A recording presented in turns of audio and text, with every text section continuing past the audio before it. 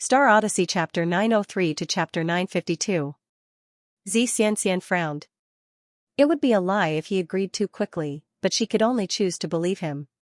According to our speculations, the Divine Fist Xianxia has been experimenting with some sort of battle technique, but no one knows exactly what it is. That's as good as not saying anything, Luyin grumbled. Xianxia's eyes widened. Don't underestimate this information. It means that Xianxia hasn't cultivated that battle technique, and it also means that you can grow if you give him time. If he's given time, he might grow even faster. Many things can be analyzed from a single piece of information. Luyin muttered to himself. She was right. Let me ask you, does Xianxia often go into seclusion? Does he disappear for about a month at a time? Is that frequent? Xianxia shook her head. I can't talk about anything else, but the 10 arbiters aren't simple. I don't think highly of your battle with him, but if you're allowed to use external items, then I still think highly of you. Although the Divine Fist is backed by the Starfall Sea and the Greyweed continent, he definitely can't compare to you in terms of external items. Luyin did not stay at the Amethyst Trading Company for long. After returning to King Zishan's palace, he stayed there for a day before heading to the Amethyst Trading Company's headquarters with Xianxia and Xianxia. Planet Tianmao was a commercial planet, and it could also be considered a commercial fortress. It was mobile, and it was equivalent to an enormous shopping mall. The Amethyst Trading Company in the Outerverse was modeled after Planet Tianmao, but it was many times smaller. Planet Tianmao was a collection of all the brands in the Outerverse that one could name. There were only things that one could not afford, and there was nothing that one could not find. Planet Heavenly Lush happened to be located in the Middle Weave.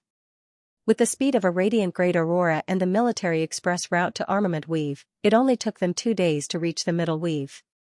They then arrived at Planet Heavenly Lush on the afternoon of the 3rd day. From a distance, Planet Tianmao was brightly lit, like a city that never slept.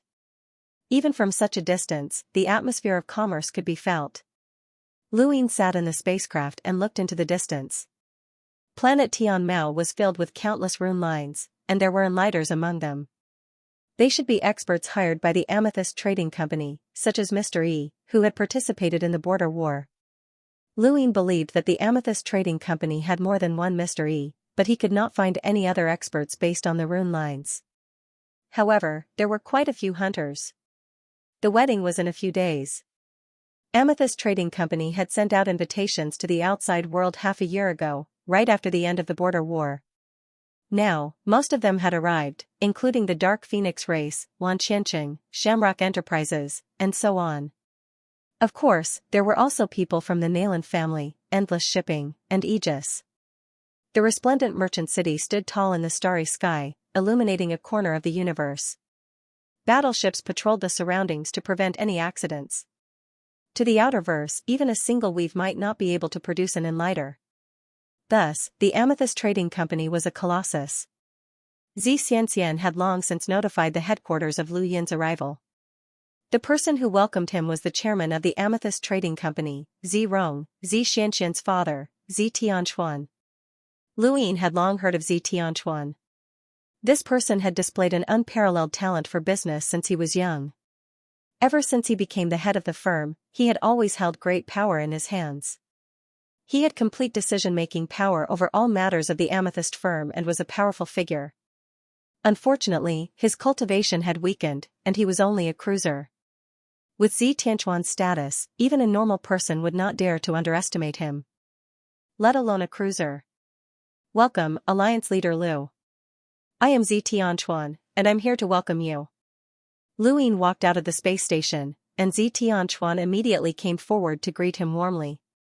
Luyin hurriedly replied politely, "You're too courteous, Director Z. I'm friends with Rong, so it's only right for me to address you as Uncle Z." Tianquan smiled. "I wouldn't dare. It's my son's wedding, and I've troubled Alliance Leader Lu to personally attend." "That's too abrupt." He then looked at Xianxia. "If I'm not wrong, this must be the perceptive intermediate lockbreaker, Xianxia." Xianxia smiled, as he liked it when people called him a lockbreaker. "You're too courteous, Director Z. Haha, your arrival brings light to Planet Tianmao's humble dwelling." This way, please. Zi Tianchuan seemed very happy. Lu Yin and Kai Jianxiang followed him out of the space station, where a hover car was already waiting. Although they could easily tear through the void to travel anywhere, this was someone else's territory, and it would be rude to do so. Father, did you not see me? Zi Xianxian was very displeased and complained loudly. Zi Tianchuan glared at Zi Xianxian. How rude. Let's talk about this when we get back. Let's welcome our esteemed guests first. What kind of esteemed guests are they? We're already so close, Zi Xianxian grumbled. Zi Tianchuan glared at her, but he quickly smiled and led Lu Yin and Kai Jianxiang into the car. The Zi family treated their guests very well, and they had their own procedures. Lu Yin and Kai Jianxiang were personally led around planet Tianmao by Zi Tianchuan. It had to be said that Zi Tianchuan, as the head of the Amethyst Trading Company, had given them a lot of face by personally showing them around. However, with Lu Yin's status, this was not strange. The Great Eastern Alliance encompassed a fifth of the Outerverse, and Lu Yin was also a disciple of the Hall of Honor. Although this information had not been completely publicized, the Zi family had naturally been able to find out, so their attitude towards Lu Yin was reasonable. At this time, even if Xianxia, Gong Ling, and the others came, they might not receive more attention than Lu Yin.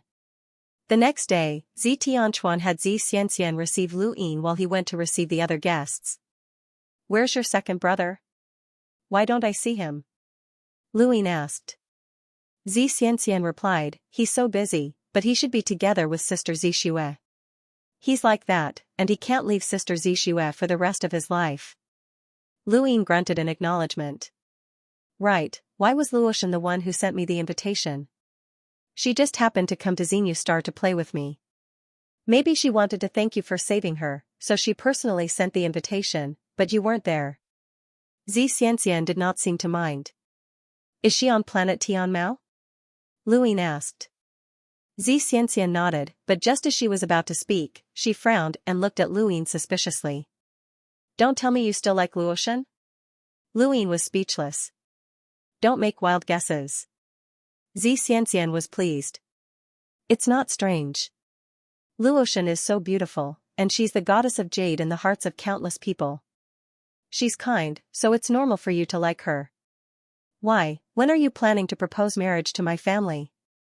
Lu Yin pursed his lips and decided not to argue with her. Over the next few days, an endless stream of people came to planet Tianmao to congratulate them. Some needed Zi Tianchuan to personally receive them, while others only needed Zi Xianxian or her brother Zi Feng to receive them. Zi Xianxian accompanied Lu Yin for 2 days before leaving to attend to her own matters. Kai Jianxiang's whereabouts were unknown as well. Lu Yin strolled around planet Tianmao by himself, and he saw someone familiar, Star Fox. However, they did not greet each other. He also saw Xianxia, who was dressed very neutrally. She hugged her own maid and flirted with her, completely ignoring the strange gazes of the people around her. Zhu San followed behind her, and he stared at the maid with a jealous expression. He also saw many heirs from the weave's great powers, and they all recognized Lu Yin. Some were wary, some were envious, and some worshipped him. Of course, there were also those who viewed him with hostility. Regardless of their attitudes, these people did not dare to act impudently in front of Lu Yin. Even those from the Western weaves, who looked down on the Great Eastern Alliance, were especially wary of Lu Yin. His background was too great, and he could ignore the Hall of Honor's rules. This made everyone's hair stand on end. Bang bang bang. Countless fireworks bloomed in the sky, lighting up the night sky and forming all sorts of congratulatory images and words. Light shone in all directions, and everyone had many shadows, some of which were very long. There was a very long shadow under Lu Yin's feet, and it seemed to have been following him for quite some time. Lu Yin walked into an alley and stopped in his tracks. He slowly turned around and saw a youth with a cold expression. He had noticed this person for a long time, and ever since he had accidentally bumped into this person while shopping, this person had been following him and keeping an eye on him. This person was very strong, and although his rune lines were only at the cruiser realm, Lu Yin felt that this person was not ordinary at all. He actually made Lu Yin feel a sense of danger. Aside from the 10 arbiters and Riemlings, only the top 5 or even the top 3 on the top 100 rankings could make Luin feel this way. You've been following me all this time. What do you want? Luin asked. Although this person was very strong, Luin was not afraid of anyone in the Outerverse aside from Master Yuan. The youth's tone was indifferent. My name is Lu Phineas. Lu Yin's expression changed, as he was not unfamiliar with this name. Lu Phineas was ranked 23rd in the Endless Weaves, and he was able to reach such a high ranking as a cruiser because he had killed Enlighters. Although he had also relied on external items, being able to kill Enlighters was still very frightening. Wei Rong had also mentioned this person before, saying that this person was the greatest genius in the history of the Dark Phoenix clan. The Dark Phoenix clan had high hopes for this person, and he might even be able to challenge the 10 arbiters in the future. Luin had deeply engraved this name in his mind, and he had never expected to meet this person face to face here. I've heard a lot about you, Mr. Lu Phineas, Luin said cautiously. Lu Phineas looked at Luin solemnly. Many people say that you relied on external items to reach your current level. I believed them back then, but I don't believe them now. You're stronger than me, much stronger than I am. Lu Yin's eyes narrowed. You're not weak either. You're indeed the greatest genius in the history of the Dark Phoenix clan. Lu Phineas was curious. You made a bet with the Divine Fist. Are you confident? Why do you ask? Luin was puzzled. Lu Phineas was very straightforward. Through you, I want to sense the depths of the 10 arbiters so that I can challenge them in the future. Luin sized up this person with a strange expression.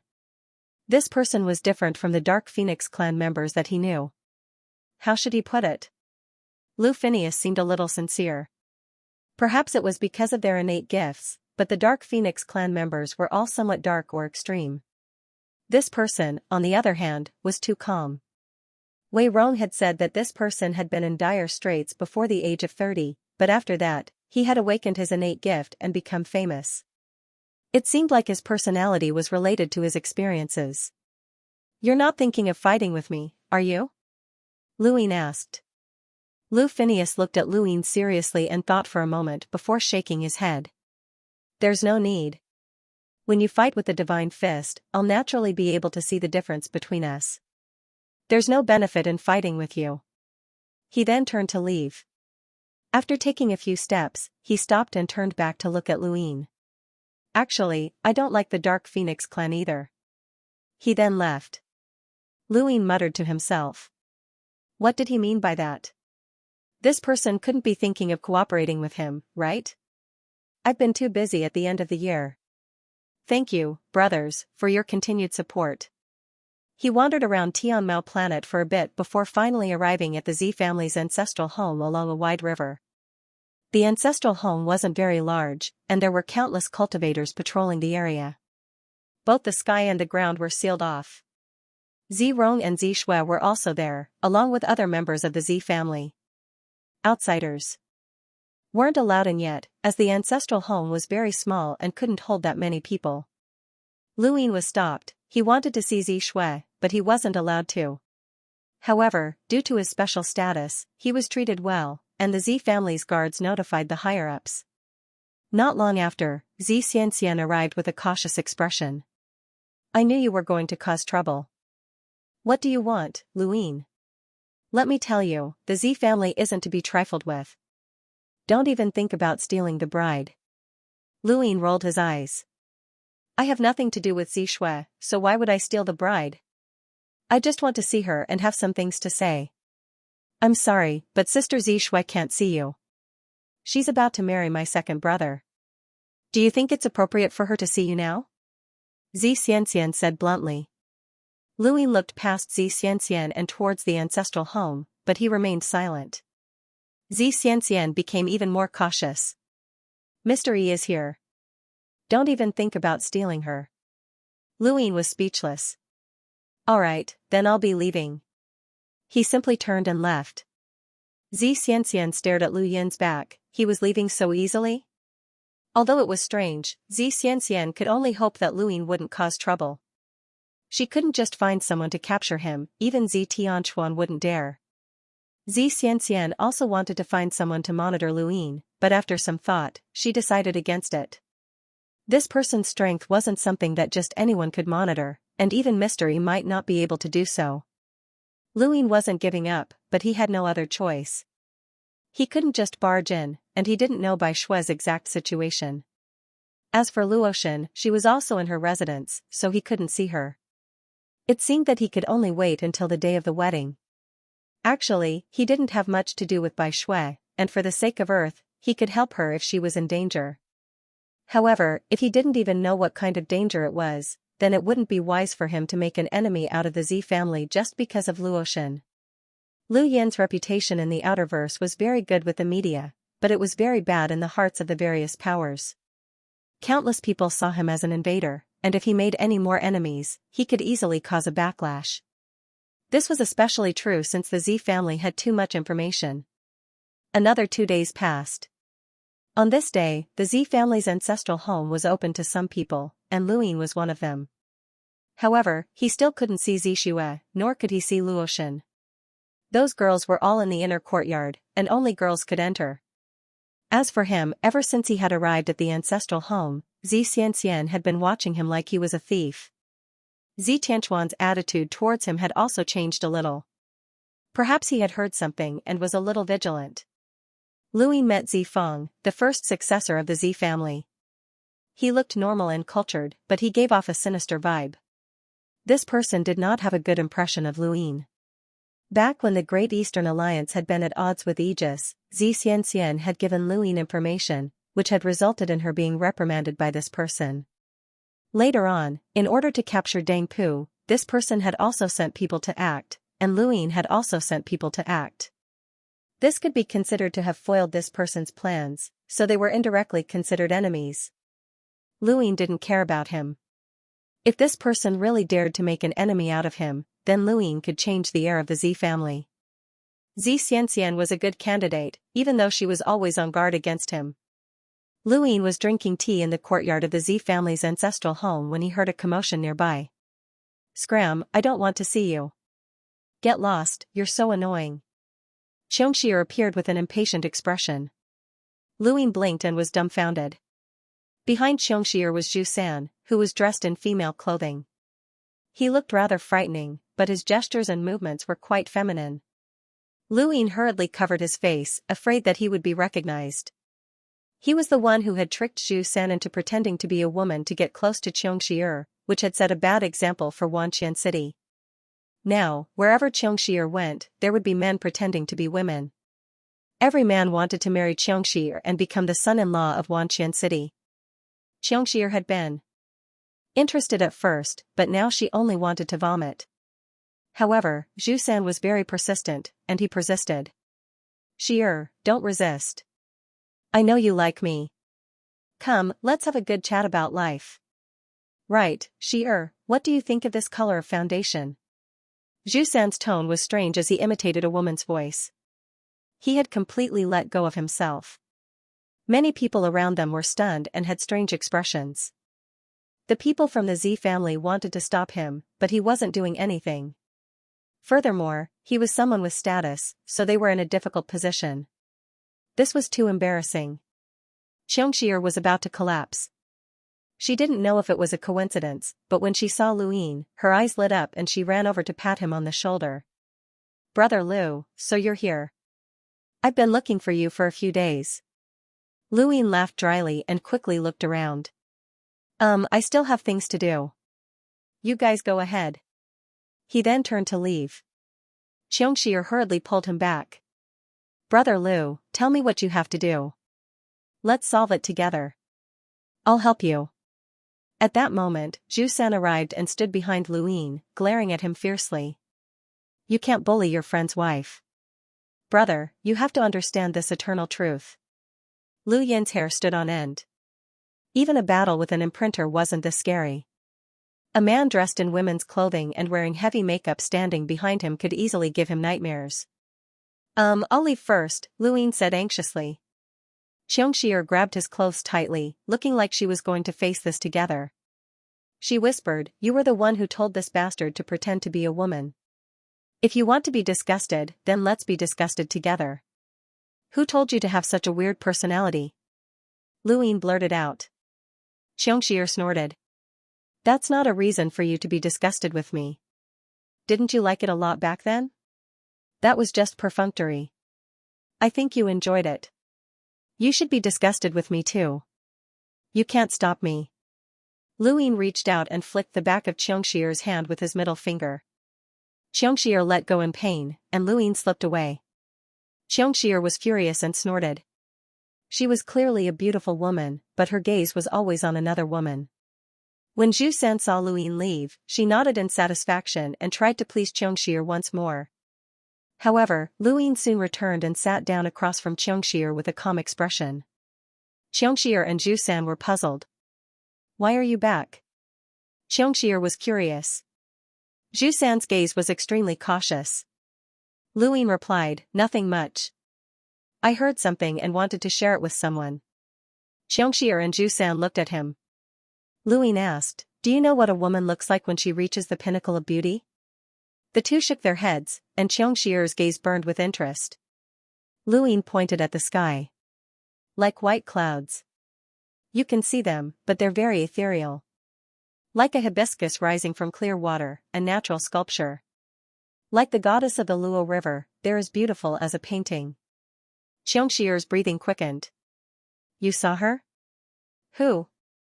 Is she as beautiful as Starsabel? To many people, Starsabel was the most beautiful woman in the world. She was just too famous. Luine nodded. I saw her. She's the woman who's going to marry Zirong. Her name's Zishui, and she's just too beautiful. In my opinion, she's even more beautiful than Starsabel. Xianxia did not believe him. Impossible. How can there be such a beautiful woman? Luine sighed. What a pity. Such a beauty is going to marry that boor Zirong. No one will pity her in the future. Xianxia rolled her eyes and stood up to leave. Where are you going? Luine was puzzled. To see a beauty. Xianxia's tone was excited and a little impatient. She liked beautiful women. Zhu San stared blankly and then looked at Luine with a blank expression. Luine asked, why aren't you chasing after her? I can't. Men aren't allowed in that courtyard. Luine laughed. Be careful. Your shear might be taken away. I heard that Zishui likes both men and women. Zhu San's eyes turned red when he heard this. Xianxia liked both men and women, and she was so beautiful. If she met an even prettier person who liked both men and women, what could he do? This was a love rival, even if it was a woman. Zhu San could no longer sit still and hurriedly chased after them. Lu Yin's eyes twinkled as he watched the two leave. Go ahead and cause a ruckus, the bigger the better. Sure enough, it didn't take long for a commotion to erupt outside the courtyard. Zhu San first tried to sneak in, but he was discovered as a man. He then started shouting and making it sound like a confession. He even said that Zishui liked both men and women, which attracted a lot of attention. The Z family couldn't do anything to him since the Zhu family was not a small family. When Zi Tianchuan found out about this, his face turned green with anger. At the entrance to the courtyard, Zirong, Zi Xianxian, and even Zifeng appeared. Zirong's face darkened, and he grabbed Zhu San and was about to throw him out. Zhu San angrily shouted, Shi'er, don't be with that woman. You won't be happy. Within the courtyard, Xianxia face-bombed, feeling rather helpless. She hadn't even met Zishui yet, and the only person in front of her was the apprehensive Luoshan. Luoshan could tell from the girl's words that there was something wrong with this girl's personality. Xianxia sighed and looked at Luoshan with a burning gaze. What a beautiful girl. Was she Luoshan? She had heard of this name before. Little girl, I heard that you're very good at dancing. I know a little too. How about we dance together? Luoshan took a few steps back and shook her head. No, there's no need. At the entrance to the courtyard, Zirong ordered someone to tie up Zhu San. Throw him out of Tianmao planet.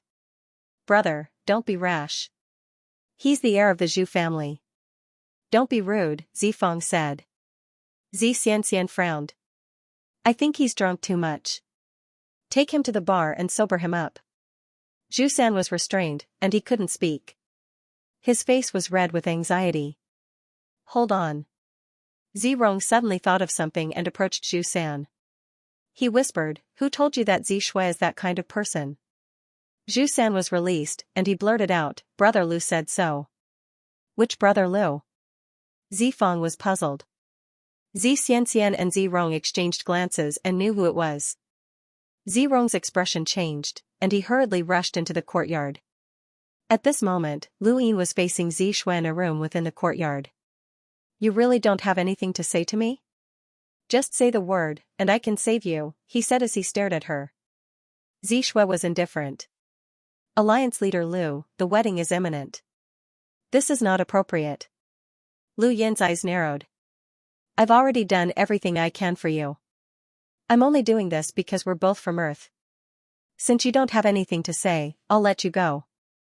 Zi Shui looked outside and fell silent. At that moment, Zirong suddenly pushed open the door and glared at Lu Yin. Alliance Master Lu, you've gone too far. Lu Yin turned around and looked at Zirong. My apologies. We're from the same hometown, so I'm just here to see you.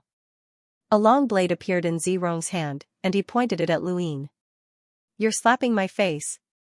You're slapping the Zi family's face. Zi Xianxian and Zi Feng appeared from behind, and the void distorted. Mystery also appeared and glared at Lu Yin. Lu Yin's actions were no different from cuckolding Zirong, which infuriated the entire Zi family. Zi Tianchuan appeared as well, and his gaze was icy. Alliance Master Lu, although you control the Great Eastern Alliance and have the Hall of Honor behind you, you cannot insult my Zi family like this. My Zi family has done nothing to offend you. Lu Yin calmly replied, it's my fault. Brother Zirong, you can vent your anger on me. I won't retaliate. Zirong's eyes went wide, and he gripped his blade tightly. Zi Tianchuan pressed down on Zirong's shoulder and stared at Lu Yin. He spoke in an unpleasant tone, Alliance Master Lu, please leave the ancestral home. You are not welcome here. Alliance Master Lu can attend the wedding as usual, but please forgive the Zi family for not treating you well. Lu Yin nodded, and his figure flashed as he tore through the void and vanished. Zirong hurriedly ran over to Zi Shui's side and asked her about something out of concern. Zi Tianchuan warned in a low voice, no one is allowed to speak of this matter. He then stared at Zi Feng. Especially you. Zi Feng hurriedly complied. Zi Xianxian was furious. I'll go ask him. Stop. Who are you and who is he?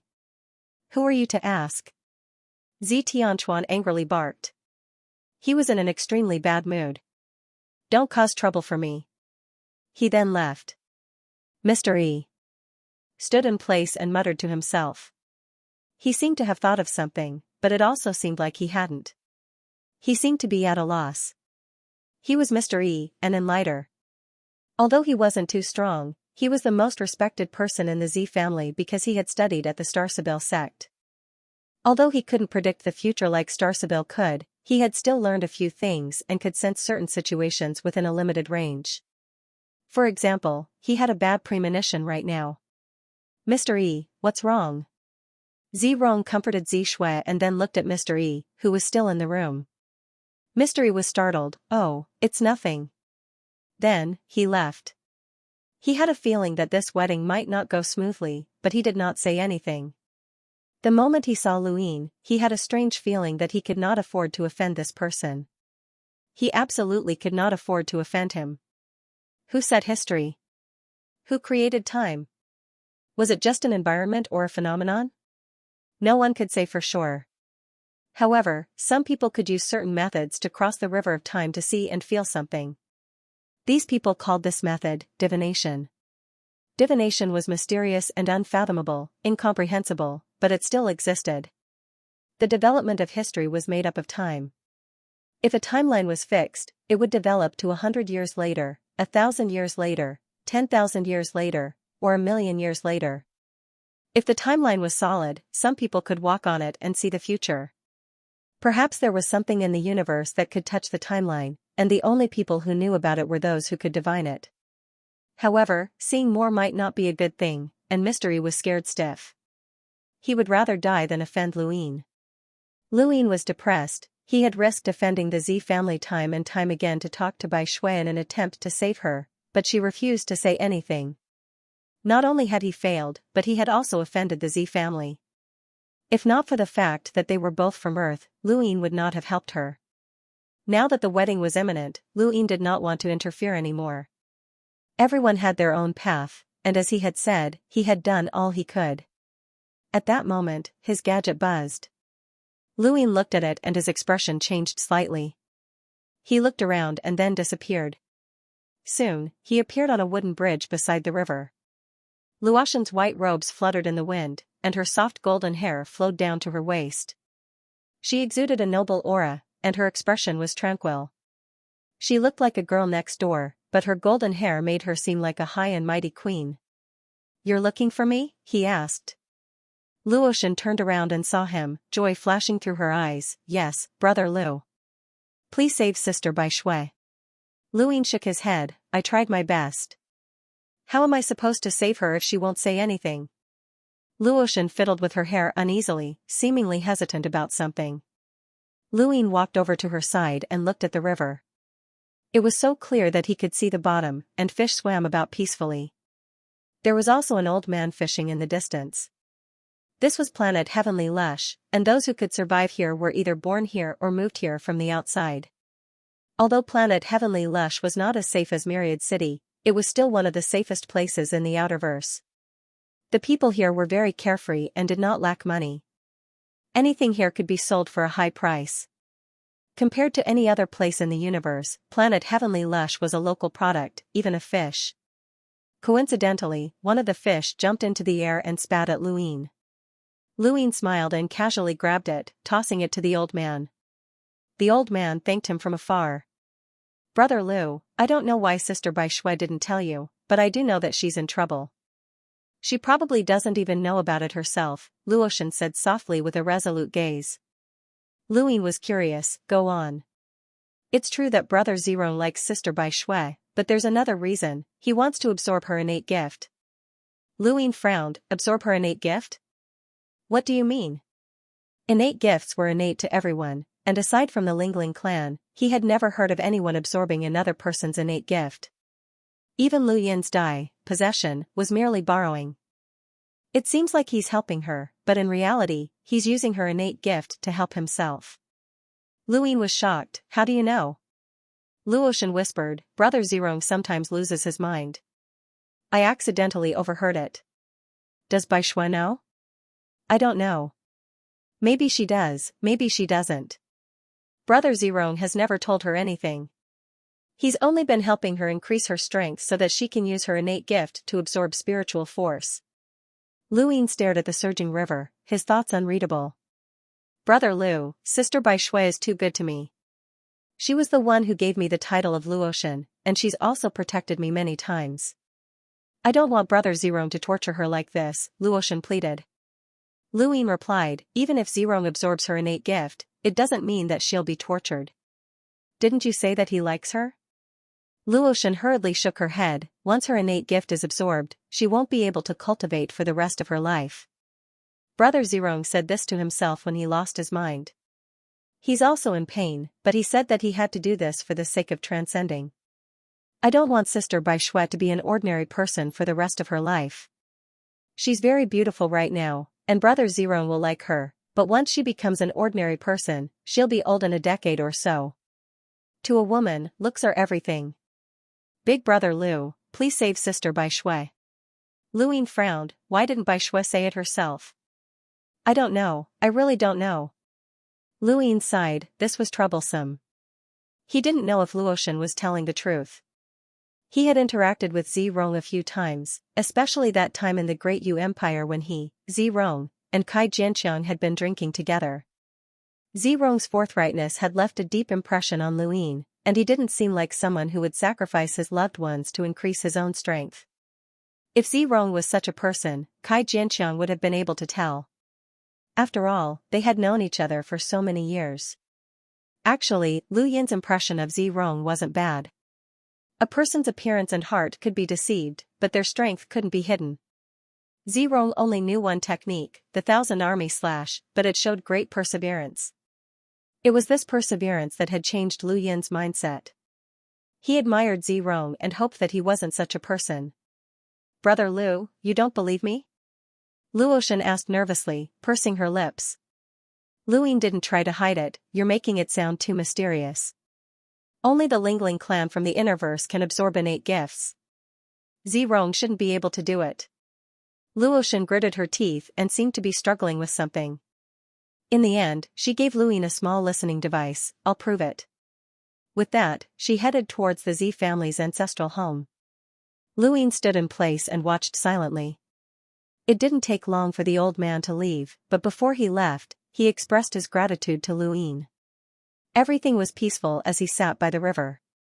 Sometimes, fishing was a good hobby. Lu Yin thought of the Astral River. Fishing in the Astral River wasn't a bad hobby, but it was easily dragged down. In the sky, Xianxia flew past with an angry look on her face. She seemed to be searching for something. Lu Yin couldn't help but laugh. She was definitely looking for him. Not long after, Xianxia also flew past, followed by the shameless Xu San. Powerhouses flew past one after another, and from time to time, there would be people heading towards the Z family's ancestral home. It was very lively. Lu Yin was the only one resting by the river, and no one could find him. He activated his gadget and contacted someone, Zhang Tian. It was Bai Shue's wedding, and everyone on Earth was considered her family. Lu Yin naturally had to inform Zhang Tian. In the Z family's ancestral home, Zirong's anger had yet to subside, but he was also worried that Lu Yin would come looking for him again. Luotian came looking for him. "Brother Zirong, I want to talk to you." Zirong was surprised. "About what?" "Speak." Luotian hesitated and looked into the room. "Let's go somewhere else." Zirong was amused. "There's no need to hide it from me. We don't have anything to hide." "Speak." "It's about Sister Zishua's innate gift of blue ice," Luotian whispered. Zirong's eyes went wide, and he stared at her with a ferocity that he had never seen before. "What do you know?" Luotian whispered back. "Do you think it's appropriate to talk here?" Zirong's eyes flashed, and he grabbed her to go somewhere else. On the other side, Lu Yin slowly walked towards the Z family's ancestral home. Outside, Zirong and Luotian appeared. Luotian almost lost her footing. Zirong's eyes were gloomy as he stared at Luotian. "What do you know?" Luotian's face paled, and her eyes were filled with fear. You want to absorb Sister Bai Shue's innate gift? Her name is Zishue." Zirong barked, his expression sinister and completely different from his usual self. Luotian was terrified and retreated a few steps, leaning against the wall as she stared at Zirong. Zirong took a deep breath and stared at her with murderous eyes. "How do you know?" Luotian trembled and lowered her head, not daring to speak. "Speak." Zirong barked. Luotian's eyes reddened. "Yes, you said it yourself once when you lost your mind." Zirong's pupils shrank, as he could not accept that she had lost her mind. He took a few steps forward and pressed his face close to hers. "Who did you tell?"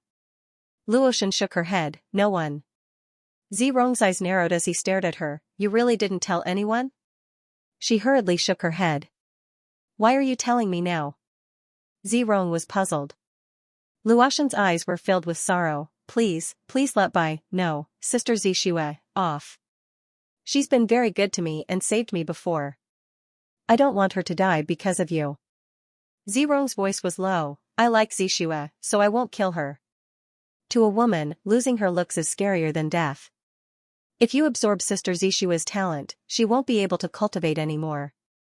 She'll be the same as an ordinary person, and she'll grow old in a few years. When that time comes, will you still love her as much?" Luotian shouted. "I will." Zirong shouted, pressing one hand against the wall as his eyes filled with killing intent. His greatest secret had been discovered by Luotian, so this woman could not be allowed to live. The Z family could produce many jade goddesses. Luotian had expected this as well, and she looked at Zirong in despair. "Please, be nicer to Sister Zishue." Zirong's eyes were filled with madness, and he was struggling. Something was wrong with him. Luotian had exposed his greatest secret and turned him into a completely different person. But in the end, reason won out, and he slowly raised a hand. Don't worry, I won't hurt Xianxia, but you won't live. Luotian closed her eyes as she thought of Luyin. Zirong slapped his palm towards Luotian's forehead. Suddenly, the surrounding space froze. A domain swept out, transforming into a towering tree. Its branches wrapped around Zirong. Zirong's expression changed drastically. He took out his long blade and slashed horizontally. The blade light cut through the domain and tore through the sky, attracting the attention of countless people. Taking advantage of this opportunity, Luyin appeared beside Luotian and hugged her as they retreated 1,000 meters. Zirong's eyes widened. It's you again, Luyin. Bai Shui is my friend. I don't know what methods you used to control her, but I'm taking her away today. You can't stop me. Zirong bellowed and slashed out with his blade. Just this one move was enough to cause the Enlighters to raise their eyebrows. This was the 1,000 Army slash. Back then, Luyin had not used any secret techniques, and it had been very difficult for him to do so. But now, as he watched the 1,000 Army slash's blade light descend towards him, Luyin grabbed Luotian with one hand and raised his left hand. 70 stacks spread through his arm and caught the blade light. His overlaying stacks exploded, causing the blade light to shatter. A huge force splashed into the sky, causing the void to ripple and gradually crack open. Countless people on Tianmao planet were shocked. The shockwave swept across the Z family's ancestral home. Countless cultivators from the Z family rushed out and surrounded the area. Mystery even appeared, along with Kai Jianqiang, Star Fox, and the rest. They had all been guests at the Z family's ancestral home, and they had immediately noticed the battle. Zirong's pupils shrank, as he had not expected his 1,000 Army slash to be blocked so easily.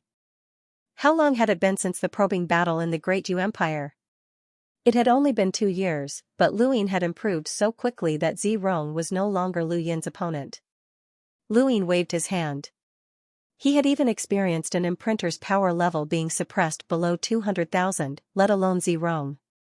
At this moment, Lu Yin's strength was enough to face off against an ordinary Enlighter. The Aeon evolution scripture could weaken anyone's strength. What are you doing? Kai Jianqiang barked. Zirong raised his head. Luyin wants to steal Xianxia. He belongs to the Z family, so we'll kill him without mercy. The onlookers were shocked, as the Z family was about to start a war with the Great Eastern Alliance. Star Fox was speechless. This Luyin really did cause trouble wherever he went. Kai Jianqiang frowned and looked at Luyin. Regardless of what the onlookers thought, Zirong gave the order, and many of the Z family's cultivators charged forward to attack Luyin. There were even 3 hunters among them. Lu Yin's gaze turned cold as he scanned his surroundings. He stomped his right foot on the ground, and his 8-lined battle force imprint accompanied by overlaying stacks bombarded the air. Visible energy ripples spread out, and even the 3 hunters were forced back, let alone the ordinary cultivators. The ground cracked open layer by layer, and the void spread out as endless ripples spread out. Luyin was like a war god at this moment, and with a wave of his hand, Zirong raised his blade to block, but he was still forced back. Kai Jianqiang was helpless, and he stood in front of Zirong as he looked at Luyin. Brother Lu, no matter what, Zirong's wedding was not forced. You've gone overboard. Luyin did not explain. He simply grabbed Luotian and disappeared. Zirong's face changed. Not good. Hurry up and save Xianxia. Mystery hesitated for a moment, but then he chased after them. Kai Jianqiang frowned, as he did not know what had gotten into Luyin. The 3 of them had even drunk together before, and they had gotten along quite well. What was going on? There was a beautiful blue planet in Frostwave Weave, Earth. There was also a mountain on Earth called Changbai Mountain. During the apocalypse on Earth, zombies had run rampant, and the era of cultivation had begun. China had given birth to the 7 sages, and Bai Shui was the Luo sage, one of the 3 high sages. She oversaw Changbai Mountain, and under her command was Camp Blue. After Bai Shui left, Changbai Mountain was not abolished, and Camp Blue continued to exist. Aside from Zhao Yu, who had been selected to train at Xinyu Starzhu Academy, the other sisters of Camp Blue were waiting for Bai Shui at Changbai Mountain. Zhang Dingtian stood high in the sky and looked around at the familiar surroundings. It had been a long time since he had been here. He scanned his surroundings, and his gaze froze as he stared at a cave in Changbai Mountain. It was very close to Camp Blue, but it was desolate all year round. No one would have thought that there would be a cruiser there. Compared to Earth, cruisers were experts. Back in the Great Yu Empire, most of the captains of the 13 Imperial squadrons had only been cruisers. This person was from the Z family, and he had been ordered by Z Rong to monitor Camp Blue. If Bai Shui revealed anything about Z Rong, this person would slaughter Camp Blue. There were experts from the Great Yu Empire on Earth, but they were nothing compared to this cruiser. It would only take an instant for the entire Camp Blue to be annihilated. This was why Bai Shui didn't dare to say anything. She was being monitored, and so were the countless sisters who idolized and missed her. There were also her family members in Camp Blue. Z Rong's conditions weren't excessive, he only wanted to absorb her innate gift of Blue Spring's spiritual force and turn her into a normal person. Bai Shui was willing to give up her cultivation in exchange for the safety of these people. She couldn't tell Luyin, because the entire Camp Blue would be wiped out in an instant. She didn't say anything, but Luyin did. The moment Zhang Dingtian appeared in the sky above Changbai Mountain, the cultivator from the Z family felt that something was amiss. It wasn't until Zhang Dingtian's blade fell that he realized that he had been exposed. On Heavenly Lush Planet, Luyin was the first to appear in Bai Shui's room. He grabbed her under her shocked gaze, and then the room collapsed as Z Rong appeared like a furious lion. He raised his blade and glared at Luyin. "Release my fiancé." Everyone in the area was watching the show. Kai Jinqiang shouted, "Brother Lu, don't go too far." Z Tianchuan appeared as well. "Don't think that you can do whatever you want in the Outerverse, Luyin. My Z family is not to be trifled with."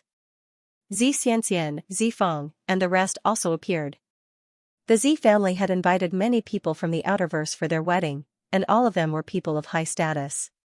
Today's events would definitely spread throughout the Outerverse, and Z Tianchuan's dissatisfaction with Luyin had escalated to hatred. Z Rong's rage reached a boiling point. Z Xianxian covered her head. What was supposed to happen had happened, and she knew that things weren't going well. "Luyin, let me go," Bai Shui whispered anxiously. Luyin pushed Luotian into the distance, and no one made things difficult for her. "I know what happened to you, and I don't believe that you don't know the consequences of Z Rong absorbing your spiritual force." "Why did you agree?" Luyin asked. Bai Shui's eyes flickered. "I don't know what you're talking about." Lu Yin's lips curled up. "I'm a very protective person. You're from Earth, and so am I. Let's not talk about our friendship, but you're also a member of the Great Yu Empire. No one can bully my people." "Luyin, I'm not the Bai Shui you're talking about. My name is Z Xue." There were cultivators from the Z family all around them, and Luyin couldn't escape. He had no intention of doing so, as the only person in the entire Outerverse who could truly threaten him was Yuanshi. No, with Mr. Mu here, even Yuanshi might not be able to do anything to him. He could act without fear. "Luyin, let Z Xue go." Z Tianchuan barked. Z Rong gripped his blade so tightly that his veins bulged. "Seventh bro, this is the second time you've tried to kidnap a bride." Luyin looked at Z Rong. "What method did you use to control her so that she doesn't even dare to speak the truth?" Z Rong's gaze turned ferocious. "I don't know what you mean. Z Xue and I are truly in love, and our wedding is in 2 days. Let go of my fiancé, or my family won't let you off even if we report this to the Hall of Honor. Don't think that you can do whatever you want." "Luyin, the Z family has been in the Outerverse for many years, and we're not to be trifled with. Let go of Z Xue." Z Tianchuan raged. At that moment, Lu Yin's gadget beeped, and he glanced at it with a smile. He tapped on the screen and saw Earth's Changbai Mountain. Everyone saw it. Z Rong's expression changed. There was a person lying on the mountain, covered in blood. There was a knife wound on his chest that had almost split him in half. "Your threat is gone," Luyin said calmly as he looked at Bai Shui. Bai Shui stared blankly at a familiar figure standing beside the bloodied person. It was Zhang Dingtian. "We're both from Earth, and he volunteered to save you when you were in trouble." Luyin smiled. Bai Shui's eyes reddened, and tears streamed down her cheeks. Z Rong's heart sank, and he suddenly attacked, slashing his blade at Luyin. Lu Yin's gaze turned cold, and he waved his left hand, causing a terrifying shockwave to sweep out and push Zirong back. Everyone, who is she? Listen to her. Lu Yin shouted. Zirong grew anxious. Shuer, come here. Don't listen to his nonsense. Everyone looked at Bai Shui. They weren't stupid, and they could tell that something was different. Lu Yin wasn't an idiot, and his words were strange as well. Bai Shui opened her eyes, and for the first time, her emotions changed. She was furious. Zirong, you saved my life, but you also sacrificed the lives of my friends and family to force me to change my name, cultivate, and marry someone of a lower status. Today, I, Bai Shui, will officially tell you that I've repaid the favor I owe you. From now on, we don't owe each other anything. Zirong felt dizzy, and his vision went white. Everyone was in an uproar, and they all looked at Zirong with disdain. They hadn't expected this person to be so despicable. Tianquan was also shocked, as he hadn't known about this. Xianxia looked at Zirong in disbelief, as her second brother wasn't that kind of person. The Z family's public image had always been good. On the surface, they were the largest trading company in the Outerverse, but in reality, they sold information. However, they didn't casually leak information, and they were very principled. Many great powers in the Outerverse were willing to befriend them. Of the three siblings of the Z family, Zirong was the one that everyone admired the most. He had a forthright personality and exceptional talent. He had even been a counselor of West San Dios, and although he was a hunter, he was still able to attract the attention of enlighters. He didn't participate in any of the Amethyst Trading Company's affairs, and in many people's eyes, he was the future foundation of the Z family, one that was still growing. However, no one had expected such a person to do such a despicable thing. Nonsense. My second brother isn't that kind of person. Xianxia was enraged, and she glared at Lu Yin. Did you force Sister Zishua to say this? Lu Yin, you want to deal with our Z family, and you want to take our Z family for yourself, right? Tianquan's face darkened as he stared at Lu Yin. Many people were suspicious, as Lu Yin's actions were reckless, and he had never concealed his desires. Lu Yin laughed. Do you think I can take over the Z family? I'm not that stupid. Tianquan looked at Bai Shui. Shuer, you know very well how I treat you. Don't be bewitched by Lu Yin. Our Z family has never let you down. Bai Shui looked at Tianquan and said apologetically, I'm sorry, adoptive father, I didn't want to hurt the Z clan. You saved me and gave me my life. My debt to Zirong is cancelled, but I will repay what I owe the Z clan. What are you going to use to repay me? You were born as a member of the Z clan, and you'll die as a ghost of the Z clan, roared Zirong. Z clan, attack. Capture them. Lu Yin donned his universal armor and faced the many cultivators from the Z family. Star energy gathered in his right palm as he unleashed a single sun. The scorching sun exploded. Mystery stood in front of Tianquan and the others, neutralizing the power of the sun. Zirong leaped through the void and slashed at Lu Yin, but Lu Yin waved his hand and deflected the blade. The Yu secret art was not something Zirong could block, and Lu Yin kicked out. Zirong was smashed into the ground like a meteor. The Z family and Lu Yin were fighting, and Bai Shui's words were still there. No one could say who was right and who was wrong. Perhaps Lu Yin had bewitched Bai Shui to find a reason to deal with the Z family, or perhaps Zirong had really done so. Kai Jianxiang didn't want to act either, as he believed that Zirong wasn't such a despicable person. However, he also believed that Lu Yin wouldn't deal with the Z family at this time. Even if he did, he would do so at a more appropriate time, such as on the day of the wedding. After all, whether it was now or on the day of the wedding, his actions had already made him an enemy of the Z family. Deep in his heart, Kai Jianxiang didn't want to make an enemy out of Lu Yin, as he felt that he owed him something. Don't protect me, go deal with Lu Yin, Tianquan said to Mr. E. Mr. E gritted his teeth and leaped out to attack Lu Yin. Lu Yin put on his bracers and punched out. His strength was doubled, and he broke through the void. A terrifying force swept out, focusing on Mr. E. Even Zephyr had been forced back by a single punch, let alone Mr. E. He couldn't withstand the enormous force and was sent flying. The shockwave swept through the sky and into the universe, even destroying many spacecraft that were parked in space. Planet Tianmao trembled. The might of Lu Yin's punch had caused everyone to stop, and they didn't dare to attack again. Zi Tianchuan clenched his fists, thinking about something. Below, Zirong walked out, and he seemed to be in a strange state. He seemed to be suppressing something. However, when Lu Yin's gaze landed on him, he saw Bai Shui in Lu Yin's arms. An indescribable evil aura erupted from him, and he roared at the sky in an inhuman voice. His eyes became deathly still, and his pupils turned gray. This was the Grey Eyes transformation. An indescribable chill swept through planet Tianmao, and everyone felt their scalps go numb. Something terrifying had appeared. Above the Zi family's ancestral mansion, Zi Tianchuan and the rest stared at Zirong in disbelief. Zirong had actually used the Grey Eyes transformation. Most people in the Outerverse didn't know what it was, but many of the people who had been invited by the Zi family recognized it. That's the Neo-Human Alliance's battle technique, Corpse King transformation. The Zi family's second young master is from the Neo-Human Alliance. It's actually the Grey Eyes transformation. He's a great enemy of humanity. The Zi family is finished. Countless cries of alarm rang out, and the onlookers' expressions changed. Even Lu Yin was shocked. He hadn't expected Zirong to have trained in the Grey Pupil transformation. Corpse King transformation was an ultimate battle technique that only Corpse Kings could train in. Zirong was clearly a living person, but he could still train in it. Second brother. Xianxia covered her mouth, her eyes red and her face pale. Zifeng, who had been gloating, felt his entire body go numb, and he almost went limp. Once anyone was involved with the Neo-Human Alliance, it was no longer a personal matter, but rather an entire clan. The Neo-Human Alliance was the greatest enemy of the entire human race, and if the Zi family was in trouble, the Hall of Honor would not let them off.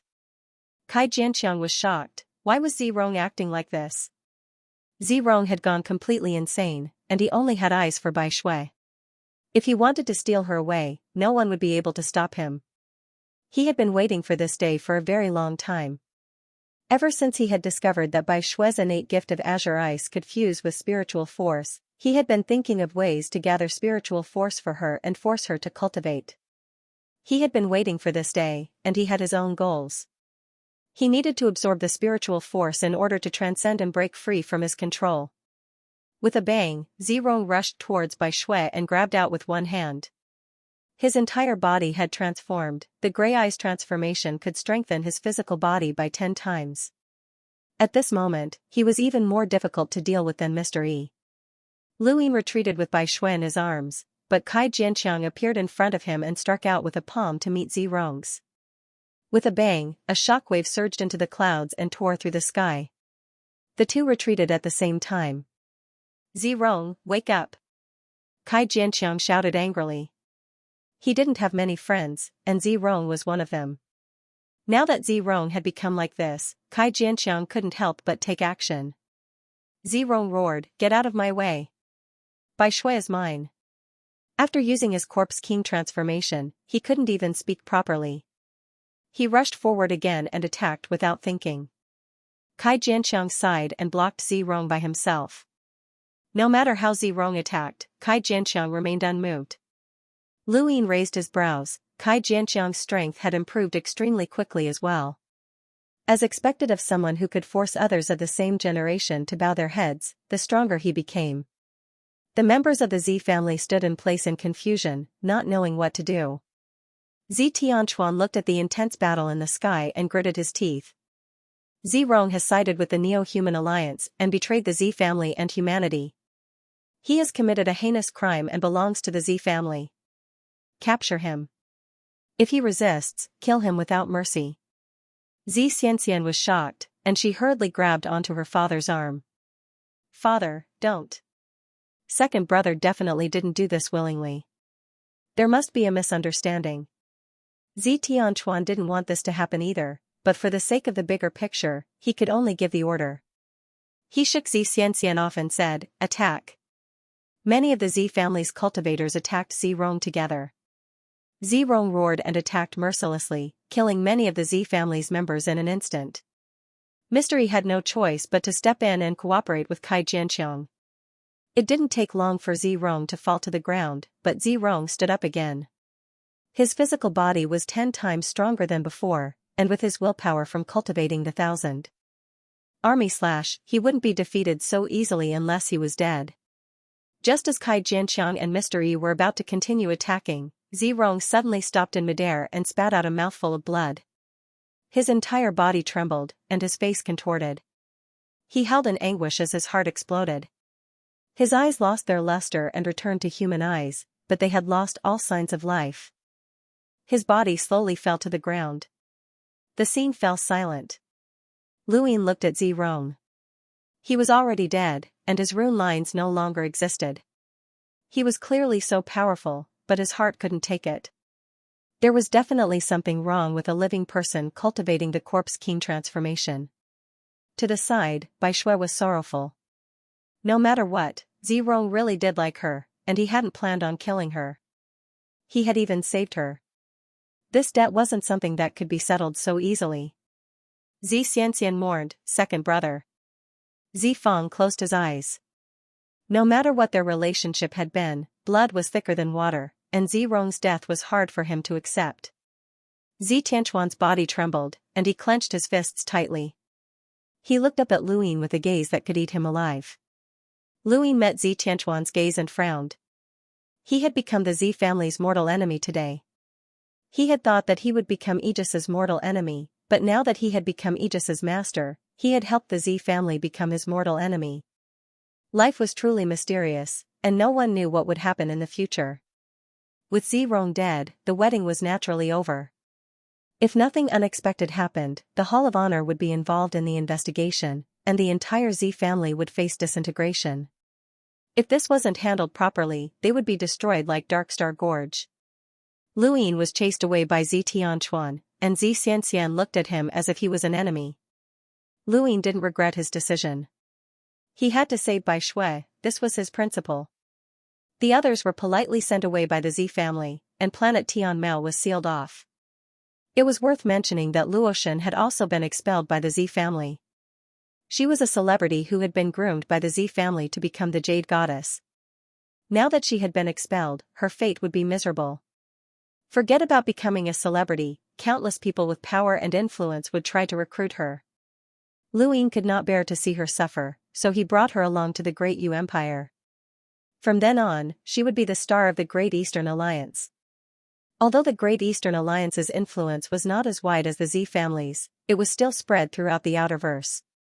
Bai Shui and Luoshan followed Luin to the Great Yu Empire. Kai Jianqiang left as well, as he knew that Luin was telling the truth the moment Zirong had used his corpse king transformation. Kai Jianqiang felt apologetic, as he had doubted Luin in the past.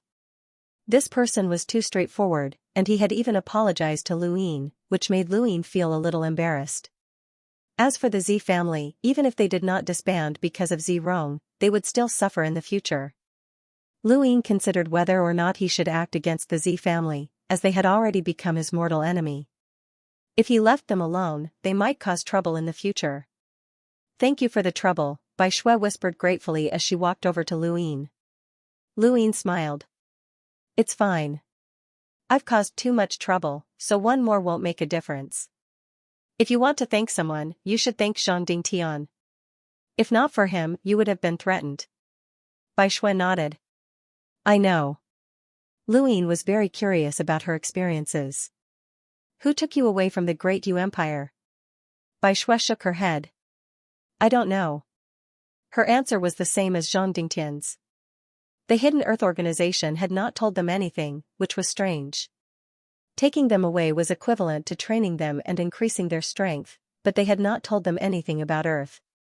Were they not afraid that they would grow stronger and not feel grateful to the Hidden Earth organization? You said that you killed Lu Xiaoga? Bai Shui muttered to herself. Luin smiled. Do you care about him that much? Bai Shui's gaze turned cold. He abandoned Earth and betrayed us. Even if you didn't kill him, I would have killed him myself. What's your relationship with him? Luin asked. Bai Shui fell silent. And did not answer. Luin did not ask any more questions.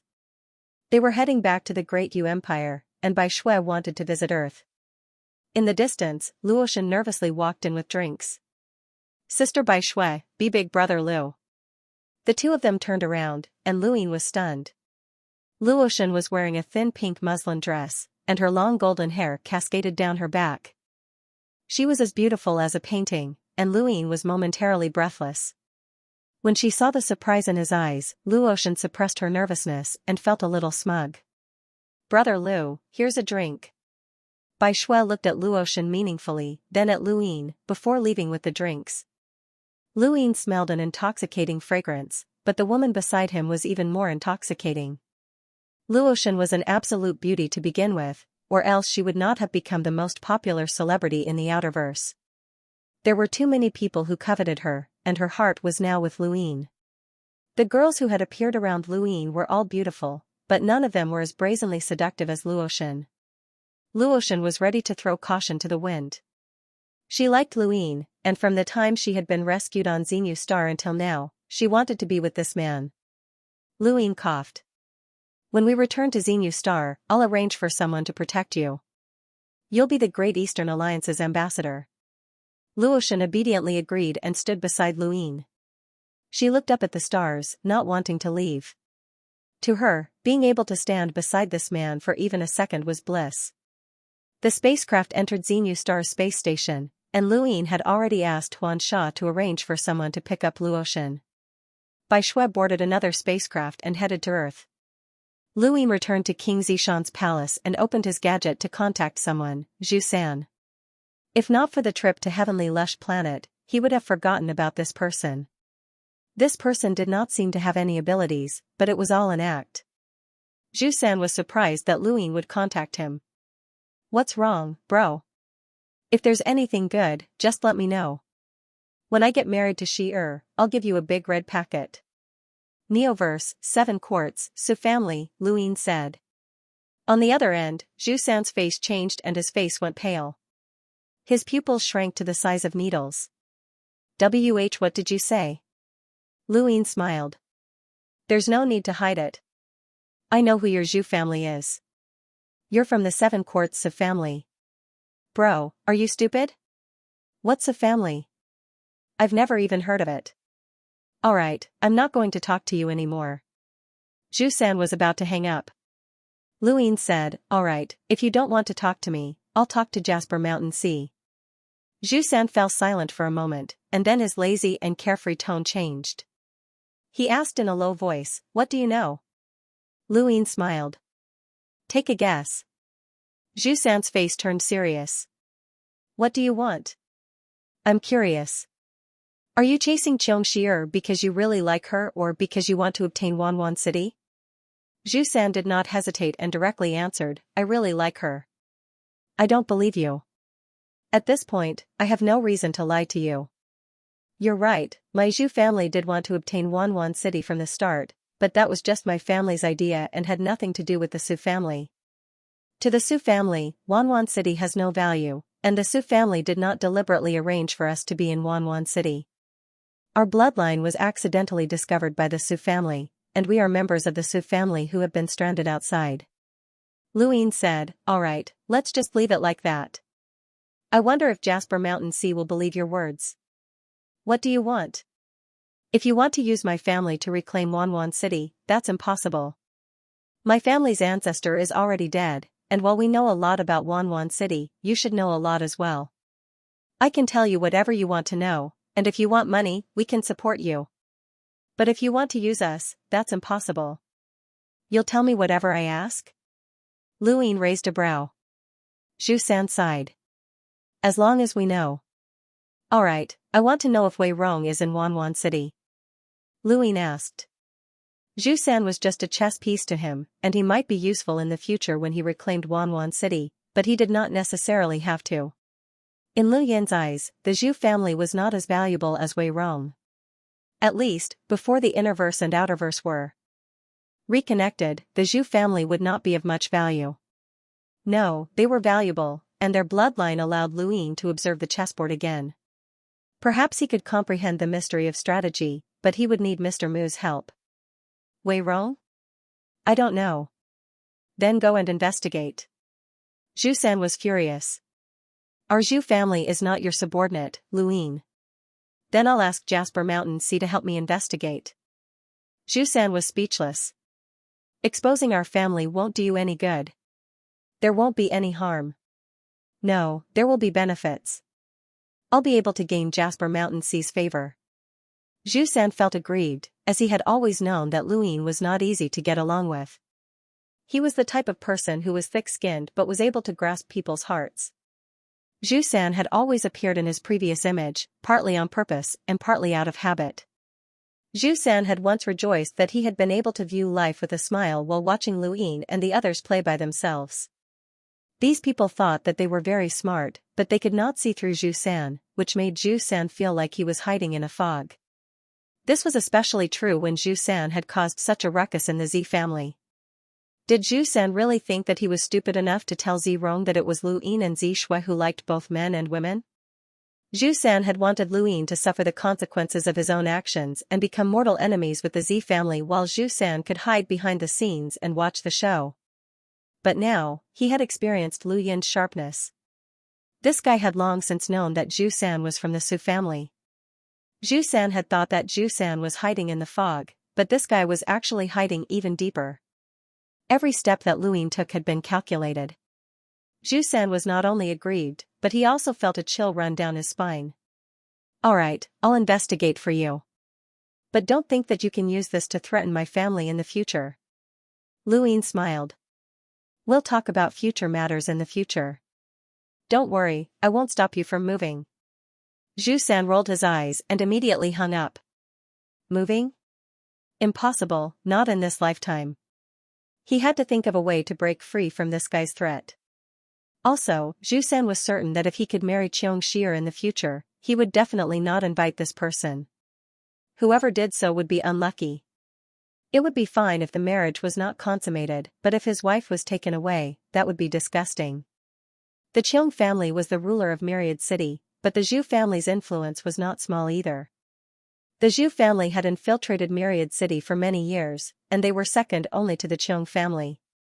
They had even been able to uncover Myriad City's greatest secret, the underground control room, let alone the city lord's mansion. Not long after, Zhu San contacted Luin and confirmed that Wei Rong was hiding in the city lord's mansion. Luin had guessed that the Wei family had hidden themselves in Myriad City for so long without any contact with the outside world in order to confuse them. They had told them that Wei Rong was not in Myriad City, when in reality, Wei Rong was not far from them. Brother Zhu, do me another favor, Luin casually said. Zhu San angrily rebuked, Luin, I already said that you can't order us around. Are you deaf? I already said that I'm helping, Luin said. What's the difference? Zhu San was furious. After a moment of silence, Zhu San gave in and gritted his teeth. Speak. Someone deliberately leaked information about the tragedy at East San Dios. I want you to spread the word that Wei Rong was the one who leaked the information. In order to incite the 10 arbiters against me, he used one of them, Lan Si, Luin said. Zhu San frowned. What's the point of doing that? Lan Si isn't stupid. He'll definitely know that you're trying to sow discord. I didn't ask you to tell Lan Si. There's a person among them called Tai San. He's impulsive, and he admires Lan Si greatly. If he knew that someone from the Outerverse dared to use Lan Si, what would he do? Lu Yin's lips curled up. Zhu San sucked in a breath of cold air. Lan Si would definitely not be fooled, but Tai San was different. The 10 arbiters' reputation could not be blasphemed, and the people of the Outerverse had not even heard of the Divine Fist. It was clear that the 10 arbiters had maintained their dignity well. The Innerverse had always looked down on people from the Outerverse, and if Lan Si's people found out that someone from the Outerverse had dared to scheme against them, it would be an insult to them regardless of whether the scheme had succeeded or not. They would definitely cause trouble for Wei Rong. I want you to exaggerate Wei Rong's intelligence and make it sound as if he's the best in the world. Then, spread the news about the outcome of the confrontation at East San Dios. Say that Wei Rong succeeded and that he used the Divine Fist to take revenge on me. He succeeded in causing me to suffer, Luin said. Although Lan Si's ultimate goal was to glorify the position of arbiter, that goal was one thing. Being used was being used, and that did not mean that he would allow someone from the outerverse to use him for his own goals. This was a matter of dignity. Zhu San sighed, I know, Luin. This is the last thing I'll do for you. Don't contact me again. We'll see. We're brothers, and you still owe me a big red packet. Zhu San felt sick and hung up. Bamboo Jia frowned, Luin definitely won't let us off. He'll only use us more and more in the future, and he'll definitely use us to deal with the Qiong family. Father, are you sure that Luin will deal with the Qiong family? Bamboo Jia answered with certainty, definitely. His ambition is too great, and he won't let go of anything in the outerverse. The 72 weaves have long since become part of his territory. He's not easy to deal with, especially now that his momentum has been established.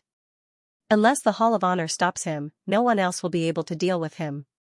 Then what should we do? Zhu San asked worriedly. Bamboo Jia rubbed his forehead. There's actually such a person in the outerverse. Throughout the universe's countless years of history, there hasn't been such a person before. Someone whose cultivation talent can rival the 10 arbiters is actually interested in power, and he's even well-versed in the art of trickery. How did such a person appear? Father, do we do what he just said? Zhu San asked. Zhu Jia nodded. Do as he says. Although this person is extremely ambitious and ruthless, those who work for him are treated well. He can fall out with the Z family for Bai Shui, and he can argue with an elder of the Taimo Palace for Peach. He can even go to the Taimo Palace personally. This kind of person has a bottom line and is very protective of his own people. Zhu San's eyes widened. Father, you're not going to help him, are you? Zhu Jia looked at Zhu San seriously. Right now, our Zhu family's position in Myriad City is getting lower and lower. Our ancestor is dead, and the innerverse and outerverse have been separated. The Qiong family is wary of us, and our strength is being suppressed. If this continues, there are only two possible outcomes. We can either leave Myriad City in a sorry state, or we can be destroyed by the Qiong family. I don't want to see either of these outcomes. We need to wait for the innerverse and outerverse to be reconnected, and then we can contact the main family. Luin is a very protective person. If we board his ship, the Qiong family won't dare do anything to us. Zhu San was conflicted. But this person wants to deal with the Qiong family and steal Myriad City. We also wanted to steal Myriad City from the start. But we can't do it. Since we can't do it, we have to let go. We have to use his background to make the Qiong family feel apprehensive. We have to persist until we get in contact with the main family, said Bamboo Knot. Zhu San nodded. He had no choice but to lower his head when he was under someone else's roof. Regardless of whether it was him, Phelan, Star Fox, or the others, they were all forced to board Lu Yin's ship. None of them realized that the ship was growing larger and larger, as if there was a trend. More than 10 days later, a group of people from the Great Mountain Dojo arrived at Myriad City. They blocked the entrance of the city lord's mansion and demanded that they hand over Wei Rong. Xianxia walked out of the city lord's mansion. At the same time, the protective shield of the Thousand Cities was activated. The ground was shaking as if a monster was about to awaken. Elder Iron's expression changed. He had long since heard that Myriad City was a war fortress, and during the battles at the borders of the Endless Weave, it had even been able to unleash a power that even the envoys feared. It was a colossus that could not be provoked in the outerverse, and now that he had seen it with his own eyes, it seemed to be true. I am Myriad City's city lord, Xianxia. May I know why you have graced us with your presence? Xianxia asked as he looked at Elder Iron. This person was a powerhouse that far surpassed Xianxia. Lan Si's group had caused a huge commotion when they arrived in the outerverse, but aside from Lan Si, most of the others had remained hidden. This was also the Hall of Honor's intention, as this group had come from the innerverse. Their arrival had caused many speculations, and many people from the outerverse were currently wandering the Astral River in search of the entrance to the innerverse. As for the war in the innerverse, the people from the Great Mountain Dojo and the Sea King's Dome had not mentioned it. Master Yuan had also taken the cultivators from the Greyweed continent away for the same reason. He wanted to seal off the news of the innerverse invasion and prevent the outerverse from becoming chaotic. Although many people already knew about the war in the Innerverse due to the border battles, the average person was still unaware. I am an elder from the Greyweed Continent's Great Mountain Dojo. My surname is Iron, and the city lord may address me as Elder Iron. Xianxia politely asked, "May I know why Elder Iron has graced Myriad City with your presence?" Elder Iron's tone was cold. "I've heard that there's a brat from the Outerverse called Wei Rong who is very smart. He used the East San Dios incident to sow discord between our young master and the Great Eastern Alliance's Luin." Xianxia's expression changed. "Is there some sort of misunderstanding here?" Tai-san walked out from behind Elder Iron and spoke in an unpleasant tone. "There's no misunderstanding. That Wei Rong actually dared to sow discord and even announced that he's the smartest person in the Outerverse. What arrogance! City Lord, please hand him over." Xianxia frowned. "I'm sorry, but Wei Rong isn't in Myriad City." Elder Iron shook his head. "City Lord Qiong, I respect you as the City Lord of Myriad City and have given you face, but please give me face as well. Don't make enemies for a brat." Xianxia's eyes flickered. At this moment, Xianxia walked out and looked at Elder Iron. "I'm sorry, but Wei Rong isn't in Myriad City. We've already discussed this." Tai-san angrily shouted, "Someone has confirmed that he's in the City Lord's mansion." "Is that so? Even I, a member of the City Lord's mansion, don't know of Wei Rong's existence. Who else does?" "Please come out and take a look," Xianxia retorted, and her tone was not polite at all. Elder Iron looked at Xianxia, and his pressure descended. Xianxia snorted, and the ground shook even more violently. "This is Myriad City. Please be careful." Elder Iron clenched his fists and sneered. "Fine. Since the City Lord is unwilling to hand him over, then we'll wait. Your people from Myriad City can forget about leaving. Pass down the order to surround Myriad City, and no one is allowed to leave without permission." Xianxia was furious. "Do you really think that Myriad City is easy to bully? Elder Iron, forgive me for being blunt, but if your Zhongshan Dojo doesn't have an emissary, then you really won't be able to stop my Myriad City." Elder Iron remained arrogant as he led the group away. There were several hundred people following Zhongshan Dojo, and there were more than 10 hunters among them. The rest were explorers and cruisers, and Elder Iron was a powerhouse with a power level of over 300,000. Unless Myriad City really wanted to start a war, there was nothing they could do. Xianxia did not dare to start a war, as he did not know how many experts Zhongshan Dojo had. Lan Si, the Divine Fist, was one of the 10 arbiters, and his influence was too great. This matter would be very troublesome. If you can't do it, then hand over Wei Rong," Xianxia said helplessly. Xianxia resolutely replied, "No, once we hand him over, who will trust our Qiong family in the future? Also, father, don't forget that Luin has been keeping an eye on us." Xianxia's eyes went wide. Luin was the real problem. No matter how arrogant Zhongshan Dojo was, even if they had an emissary, it was impossible for them to do anything to Myriad City. However, Luin was different. This person had the Hall of Honor behind him, and his methods were strange. Once he found out that Wei Rong was indeed hiding in Myriad City or even in the Qiong family, then he would have a reason to deal with them. In the entire Outerverse, the person that Xianxia feared the most was still Luin. Zhongshan Dojo and Myriad City clashed, which was within Lu Yin's expectations. He had asked Zhu San to spread the news in order to pressure Wei Rong and frighten him so that he would have nowhere to hide. As for the confrontation between Zhongshan Dojo and Wan Qianqing, it was very normal. Lu Yin was certain that the Qiong family would not allow Wei Rong to be taken away. The people of Zhongshan Dojo had always looked down on the Outerverse, so it was very normal for both sides to clash. Now, there was a problem. Since they had already reached this point, Lu Ying could think of a way to subdue Wei Rong and also leave behind an excuse to deal with Myriad City in the future. As for Zhongshan Dojo, Lu Ying did not care about them. They were just a group of desperados, and Lan Si would not allow them to become enemies with the Great Eastern Alliance. What Lu Ying wanted was the glory method, and before he obtained it, he would not cause any more problems. The confrontation between Zhongshan Dojo and Wan Qianqing would not last for long. Perhaps even the Hall of Honor would intervene. Luin looked up at the 3 rings of land. Had he done the right thing? He wanted to unify the Outerverse and unite the entire Outerverse. When the time came, even if the 6th mainland invaded, it would be better than having their forces scattered. The 6th mainland was the real threat. This war had already lasted for more than 4 years, and no one knew how much longer it would take for it to end. At that time, what would happen to the Innerverse and Outerverse? Wei Rong did not feel good at the moment. He knew that he had been schemed against, and he could also guess who had schemed against him. It could only be Luin. He did not care about the people from Zhongshan Dojo blocking his path, as Lu Yin's move had cut off one of his paths. He had previously wanted to rely on Lan Si, but that was no longer possible.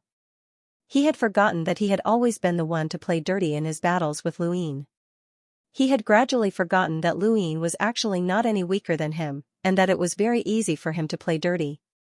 This time, he had fallen into a trap.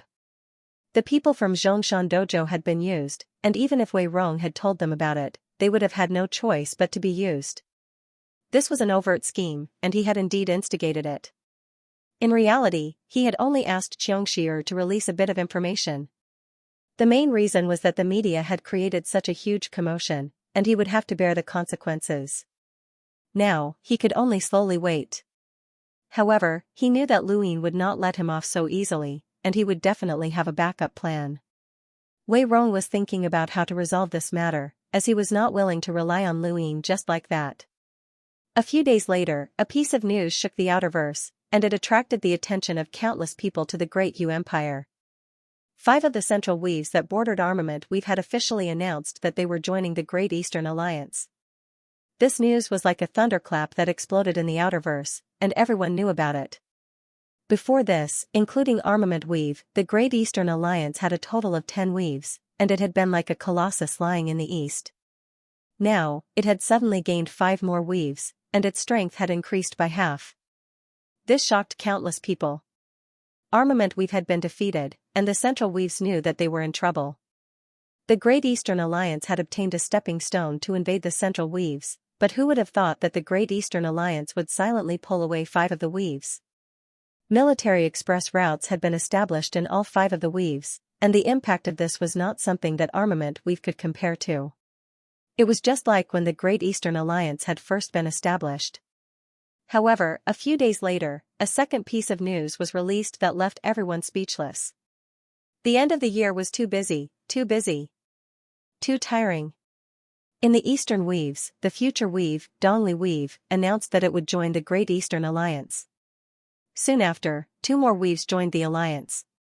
At this point, only Mordor Weave, Myriad Veil Weave, and Iron Blood Weave had not joined the alliance. Iron Blood Weave was not a problem, so Luin directly contacted Wang Wen. Not long after, Iron Blood Weave also announced that it was joining the Great Eastern Alliance. The Great Eastern Alliance had officially joined 20 weaves, and its strength had doubled. It spanned the eastern and central regions, forming a colossus that overlooked the west. 20 weaves represented that the Great Eastern Alliance had unified a third of the Outerverse. This meant that Lu Yin's influence had surpassed that of anyone in the Outerverse, and a single word from him could influence countless people. His hand was already close to the west. Since it was an alliance, there would naturally be allied forces as well. Enya began to recruit people based on the Great Eastern Alliance's allied forces, which doubled the alliance's strength in a short period of time. This was especially true for the Rapid Response Team, which had 6 hunters and more than 200 cruisers and explorers. They only lacked an absolute powerhouse, or else they would be able to rival the group from Zhongshan Dojo. The various weaves in the central region were scared, and they all set aside their past conflicts and began to work together to resist the Great Eastern Alliance. Under such circumstances, Luin announced that he was going into seclusion. This situation was not suitable for him to do anything, but it would be good for him to rest for a while. Enya's contributions to the 5 central weaves joining the alliance could not go unnoticed. Of course, Aegis and Qianyan's intelligence had also contributed greatly. They had reached this stage in just half a year, and their achievements were comparable to when the Great Eastern Alliance had been established. Enya's methods were becoming more and more seasoned, but to increase her strength so much in such a short period of time, there were also many problems that needed to be dealt with. The secret room in King Zishan's palace had changed. Before Luyin had gone to find Hai Chi-Chi, he had instructed Anya to find the best materials to rebuild the secret room to prevent the cultivation's shockwaves from spreading. Now, this secret room had gathered the best materials from the Great Eastern Alliance. Although it could not compare to the cultivation rooms of the Universe's great powers, it was still much better than before. Luyin sat down cross-legged and retrieved the Greyweed Continent's high-temperature stone from his cosmic ring. It had been left behind after the fire dragon had dissipated, and he had obtained it with the secret art. On his way back from the Starfall Sea to the Outerverse, he had felt that he would call it the Heaven Flame Stone. Luyin guessed that this stone was the stone's natural stone, and it was the stone's high-temperature stones, Luyin's, and even Luyin's was unable to withstand the stone's high temperature. Luyin tested it out, but his hand trembled and the scorching lines that had spread to his arm were scorched. He endured the intense pain and applied some special medicine before looking at the Heaven Flame Stone with a burning gaze. This was good stuff. Luyin waved his hand, and some star essence appeared in the secret room. He tried to hold the Heaven Flame Stone in his hand and press it against the star essence.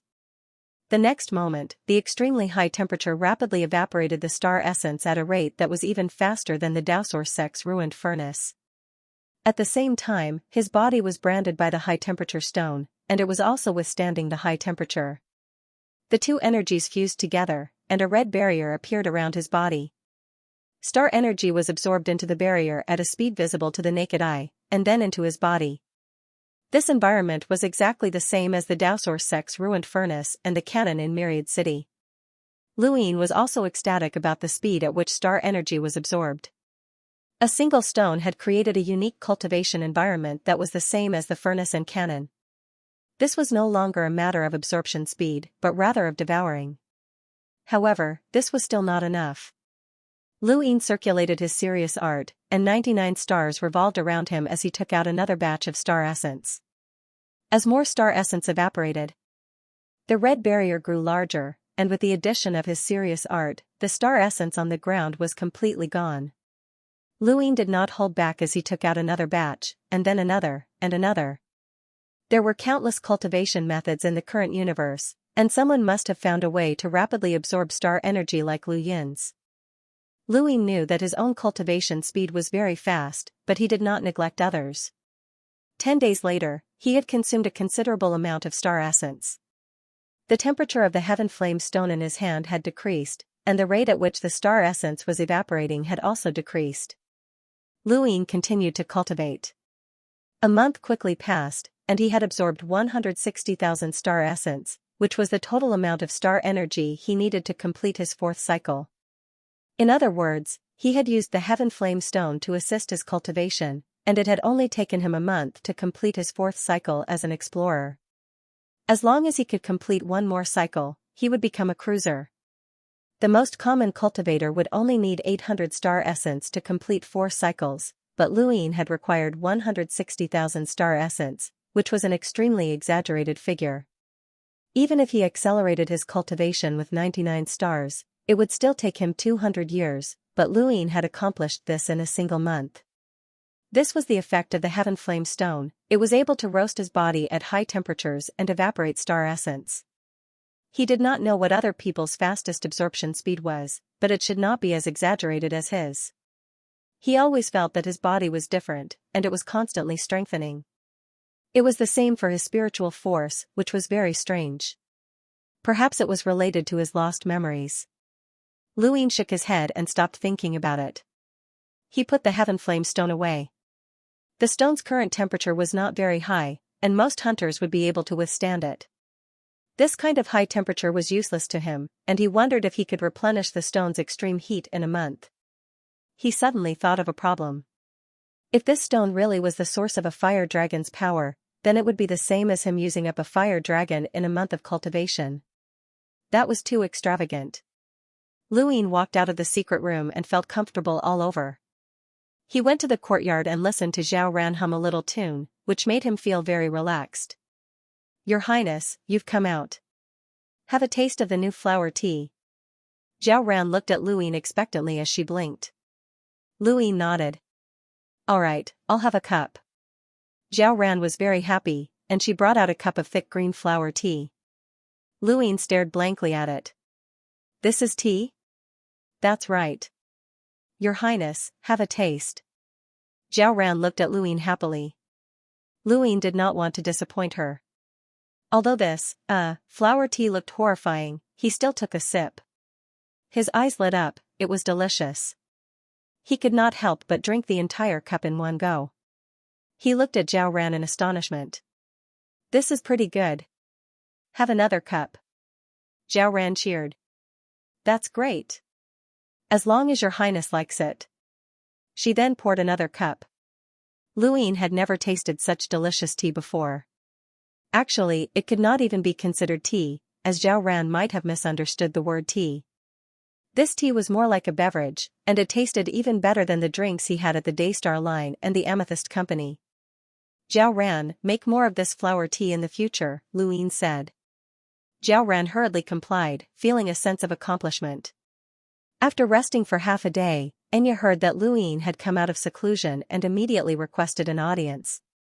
Your Highness, our Great Eastern Alliance now encompasses 20 weaves, and the military express routes are being constructed. The previous alliance army's numbers are insufficient, and I feel that we should expand the army. Aside from the current First Alliance army and the Express Response Force, we should also expand a few more legions to prepare for war. Enya said a lot. Luine listened quietly, as he did not know much about these matters. Many of them had been left to Enya, Huansha, the Lu Ministry of Staff, the Lu Ministry of Defense, and the Imperial Cabinet to handle. Over the past few years, the various officials of the Great Yu Empire had displayed their abilities, and those who were not capable had been replaced. Unfortunately, although Enya had military capabilities, she was still too inexperienced. There were many things that she did not dare to do, so she could only ask for Lu Yin's advice. Luine did not know much about this, but he thought of Wang Wen, who was a true military genius. He had been able to calculate the strength and speed of the Astral Beast domain's reinforcements just by relying on battles. His intelligence was terrifying. Your Highness, in the east, only the Mordor Weaves and Myriad Veil Weaves have not joined our alliance. The rest have already joined, Enya reported. Luine grunted an acknowledgement and then called Gong Ling in front of Enya. The call quickly connected, but it was not from Gong Ling, but his son Gong Cho. Hello, Alliance Leader Lu. Where's Headmaster Gong? Luine asked. Gong Cho replied, the headmaster is in seclusion. Alliance Leader Lu, you can tell me if there's anything. I'll pass on the message when he comes out. Lu Yin's lips curled up. He's in seclusion again. When will Headmaster Gong come out? Gong Cho apologetically replied, I'm not sure. If Alliance Leader Lu has anything to say, I'll pass on the message when the headmaster comes out. There's no need. I'll personally go to Tai Mahal to meet Headmaster Gong. Lu Yin's tone changed, and there was a chill in it. Gong Cho was shocked. Alliance Leader Lu, is there something urgent? Something like that. I need to talk to Headmaster Gong, Luine said in an unquestionable tone. His attitude was completely different from when he had first met Gong Cho. Back then, Tai Mahal had Ancestor Arrow Mountain and 3 Enlighters. They had a powerful foundation and were one of the 3 powers in the Outerverse that could not be provoked. Now, even if Ancestor Arrow Mountain was still alive, Luine would not care, let alone dead. It was not that he wanted to do anything to Tai Mahal, but Gong Ling had personally confirmed that as long as the Great Eastern Alliance covered 20 weaves, Tai Mahal would join. Now, trying to stall for time was somewhat unwise. Gong Cho could hear Lu Yin's anger, and he helplessly said, since Alliance Leader Lu has something urgent to attend to, then I can only ask the headmaster to come out of seclusion in advance. Please wait a moment. Not long after, Gong Ling's voice rang out. I heard that Alliance Leader Lu is looking for me. Is there something urgent? Luine found it funny, as Gong Cho was still pretending. Headmaster Gong, do you remember what you promised me? Gong Ling was confused. Alliance Leader Lu, please speak clearly. As long as my Great Eastern Alliance covers 20 weaves, Tai Mahal will join. Headmaster Gong, you haven't forgotten, right? Gong Ling fell silent for a moment. Alliance Leader Lu, you're making things difficult for me. Tai Mahal has been passed down since ancient times, and our ancestors have instructed us not to participate in any power disputes. Alliance Leader Lu, this. Headmaster Gong, you were very straightforward when you agreed to that promise, Lu Yin said unhappily. Gong Ling did not reply. Lu Yin raised a brow. It seems like Headmaster Gong doesn't want to keep his promise. Gong Ling was helpless. That's not it. I did promise Alliance Leader Lu that time. Alright, my Tai Mahal, Moda Weaves, and Myriad Veil Weaves will join the Great Eastern Alliance from today onwards. I will immediately announce this to the public. Genius memorized this website's address in 1 second. Mobile version of the website, Gong Ling's words delighted Lu Yin. Alright, Headmaster Gong is indeed a man of his word. I'll send someone to the Hall of Taimo to discuss some matters, and I hope that the Hall of Taimo will not make things difficult for my people. I also hope that we can live in harmony and protect the Great Eastern Alliance together. He then ended the call and looked at Enya. Go to Taimo Palace personally. Sect Master Gong Ling has already agreed to join the Great Eastern Alliance. Enya was delighted. Yes, Your Highness. You can be a little more forceful. We're no longer who we used to be. At this point, he suddenly thought of something and solemnly said to Enya, I'll help you get revenge for the humiliation that Mu brought upon you. Enya was excited and grateful. She bowed. Deeply. Thank you, Your Highness. On the other side, in the Hall of Taimo, Gong Ling put down his gadget and sighed. In the end, he couldn't escape, but this was also good. Father, Headmaster, are we really going to join the Great Eastern Alliance? Gong Cho asked hesitantly. Gong Ling nodded. I can't go back on my word. I have an idea. Gong Chao's eyes lit up. If Father really doesn't want to join the Great Eastern Alliance, then abdicate. In any case, Father, you've been wanting to abdicate since a long time ago and pass the position of sect master to someone else. Father's words will naturally not count. Gong Ling turned around and sternly said, Remember, do what you want to do to someone. This might work on the Hall of Honor, but it won't work on Lu Yin. Do you think he's easy to mess with? Back when the Great Eastern Alliance was first established, he dared to personally visit the Hall of Taimo and make an enemy out of your Uncle Master Bei. Even if he doesn't have the backing of the Hall of Honor, he's not someone to be trifled with. If you push him too far, he's capable of doing anything. Gong Cho couldn't help but say, My Hall of Taimo contributed the most during the battle at the border of Endless Weave, and even Ancestor Arrow Mountain sacrificed himself. I don't believe that Lu Yin would dare to risk the world's unfairness by attacking my Hall of Taimo. No matter how great his background is, even if he's Master Yuan's son, the Hall of Honor will not allow him to do as he pleases. What about after that? Gong Ling shouted. Gong Cho opened his mouth, but no words came out. Lu Yin is a ruthless person, and no one knows what he'll do. Even though he has a bottom line, we did indeed break our promise this time. Now that he's targeting us, we can't eat or sleep in peace. Do you think that the Central Weaves are having a good time right now? The Wei clan is the same as the Wei clan. Since we've agreed, we'll do as we're told. At the very least, we'll be praised for keeping our word. Besides, joining the alliance isn't that big of a deal. The ancestral teachings can be changed, Gong Ling said. Gong Cho nodded. It wasn't that he hated Lu Yin, but rather that he didn't want to go against his ancestors' teachings. Otherwise, if something went wrong in the future, they would become the sinners of the Taimo Palace's history. There was a high possibility that something would go wrong. Although Gong Cho didn't know Lu Yin that well, this person seemed to always be able to stir up trouble. For example, he had forcefully disrupted the wedding of the Amethyst Trading Company's second son. Even now, the Amethyst Trading Company was still under investigation by the Hall of Honor. Even if they managed to survive this ordeal, their strength would plummet, and they would no longer be one of the 4 major corporations. There were too many such examples. Wherever he went, there would be problems. After contacting the Hall of Taimo, the next person to contact was Wang Wen. Wang Wen had already guessed that Lu Yin would contact him, and a sly smile appeared on his face. Chess bro, you're more capable than I thought. Lu Yin smiled and looked at Wang Wen on the screen. Join me, let's have some fun. If we're going to have fun, then let's have fun. I want to know where you've set your sights on. Is it just the outerverse? Wang Wen asked as he stared at Luyin. Luyin took a deep breath and lazily stretched out his arms. Whatever. You can play however you want. It's good to have a goal, but sometimes, it's also good to have no goal.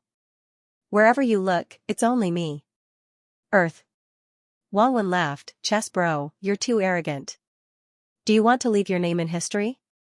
Lu Yin's expression changed, and he looked at Wang Wen. I don't want to leave my name in history. It's that I don't dare to leave my name in history. Wang Wen's expression changed slightly. Alright, it's a pleasure working with you.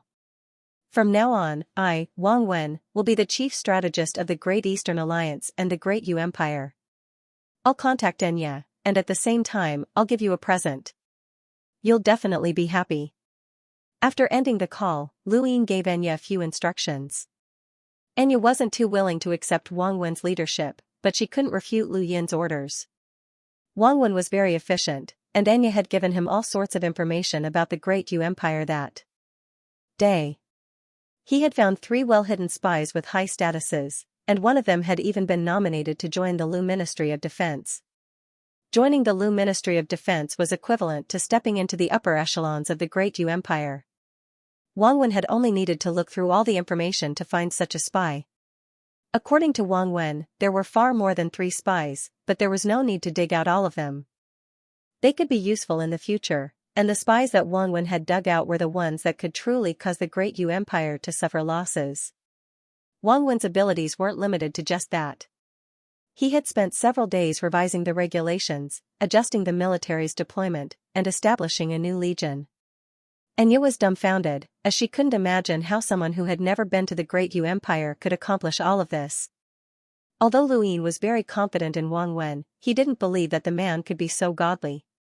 The only explanation was that Wang Wen had been observing the Great Yu Empire for far too long. Even if Lu Yin hadn't actively sought him out, Wang Wen would have found a way to do so.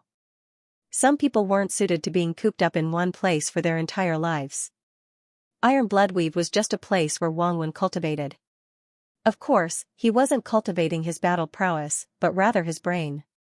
Wang Wen had given Lu Yin a suggestion: find a way to contact Endless Borders. Although Endless Borders didn't reveal much about itself, they had access to many secret routes, and any one of these routes was priceless. Most importantly, they had a great understanding of the astral wilderness. Humans were always fighting amongst themselves, but in reality, the universe was vast and boundless. No one knew what was in the astral wilderness, and there might be a civilization that could easily wipe out humanity. This was what Wang Wen cared about the most. The unknown was always terrifying. In the darkness of outer space, a spacecraft headed west. Lu Yin was on board, and behind him was a gift from Wang Wen. It was a person called Alan from the Endless Weave's Dark Phoenix Cliffs. Alan was a melder cultivator, and like Lu Yin, he had been taken out of outer space by a cultivator who had participated in a trial to embark on the path of cultivation. However, his luck had been slightly worse than Lu Yin's, as the person who had taken him had thrown him at the border. If not for his good luck, he would have died long ago. Of course, he also had his own ability, which was his innate gift. His innate gift allowed him to hear the strength of his surroundings. Although it didn't help his own battle prowess, it allowed him to avoid disasters. A few months ago, he had been sent to Xenu Star by the Hall of Honor because he possessed a secret. You can hear the heartbeats of the people around you and determine their strength? Lu Yin asked. Alan hurriedly and carefully answered, yes. Lu Yin was curious and looked at him. What do you think of my heartbeat? Alan was terrified and bowed deeply. Your heartbeat is one of the few I've ever seen. Only those almighty powerhouses can compare to it. How does it compare to the person who took you out?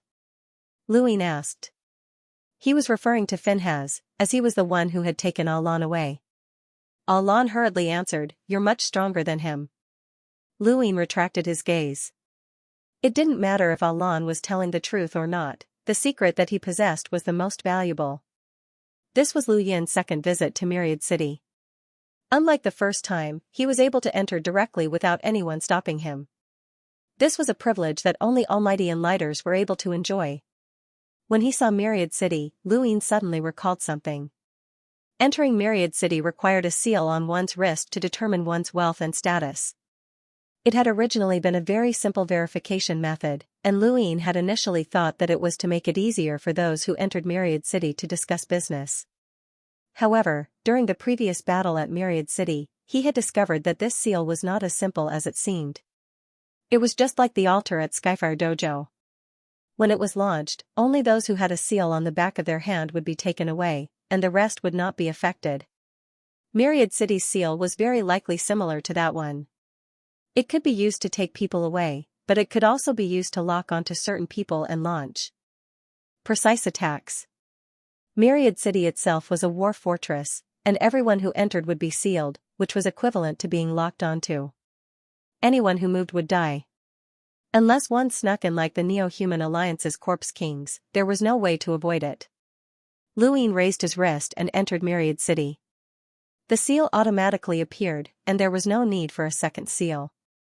If he started a battle with Myriad City, then even if he was far away on Xenu Star, he might still be locked onto. Lu Yin's eyes flashed, and a scorching heat radiated from his wrist. An entire patch of his skin was scorched, and the seal quickly disappeared. He did not want to be targeted by Myriad City. Lu Yin's arrival at Myriad City attracted countless onlookers.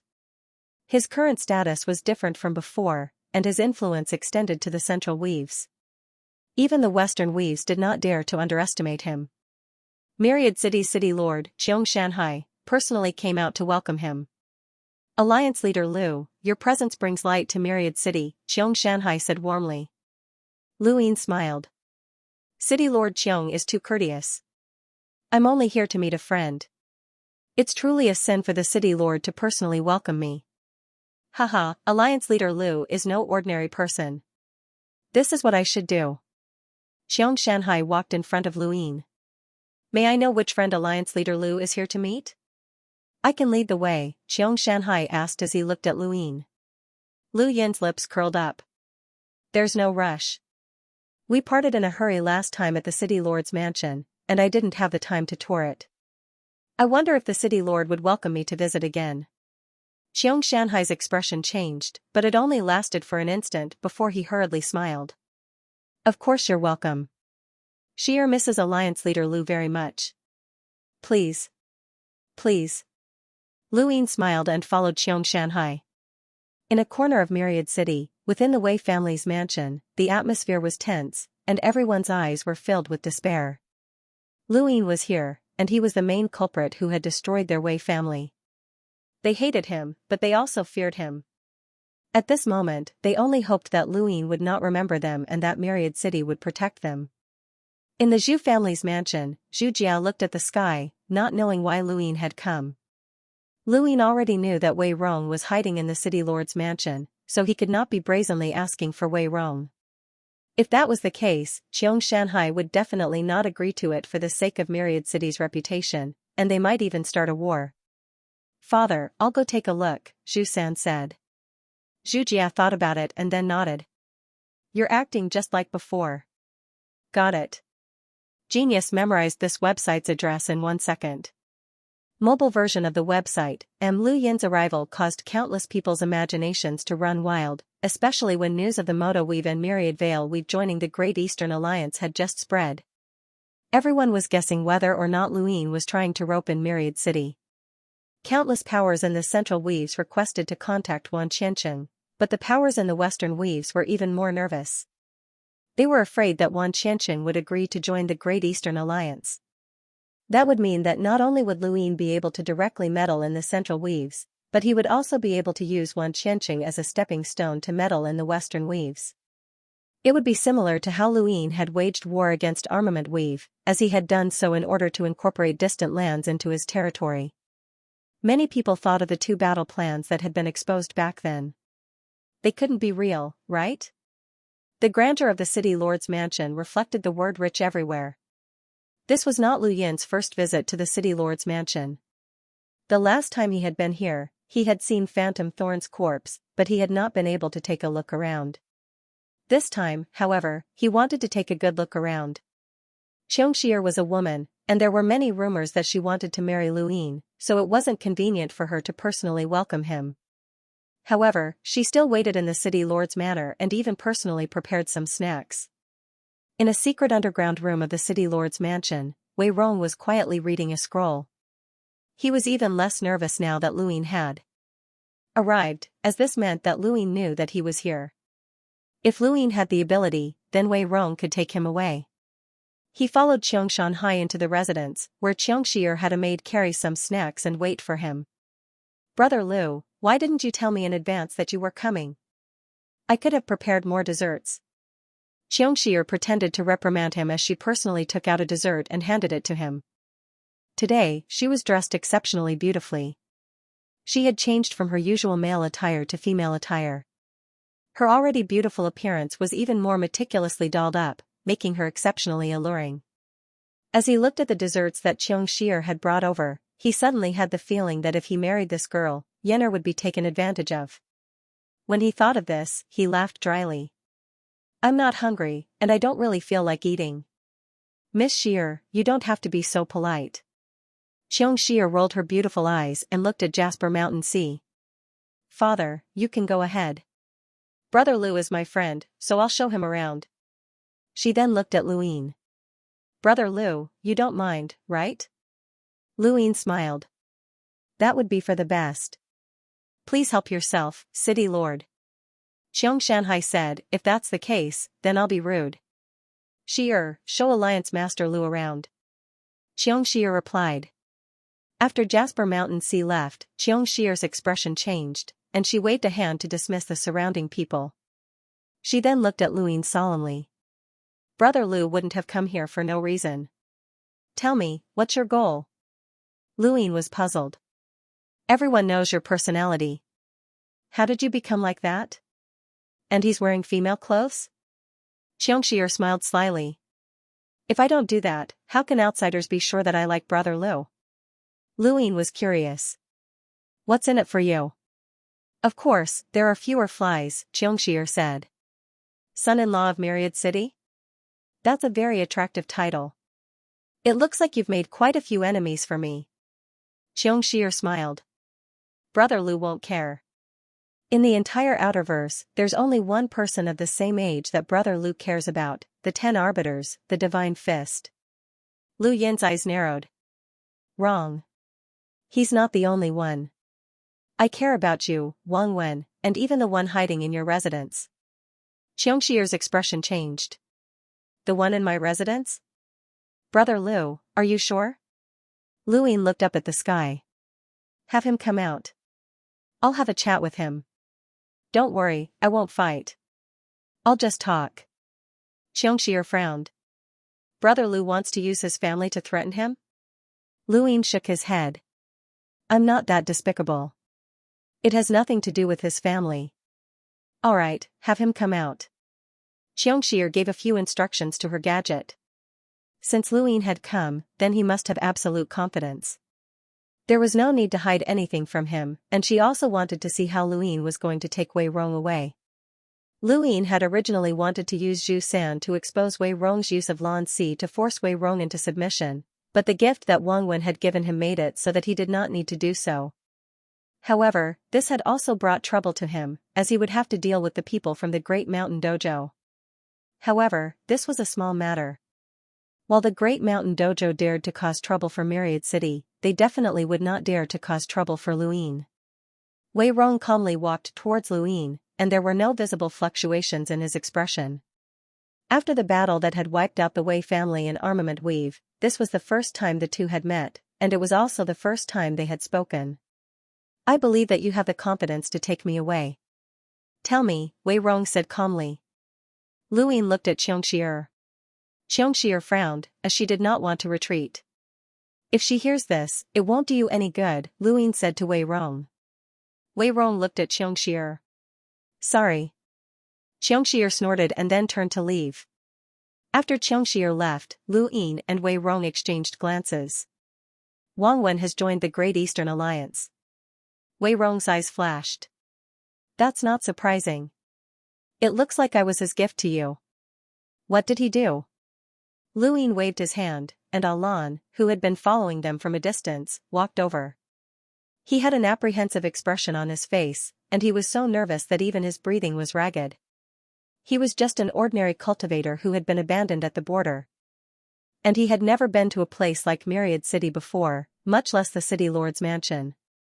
Wei Rong did not recognize Alan, and his gaze was lost. Alan, introduce yourself, Lu Yin said calmly. Alan swallowed, and under Wei Rong's puzzled gaze, he said, my name is Alan. I was brought out of my hometown during the Dark Phoenix clan's trial and embarked on the path of cultivation. I'm now a melder, and we've met before. Wei Rong's gaze was lost. We've met before? Alan nodded and then whispered, Dark Phoenix Cliffs. I've always been guarding there. Wei Rong frowned, as he did not remember this person at all. Suddenly, his expression changed, and he stared at Alan, his face turning pale. Lu Yin's lips curled up. It looks like you've remembered. He then looked at Wei Rong in admiration. In the Outerverse, it's rumored that the Wei family is well connected and has produced many wise people. Indeed, it's true. Others are still focused on their own weaves, but you've already set your sights on the Astral Wars. In order to prevent me from exterminating the Wei family, you actually deliberately attacked the technocracy and caused them to invade the human domain. Impressive. Wei Rong stared at Alan. What do you know? Before Alan could answer, Lu Yin said, he knows quite a bit, and he's seen quite a bit as well. Do you know about his innate gift? He can differentiate between strong and weak through listening, and he can also learn about some things that ordinary people do not know. Wei Rong looked at Lu Yin and said in a low voice, I never thought that I would attract the Sixth Mainland. Lu Yin nodded. You weren't the one who attracted the Sixth Mainland here. They were originally going to attack the Outerverse, but who would believe that? Wei Rong could not defend himself. That's right, who would believe that? He had been the catalyst for the war between the human domain and the technocracy. Without his Wei family taking the initiative to attack, the technocracy would not have invaded. Although he had only wanted to use the border war to delay the Wei family's survival, others would not have thought the same. They would only believe that the border war, the war that had caused countless deaths, and the deaths of the Dark Phoenix ancestor, Arrow Mountain ancestor, and other powerhouses had been caused by him. He was the sinner of the entire Outerverse. He was the sinner of history. Because of him, countless people had died in the Outerverse, and it was impossible to count them all. Once this matter was exposed, countless people in the Outerverse would want to eat him alive. Someone had to bear the pain of war, and he was the best person to bear the burden. This was the gift that Wang Wen had given Lu Yin, a gift that could easily push Wei Rong into the abyss. No one would listen to Wei Rong's explanation. Even if he could avoid the Hall of Honor's trial, he would not be able to establish himself in the Outerverse. Everything that he had done would be erased, and even Myriad City would not tolerate him. Wei Rong closed his eyes. He had been defeated, thoroughly defeated. He had not lost to Lu Yin, but rather to Wang Wen. Wei Rong, Wang Wen, and Xianxia had similar reputations in the Outerverse, and they both understood each other. He had originally thought that he was about the same level as Wang Wen, and that he was even stronger than Wang Wen when it came to forming alliances. Now, he realized that Wang Wen would either not make a move, or once he did, the outcome would be set in stone. Lu Yin was also amazed by Wang Wen's methods. This fellow had been observing Wei Rong for a long time, and Wang Wen had decided the outcome of the battle with a single move. No matter how smart Wei Rong was or how many tricks he had up his sleeves, it would be useless if he could not be tolerated by the human race. Wang Wen could make Wei Rong the public enemy of the entire human race. The Outerverse war was very lively, and Wang Wen had always been an outsider. However, at this moment, he had become the deciding factor. Wei Rong sighed. I'm joining the Great Yu Empire. Lu Yin's lips curled up. Welcome. From now on, you're a member of the Great Yu Empire's Ministry of Defense, and you have partial military authority over the Great Yu Empire and the Great Eastern Alliance. Wei Rong looked up at the sky. It had been 2 years since the first time the Great Eastern Alliance had launched a war against Armament Weave. 2 years had passed since then, and Wei Rong had done everything he could to protect the Wei family and himself. However, in the end, he had still not been able to overcome the situation. Wei Rong was unwilling to accept this outcome. He had ambitions and ideals, and he had wanted to become the leader of an era. However, in the end, he had been defeated by Luin. From now on, he would help Luin expand his territory. Although Wei Rong was unwilling to accept this outcome, he still sighed in relief. It was as if a mountain that had been pressing down on his head had finally been lifted. Wei Rong retracted his gaze and looked at Luin. He bowed deeply. "Your subordinate greets the royal regent." Luin raised a hand to help Wei Rong up. "All past grievances have been erased. Your Wei family members may return to armament weave." "Many thanks, royal regent," Wei Rong replied. When Xianxia found out that Wei Rong had joined the Great Yu Empire, her gaze towards Luin was filled with apprehension and vigilance. She understood Wei Rong too well, and she did not know how Luin had managed to accomplish this. At this moment, her apprehension towards Luin had reached an extremely deep level. Zhu San followed behind Xianxia, and he had just arrived when he found out that Wei Rong had joined the Great Yu Empire. His pupils shrank, and he was also in disbelief. Luin did not stay in Myriad City for long. Now that he had subdued Wei Rong, it meant that there were many things that he would no longer need to personally deal with in the future. Wang Wen and Wei Rong could be his blades, and Enya, Huan Sha, and the rest of the imperial cabinet would be responsible for supervising him. Lu Yin's existence was merely that of a leader. Very quickly, the Outerverse was in an uproar. The Wei family had announced that they were joining the Great Yu Empire, and Wei Rong had officially joined the Great Yu Empire's Lu Ministry of Defense. This news shocked countless people. Over the past few years, the biggest news in the Outerverse had been the border war and the war in the East, which had been the struggle between Wei Rong and Luin.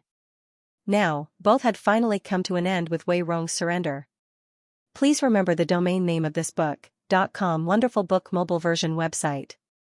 .com right now. The ones who were the most panicked were naturally the various great powers in the Central Weaves. Wei Rong had been contacting them all this time, and now that even Wei Rong had surrendered, their morale had taken a huge hit. Under such circumstances, some people proposed to imitate the Great Eastern Alliance by establishing a coalition army and establishing a military express channel. At first, some people objected to the proposal, and they stated that doing so would be tantamount to establishing an alliance. However, in the end, the proposal was passed. The Great Eastern Alliance was like a sleeping monster that could swallow them up at any moment. To put it nicely, they would be joining the alliance, but to put it bluntly, they would have to accept Lu Yin's leadership. A single word from Lu Yin could affect the resources of their respective organizations, which was something that no one wanted. Lu Yin knew that the outside world would react violently to this matter, but he didn't do anything else to avoid provoking those people. After arranging some work for Wei Rong, Lu Yin directly returned to the king's private room, took out his futon, and entered the ruins of the Daosor sect. It had been quite a while since he had entered the ancient sword hall, so he couldn't slack off. The war in the Innerverse had drawn away a considerable number of the Sixth Mainland's experts, and it wasn't just the experts from the three filaments that had joined the Innerverse. Experts from other filaments had also joined the Sixth Mainland, and there were very few young experts left in the ruins of the Daosor sect. Lu Yin sped all the way from the first divine gate to the budding terrace and finally arrived at the space of the 9 cauldrons. Just like before, all the cultivators of the Sixth Mainland within the space of the 9 cauldrons were knocked unconscious and thrown out. This had happened 3 times, and there were rumors that experts would appear in the space of the 9 cauldrons from time to time. However, Lu Yin's appearance was irregular, and the interval between this time was too long, so people had forgotten about it. This was his 4th time absorbing the cauldron chi. Lu Yin had originally assumed that it would be the same as the previous 3 times, where he would leave after absorbing enough cauldron chi. However, the process this time was different. As time passed, the square cauldron he was in began to crack. The cauldron within the space of the 9 cauldrons was abnormally sturdy. Even when White Knight had fought with Blood Luni, the cauldron had not been damaged in the slightest. However, as Lu Yin continued to absorb the cauldron's aura, more and more cracks had appeared on the cauldron's body. He had not noticed it at first, but as the bottom of his feet began to crack, he noticed it. Lu Yin's face grew solemn as the cauldron chi flowed into his body through his palm. He had a feeling that the cauldron chi within the square cauldron was about to be completely absorbed. 4 times, and he would be able to completely absorb the cauldron chi within the 9 cauldrons. This meant that he would need to absorb the cauldron chi within the 9 cauldrons 36 times, which meant that he would still need 32 more times, which meant that he would still have 32 months to absorb the cauldron chi within the 9 cauldrons. Furthermore, he would need to learn how to use his spiritual force to delay his time in the Daosor sect's ruins. Lu Ying thought of the Day-Night clan, as they were the most proficient in using spiritual force. The group of 5 entered the 9 cauldron space's teleportation portal, chatting and laughing. Just as they entered the 9 cauldron space, they heard a loud bang. They were shocked to find that one of the cauldrons had shattered. The 5 of them were dumbfounded. The 9 cauldrons had existed for countless years, and had survived countless wars between continents. They had never been destroyed, and it was rumored that the 9 cauldrons contained battle skills. When combined, one would be invincible. This was a place where countless cultivators of the 6th mainland sought out their lucky chances. Countless people dreamed of obtaining the battle skills within the 9 cauldrons. However, at this moment, one of the cauldrons shattered. The 5 of them hurriedly rushed over. Perhaps there were battle techniques in the broken cauldron. Lu Ying stepped on a piece of the cauldron and landed on the ground. He turned around and saw 5 people rushing over. Lu Ying did not reveal himself, and instead, his figure flashed and disappeared. There were only a few days left before he had to leave the Daosor sect's ruins, and he did not want to be discovered by the people from the 6th mainland. Otherwise, it would not be easy for him to quietly absorb the cauldron chi in the future. Lu Ying wanted to leave, but the 5 of them did not notice him at all. They only had eyes for the cauldron fragments, and they were frantically searching for something. Lu Ying immediately left the 9 cauldron space, as this place would definitely attract countless cultivators from the 6th mainland, and it might even attract a realmling. The 9 cauldron space's reputation was too great, and he would not be surprised if it attracted the Daosor's 3 skies. It seemed that he would have to temporarily delay his absorption of the cauldron chi. Lu Ying stepped out of the 9 cauldron space. He had thought that he would appear not too far away from the budding terrace, but instead, he appeared in an unfamiliar place. There was a vast expanse of fog in front of him, and he had only taken 2 steps when the white fog suddenly transformed into chains that wrapped around his limbs. Lu Ying was shocked, and he forcefully struggled to break free. The chains snapped, and they turned back into white fog that drifted away. This place was very strange, and Lu Ying was on high alert.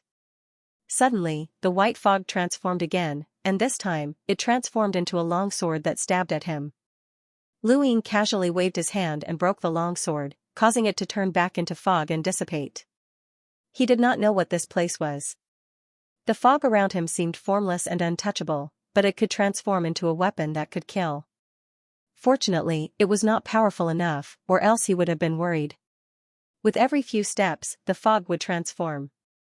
Sometimes it was a weapon, sometimes it was a monster, and sometimes it would even transform into a human form to attack. The most dangerous time was when it transformed into a human form, and it was not weak at all, as it was comparable to Autumn Frost Qing. Lu Ying released his domain, but it was useless. He could not see any rune lines in the Daosor sect ruins, so he could only take 1 step at a time. After 2 days, he would be able to leave. Perhaps staying in this place would be a good idea. Lu Ying thought about it and then sat down cross-legged. He had made his decision. This place was very strange, so he would not move. He would wait until the time was up to leave. Half a day passed, and Lu Ying opened his eyes and exhaled. As long as he did not move, the fog around him would remain fog, and it would not take the initiative to transform and attack him.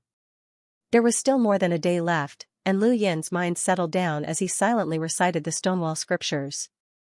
Reciting the Stonewall Scriptures was beneficial to increasing his spiritual force, but he did not know how to use it. He only knew the Day-Night Fist, which was powerful enough to cause someone at Han Ying's level to lose their ability to fight, but it would not be enough to deal with the 10 arbiters. He had to find a way to use his spiritual force. Soon, another half a day passed. Lu Ying was quietly sitting cross-legged when he suddenly opened his eyes and looked to his right. There was some movement. As he stared, he saw the fog to his right suddenly twist, and then a tender white palm reached out from the fog and slapped towards Lu Ying. Lu Yin's eyes trembled, and he raised his own palm as well. There was a thump, and a shockwave rippled out, distorting the void as an invisible shockwave swept through the fog. The two palms collided, but it was not a physical attack. Instead, Luin felt that this palm was very strange, as if he had struck cotton.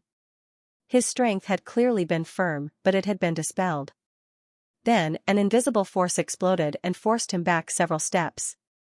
The tender white palm continued to press forward. Luin frowned and raised his palm again.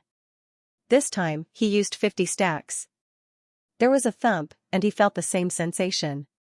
The more strength he used, the more uncomfortable it felt when he struck. Just as his opponent's palm was about to exert its strength, overlaying stacks exploded. There was a cry of surprise, and a woman walked out of the fog. She retracted her palm and looked at Luin in shock. Luin retracted his palm as well, and both of their forces were repelled in different directions. "You're not a manifestation of the fog?" Luin blurted out. The woman calmly looked at Luin and then at his palm. "You're quite strong." Luin looked at the woman, and his pupils shrank. He had seen this woman before. Back when the 10 arbiters had been fighting with the Riemlings over that piece of jade in the ruins, Luin had unintentionally joined the battle. He had been like an ant caught in a storm, and he had narrowly escaped death. This woman had joined at the last moment, and her strength was astonishing.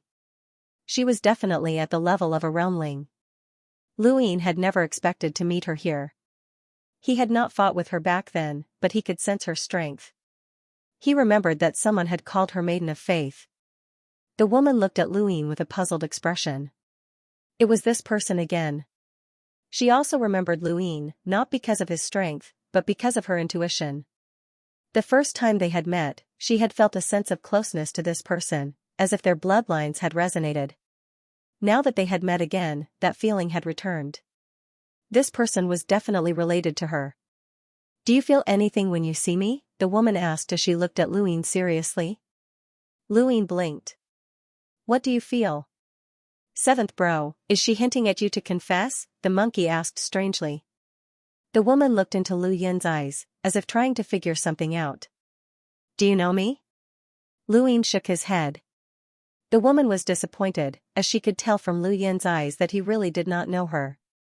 "What's your name? Where are you from?" she continued asking. Luin was puzzled, but he still answered her out of fear. "I'm Huang San from the progenitor of Bloodline's realm." The woman shook her head. "You're not from the progenitor of Bloodline's realm. You don't have any other bloodlines." Luin felt awkward, as his lie had been exposed. "It's not that I don't have any. I just changed my bloodline, and I haven't found a new one yet." The woman seriously replied, "If you don't want to tell me, then don't. I'm not trying to force you." She then looked around. This is the fog barrier around the starter enlightenment platform, and very few can pass through it. However, once you do, you'll be able to ascend to the starter enlightenment platform. If you're lucky, you might be able to personally experience the process of an ancient lockbreaker's lockbreaking. You're also a lockbreaker. Luin was surprised, as he had not expected to come to such a place. Something like that. You want to go to the starter enlightenment platform? The woman nodded. I've reached a critical point, and I want to use the platform to break through. What level are you at? Luin asked subconsciously, but he regretted it as soon as he asked. This was tantamount to prying into someone's privacy, and it could easily arouse hostility. However, the woman did not seem to care at all. 5 stars, perceptive intermediate. Luin was stunned. You're a 5-star perceptive intermediate lockbreaker? She nodded. Is there a problem? Lu Yin's eyes twitched. Of course there was a problem. Becoming a 5-star perceptive intermediate lockbreaker at such a young age was not something that could be done with an ordinary innate gift. Generally speaking, only melders and limiters could reach the discerning elementary lockbreaker level. Only explorers and cruisers could reach the perceptive intermediate lockbreaker level, and only hunters could reach the boundless advanced lockbreaker level. It seemed like it was normal for this woman to reach the perceptive intermediate lockbreaker level, but who could actually use strength to determine the lockbreaking level? Strength was only the foundation, and there were far too many hunters in the lockbreaker society, but there were far too few who could reach the boundless advanced lockbreaker level. Even a peak hunter like Fiendly was only a 5-star perceptive intermediate lockbreaker. Mr. June, Phelan, and Yifeng were all hunters, but none of them had reached the perceptive intermediate lockbreaker level. Only Vice President Saul had reached the boundless advanced lockbreaker level as a peak hunter, and he was the only hunter in the entire Outerverse Lockbreaker Society who had reached the boundless advanced lockbreaker level. There were not many boundless advanced lockbreakers in the Innerverse Lockbreaker Society, and one's strength was unrelated to one's lockbreaking realm. This woman's strength was comparable to a Riemling's, so she should be a hunter as well. She had reached the level of a 5-star perceptive intermediate lockbreaker, which was quite terrifying. According to what she had just said, it was very likely that she was already on the verge of breaking through to the boundless advanced lockbreaker level. How old was she? The most talented lockbreaker that Lu Yin knew of was Master Wuxing, who had reached the level of a 5-star perceptive intermediate lockbreaker as an explorer. However, Master Wuxing was over 100 years old, and he hadn't reached the level of a 5-star perceptive intermediate lockbreaker as an explorer because his cultivation talent was too low. This woman was the one with true talent for cultivation, and she was extremely talented in lockbreaking. Once she became a boundless advanced lockbreaker, she would step into a whole new world and become an existence on par with Saul. Her strength would also far surpass Saul's. What about you? Are you a lockbreaker too? The girl asked curiously. Those who knew her would definitely find it strange, as she rarely spoke and had never taken the initiative to ask questions. She didn't give anyone face, but today, she kept asking Lu Yin questions, which showed that she was very curious. Lu Yin coughed. I'm not. Oh, the woman replied and did not pursue the matter. Lu Yin heaved a sigh of relief, but he didn't dare to say it out loud. 7th bro, you're actually very outstanding. Lu Yin was speechless. Of course, he knew that he was very outstanding. Even when this woman had been an explorer, her lockbreaking level might not have been higher than his own. However, he did not want to say it, as he still felt embarrassed. More importantly, he did not even dare to ask how old this woman was. If she was the same age as him, then it would be even more embarrassing. Do you want me to take you to the beginning enlightenment platform? If you're lucky enough, you'll be able to raise your lockbreaking skills by quite a bit. Lu Yin replied, I'm not a lockbreaker. I know. Then. Just treat it as a vacation. Lu Yin was speechless. This woman definitely believed that he was a lockbreaker, and she also knew that he was trying to save face by not telling her the truth. But why was she helping him? You're helping me? Lu Yin was puzzled. The woman shook her head. No, I just want to take you to the beginning enlightenment platform for a tour. Why? Lu Yin asked blankly. The woman thought for a moment. I don't know. You're so nice. Thank you. By the way, what's your name? Xian knew, what about you? The woman asked. Clearly, she didn't believe the name Huang San from before. Lu Yin was too embarrassed to lie. Can you not ask? The maiden nodded. All right. So straightforward? Lu Yin felt that this woman was too strange, but for some reason, he had a good feeling about her. What a good person. With the maiden leading the way, the surrounding fog could not stop the two of them no matter how it changed. Very few people can reach the enlightenment platform? Is it very dangerous here? The maiden replied, yes. Are you confident that you can do it? Lu Yin asked. He suspected that this woman was like White Knight, who needed his help to accomplish something that she couldn't do alone. I've been there once, and it's not difficult, but it'll be very difficult for you to go. Lu Yin fell silent. The maiden was right, as it would not be easy for Lu Yin to pass through the fog alone. The further he went, the more powerful the transformations became. The power grew stronger and stronger, and in the end, a powerhouse comparable to a realmling appeared. If it wasn't for Xian knew, then Lu Yin might not have been able to pass through. Stepping out of the fog, the two stepped onto the square platform. The platform was very large and spacious, and there was nothing inside. This is the enlightenment platform?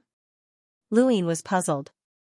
The maiden replied, the ancient Daosaur sect's lockbreaking experts used to lockbreak here, and it was easy for them to draw in the fog and preserve the scenes of their lockbreaking. Even after countless years, those who are lucky can encounter the fog, which is equivalent to personally experiencing lockbreaking, and their understanding of lockbreaking will improve greatly. Luin understood, as this was a video replay. The difference was that this was of a higher level, and it was equivalent to personally experiencing it. Is there a lot of that fog? Luin asked. The maiden shook her head. I'm not sure. Over the years, very few people have been able to reach the Enlightenment platform, and only those at the Realmling level have been able to do so. However, there are very few lockbreakers among the Realmlings. That's true, but after so many years, there should be a lot of them. Luin sighed. The maiden did not refute him, as this was the truth. Even if only one person reached this place every 100 years, countless years had passed, and it was very difficult to calculate the number of cultivators who had come here. This would depend on how many Dowsor sex experts had lockbroken here and how many years had passed. The last time I came here, I absorbed a strand of grey fog, and my lockbreaking experience has improved greatly, the maiden said. Just as she finished speaking, a strand of grey fog suddenly appeared from the white fog that had originally surrounded the platform, and it slithered around like a small snake. The maiden's eyes lit up, and she waved her hand. That strand of grey fog was pulled over, and she pushed it towards Luin. For you. Luin was stunned, and he looked at the maiden. This is your lockbreaking experience? The maiden nodded. Luin felt strange. That can't be, right? This was very precious, especially when breaking through to become a boundless advanced lockbreaker. To this maiden, its value was immeasurable, but she was giving it to him just like that? He was in slight disbelief. It couldn't be poison, right? The maiden could probably sense Lu Yin's hesitation, and she waved her hand again, and the grey fog was sucked into her body. She then sat down and seemed to be comprehending something. Luin just looked at her like that. As time passed, the maiden's hands subconsciously moved, as if she was lockbreaking. However, it was just movement, and there was no star energy involved. After half a day, the maiden opened her eyes, and they shone brightly. She met Lu Yin's curious gaze and said, I was just a little bit away from breaking through to the boundless advanced lockbreaker level. Thank you for giving it to me. Luin was speechless.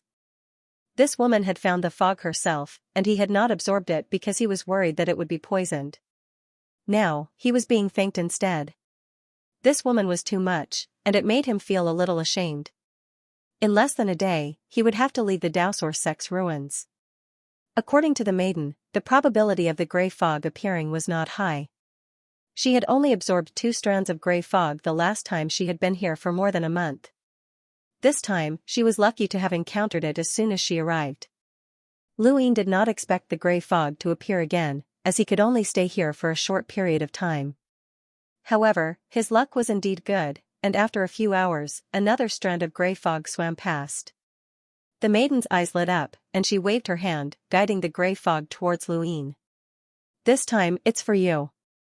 Luin did not hesitate and took a deep breath, causing all of the grey fog to flow into his nose. At the same time, his mind trembled, and he hurriedly sat down. Everything in front of him had changed, and he had become another person. That was not accurate, but rather, his perspective had been switched to another person's body. In front of him was a triangular source box that was dozens of meters tall. The source box's surface was covered with strange diagrams that were not engraved or branded. Instead, they were formed from the accumulated energy that had been sealed away for so long. There were also dozens of illusory figures all around the source box, forming a formation. They were bursting with an indescribable murderous aura that soared into the sky, and even outer space could not withstand it.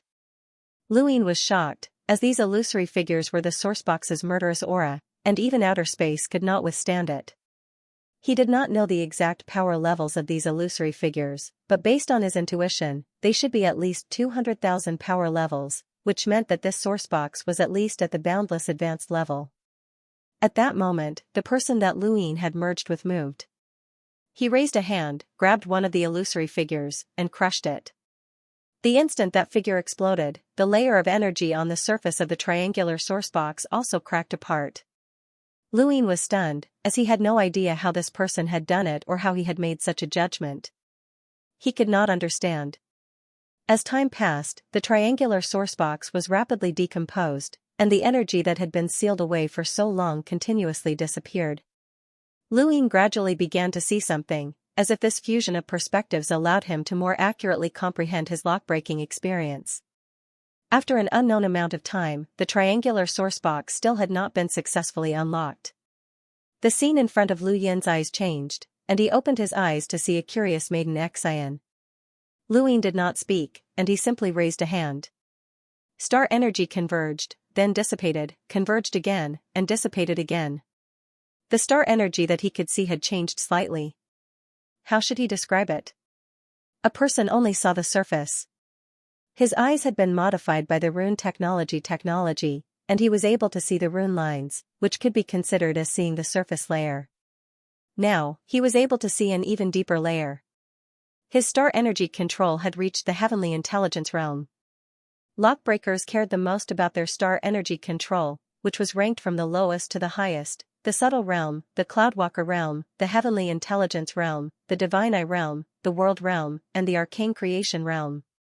Luin did not know what level the lockbreaker who had unlocked the triangular sourcebox had reached, but after experiencing that lockbreaking experience, his star energy control had reached the heavenly intelligence realm. In other words, if he were to return to the innerverse at this moment, his astral phenomena would suppress his power level by 200,000, and Enlighters would no longer have an advantage over him in terms of star energy control and battle experience. He would not need to use a secret technique or the true scripture of Aeon evolution to weaken his rune lines, and he would be able to face off against an Enlighter with a power level of 300,000 to 400,000. If he were to duel with Elder Song at this moment, he would not have to fight so hard. This was one of the benefits of advancing his star energy control. Unfortunately, he had not been able to see what had been gained from unlocking the triangular sourcebox. He was very curious, as that murderous aura was like that of a battlefield. "How long has it been?" Luin asked as he looked at Maiden Xian. The maiden replied, 14 hours. Luin calculated the time and was shocked. It had only been 14 hours, but that person had already unlocked more than half of the triangular sourcebox. That person's lock-breaking level had to be terrifyingly high.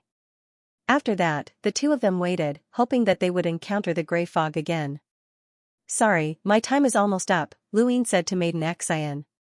She nodded and calmly replied, "Come back when you have time. I might be stuck at the primordial platform for a while until I break through to the boundless advanced realm." Luin grunted and then looked around. The scene before him changed, and he left the ruins of the Daosource sect and returned to the secret room in King Zishan's palace. Luin stood up and raised his hand. This time, he did not feel his star energy control, but rather his one son. He had absorbed all of the cauldron's cauldron chi, and his one son of the 9 suns cauldron transformation was considered complete. Genius, memorize this address in 1 second. Mobile version reading website. Star energy gathered in his right palm, and a sun slowly rose into the air. This sun was still as resplendent as ever, and it emanated a terrifying aura. However, unlike before, this sun was solid, and Luin felt as if he was holding an actual sun in his palm. It was scorching hot, magnificent, and indestructible. Luin could sense Yang's power, and it was much more powerful than before. It had a golden outline, and it was very beautiful. As the sun slowly dissipated, Luin took a deep breath and walked out of the room. He had been in seclusion for almost a month. The heated discussions about the Great Eastern Alliance in the outside world should still be ongoing. Lu Yin's guess was not wrong. The Great Eastern Alliance had doubled in size in a short period of time, and they had even obtained the Hall of Tai Mo. Even their old enemy, Wei Rong, had announced that he was joining the Great Eastern Alliance. The shock that this had brought to the Outerverse was unimaginable. The formation of the Central Weave's allied army was surprisingly quick, and nobody was holding them back. The dozens of Weaves only wanted to form an allied army as soon as possible so that they could stop the Great Eastern Alliance in the east. It wasn't just the Central Weaves, the Western Weaves were also terrified. They had secretly sent many experts to join the Central Weave's allied forces, providing them with resources, as well as assisting in the construction of military express routes. Because of the Great Eastern Alliance, the entire Outerverse was no longer as scattered as it had been in the past. If the military express routes were used as normal civil aviation routes, then everyone's travel time would be reduced by a third, which was equivalent to reducing the outerverse territory by a third. The number of Allied forces in the Central Weaves far exceeded that of the Great Eastern Alliance, and the speed at which they were building up their forces was rarely seen in the world. Countless media outlets had commented that they had been shocked by the Great Eastern Alliance. When Luin walked out of the secret room, he was faced with such a situation. To the west of the Great Eastern Alliance was the entire Central Weaves Allied army's defensive line. If a battle really broke out, then it would be equivalent to starting the largest war in the outerverse. Even if Luin had special privileges, the Hall of Honor would not allow it. In reality, while Luin had been in seclusion, the Hall of Honor had sent him several notices, telling him not to start a war. This was not a small-scale war like the one that had invaded Armament Weave.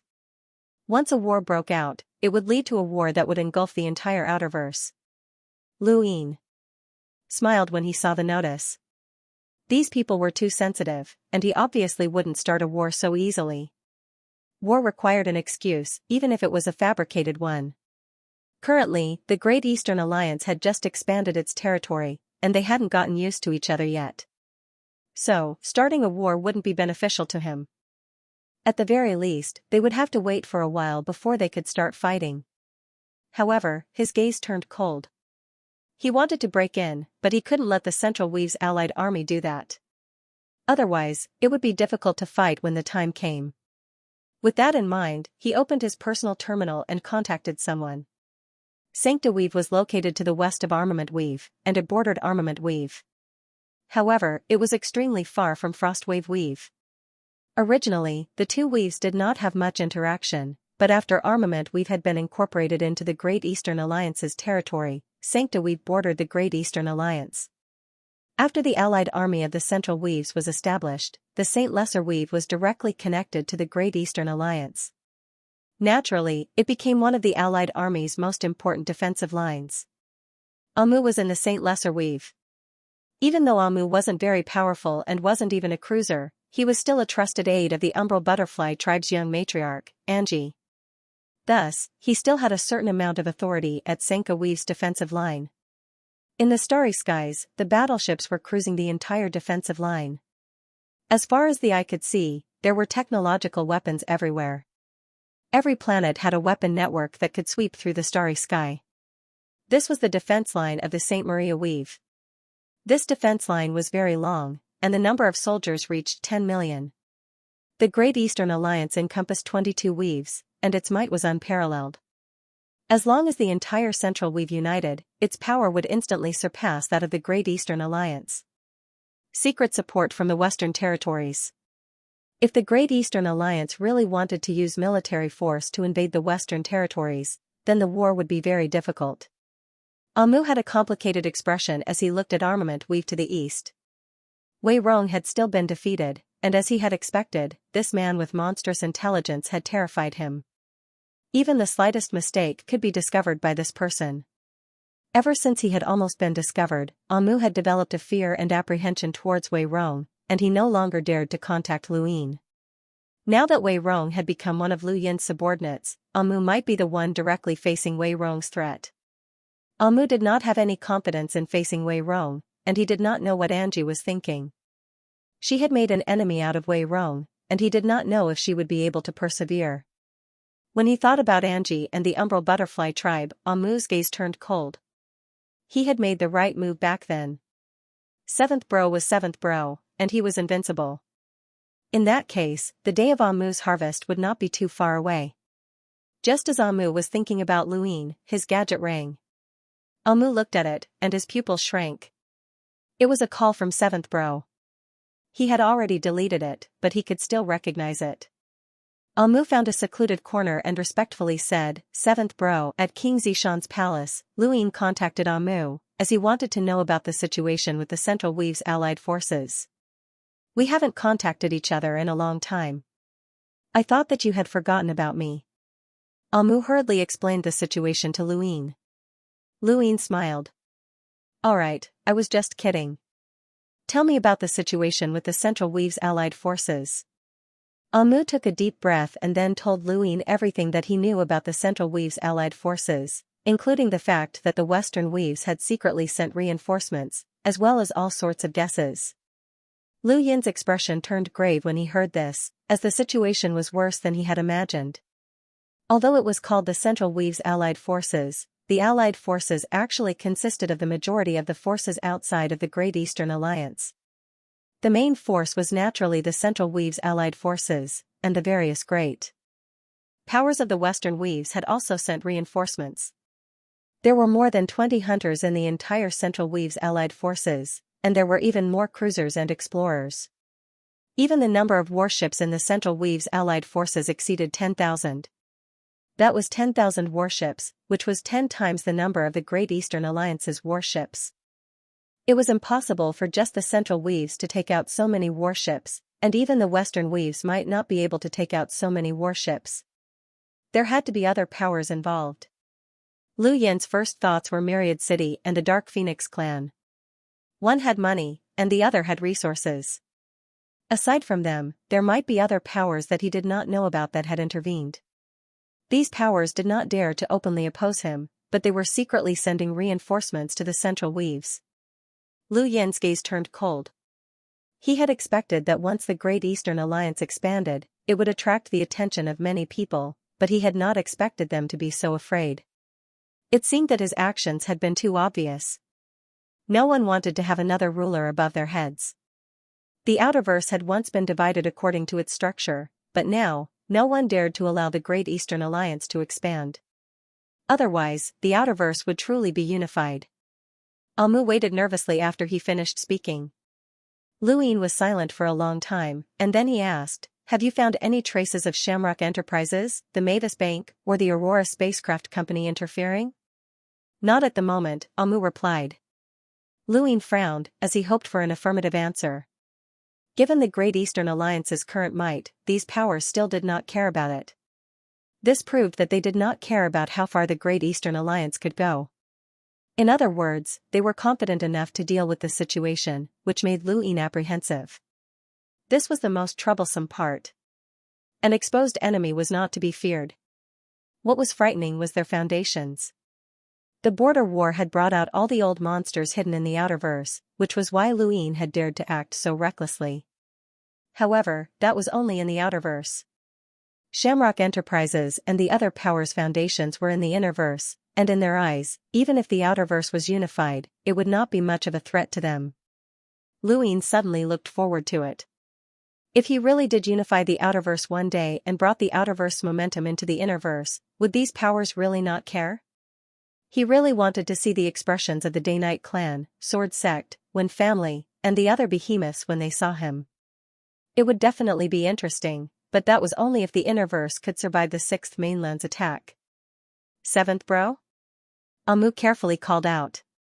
Lu Yin said, "Tell me everything you know about the Allied Army's generals." "The more, the better." Amu was puzzled.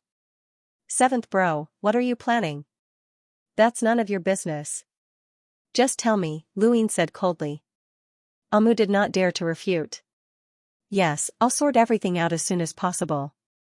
The Central Weave's allied army had just been unified, and the powers behind them had done everything they could to unite and resist the Great Eastern Alliance. Since that was the case, Lu Yin would not let the allied army have an easy time. If he was going to play, then he was going to play big.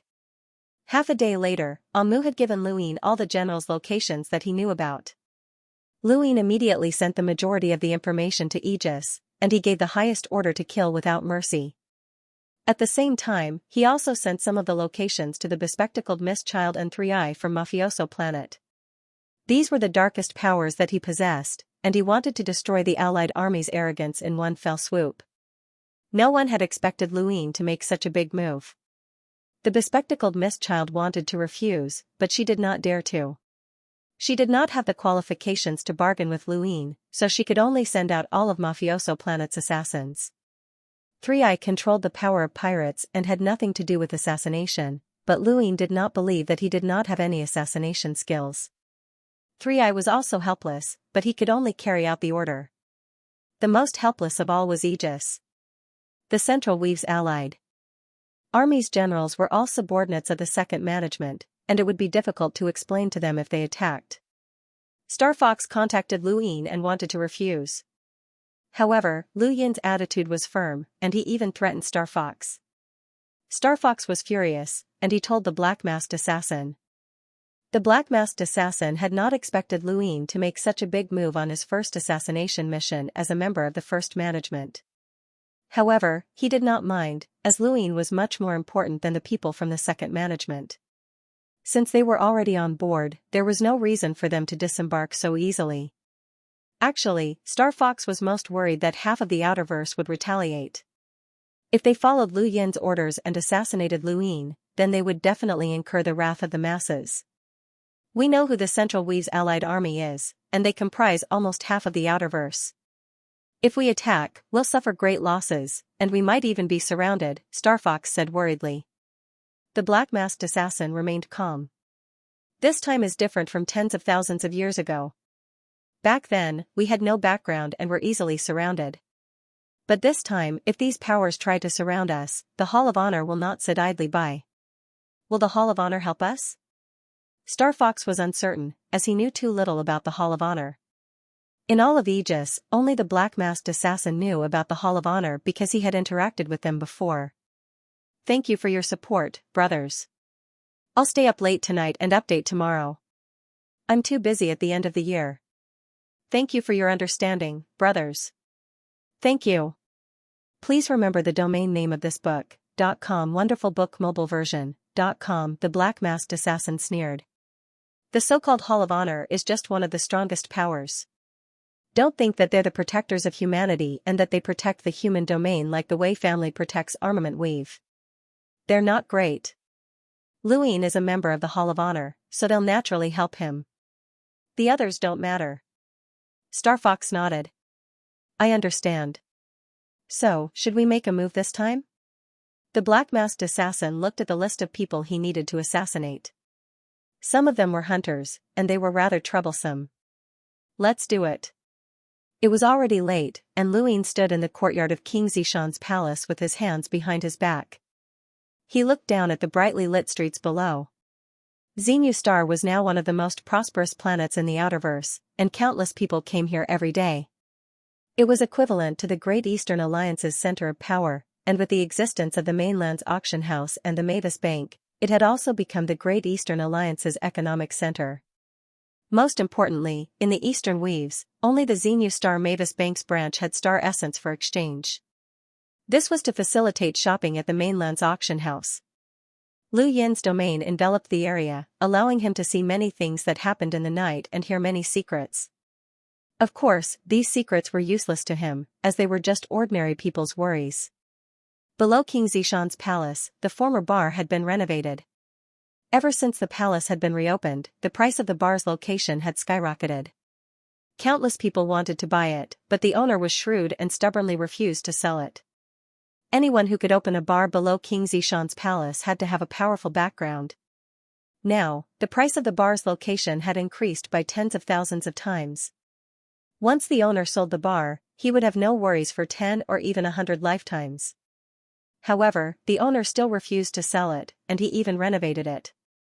Batch after batch of people entered the bar, but they all returned in disappointment. For some reason, the bar's doors and windows had been opened, and passionate music could be heard from within. The music made one's blood boil, and many people gathered outside the bar to party on the streets. The Imperial Guards wanted to chase them away, but Lu Yin stopped them. He felt that the music suited his mood very well.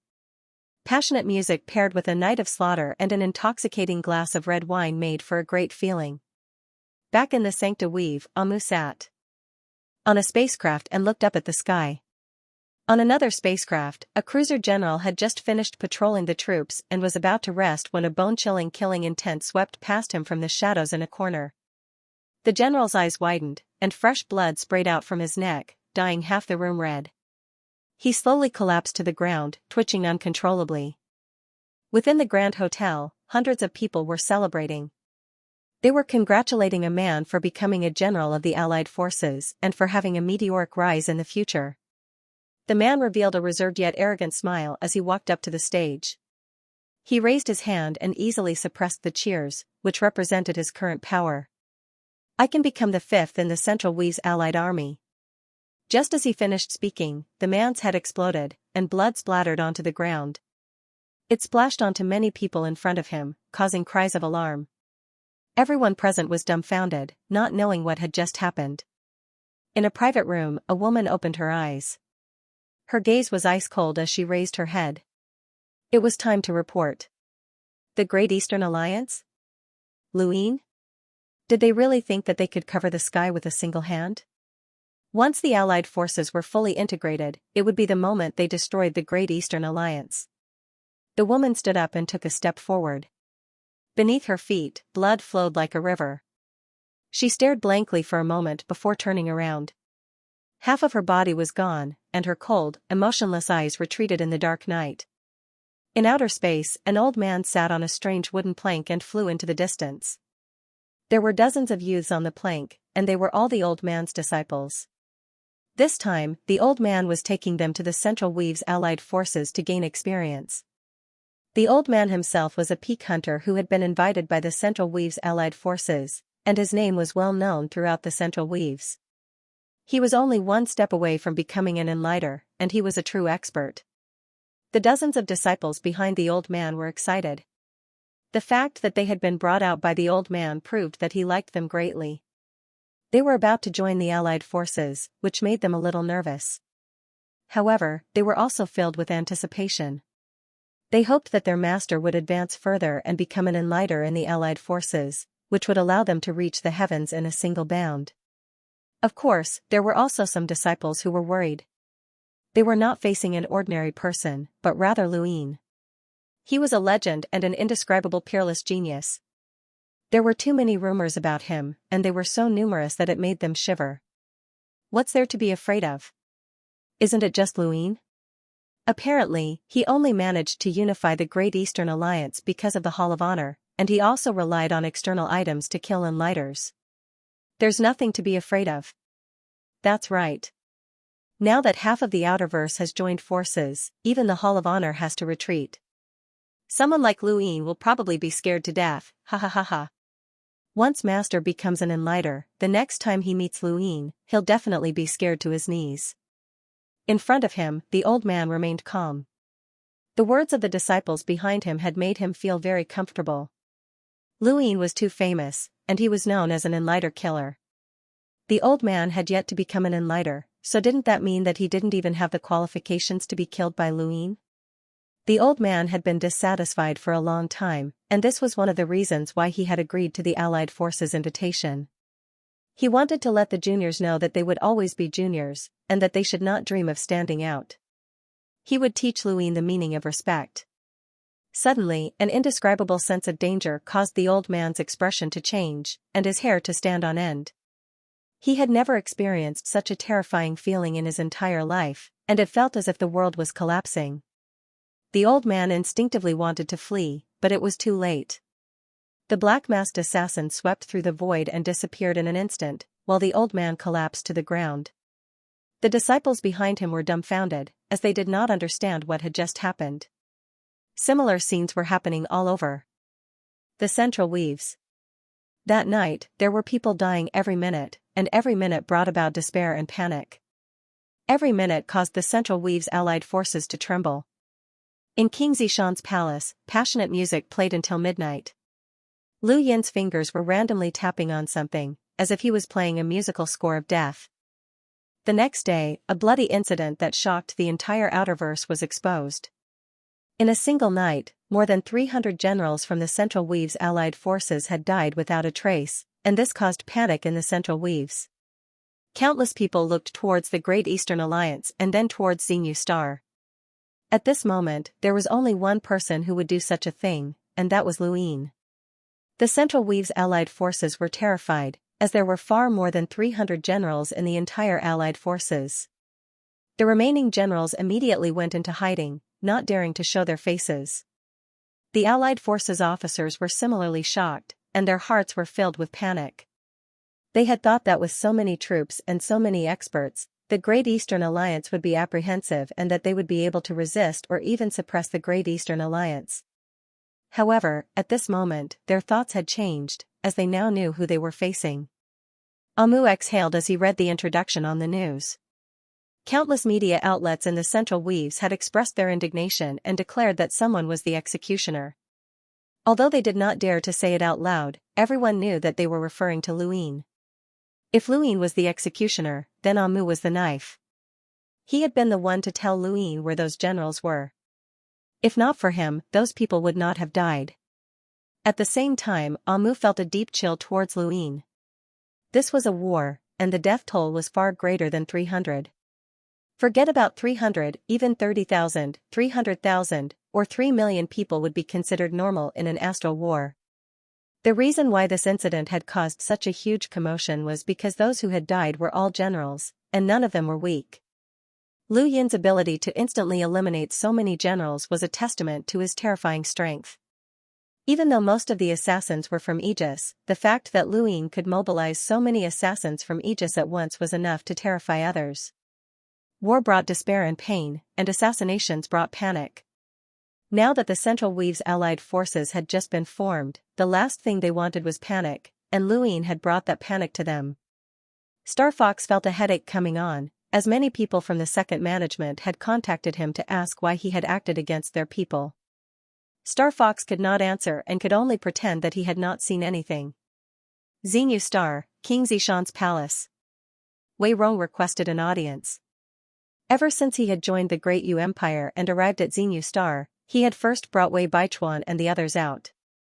At the same time, he had also brought the members of the Wei family out of Myriad City and back to the Wei family's homeworld.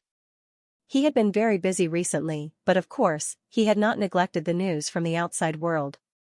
This time, Lu Yin had killed more than 300 generals, and Wei Rong felt that it was time for him to have a good chat with Lu Yin.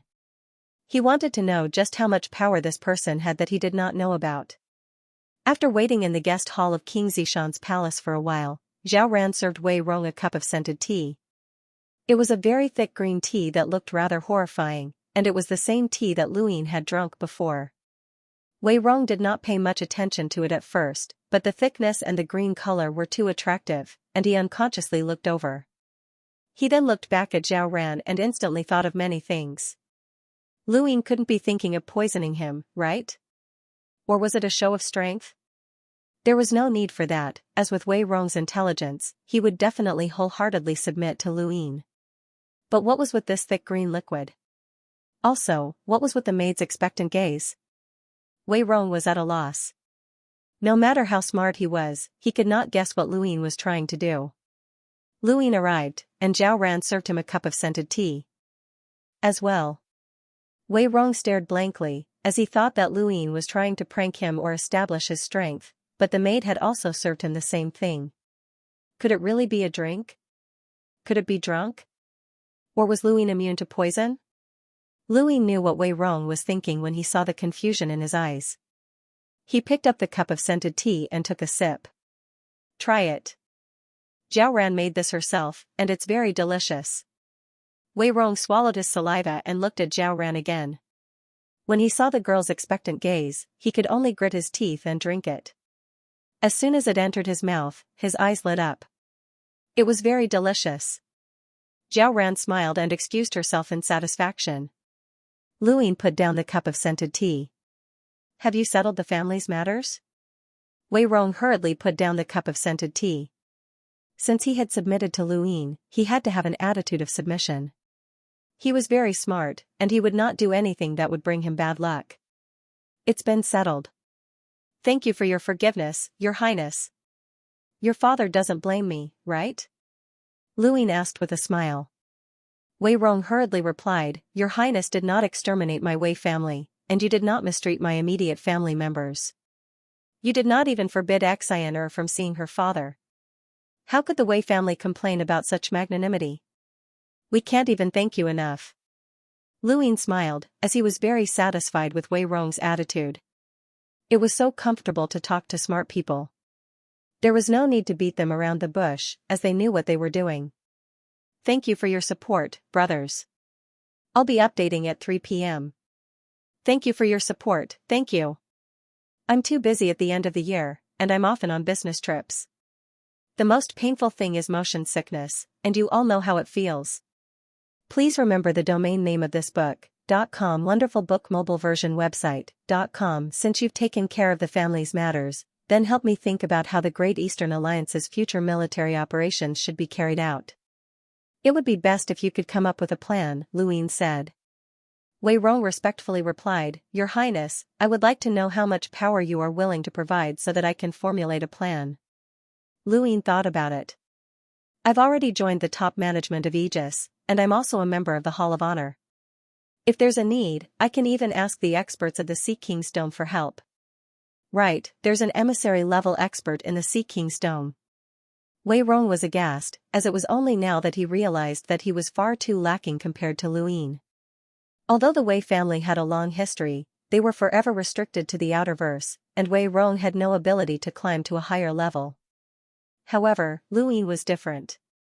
He had only cultivated for 10 years, but he had already surpassed the Wei family, and the people that he had befriended were not people that the Wei family could compare to. This was what it meant to be a genius. Everyone had different opportunities, and their futures were different as well. He lacked Lu Yin's fortuitous encounter, and even more so, he lacked that unique talent. Understood. I'll go and discuss the plan with Wang Wen. Not long after, Wei Rong took his leave, and Luine watched him leave with a look of anticipation. Wei Rong had just mentioned that he had a backup plan in the Umbral Butterfly tribe. Back then, he had had a close relationship with Angie of the Umbral Butterfly tribe, and she had even become his woman. With his scheming nature, he would not be swayed by emotions, and he had long since planted a backup plan in the Umbral Butterfly tribe. Now, he was taking it out as a gift to show his loyalty. Just like how Wang Wen had given Wei Rong to Luine, Wei Rong had also given the Umbral Butterfly tribe to Luine. Luine did not tell Wei Rong about Amu. Although Wei Rong had pledged his allegiance to Luine, there were still some things that were best kept hidden. After all, it was impossible to know what a person's heart was thinking, especially when it came to such an intelligent person. Due to the deaths of their generals, the central region was in a state of panic. The various major powers tried their best to pacify the people, but to no avail. Many of the generals were so frightened that they didn't dare to go out, and they had their soldiers stand guard outside, killing over 300 people in one go. Although the military isn't too strict about keeping the location of their generals a secret, only an insider would be able to find out the location of so many people so quickly. Furthermore, his position isn't low, Ghost Wuzong said in a cold voice. There were dozens of leaders of the major forces in the Central Territory on the screen, and some of them had hidden their appearances. Ghost Sect Master, are you saying that there's a traitor among us? One of them asked in a hoarse voice. Gue Wuzong replied, That's right. There are definitely spies, but this one is different. He was able to find out the location of more than 300 generals. If it weren't for the fact that the Great Eastern Alliance is lacking in power, he could have even exposed the location of all of the generals. This person might even be one of us. Ghost Sect Master, there's no need to exaggerate things. It's not difficult to find out the locations of the various generals. It's not just us, many of the Alliance Army's higher-ups can find out as well. Don't be suspicious so casually. It'll affect our unity, said Angie. As the representative of the Umbral Butterfly race, she had participated in this meeting. Gue Wuzong looked at Angie on the screen. Then I'll be frank. Angie, I suspect you. Everyone else looked at Angie with flickering eyes. Angie was furious. What is the meaning of this, Sect Master Ghost? Everyone knows that you have a close relationship with Wei Rong, and your relationship has already surpassed that of ordinary friends. Now that Wei Rong has sided with Luine, what about you? Will they be convinced to join him as well? Gue Wuzong asked coldly. Everyone else stared at Angie, as these words were not without reason. Angie was furious. Wei Rong is Wei Rong. He's useless and was defeated by Luine. I will never want someone like him, so how can I be convinced by him? I'm the young matriarch of the Umbral Butterfly tribe, and I'll be in charge of the Umbral Butterfly weave in the future. Sect Master Ghost, please watch your words. Gue Wuzong did not continue to question her. Someone else spoke up.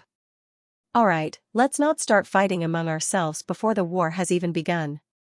Everyone has the same goal. The Outerverse's various weaves were doing well, but Luin just had to come and mess things up. Our goal is to deal with him, not to fight among ourselves. Sect Master Ghost, if you don't have any evidence in the future, then don't say such things. Gue Wuzong calmly replied, I'm just guessing. I'll find evidence. Angie stared at Gue Wuzong coldly and clenched her fists. Ever since news had spread that Wei Rong had joined the Great Yu Empire, she had been in a terrible mood. She had taken a liking to Wei Rong because of his breadth of mind, boldness, and confidence that he would be able to control everything in the future. She had even given herself to that man, but in the end, that man had actually been defeated and humiliatingly subdued by the enemy. Gue Wuzong's words made her even more irritable. If not for the Allied armies meeting, she would have immediately left. Right now, she wanted to find Wei Rong and interrogate him about why he had submitted to the enemy and why he was so weak. She really wanted to personally destroy that man. The Allied armies meeting in the Central Weaves ended after a little more than 2 hours, and they did not come up with any meaningful conclusions. However, everyone still felt uncertain. This time, Lu Yin's target had been the Allied army's generals, but would he target them next time? Their strength might not necessarily surpass those generals, especially since there had been a peak hunter among those who had been assassinated. This assassination attempt had allowed the Outerverse to see Lu Yin's hidden strength, which made them even more fearful of him. After the Allied army's meeting ended, Angie walked to the top of a tree and breathed in the plant's fragrance. Her depressed mood eased a little, but at that moment, her gadget beeped. She glanced at it, and her face sank. It was Wei Rong. You still have the nerve to contact me. Angie's voice was filled with anger and disappointment. Wei Rong was flabbergasted on his screen. Who made my little Angie angry? Angie angrily retorted, you coward. Where did the courage you had when you schemed against Source Peak Planet go? Where did your ambition as a navigator go?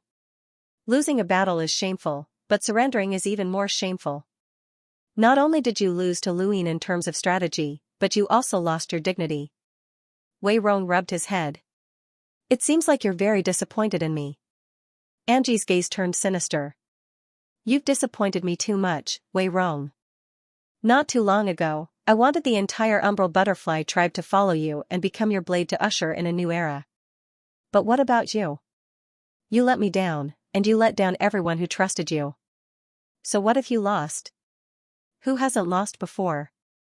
At worst, you can start all over again. But you actually surrendered to Luin. Don't tell me that this was all part of your plan. I'm not stupid, and neither is Luin. Wei Rong sighed. It seems like your love for me has turned into hatred. In that case, there's no need to say the words that I originally wanted to comfort you. Angie sneered. Comfort? How are you going to comfort me? Not only do I hate you now, but I also look down on you. Wei Rong's gaze turned cold.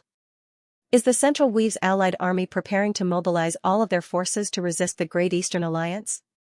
Angie laughed. So you want to use me to find out about the Allied army's movements? Wei Rong, not only did you lose your dignity after losing to Luin, but your intelligence also dropped. Did you think that I would tell you? Even if you don't tell me, I can still guess. In order to deal with Lu Yin's various methods, the Central Weaves must have implemented some policies. For example, past mistakes can be forgiven, and powers that have been enemies for generations can temporarily reconcile with each other. More importantly, you're also thinking of ways to attract experts from the Western Weaves to join you. You're not just representing the Central Weaves, but also half of the Outerverse, Wei Rong slowly explained. Angie stared at him. Even if you're right, so what? You can't stop it. Wei Rong fell into deep thought. After a while, Angie suddenly changed the topic. Wei Rong, I know that you're unwilling to submit to Luin, but your family is in his hands. He's probably using your family's lives to threaten you. That's right. Wei Rong did not retort, and he calmly looked at Angie. Angie gently said, Give up. You have great ambitions, and the Wei family should not be a burden to you. Are you really willing to give up on your dreams for the Wei family?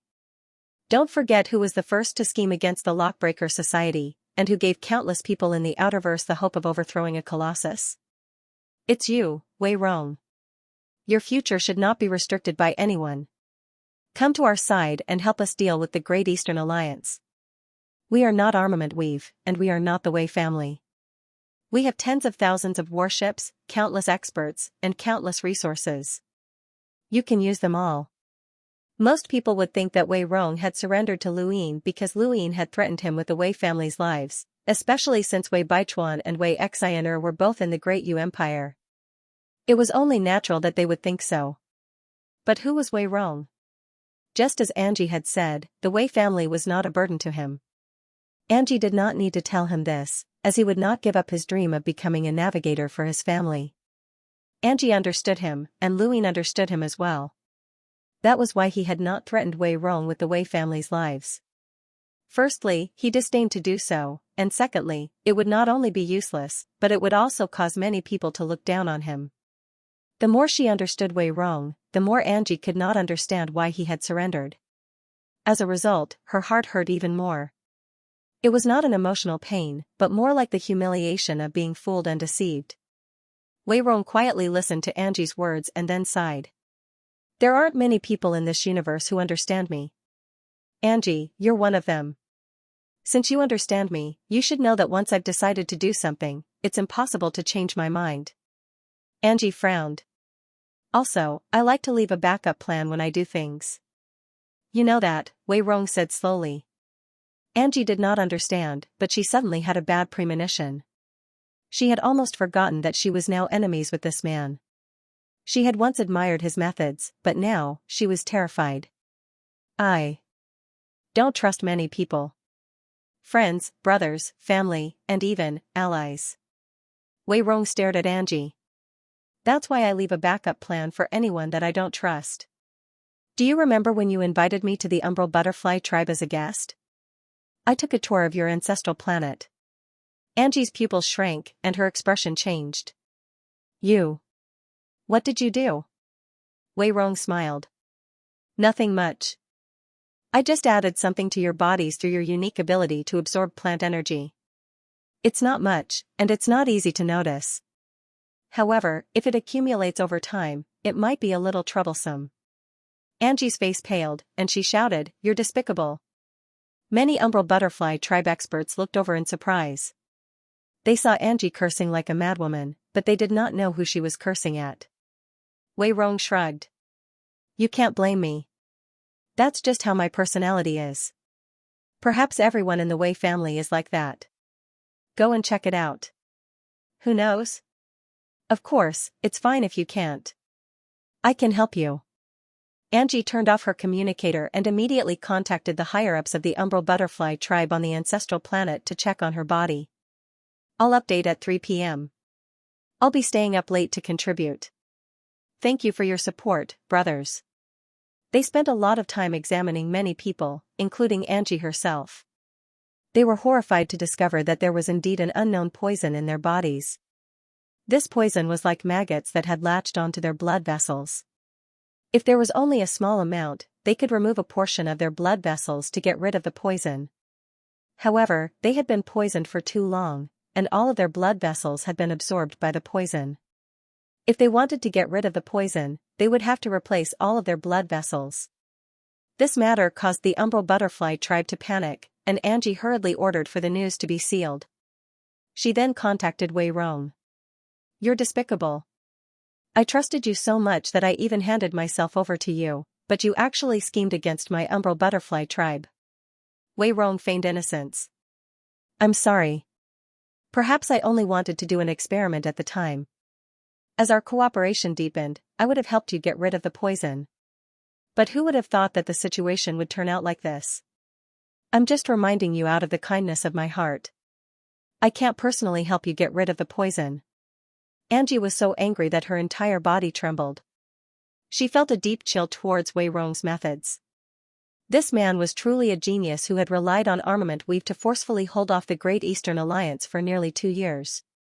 He had countless backup plans, and he definitely did not only target the Umbral Butterfly tribe. He also had methods to deal with other races in the universe that he had come into contact with.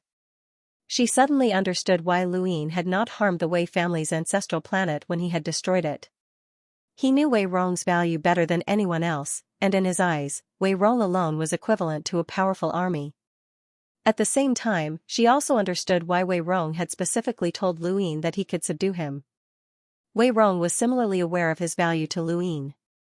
Everything that the two of them said and did would affect the future, and it was not something that she could understand. "What do you want?" Angie asked through gritted teeth. Wei Rong smiled. "I need all of the generals in the Central Weave's allied forces and their connections. I need the most detailed information on them." "Impossible. I won't betray the Central Weaves," Angie bellowed. Wei Rong's tone was relaxed. "If the Central Weaves join the Great Eastern Alliance in the future, you won't be considered a traitor. Instead, you'll be considered a hero. You'll be the one who brought them on a long voyage so that they won't be swallowed by the waves." "Angie, you're very smart. Think about it yourself." Lu Yin had not expected Wei Rong to have made a move against the Umbral Butterfly tribe so early on. This person's methods were too well hidden. Fortunately, Lu Yin had the ability to restrict Wei Rong. Otherwise, if it had been any other person, Lu Yin would have rather killed Wei Rong than use him. In Wei Rong's words, as long as he could get his hands on the connections between the various great forces of the Central Weave's allied army, he would be able to destroy the allied army within 2 months.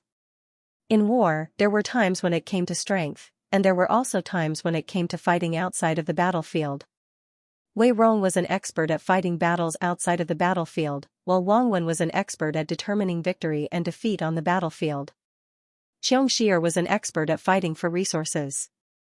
All three of them were different in their own ways, and Lu Yin sometimes thought that if he could gather all three of them as his subordinates, then he would truly be invincible in the Outerverse, unless there was someone who could crush him with absolute power. Unfortunately, this was impossible. There was no one in the Outerverse who could suppress him, not even the Hall of Honor. At the very least, he still had Mr. Mu. Angie did not think about it for long before agreeing to Wei Rong's conditions. The Umbral Butterfly tribe did not want to join the Great Eastern Alliance because they did not want to be restricted. This was not a calamity that would wipe out their entire tribe. It was just an alliance, not a submission, so it was not that serious. However, if they did not agree to Wei Rong's conditions, then they would be in deep trouble. Even if they could cure the poison, the price they would have to pay would not be light. Compared to joining the Great Eastern Alliance, this was a price that they were not willing to pay. This was because they were on the ancestral planet, and the people who had been poisoned all had very high statuses. Losing even one of them would cause a huge commotion. Even more important? Angie was truly trembling, as she was afraid of Wei Rong's methods. Just as she had said, the amount of admiration she had for Wei Rong in the past was equal to the amount of fear she had for him now. With Lu Yin in the mix, she really did not have the courage to make an enemy out of him. She had joined the Central Weave's allied army because of her pride, but once that pride was destroyed by Wei Rong, then she would be nothing more than a little girl. She might not even be as bold as Amu. Many people had tried to contact Lu Yin during this period of time, especially the leaders of some of the Central Weave's powers. They had tried their best to contact Lu Yin and sound him out, but Lu Yin had rejected them all. He did not have the time to deal with these people. If he had the time, then he might as well spend it on cultivation. His gadget beeped again, and Lu Yin was surprised to see that it was actually the old smoker. Ever since the battle in Armament Weave, Lu Yin had not contacted the old smoker, and the old smoker had not contacted Lu Yin either. Assassins generally did not take the initiative to contact their employers, but the old smoker had actually taken the initiative to contact Lu Yin. Lu Yin turned on his screen, and the familiar smoke floated out to form words. "Is there anyone you don't like? My fee is cheap." Lu Yin felt strange. "You're lacking natural treasures?" The smoke floated around for a while, and then it seemed to hesitate. "Yes."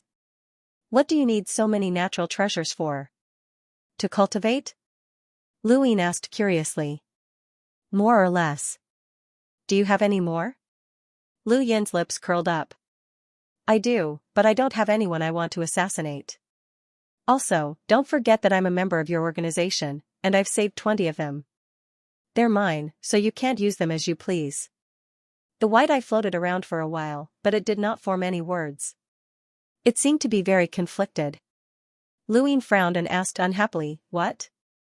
You've already used them? They're mine once I'm a member. You can't take them back." Luin laughed. 20 natural treasures that can help you avoid danger. That's enough to hire you to kill at least 10 people. If the people you want to kill aren't that strong, then killing 20 won't be a problem. There aren't that many people in the Outerverse who are worth hiring you. Central Weave's allied forces. No need, I already have Aegis, Luin said directly. The old smoker did not reply. The white smoke continued to float around, occasionally forming words that quickly dissipated. It seems like you're really lacking natural treasures. How about this, I'll give you a chance. I'll give you as many as you want, Luin said, his tone full of temptation. Condition. Lu Yin's eyes narrowed. Join the Great Yu Empire and become the captain of the Second Imperial Squadron. Every year, I'll give you 100 natural treasures that can help you avoid danger. The old smoker did not respond. Luin continued to tempt him. Only I can afford such a condition. You can decide for yourself if you want, or you can try to assassinate me. But I'm warning you, if you try to assassinate me, you'll become the target of the entire Hall of Honor. No one will dare to hire you, and you'll never be able to obtain any natural treasures. The old smoker still did not respond, but he did not hang up. Luin did not either, and the two continued to waste time. After half a day, the white smoke finally formed words. I can join, and I'll carry out your orders. However, I won't let you see me. I can help you train the Second Imperial Squadron, and I'll do all the duties of the Second Squadron. Deal. Luin was delighted. This was exactly what he wanted. It didn't matter if he couldn't see the old smoker now, he would eventually meet him. The 13 Imperial Squadrons of the squadrons, only the 13th Squadron was without a captain. However, Peach, Shalash, and Rocky Anna were not strong enough, and Luin wanted to replace them, but he couldn't. Peach had the Temple of Taima behind her, and she could have their experts join the 6th Squadron to assist her. Rocky Anna represented the Anna family, which had become Lu Yin's blade. They had helped him eliminate many people he disliked, and he had promised that he would always be their captain. Shalash was the only one who could be replaced, but he couldn't find a suitable candidate. Now that the old smoker had become the captain of the Second Squadron, the Great Yu Empire's strength had greatly increased, and it also had a greater deterrent effect. This was exactly what Luin wanted. He didn't know what day it was today, but good news kept coming. After the old smoker had joined the Great Yu Empire and become the captain of the Second Squadron, the people from Northline Flow Zone had been discovered by the Thousand Eyes pirates, and they were hiding somewhere. Northline Flow Zone had originally been on good terms with Luin, but Granny Chan had purposely leaked information about how he had killed Enlighters, which had nearly cost him his life. After that, she had tried to instigate Top Mist to participate in the assassination attempt.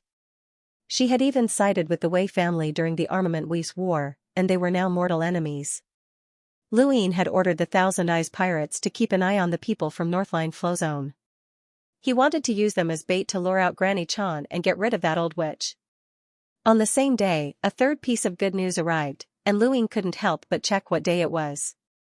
To the north of the Central Weaves, a high temperature had appeared at the border between two weaves.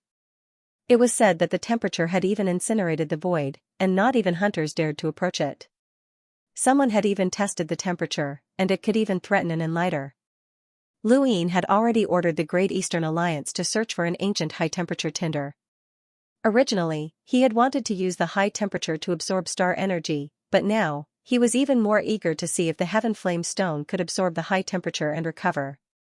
Using the Heaven Flame Stone to cultivate was just too fast, and he had become addicted to it. After finding out the location of the high temperature, Luin immediately took a spacecraft and headed there, not wanting to waste even a minute. This was the benefit of being in an alliance. As long as there was something that he needed, he would be able to quickly find it. A few days later, Luin looked at the distorted space in front of him and frowned. The temperature was high, but it wasn't as majestic as he had imagined. The current temperature wasn't enough to pressure him, and it was far less than the heat that the Heaven Flame Stone had released at the beginning.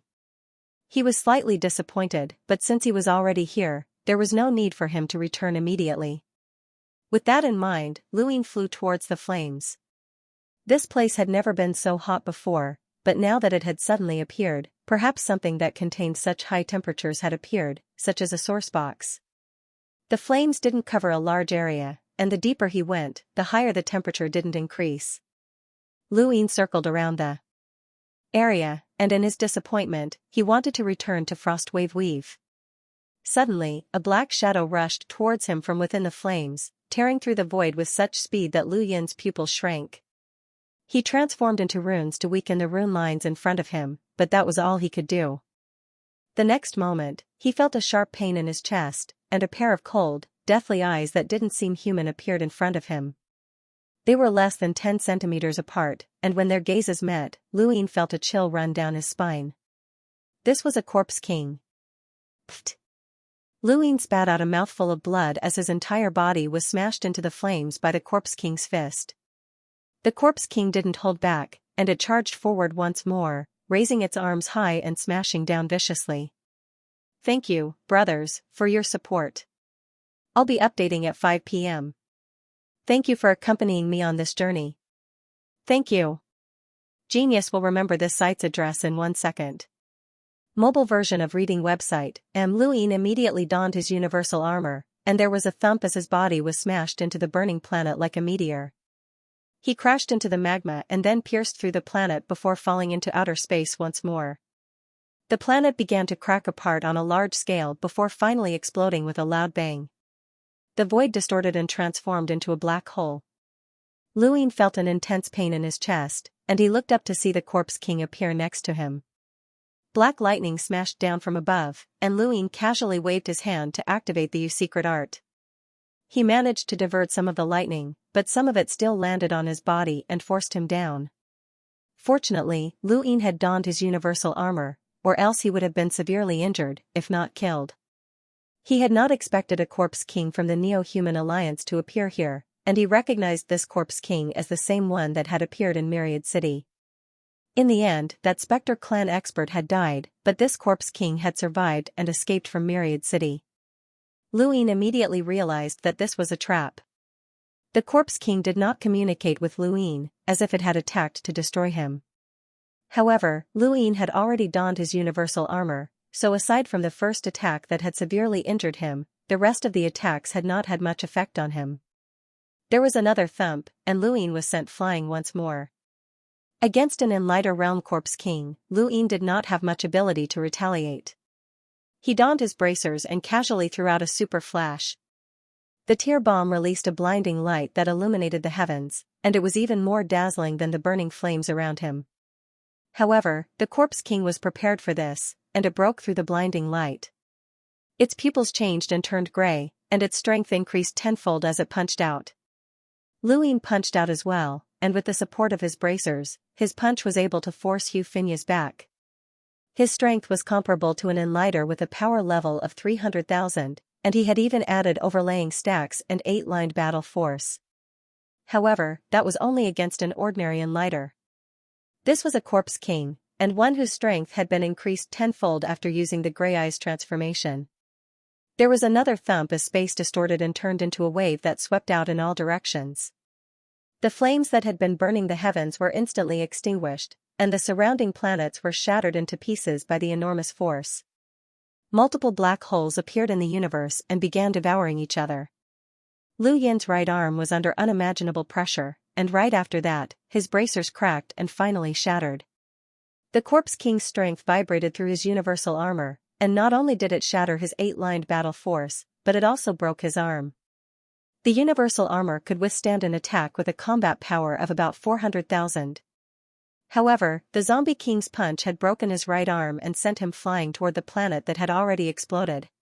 Lu Ying clenched his teeth as forcefully as he could see that the corpse king. To the corpse kings. Lu Yin's attack, but the corpse king's punch instead. Lu to block, the corpse king, but the corpse kings. And Lu Ying, the corpse kings, and the corpse king's fist. However, the corpse kings, and but two, the corpse. The corpse king. This corpse. Cly. It. To the end to a t to the face. King. The corpse. A Luin. It. To the end. To that. This was Lu Yin's first time fighting against a powerhouse with a power level of over 300,000, and he had been suppressed from start to finish. The Corpse King's fist was filled with a ferocious destructive power that was accompanied by a terrifying physical strength. Lu Yin raised his hand and gathered star energy. First Sunday there was a boom as his physical body collided with the star energy. Lu Yin extracted almost all of the star energy in his body and used the most powerful first sun he had ever unleashed. It shone like a real sun as it forcefully collided with the Corpse King. Space was torn apart as countless cracks extended outwards. Lu Yin roared, and his pupils turned into runes once again to weaken the Corpse King's rune lines. The Corpse King's fist punched into the first sun, causing green smoke to billow out.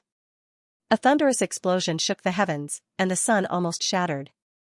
Blood flowed from the corners of Lu Yin's eyes, ears, and nostrils. His pupils turned into runes that spun wildly as they continuously weakened the Corpse King's rune lines. There was a boom as the first sun completely exploded. The shockwave swept through the surroundings, causing space to undulate like waves. This was the first time the Corpse King had been forced back, and its fist had turned black as it had been burned by the first sun. However, compared to the Corpse King's terrifying physical strength, this injury was nothing. Lu Yin panted heavily. His right arm had been broken, and his left hand was trembling uncontrollably because he had used all of his strength to unleash the first sun. The injury on his chest had worsened, and blood was flowing out of the corner of his mouth. He looked battered and exhausted. "Is this the despair you've brought me?" Lu Yin shouted as he stared at the Corpse King. Across from him, the Corpse King did not say a word. Its eyes were deathly still as it stared at Lu Yin. It slowly raised its right fist, and its body suddenly vanished as it launched another attack. At the same time, Lu Yin caught sight of another black shadow out of the corner of his eye. The Corpse King's rune lines were not much weaker than the Corpse King that he had just fought. Another powerful enemy. The Neo-Human Alliance had not given him a chance to live, and they had set up a trap by sending out 2 Enlighter Realm Corpse Kings. This should be the Corpse King that had stolen true insight back in Myriad City. Against these 2 Corpse Kings, even Elder Lohar would have died without a doubt. However, Lu Yin was Lu Yin, not Elder Lohar. He had plenty of methods and external items. There was a thump as Lu Yin's abdomen suffered a heavy blow, followed by his back. He received dozens of punches in a row as the 2 Corpse Kings took turns attacking him in an attempt to break through his universal armor. Even though his universal armor could withstand attacks with a power level of close to 400,000, it was still difficult for Lu Yin to withstand the impact of the 2 Corpse Kings' attacks. Lu Yin took advantage of the opportunity, and just as the 2 Corpse Kings attacked from the same direction, 5 beads appeared in his hand. One of the beads disappeared and transformed into Yuanshir's power that merged into his body. He raised a finger and activated it with Yuanshir's power, causing an attack with a power level of 300,000 to appear out of nowhere as he pointed at the 2 Corpse Kings. Dream Finger. The Dream Finger caused the void to solidify. What accompanied it was not the piercing attack that he had used before. Instead, a snow-white finger that had been magnified countless times appeared behind Lu Yin. It was as if it had descended from the heavens, and the 2 Corpse Kings did not even have the chance to resist as their skulls were shattered. Space itself was split into 2, and an incomparably terrifying might extinguished the flames and split the stars, sending the 2 Corpse Kings to an unknown distance. At the same time, in an unfamiliar region of space, a pair of clear eyes opened, and her gaze landed on the outerverse of the 5th mainland. Pfft! Lu Yin spat out a mouthful of blood and fainted. His injuries had been too severe, especially from the initial punch. As the battle progressed, the pain had only intensified. However, before he fainted, he had eaten an ancient pill that had increased his rune lines to the level of an Enlighter. This pill should be able to heal the injuries of an Enlighter, and it would be even more effective for Lu Yin. In a distant region of space, a giant spacecraft sped over. There were dozens of people aboard, and although there were not many of them, they were not weak. The weakest among them was an explorer, and the Endless Borders logo was carved onto the spacecraft.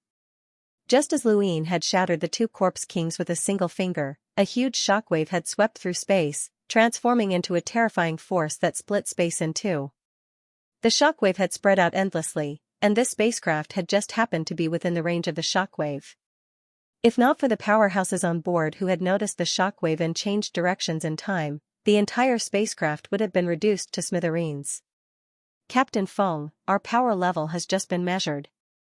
"It's 390,000, a calm-looking youth exclaimed in surprise. Behind him were two old men who seemed to have experienced the vicissitudes of life. One of them had the name Captain Feng, while the other had the name Captain Hua. The Windflower team was one of Endless Borders' exploration teams. Endless Borders' predecessor had been the Adventurers Guild, which had gathered countless cultivators who loved adventure. The essence of the universe was exploration, and some people believed that the essence of cultivation was to explore the universe.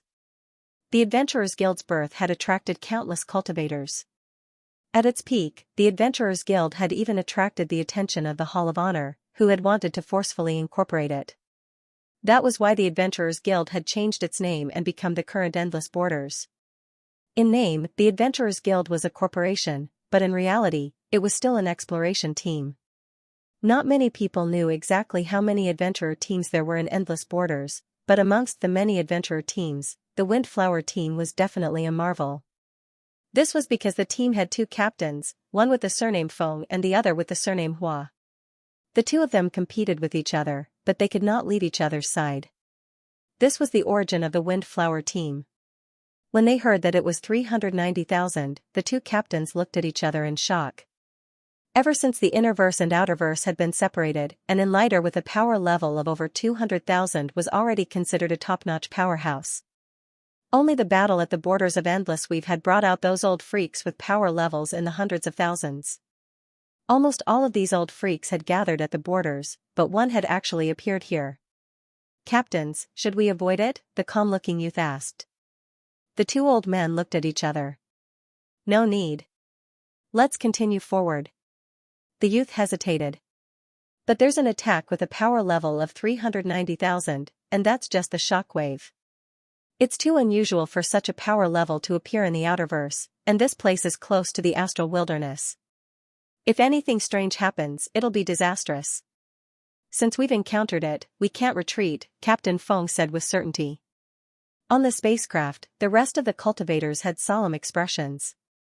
Although they were afraid, none of them objected. Joining an adventure team in the astral wilderness meant that they were prepared to sacrifice themselves. Compared to running away, they were more curious about what had appeared ahead.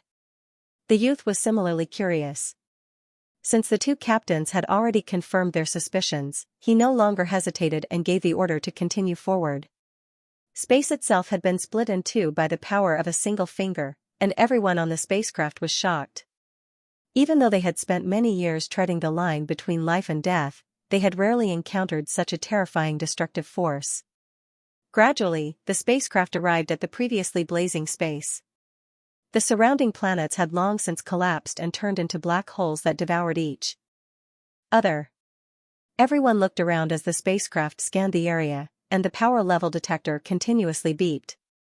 It was clear that there were still some shockwaves that had yet to dissipate. "Captain, there's a situation," someone cried out. Everyone looked over and saw the spacecraft's screen rise. On it, a figure was lying flat in space and slowly drifting towards the spacecraft. "There are signs of life.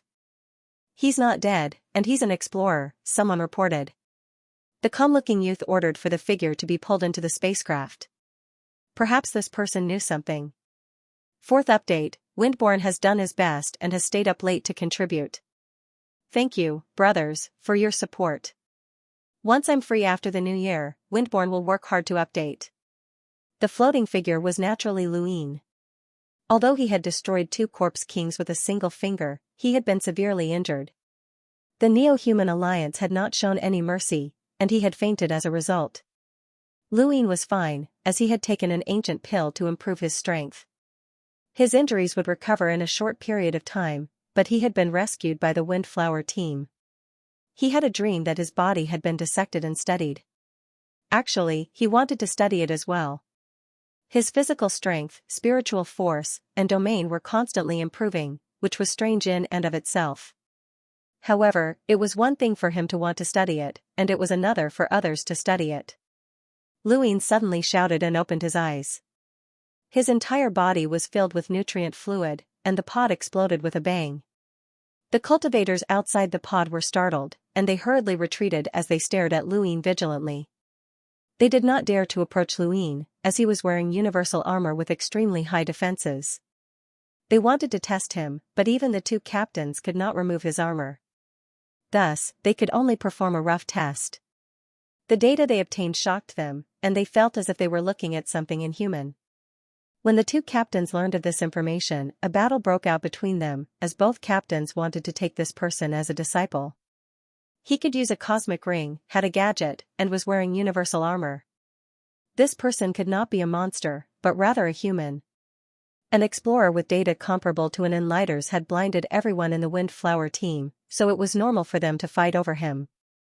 Luin walked out of the pod, still wearing his universal armor. He scanned his surroundings and saw quite a few rune lines. 2 of them were actually at the level of an Enlighter, which meant that there were 2 Enlighters on this spacecraft. Luin became vigilant, as Enlighters were not ordinary people in the Outerverse. It was a little strange that 2 of them had appeared here. At this moment, many people appeared outside the door, and they all looked at Luin warily. "May I ask where this is?" Luin asked in a calm and courteous tone. Those people's expressions relaxed a little. At this moment, a calm-looking youth walked over and sized Luin up. He stretched out his hand. "Windflower Team, Vice Captain Mo." Luin shook his hand. "You can call me 7. Vice Captain Mo's eyes flashed. "Is it inconvenient to reveal your real name?" Luin smiled. "You wouldn't know me even if I did. Everyone calls me 7. Vice Captain Mo did not mind. "Let's get you something to eat." Luin nodded and thanked him before following behind the man. On the top floor of the spacecraft, the 2 captains of the Wind and Flower Alliance were looking at their screens. This kid is definitely not an ordinary person. Everything else aside, just the universal armor he's wearing is not something an ordinary person can possess. Nonsense. Captain Hua rolled his eyes. Captain Feng was furious. "Old Hua, be more polite with your words. If you're being polite, can you give him to me?" "Impossible. He's my disciple." "Forget it, you can't even take off his armor." "Can you peel it off?" "Give it a try." "I'll give it a try."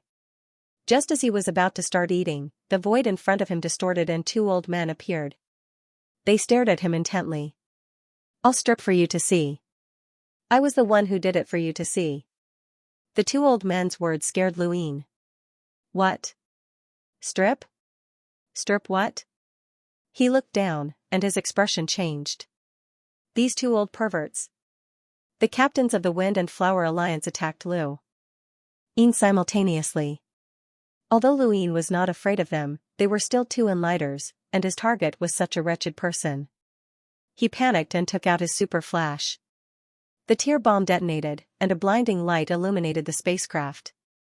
Even the 2 Enlighters could not withstand the light for a moment and were forced to stop. Luin stepped out of the void and left the spacecraft. His injuries had more or less recovered, and the effects of his pills were superb. It was time for him to leave. However, there were 2 Enlighters on this spacecraft, which was not right. He looked at the spacecraft carefully, wanting to know where these people had come from.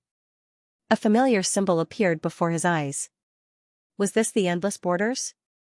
Inside the flying ship, the blinding light quickly dissipated. The 2 captains of the Wind and Flower sect had only been pierced by the light and were fine, but the rest of the people were unlucky.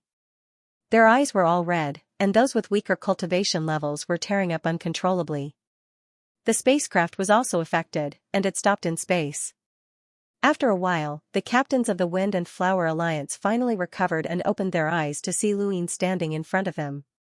"You 2 seem a little too enthusiastic about me," Luin said as he looked at the 2 old men with a wary gaze. The 2 old men were embarrassed. "Kid, we were just betting on who could take off your universal armor." Luin raised his brows. "Why?" "Whoever can do it can take you as a disciple," the captain blurted out. Luin found this funny. "Sorry, I already have a master." The two old men were not surprised. Luin was so young, and he had the physical strength of an enlighter as an explorer. It would be strange if he did not have a master, as his master was definitely not an ordinary person. Let me introduce myself. My surname is Feng, and I'm one of the captains of the Windflower team.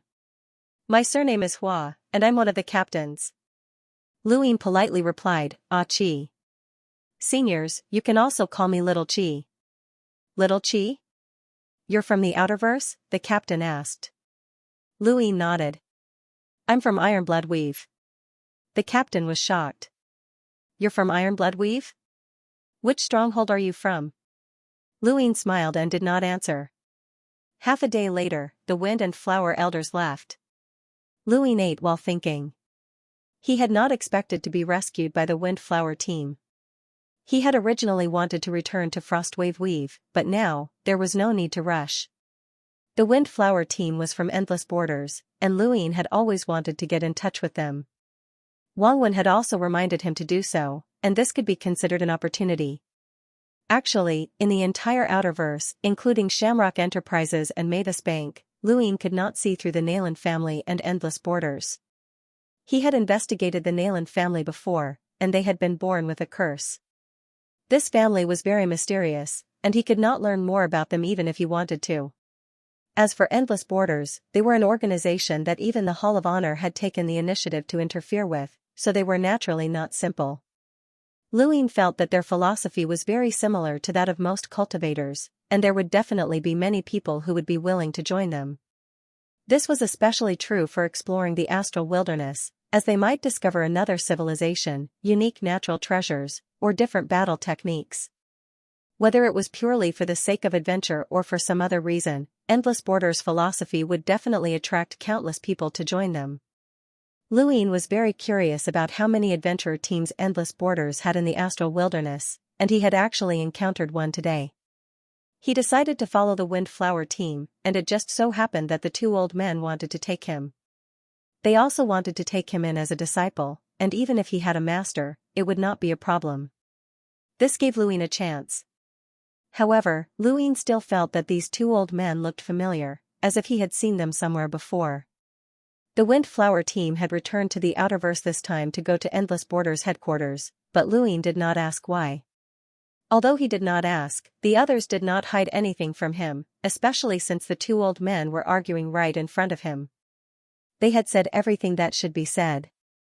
And should not be said, including the Outerverse's greatest secret, the path to the Innerverse. When Luin found out about this secret, he was truly shocked. Such a huge secret, or at least such a shocking secret, had been revealed just like that? He was not prepared at all. However, the others did not seem to care. When he thought about it, it made sense.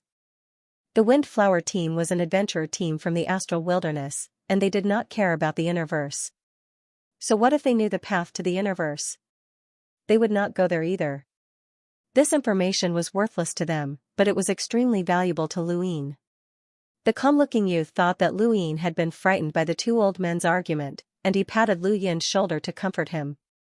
At this moment, Luin was thinking about how to get the secret path out of them. Wangwen was right, he could ignore everything else in the Outerverse, but he could not ignore Endless Borders. This corporation had too many secret routes, and they even had such a route. Endless Borders headquarters was located on Simo Stars, and it had once been located in the Endless Weave. After the border battle, the defensive line had been pushed to the Southern Weave, and Simo Stars had been pushed to the Southern Weave as well. Simo Stars had a total of 23 planets. Aside from the main planet, Simo Star, the other 22 planets circled around, representing 22 development teams.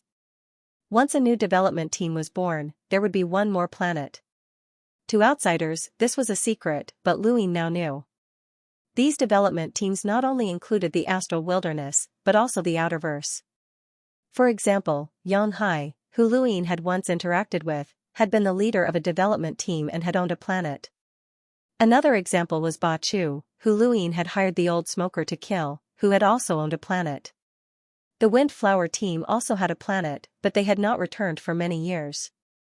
The Windflower team's spacecraft was not a radiant-grade Aurora, but a black hole-grade one. It was 10 times faster than a Radiant-grade spacecraft, and it would cost at least 10,000 star essence to purchase, and that was only for a single person. Luine had once owned such a spacecraft, but it had unfortunately been destroyed. There was still half a journey to Simo stars in the southern weave, and with the speed of a black hole-grade aurora, it would only take a few days to reach. Just as Luine was feeling bored, a middle-aged man from the Windflower team suddenly proposed to spar with him. Quite a few members of the Windflower team started to jeer. Luine had joined the Windflower team over the past 2 days, and he only had to wait until he reached Endless Borders to confirm his identity. To the members of the Windflower team, he was already one of their own. This was what an adventurer team was like. There was not much scrutiny, and they had only gathered for a common interest. These people were all amazed by Lu Yin's physical strength. Some of them were already physically strong, and it was normal for them to spar when they drank too much. However, it was not that simple this time, as both captains of the Windflower team had appeared. Luine did not refuse. Please. The middle-aged man's fists collided with a dull thud, and his skin turned a metallic luster. This was an innate gift, and one could tell how powerful he was even by looking at him. Genius memorized this website's address in 1 second. Mobile reading website. Innate gifts were still very rare in the Outerverse, and anyone with an innate gift could directly join the 10 Arbiters Council. As one's cultivation increased, the development of one's innate gift would be extremely useful in battle. Luine quietly stood in place and looked at the middle-aged man. The middle-aged man's face turned solemn, and his metallic fist was suddenly imprinted with 6-lined battle force. He charged towards Luine and punched downwards. The outline of the fist suddenly enlarged several times, and it felt like Mount Tai was pressing down. Luine was shocked, as this person actually had 6-lined battle force. This person had the power of a cruiser, which meant that his innate gift was extraordinary. However, there was a loud explosion that stunned everyone present. In the center, Luine had single-handedly blocked the middle-aged man's punch without even taking half a step back. Not only that, but the middle-aged man's battle force also gradually cracked before finally disappearing. The captain of the Windflower Squadron was shocked. Through their initial tests, they knew that Lu Yin's physical body was extremely powerful, and that he was close to being an enlighter. However, physical strength was one thing, and whether or not he could display it was another. Not only was this person's physical strength extremely powerful, but his battle experience was also not lacking. The middle-aged man retracted his fist and simply said, "I've lost." Luine smiled. "Sorry for the offense." The middle-aged man was disappointed, as if he had suffered a heavy blow. As the man retreated, another person appeared. This person looked thin and weak, and his eyelids were drooping. His hair was a little fluffy, and he looked quite young. When he saw this person walk out, Lu Yin's face turned solemn. This person was a hunter, and not an ordinary one at that. In terms of rune lines, he was about the same as the calm youth, who was Vice Captain Mo. In the entire spacecraft, this person could be ranked in the top 5. "I'm not your match in terms of physical strength, but..." The thin man stared at Luine. "I'm very fast." Just as he finished speaking, Luine suddenly shifted his body to the side. A cold blade streaked through the void, leaving behind afterimages as it sliced through the void. The surrounding people felt their hair stand on end, and even Vice Captain Mo's expression changed. Even he hadn't noticed when the attack had been made, and what was even more shocking was that Luine had actually dodged it. Lu Yin's eyes narrowed as he watched the cold blade slash horizontally. He suddenly raised his hand and firmly grabbed the pale hand on the blade's hilt. He exerted strength in his palm, and overlaying stacks exploded. The void trembled, and a dull sound similar to that of a drum rang out. The thin man was dragged out of the void, and he continuously retreated under the force of overlaying stacks. Captain Feng was astonished. 50 stacks overlaying stacks. Impressive. Everyone looked at Luine as if he were some kind of freak. It was unheard of for an explorer to be able to display 50 stacks, so how had he learned it? Luine smiled. "Excuse me." He didn't try to hide himself too much, and it wouldn't be difficult for these people to investigate him since he hadn't changed his appearance. Even if they found out, it wouldn't matter. Although he had only known them for a few days, he already understood them very well. They weren't scheming people, and they didn't care about his identity. Vice Captain Mo slowly walked out and took off his jacket. "I'm here to ask for advice." Lu Yin's eyes lit up. This person was a peak hunter who was second only to the Enlighters, Feng and Hua. A peak hunter was definitely an expert, but in Lu Yin's eyes, such a person was nothing special. During this trip to the Innerverse, the imprinter had suppressed his power level to 200,000, which meant that Lu Yin could even contend against a peak hunter, let alone a mere Vice Captain Mo. The crowd had thought that it would be a fierce battle, but in their eyes, Lu Yin's ability to contend with Vice Captain Mo was already shocking enough. An explorer had jumped realms to fight against a battlecruiser. A voyager was already considered a realmbreaker with exceptional talent, and to fight against a hunter was already considered a freakish genius. But now, Lu Yin had actually fought against a peak hunter, which was something that they had never expected. They just wanted to see how long Lu Yin could last. Vice Captain Mo had also attacked with the attitude of a teacher. However, he was quickly stunned and even began to doubt his own existence. He had been defeated without any suspense. Lu Yin had only used a single palm strike to explode with 80 stacks, and Vice Captain Mo's confident attack had collapsed. The remaining power of the attack had even caused Vice Captain Mo's chest to feel stifled, and he was forced back more than 10 steps. Everyone was stunned. Vice Captain Mo couldn't believe it, and he no longer held back. His peak hunter power level erupted, but at that moment, Captain Hua spoke up. "That's enough. There's no need to compete." Vice Captain Mo stopped and looked at Captain Hua in astonishment. Captain Hua looked at Lu Yin. "In the current universe, aside from one person, I can't think of anyone else who has such strength at such a young age. Am I right, Alliance Master Lu?" Everyone was confused at first, but then they seemed to recall something, and they all looked at their gadgets. Lu Yin's image could be found online, which was also why he didn't want to hide his identity. He had simply changed his name to 7 out of habit. If these people couldn't find him, then so be it. Even if they did, it didn't matter. The rest of the Windflower team were shocked to see that it really was Lu Yin. Although they spent most of their time exploring the astral wilderness, they could still occasionally obtain some information. Furthermore, they had already returned to the Outerverse for a few days, and Endless Borders headquarters had already sent them a list of the people they needed to pay attention to in the Outerverse. Lu Yin was at the top of the list. Everyone had the same feeling about Lu Yin, he was not someone to be provoked. Their Windflower team had 2 Enlighters, and they were definitely powerful even in the Outerverse. They dared to talk to any power, but Lu Yin was the only one that even all of Endless Borders exploration teams would not be able to contend against. Not only was his strength heaven-defying, but his background was also extremely powerful. If that was all, then it would have been fine. At most, they would have viewed him as someone similar to the 10 Arbiters. However, this person was extremely ambitious, ruthless, and extremely intelligent. This was the true reason why the Outerverse great powers feared him. After confirming that it was indeed Lu Yin, the Windflower team members' expressions changed. Lu Yin slowly bowed. "Junior Lu Yin did not intentionally deceive you. I'm just afraid of being assassinated. Please do not take offense." Captain Feng looked at Lu Yin in amazement. "It's been a few years since we last met in the Outerverse. Who would have thought that such a person would appear?" Lu Yin smiled at the captain. "Actually, this is not the first time we've met." The 2 captains looked at each other and were puzzled. "We've met before?" Lu Yin nodded. "Back then, the 2 captains fought in outer space and stirred up the stars.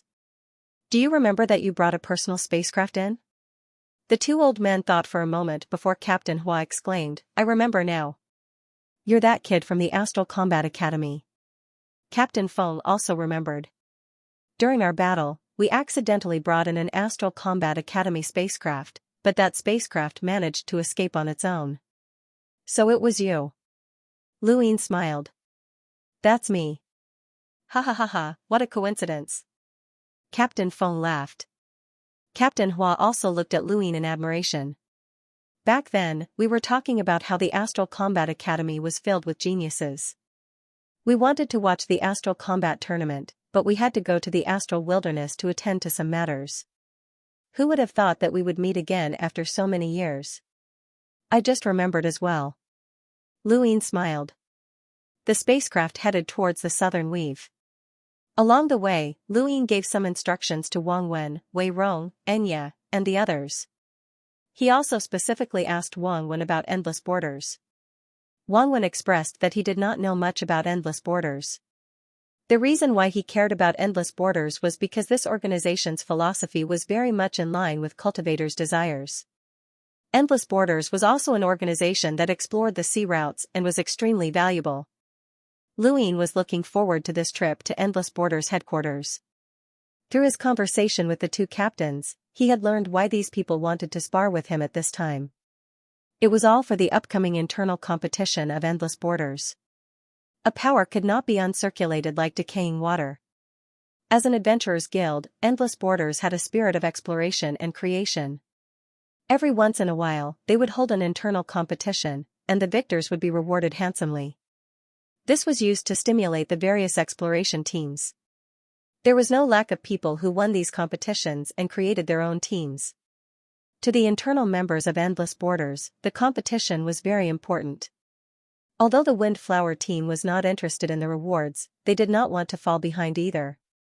That was why the previous scene had occurred. Every team could only send one person to participate in the competition, and the rest were not from the exploration teams, but rather from the internal cultivators of Endless Borders. The competition was actually a chance for these people to create their own teams. Unfortunately, very few cultivators were able to seize this opportunity, and the victors were usually the cultivators of their own teams. This time, the Windflower team's representative should have been Vice Captain Mo, but Lu Yin's appearance was unexpected. Although Vice Captain Mo did not think that he would lose to Lu Yin, he did not have much confidence in himself. Lu Yin's reputation was simply too great. Seniors, Vice Captain Mo, I wonder if you could give me the right to participate in this competition? I would like to obtain something, Lu Yin asked politely. The two captains looked at Vice Captain Mo. Vice Captain Mo smiled. Of course. We are not that interested in the competition, and with our Windflower team's status, we don't need to obtain anything through the competition. If Alliance Master Lu wants to participate, you can. Lu Yin hurriedly expressed his gratitude. Alliance Master Lu, there is one thing that I must remind you of. The cultivators of the participating teams are not ordinary people, especially the teams that explore the astral wilderness. They all have very powerful self-preservation abilities, so please do not be careless, Vice Captain Mo reminded Lu Yin. He had participated in this competition several times and had won many victories. There's one more thing. The internal competition does not allow the use of external items, Captain Hua specifically reminded him. Lu Yin smiled. Thank you for the reminder. I understand. After Lu Yin left, the two old men looked at each other. How far do you think he can go without external items? Captain Feng asked. Captain Hua shook his head. It's hard to say. Actually, even with external items, it's still very difficult to kill an enlighter. This kid has such ability as a limiter, which is very rare and incomprehensible. He also has a secret technique, and with his unparalleled physical strength, there should be very few hunters who can fight against him. The two then looked at Vice Captain Mo. How did you feel after exchanging a few blows with him? Vice Captain Mo hesitated. I keep having the feeling that he held back. The captains were not surprised. Lu Yin's current reputation was entirely due to his battle prowess, and a peak hunter was not qualified to threaten him.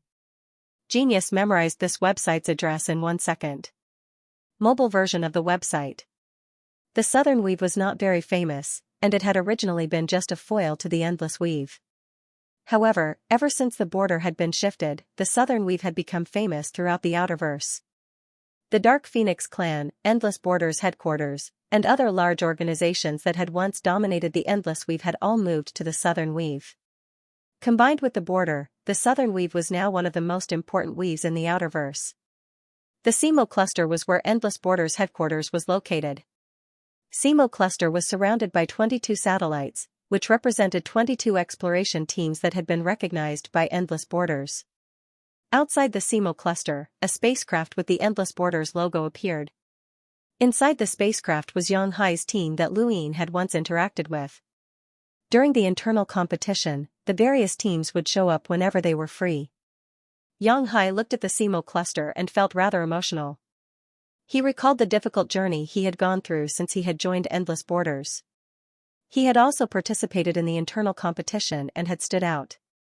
He had been valued by a team, and he had walked out step by step. Unfortunately, the entire team had gone missing while exploring a new route. Missing meant death. "Captain, who are we sending to the competition this time?" a cultivator behind Xianxia asked. Xianxia thought about it. "It doesn't matter. The border battle has drawn out quite a few exploration teams from the astral wilderness. If they send people to participate, even I won't be their match. Pick one." "Yes, Captain." Similar scenes were playing out in many other teams. The Astral Wilderness development teams and the Outerverse development teams were two different concepts. Vice Captain Mo. of the Windflower team was a peak hunter, and in terms of strength, he surpassed Xianxia. This was the strength of the Astral Wilderness development teams. Some people were unwilling to be left out and were determined to participate in the competition. For example, the Stone team that had been sent to support the border battle had sent out a genius who was said to be able to shoulder the responsibility of this era. This person was known as the Little Stone Man, and he was a stone man with an innate gift of unlimited regeneration. He was not human, but he could still be considered one. Another team had sent out a super expert with 8 lines of battle force, and his strength was close to a peak hunter. He was very powerful and even surpassed the captain of the Outerverse development team. Those who had never been to the Simo cluster would not be able to understand how terrifying Endless Borders was. Although they were the loosest organization and did not participate in any battles, at most, they made money through transportation. However, when it came to hiding their strength, it was shocking. Even Aegis at its peak. Just the Windflower Squadron alone had 2 Enlighters, and Captain Sure was also an Enlighter with a power level of 290,000. This was not even Endless Borders' full strength. If not for the fact that these people only wanted to explore, Endless Borders' strength would have been enough to make the Outerverse Hall of Honor wary. The Windflower team's spaceship arrived at the Simo star cluster and landed on the planet that belonged to the Windflower team. It was just an ordinary planet with mediocre scenery, people, and geography. There was nothing worth paying attention to, so he followed Vice Captain Mo directly to Simo planet, which was the center of Endless Borders. Simo planet was very large and sturdy, and Luyin could see quite a few majestic rune lines at a glance. Although they were not at the level of an Enlighter, there were quite a few that were at the level of a hunter. He couldn't help but be speechless. Endless Borders' hidden strength was truly terrifying, and any random development team could surpass the great U Empire of the past. However, these development teams could not be considered the true strength of Endless Shipping. Once Endless Shipping revealed their intention to fight for power and profit, these teams would be destroyed. It was hard to say how many of these development teams would remain. They had only gathered together because of their love for adventure and exploration, and they had also received the support of Endless Borders. Otherwise, they might have been disbanded at any time. Vice Captain Mo appeared to be calm and honest, but he actually liked to visit brothels like bars. Luyin was not used to this, and he had no interest in such things. Alliance Leader Lu, since you're here, you should relax. There are still a few days before the competition. Vice Captain Mo brought 2 glasses of wine and handed one to Luyin. Luyin replied, "Just call me Achi." Vice Captain Mo laughed heartily. "There are probably very few people in the Outerverse who can call you that." "It's my honor." Luyin shook his head as he heard the clamor around him. Most people were still discussing who would be victorious, and most of them were talking about the small stone man. An image of the small stone man even appeared on the bar screen. Luyin glanced at it and was rather surprised, as it couldn't even be considered a human. It was basically a combination of small stones. There were all sorts of environments in the Outerverse, and with the passage of time, many people had changed in order to adapt to their local environment. However, this was the first time that Luyin had seen such a complete transformation. If you ask me, there's no suspense in this competition. It'll definitely be the small stone man. No one can touch him, and even if he's scattered, he'll just reform again. No, I think it'll be Brother Chang. He's an absolute expert with 8-lined battle force, and he's also a peak hunter. No, I think it'll be an enlighter. I heard that the 2 captains of the Windflower team have returned. What can those 2 shameless old men not do? That's true. If they fight, then Captain Stone will fight as well. The others won't need to fight, and we'll just watch them play. Luine glanced at Vice Captain Mo and found that he wasn't angry at all. It seemed like he was used to it, or perhaps the Windflower team had done something similar before. If the Enlighters don't fight, then who do you think is truly unbeatable? Someone asked loudly after drinking too much. Whoever answers correctly, I'll pay for this round's drinks. Bullsh *T. Everyone has their own reasons, so who can convince others?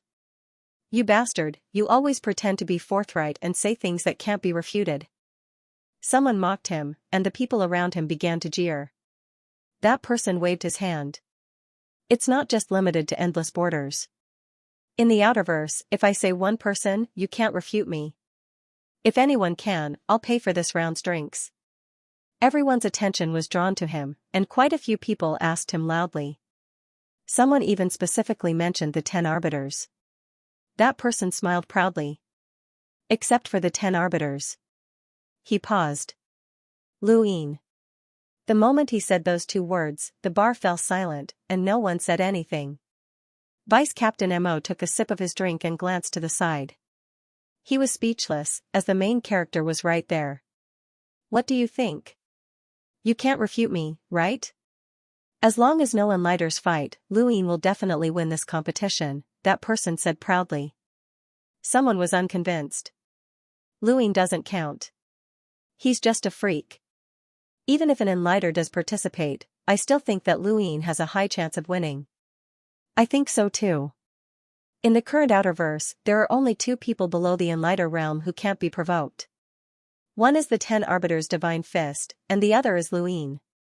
There's no doubt about who will fight, someone else said.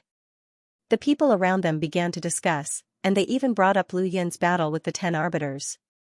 Vice Captain Mo was even more surprised. He knew that Luine was famous, but he had not expected that his name alone would be able to intimidate the entire bar. Ah Chi, how do you feel? Are you proud? Vice Captain Mo whispered into Lu Yin's ear. Luine smiled. I'm used to it. Vice Captain Mo choked. Was this modesty or pride? He could not tell, but it seemed like he was drunk. At that moment, his gadget beeped.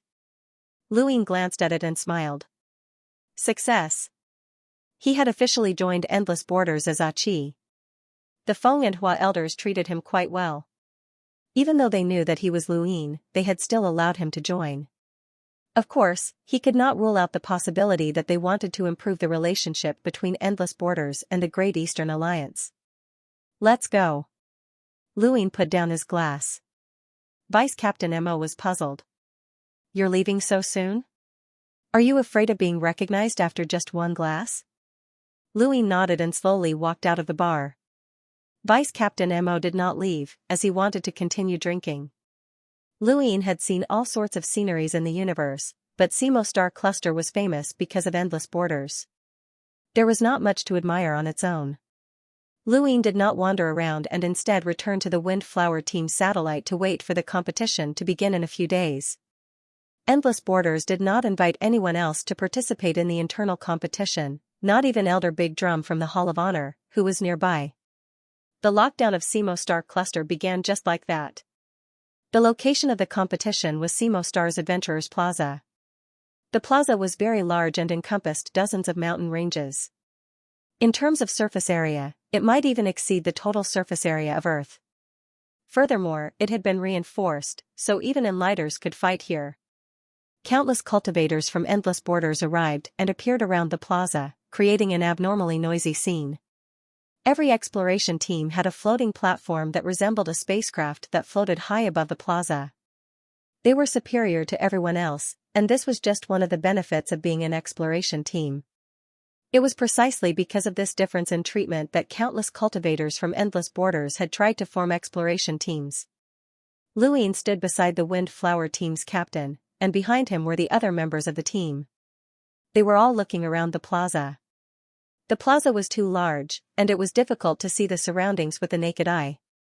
Thus, many screens had appeared that could illuminate every corner. President Yan is out, Vice Captain Mo whispered. Luin followed his gaze and looked at the centermost screen, which was also showing a floating platform. There was a group of people there, and none of them were weak. Lu Yin's expression turned solemn. Even the weakest rune lines were at the hunter realm, and there was even an enlighter among them. He was the old man sitting in the center of the group. He was the chairman of Endless Borders, Yan Chen. Most people in the Outerverse were unfamiliar with this name. Everyone knew that Endless Borders was one of the 4 major corporations, but very few people paid attention to Yan Chen. This was probably because he had always kept a low profile, but it was also possible that the media had been warned not to report on anything related to him. Yan Chen pressed down with one hand, and the plaza fell silent. Everyone was looking at the central screen and at him. Yan Chen's expression was stern, and his gaze was dignified. Does everyone still remember the essence of Endless Borders? Nobody spoke. It's adventure, exploration, and the discovery of new and unknown things. It's the spirit of having the courage to roam the world. Because of the recent events in the Outerverse, many people have forgotten our essence. Do they really think that we're just a money-making corporation?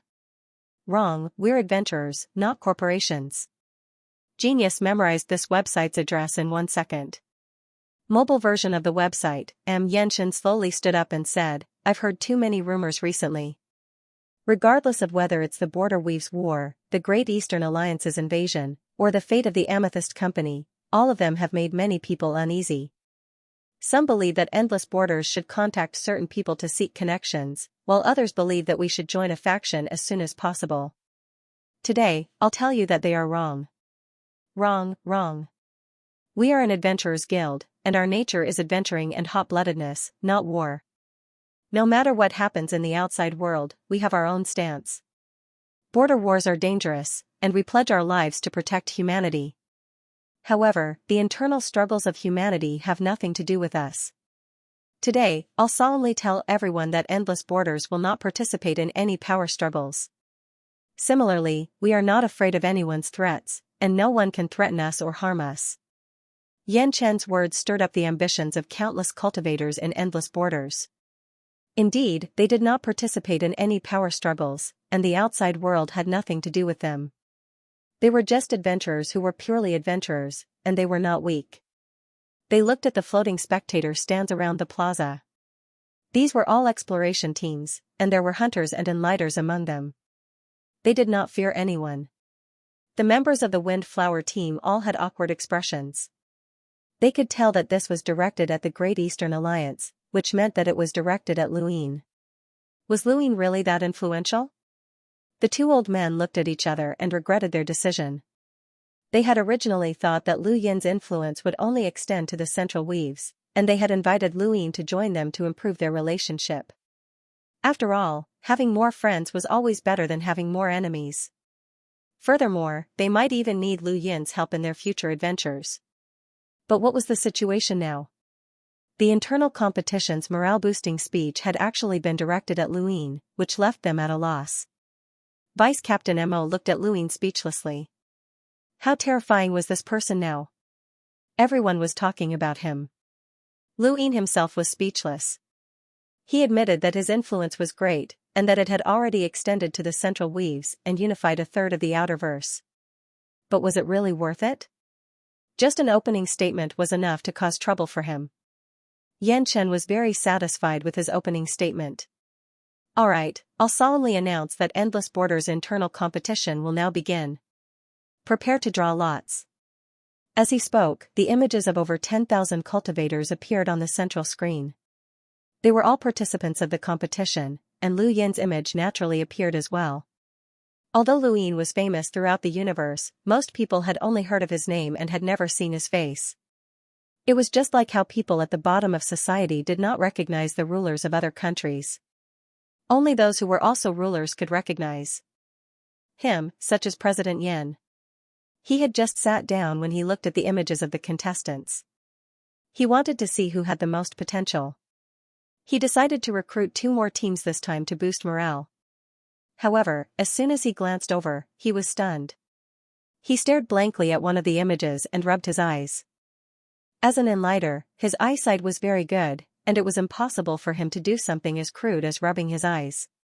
However, he still did it, and he felt like he was dreaming. How had that person appeared? Sea Guild leader, why does that person look like? Someone beside Xianxia spoke up, but before he could finish, Xianxia stopped him. Go investigate this person. The person hurriedly nodded.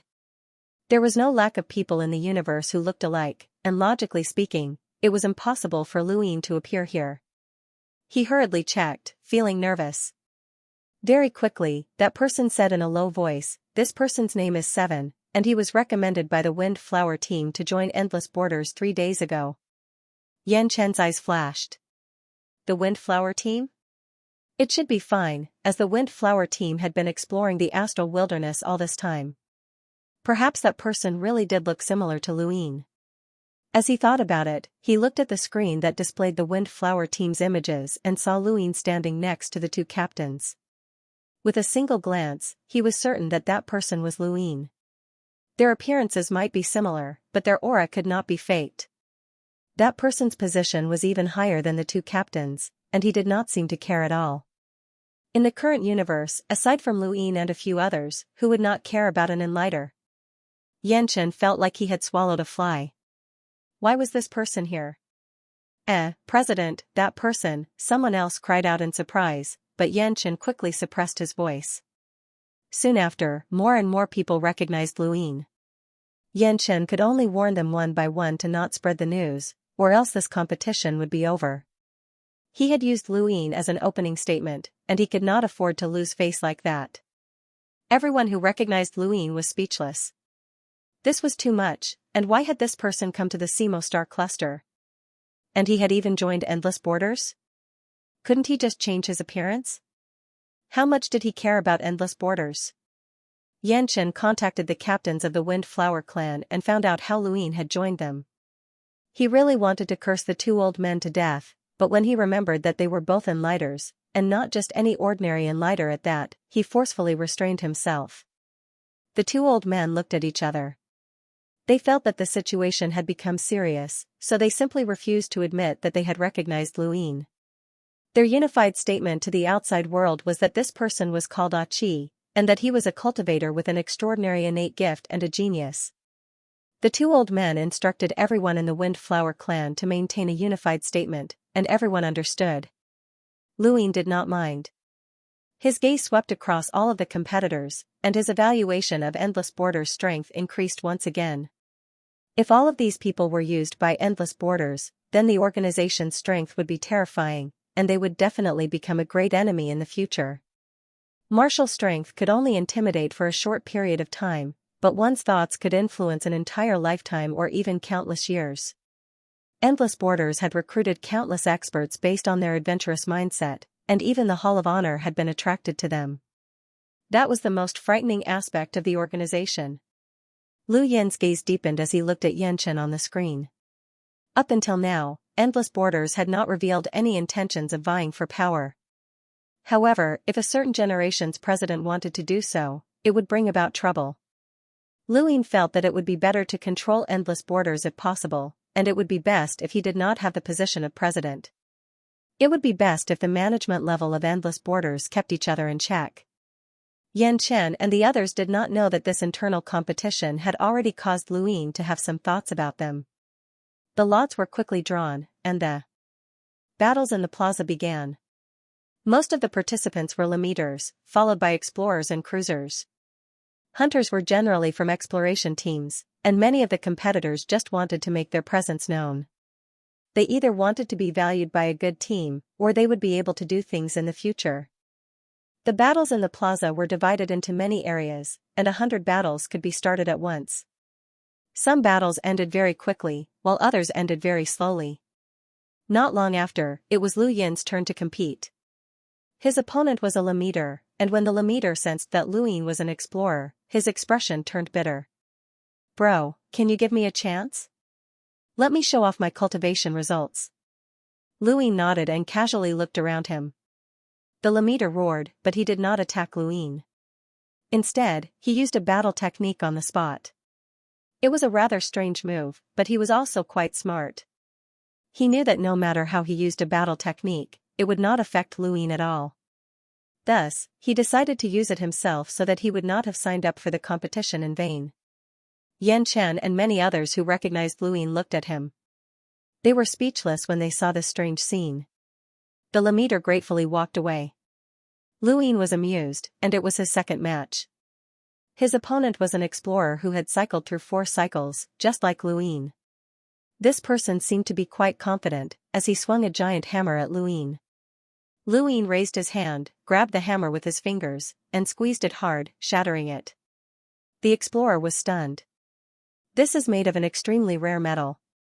Even a cruiser can't break it. You dashed before he could finish. Luin pressed down on his head. You've lost. The explorer felt bitter, and he turned to leave. Endless Border's internal competition started quickly, and it ended quickly as well. After all, it was just an internal competition, and it was only meant to boost morale. A day later, only a few hundred people remained out of the original 10,000 participants. It was still an elimination round, but instead of 100 battles starting at the same time, they would be fought one at a time. It was similar to the Astral Combat Tournament. Luin only wanted to participate as a formality. He looked up at the screen and saw Yan Chen and many others staring at him. He knew that these people had recognized him, and he smiled. Yan Chen felt uncomfortable. A few more days passed, and there were only 20 participants left. The more time passed, the more exciting the battles became. At the same time, the information of the remaining participants would be checked. This was especially true for the exploration teams, which would try to recruit free cultivators. In a corner of the plaza, the people that Xianxia had sent to participate in the competition had already been defeated. He had not paid much attention to this competition, as the most outstanding people would either form their own teams or join the exploration teams in the astral wilderness. It had nothing to do with him. However, one of the remaining 20 people caught his attention, and he was stunned. Why is it him? It was not just Xianxia, more and more people were looking at Luin. When there were only 20 people left, Luin stood out. Cries of surprise could be heard from outside the plaza, and then someone would be seen using a gadget to search for something. Yan Chen was helpless, as he could not hide this any longer. This person was too famous, and someone would definitely recognize him. If one person recognized him, the others would naturally investigate. In the floating stands outside the plaza, Captain Sher looked at the Windflower team stand in shock. He looked at the young figure and asked, "Why is he here?" Beside Captain Sher was the popular little stone man. When he heard Captain Sher's exclamation, he looked up at the Windflower team stand and asked, "Captain, do you know that person?" Captain Sher's expression turned serious. There's no suspense in this competition. The same scene occurred in the various floating stands. Although not all of the exploration teams had shown up, more than half of them were present, and most of the remaining participants were from these teams.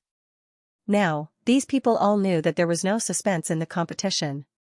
In the crowd outside the plaza, a person held an empty bottle and stared blankly. He was the one who had suggested that Luin would participate in the competition. It had been a joke, but who would have thought that it would come true? There was a lot of discussion outside the plaza, and many people were curious as to why Luin had appeared.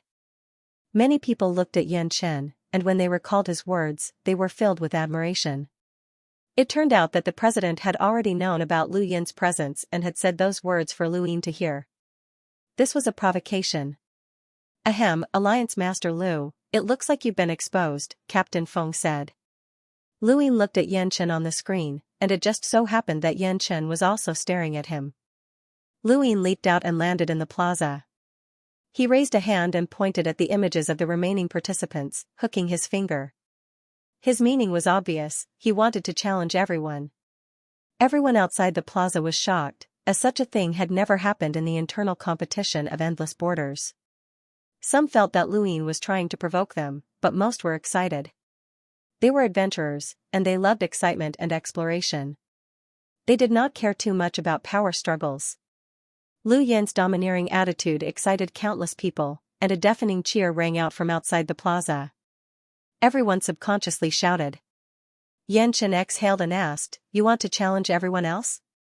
Louis nodded and his lips curled up. "Please give me a chance, President." Yan Chen's eyes narrowed, and he glanced at the images of the remaining participants. "You can decide for yourselves. The elimination round will be changed to a battle of the arena. Whoever defeats this person will be the winner. You can either fight alone or work together." Countless people cheered. The young stone person was furious. "He's too arrogant. Captain, I'll deal with him." Captain Stone indifferently replied, "Find someone to work with." "Captain," the young stone person said unhappily. Captain Stone looked at him coldly. "I said, find someone to work with." The young stone person lowered his head and grunted before leaping into the plaza, causing the ground to tremble. Louis looked over and saw that the young stone person was the most popular participant in this competition. The young stone person was very obedient and did not take the initiative to step forward. Instead, he stood in place and waited. Following that, figures descended one by one. They were the remaining participants. Lu Yin's reputation was too great, and they planned to work together to deal with him. Of course, there were some who did not want to work together, such as Bro Chang. As a hunter who had cultivated 8-lined battle force, he had his own dignity. "Go," someone shouted, and everyone charged at Lu Yin. Lu Yin's eyes lit up.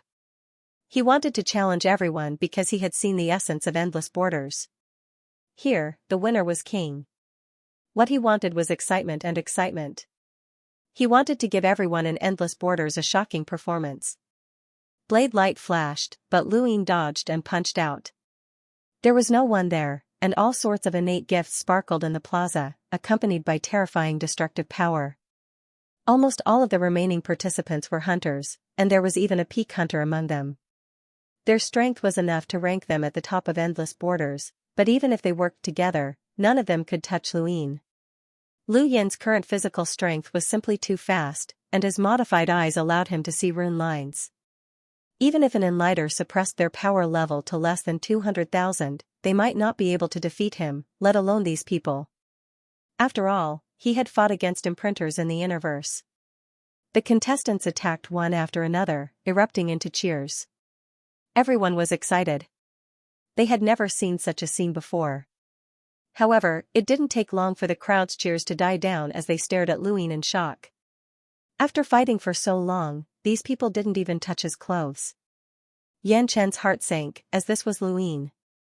Many people said that this person had relied on external items to reach his current level, but it had to be known that this person had relied on external items to deal with enlighters. Even the 10 arbiters had challenged him to a duel. Which meant that this person was almost at the same level as the 10 arbiters. The 10 arbiters were existences that even enlighters did not dare to underestimate. In other words, these people weren't just attacking an explorer, they were attacking an existence comparable to an enlighter. Lu Yin kept dodging, and all of the competitors grew anxious, but they just couldn't hit him. Lu Yin's lips curled up, and he suddenly leapt up. He raised his right hand high and gathered star energy to form a sun that smashed down like a real sun. With a boom, the plaza exploded, and shockwaves swept out in all directions, distorting the void. The shockwaves shattered the surrounding space, and the shockwaves spread out of the plaza. Outside the plaza, countless people felt a strong wind blow against their faces, and they were unconsciously pushed back. That incomparably heavy pressure terrified them. Lu Yin floated high in the sky and looked down. That sun had gathered nearly half of his star energy, which was roughly equivalent to an enlighter with a power level of 200,000. That one attack had been enough to cause most of the competitors to lose their ability to fight. As the dust settled, it was revealed that only 3 contestants were still standing. 2 of them were on the verge of collapse, and only the stone golem had not changed at all. However, the shock in his eyes could not be concealed. Just one attack had defeated most of the competitors. "You can't beat me," the stone golem said. His voice was dull, but it was deafening. Lu Yin looked down at him from above. Unlimited recombination means that the number of attacks she received did not reach the upper limit. "Are you sure you want me to attack?" I remember that there's a rule in the tournament that there's no need to discuss life and death. The stone golem snorted. There's no need to scare me. You can't beat me. At this moment, Bro Chang appeared in the plaza and walked over to the stone golem. He could clearly see that he was not Lu Yin's opponent in a one-on-one fight. This person had displayed an attack that was comparable to an enlighter's without even panting. Bro Chang had no choice but to team up with the stone golem. Lu Yin's eyes narrowed. Then, I'll attack. He then disappeared and reappeared right in front of Bro Chang and the stone golem. His 8-lined battle force appeared, and he struck out with a palm. Bro Chang's eyes turned cold as his 8-lined battle force imprint appeared. He roared and punched out, and the stone golem did the same. One palm against 2 fists, and the ground collapsed. Out of the 3, Bro Chang's cultivation was the highest. The stone golem's innate gift and physical characteristics made it so that he was not any weaker than Bro Chang.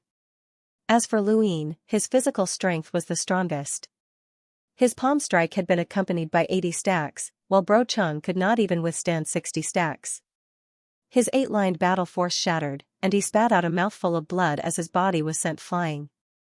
The stone golem's body cracked open and then shattered into pieces that scattered across the ground. The attack had only taken an instant, but the result was even faster. Lu Yin stood in the middle of the battlefield and glanced at Bro Chang before looking at the stone golem with a strange expression.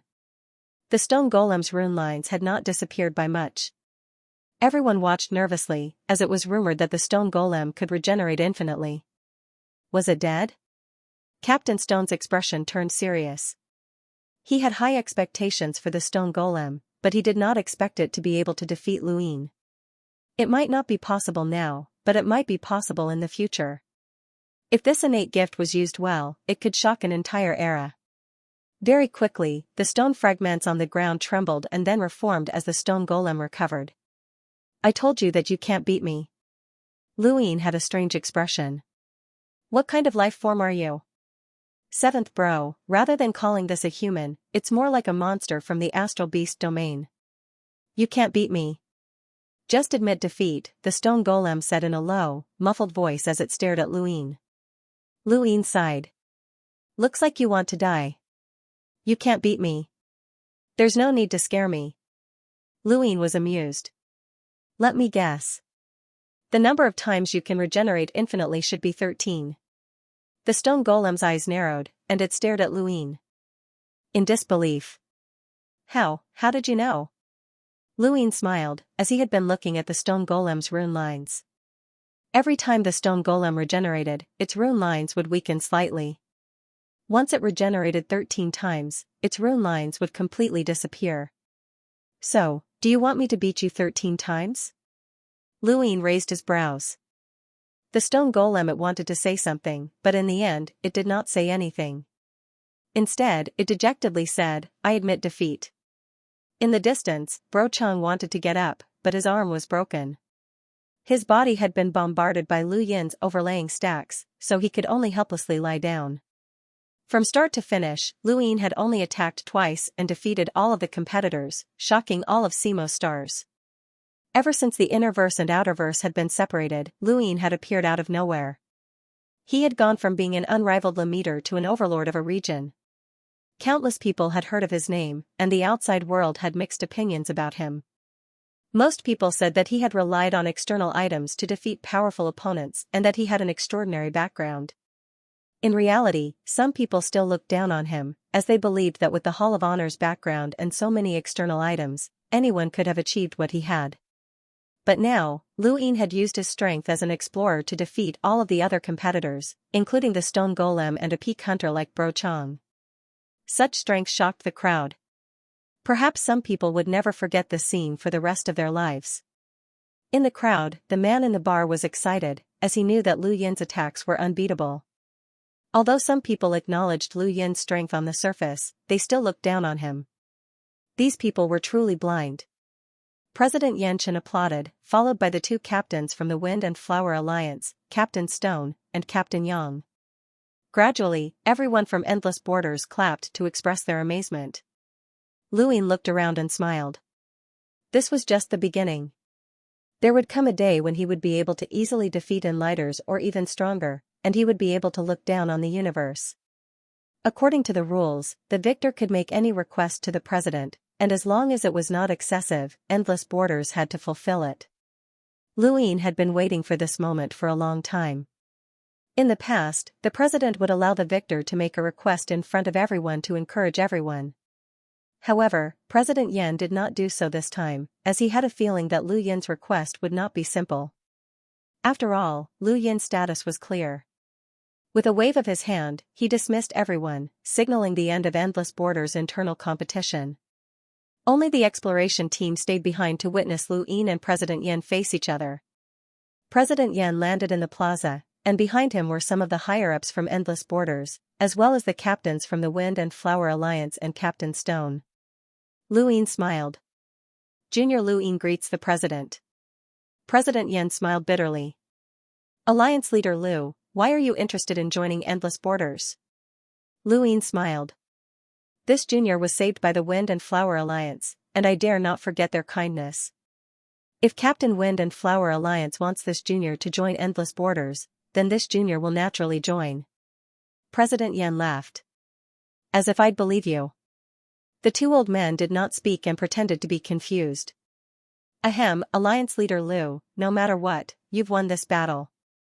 According to the rules, you can state your conditions. What do you want? At this point, President Yan hurriedly continued, there are some conditions that Endless Borders will not agree to. Lu Ying smiled. The conditions are not difficult. This junior wants a map to enter the Innerverse. President Yan was shocked. How did you know? Everyone else was shocked as well, and they all looked at the captains from the Wind and Flower Alliance. The two old men, Feng and Hua, kept their eyes and noses to their hearts. They were rather calm. President Yan glared at the two old men, but he did not dare to reprimand them. He looked at Lu Ying. Alliance leader Lu, I won't hide it from you. This map is very important to Endless Borders, and it might be a little difficult to hand it over to you. Lu Ying replied, President Yan, this map is just a star map. Just because I have it doesn't mean that Endless Borders doesn't have it. We're just sharing it. Genius memorized this address in 1 second. Mobile version of reading website. President Yan wanted to refuse, but when he saw Lu Yin's resolute gaze, he knew that this person would not give up. During the internal competition, President Yan had used Lu Ying as an example, which had inspired everyone in Endless Borders. Indeed, Endless Borders did not fear Lu Ying or the Great Eastern Alliance, but they were not willing to make enemies for no reason. The person in front of them was a ruthless person who had assassinated hundreds of generals from the Central Weave's allied forces in a single night. He had countless forces under his control, and this person was very difficult to deal with. President, since it's the rules, then we have to follow them. Give it to him. Sure Dui was the first to speak up, his tone cold. The Yanks agreed. Feng and Hua agreed, and soon after, everyone else behind them agreed. They had not developed this route to make money, but rather to pursue adventure and excitement. This route would just gather dust, and no one would want to go to the Innerverse. If Lu Ying wanted it, then there was no loss in giving it to him since the Innerverse and Outerverse were connected. When President Yan saw that everyone had agreed, he nodded. Alright, since Alliance leader Lu has brought it up, then we'll give it to you. Lu Ying was delighted. Thank you, President Yan. He had asked for the star chart to enter the Innerverse for 2 reasons. Firstly, it was just in case he had to enter the Innerverse when necessary. Secondly, it was to have someone stand guard and prevent the 6th mainland from using this route to attack the Outerverse. For the time being, even if he had the star chart, he would not enter the Innerverse. It was a bloody battlefield, and even with his strength, he could not guarantee that he would survive. The rest of the group dispersed, and President Yan personally led Lu Ying to Simo Planet, where Endless Borders headquarters had hidden the route. Endless Borders had many spacecraft, but there were not many on Simo Planet. President Yan brought Lu Ying outside the headquarters. Lu Ying looked around and saw the rune lines that filled the sky. They had not come from a single person, but rather had been set up. Based on the number of rune lines, it was enough to instantly kill 340,000 enlighters. Lu Ying was moved, and he really wanted to set up such a defense mechanism on Xenu Star. Otherwise, any enlighter would be able to cause trouble on Xenu Star. There was a bang, and a corner of Endless Borders headquarters suddenly exploded. An alarm sounded, and countless people rushed towards the explosion. President Yan's face changed. Not good. He immediately tore through the void and left. Luin frowned and stood in place as he stared at the area where the explosion had occurred. He could see rune lines spreading out along the wall, but no one else had noticed them, not even President Yan. The rune lines weren't very powerful, and they were only at the level of an explorer, but they were very good at concealing themselves. Lu Yin's figure flashed, and he immediately appeared at the corner of the wall, blocking the path of the rune lines. He saw a pair of cold and lifeless eyes staring back at him from the shadows. Neo-Human Alliance, Corpse King. Lu Yin was shocked, as this organization was truly all-pervasive.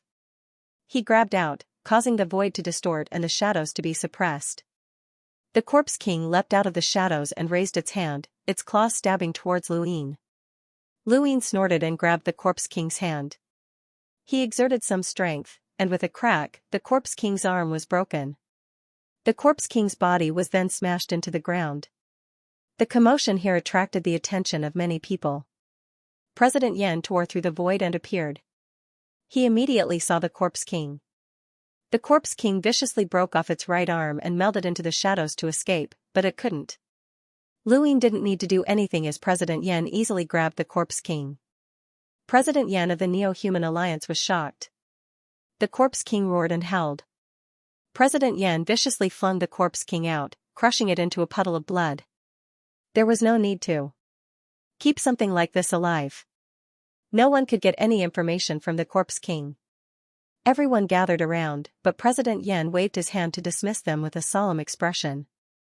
President, what did the Corpse King do? Lu Yin frowned.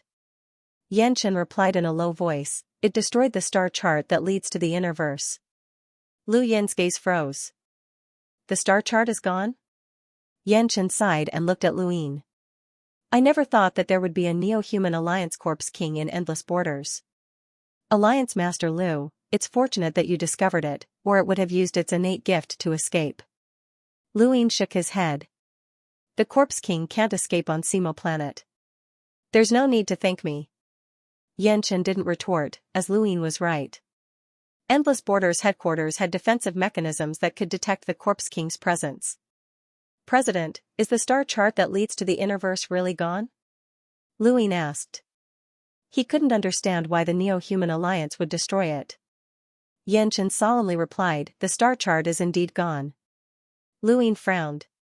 However, someone knows the route, and they should be able to draw another star chart. Lu Yin was delighted. Who?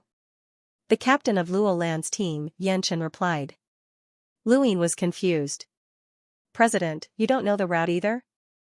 Xianxia smiled wryly. Does Alliance Master Lu know everything about the Great Eastern Alliance's various powers? Lu Yin understood. Xianxia was only the president, and he only had a certain amount of decision-making power. However, that didn't mean that he controlled all of Endless Borders.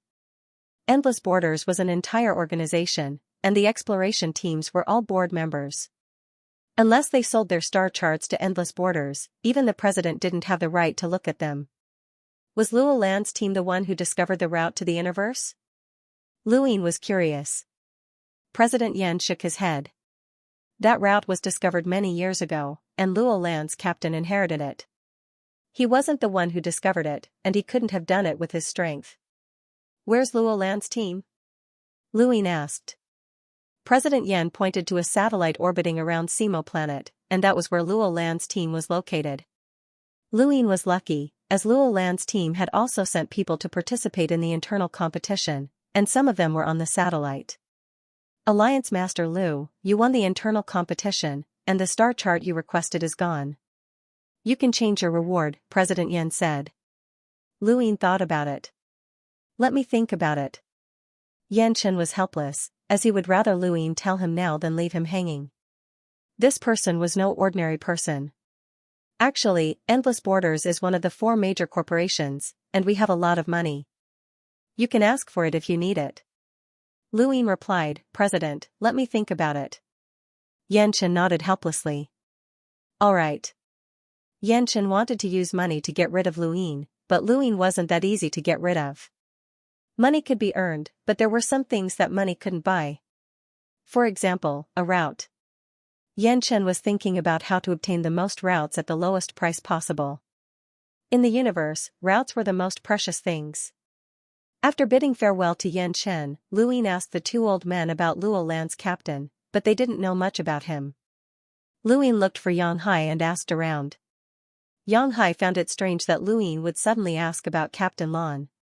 Captain Lan has a strange personality. He's a little stubborn and extreme to his bones. He's not easy to deal with. Luin listened to Xianxia's explanation and gained a basic understanding of Captain Lan.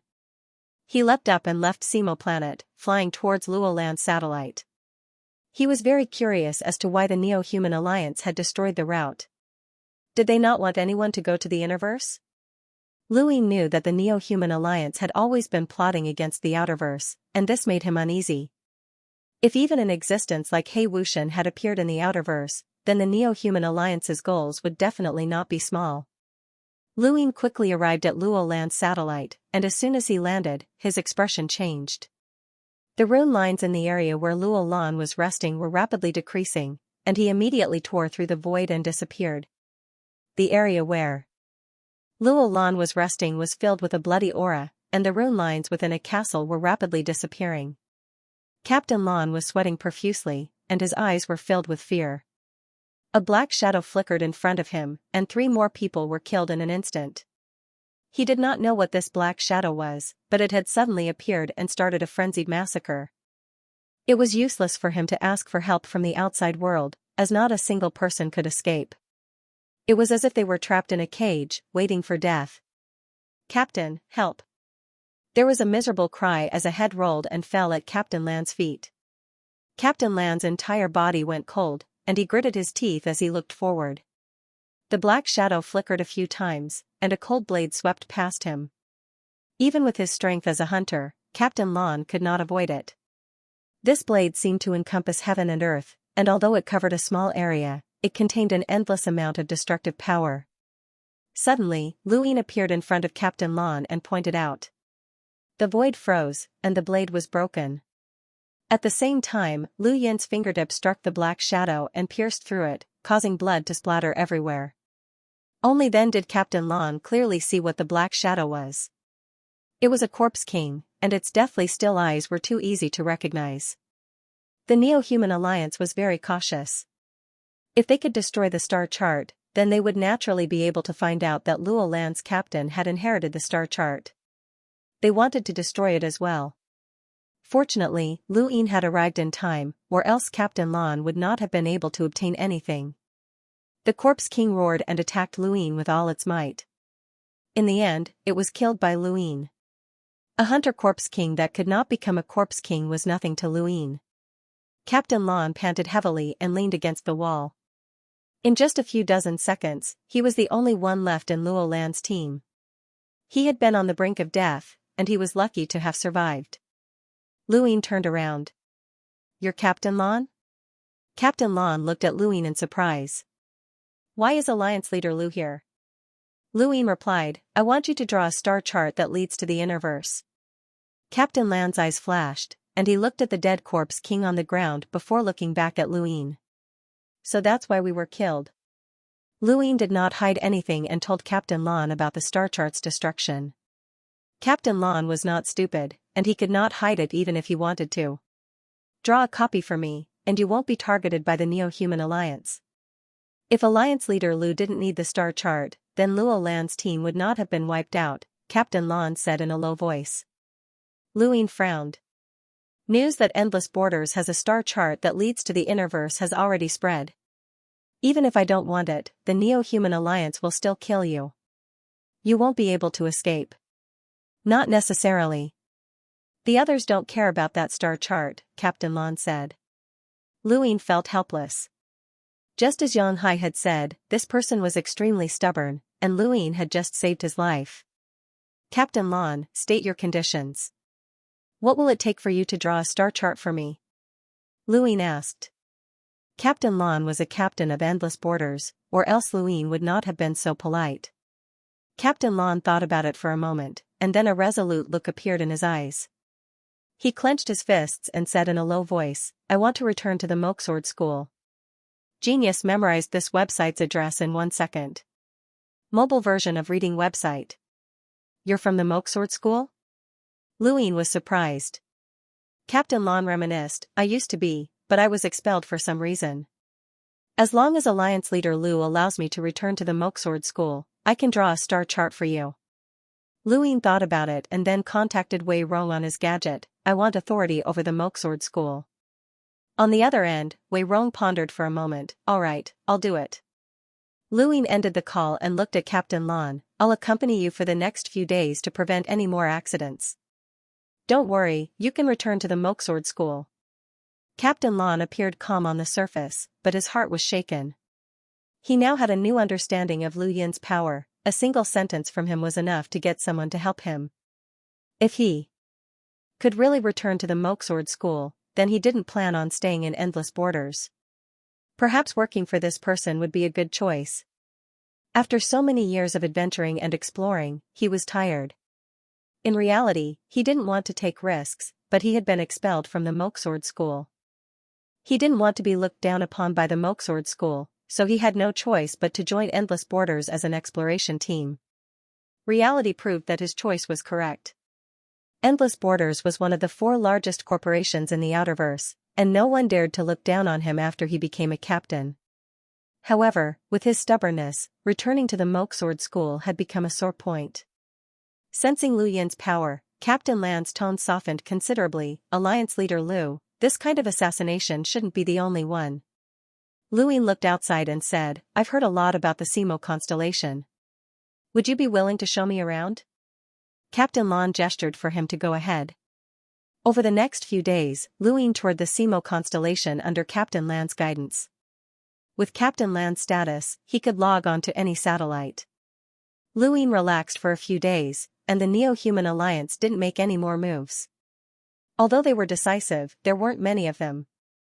Being able to sneak into Endless Borders was already a feat, and 2 of them were already considered a lot. The tragedy of Luo Lan's team had caused the Simo constellation to be completely sealed off, and even a Neo-Human Alliance Corps king couldn't assassinate them. On this day, Luin stood in front of Captain Lon and watched a distant spacecraft ascend and descend when his gadget beeped. It was Bei Qing. Bei Qing was in charge of the mainland's auction house, and he wouldn't take the initiative to contact him unless there was a special occasion. Luin calculated that it had only been 4 months since the last time he'd given out the premium items, so it hadn't even been half a year yet. What is it? Luin asked. Bei Qing's tone was solemn. Your Highness, the disciple who sold the pyrolite has been exposed, and the power behind him has handed him over to the Day-Night clan. He's currently in the hands of someone from the Day-Night clan called Xianxia Day-Night. This person has made some demands, and if we don't agree, he'll expose the mainland's auction house. Luin replied, got it. Tell him to wait at Xinyu Star. Bei Qing was puzzled. Your Highness, you don't want to know his conditions? There's no need, Luin replied as he put down his gadget. Conditions? How many people in the Outerverse could actually negotiate with him? The Day-Night clan members who had been left behind in the Outerverse did not have the right to do so. Even Night Queen Qiuyu and Enlighter did not have the right to do so. With Lu Yin's status, it didn't matter even if he was exposed. His status as a glory mage was enough to settle everything. It would be fine if this person knew what was good for him, but if he didn't, then Luin would teach him the meaning of despair. In the distance, a flying shuttle rose into the air and headed towards the starry sky. It was the exploration team from Ocean. With the end of the internal competition, the exploration teams left one after another. Windhua Dui had left the previous day. The 2 old men had treated Luin quite well, so Luin went to send them off. A few more days passed. Alliance Leader Lu, how much longer do we have to wait? Captain Lon asked. Luin was puzzled. Captain Lon, are you in a hurry to leave? Captain Lon replied, I've already made an appointment with my teammates. We'll meet in 3 days. Captain Lon, aren't you afraid of being assassinated? Luin found it funny. Captain Lan's expression turned ugly. We can't hide on Simo Star for the rest of our lives. We've already discussed this, and no one will be able to find us when we head to the astral wilderness. Louis nodded. You still have teammates? Captain Lon replied, only a small portion of them are following me back to Simo Star. Most of them stayed outside to gather information, and it's about time. Alliance leader Lu, if there are still no results, then I'll have to leave first. Luin smiled, as he didn't mind. Leave? Seventh bro, it seems like this person doesn't understand you. How can you let go of something that you've set your sights on? The monkey cackled. Lu Yin's eyes narrowed. If not for Endless Border's reputation, this person wouldn't have been able to withstand his methods. One day later, Captain Lon had a lot on his mind, and he was constantly checking his gadget. He looked at Lu Yin's back as if he wanted to say something, but then hesitated. Suddenly, his gadget beeped, and Captain Lon looked over. His expression changed, and he was overjoyed. The Moksword sect's Kuyunling has agreed to allow Captain Lon to return to the sect. His name can be entered into the records. Captain Lon looked up at Luin and said excitedly, Lu Alliance leader Lu, I've returned to the Moksword sect. Lu Yin's eyes flashed. Congratulations. Captain Lon laughed heartily, and his entire person seemed to have gone crazy. The more stubborn a person was, the crazier they would be when they achieved their goals. Despite his excitement, Captain Lon didn't forget his promise to Luin. He took out a star chart from his cosmic ring and tossed it to Luin. Actually, there's more than one star chart that leads to the inner verse. Alliance leader Lu, this is what you wanted. Luin accepted it and opened it to take a look. He was rather surprised, as he had thought that the route to the inner verse would lead to the outer verse. He had never expected that it would lead to the technocracy. There's a void folding passage in the technocracy that can traverse the astral zones and reach the inner verse. However, that passage has violent phenomena that even a hunter might not be able to withstand. If Alliance leader Lu wants to enter, it's best that you make some preparations, Captain Lon said. Since Luin had allowed him to return to the Moksword sect, he had to change his mindset and try to get closer to this person. Luin put away the star chart and looked at Captain Lon. Since you've returned to the Moksword sect, do you still plan on going to the astral wilderness? Captain Lon shook his head. Forget it, it's too tiring. Alliance leader Lu already has this star chart, and the Neo-Human Alliance won't try to assassinate me anymore. I want to return to the Moksword sect and take back everything that belongs to me. Luin nodded. Then I wish you success in advance, Captain Lon. If you need any help, just say the word, and the Great Eastern Alliance will not hesitate to help. Captain Lan's heart trembled, as Luin had mentioned the Great Eastern Alliance and not himself. This meant that if Captain Lon took the initiative to contact him, it would be equivalent to drawing closer to the Great Eastern Alliance. This was a test. Luin was trying to see if Captain Lon wanted to draw closer to the Great Eastern Alliance or if he wanted to wholeheartedly help the Moksword sect. After all, the Moksword sect was one of the founders of the Central Weave's allied forces. Although Captain Lon was extremely stubborn, he was not stupid. Once he had made up his mind, it was very easy for him to change his mind. When the time comes, I might really trouble the Great Eastern Alliance. I hope that Alliance leader Lu will not blame me. Luin smiled and patted Captain Lan's shoulder. Lu Yin's actions were very disrespectful to Captain Lon given his age, but Captain Lon did not complain at all. This was a clear indication of his attitude. Conversations between people did not need to be very clear, it was fine as long as the meaning was conveyed. As he watched Captain Lon leave, Luin contacted Wei Rong. How did you do it? Wei Rong's tone was relaxed. There are two great sword sects in the Sanka Weave that don't see eye to eye with each other. They are the Moksword sect and the Phantom Sword sect. I just told Kuyun that if he did not agree, then we would fully support the Phantom Sword sect's merger with the Sanka Weave. At the same time, we also promised that we would not use force against the Phantom Sword sect. As long as Kuyun is not stupid, he would know what to say. Lu Yin's lips curled up. You can use Lon. Although he's not very capable, he might be able to break through the Moksword sect's defenses. I understand, Wei Rong replied. Luin put down his gadget and sighed. With Wei Rong and Wang Wen around, many things were much easier, and he did not need to waste time or energy dealing with them. Wang Wen was good at overseeing the overall situation and had a long-term vision.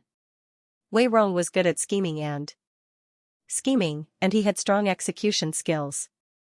With these two people in his hands, Lu Ying felt more than 10 times more relaxed. He could now relax and cultivate or deal with other matters. Since he had obtained the star chart, there was no longer any need for Lu Ying to remain on Simo Planet. He arrived at Simo Planet and met with President Yan. "President, I've thought of what reward I want. I hope to obtain an opportunity to trade with Endless Borders." Across from him, Yan Chen's expression changed, but he soon felt helpless again. "Alliance Master Lu, your requests are always so unexpected." Lu Ying smiled. "Endless Borders controls too many routes, and they need someone to use them. Otherwise, they would be letting down the people who discovered the routes, right?" Yan Chen smiled wryly. "That makes sense. Then, does Alliance Master Lu wish to purchase a route?" Lu Ying nodded. "I want to purchase all the routes within the Great Eastern Alliance's territory." "President Yan, please state your price." Yan Chen's eyes widened at Lu Yin's request. "All the routes? Alliance Master Lu, are you joking? Every route is extremely valuable. I'm a member of the Windflower team, and I'm an insider of Endless Borders," Lu Yin emphasized. Yan Chen's lips twitched. "Even if you're an insider, the routes are still very expensive, and the price varies according to the geographical location of each route." He then turned on his screen, which was filled with a dense array of routes. There were no less than 20 routes within the Great Eastern Alliance, and there were close to 100 routes in the entire Outerverse. Many of these routes even included the Astral Wilderness and the Innerverse. Lu Yin's eyes blazed, as this was the greatest wealth of Endless Borders. "I want to purchase all the routes within the Great Eastern Alliance," Lu Yin said heroically. Yan Chen looked at the route map on the screen and muttered to himself for a moment. There are a total of 26 routes within the Great Eastern Alliance. Some are in important geographical locations, while others are in remote locations. How about this? Alliance Master Lu can choose from 60 natural treasures that can help him avoid danger or 300,000 star essence. Lu Yin did not hesitate to hand over the money. Yan Chen agreed, as this price was not that expensive compared to the new routes. "President Yan, I have to say this first. Since I've already purchased the routes, I cannot hand them over to anyone else," Lu Yin said. Yan Chen replied, "Of course. At the very least, no one will be able to obtain the routes that Alliance Master Lu has already purchased from Endless Borders. However, if someone else happens to discover them, then we can't do anything about it. Endless Borders is not willing to protect Alliance Master Lu for such a small amount of money." Genius memorized this website's address in 1 second. Mobile version of the website. "I know," Lu Yin replied. He then looked at the new routes in the other weaves. "President Yan, can you sell the routes in the other weaves to me as well?" Yan Chen hurriedly refused with a solemn expression. "Alliance Master Lu, you were able to purchase those routes because you won the internal competition. You're also considered a member of Endless Borders, so I'll give you an internal price. However, I cannot sell the other routes for the time being." Yan Chen was not stupid. If he sold the other weaves' routes to Lu Yin and the other weaves found out, it would be tantamount to starting a war. Lu Yin did not force the issue, as spending so much money on new routes was worth it. Although he had been ambushed by the Neo-Human Alliance this time, it could be considered a blessing in disguise. The next day, Lu Yin boarded a spacecraft and left the Simo star cluster under the expectant gazes of Yan Chen and the others, returning to Frostwave Weave. Lu Yin had originally planned to return directly to Frostwave Weave, but he changed directions midway and went to another place, where the people from the Sea King's Dome were.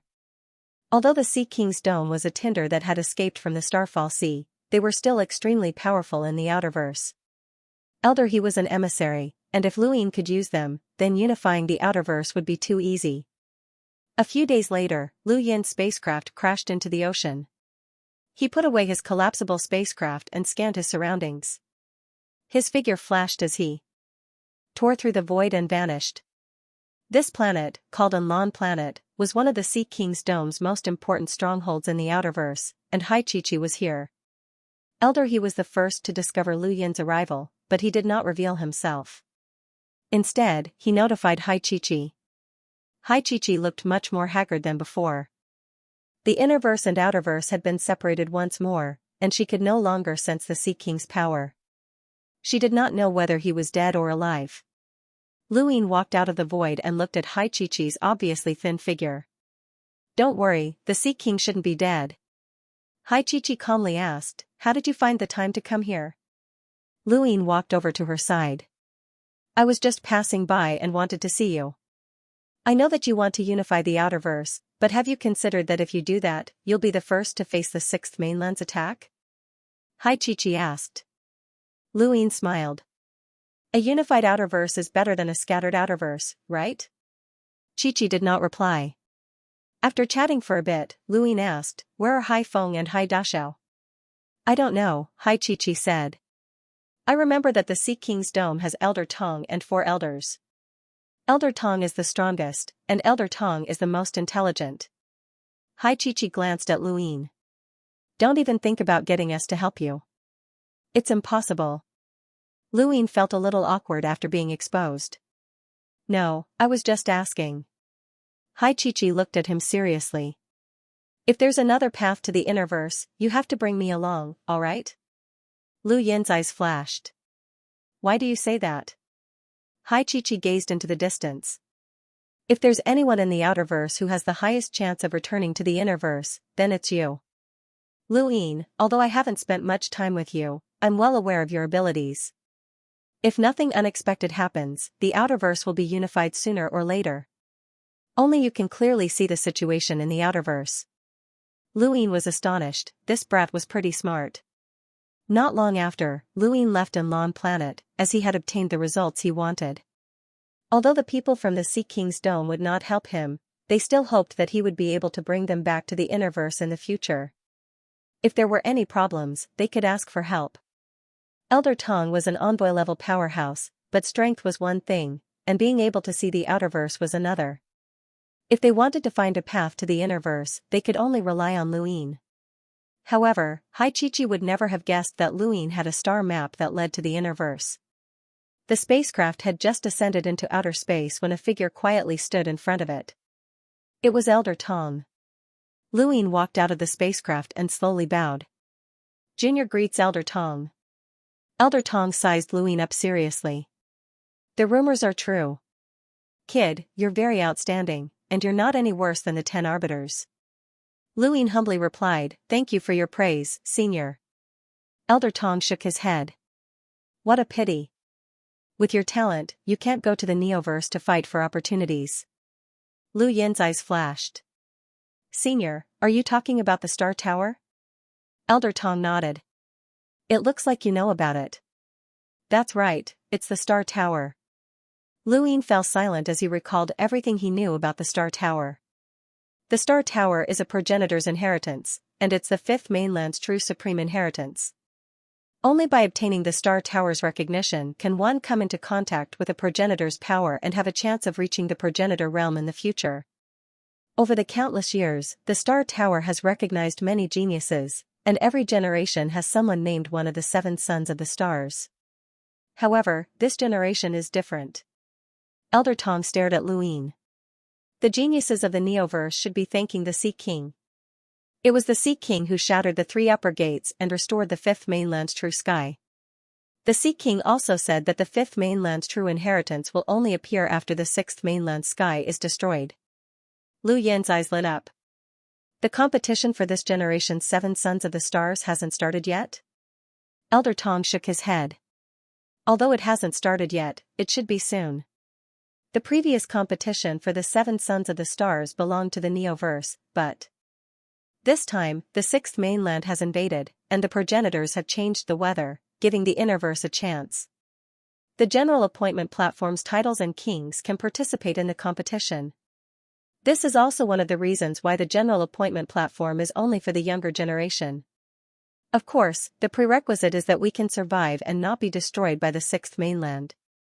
Elder, are you saying that if the innerverse withstands the 6th mainland's attack, the kings of the general appointment platform can compete with the geniuses of the Neoverse and snatch the title of Seven Sons of the Stars? Luine asked. Elder Tong nodded. Luine was disappointed. If that was the case, then his status as a glory child would no longer have much of an advantage. Hold on, he suddenly remembered that he was in the Outerverse, and even if he had been selected as one of the Seven Sons of the Stars, he still wouldn't be able to go. When he thought about this, Luine glanced at his cosmic ring and suddenly felt that this was the will of the heavens. Did this star chart want him to go to the Innerverse and participate in the competition for the Star Tower? Elder Tong looked at Luine. If it's possible, then it's good to compete. The heavens have already been restored, and the fifth mainland can produce progenitors. This generation's 7 sons of the stars all have a chance of becoming progenitors in the future. It'll be countless times more difficult for others to reach the progenitor realm. Luine bowed again. Thank you for telling me this, Elder Tong. I can't thank you enough. Elder Tong gave Luine a deep look before disappearing. Luine looked up at Anlan Planet. This old man had actually hoped to return to the Innerverse as well and had intentionally lured Luine to find the route. His methods were different from Hai Chi-Chi's, but their goals were the same. However, this old man's words had truly moved Luine. He already had a star chart that led to the Innerverse, so should he take the risk? Since Endless Borders' exploration team had been able to return safely, it proved that the route was correct. Was it worth it to take the risk for a chance to become a progenitor? Luine returned to his spacecraft and watched the stars recede. His gaze gradually hardened. It was worth it, but it also depended on the situation of the Innerverse War. He decided to observe the situation of the Innerverse War from the Dausor Sect's ruins. If the Innerverse survived, then he would think of a way to return and compete for a spot among the 7 Sons of the Stars. 7 of the 7 Sons of the Stars had obtained inheritances, and those vying for them included the 10 Arbiters, the top disciples of the Innerverse's various powers, geniuses from the Cosmic Sea, and geniuses from the Neoverse. Only 7 people would be able to pass through the passage of 1,000 sails. Luine was somewhat excited, as he was not afraid of competition. He only hoped that the Innerverse would survive and not be destroyed by the 6th mainland. Luine silently recited the Stonewall scriptures, and he soon returned to Xinyu Star. Beiqing was already waiting in King Zishan's palace, and when he saw Luine, he hurried over and whispered, "That person called Xianxia Knight is at the auction house." Luine frowned and placed a hand on Beiqing's shoulder before disappearing. When he reappeared, he was already back at the auction house. Beiqing led the way while Luine sat at the head of the guest room and rapped a finger on the table. Beiqing soon entered, and behind him was a man wearing a hat. It was very easy to recognize someone from the Day-Night clan, but this person had concealed his identity because he did not want to be recognized. Xianxia Day-Night greets Alliance Master Liu. The Day-Night clan man's attitude was casual as he smiled at Luine. Luine raised a brow. You've been mining pyrolite in the astral wilderness, haven't you? Xianxia Day-Night was puzzled. How did Alliance Master Liu know? Lu Yin's lips curled up. Because even Night Queen Qiuyu has to bow down in front of me. You actually dare to threaten me? Xianxia Day-Night was furious. Alliance Master Liu, please be careful with your words. Elder Qiuyu is not someone you can casually talk about. Or does Alliance Master Liu think that no one will know your secret just because I'm here? I'll tell you the truth, I've already secretly imprisoned those people who stole pyrolite.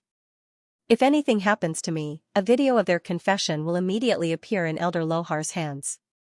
Beiqing looked on calmly. Luine looked at Xianxia Day-Night indifferently. Continue. Xianxia Day-Night felt uneasy, as Luine was too calm. He had heard of this person's name and knew that this person had great authority in the Outerverse.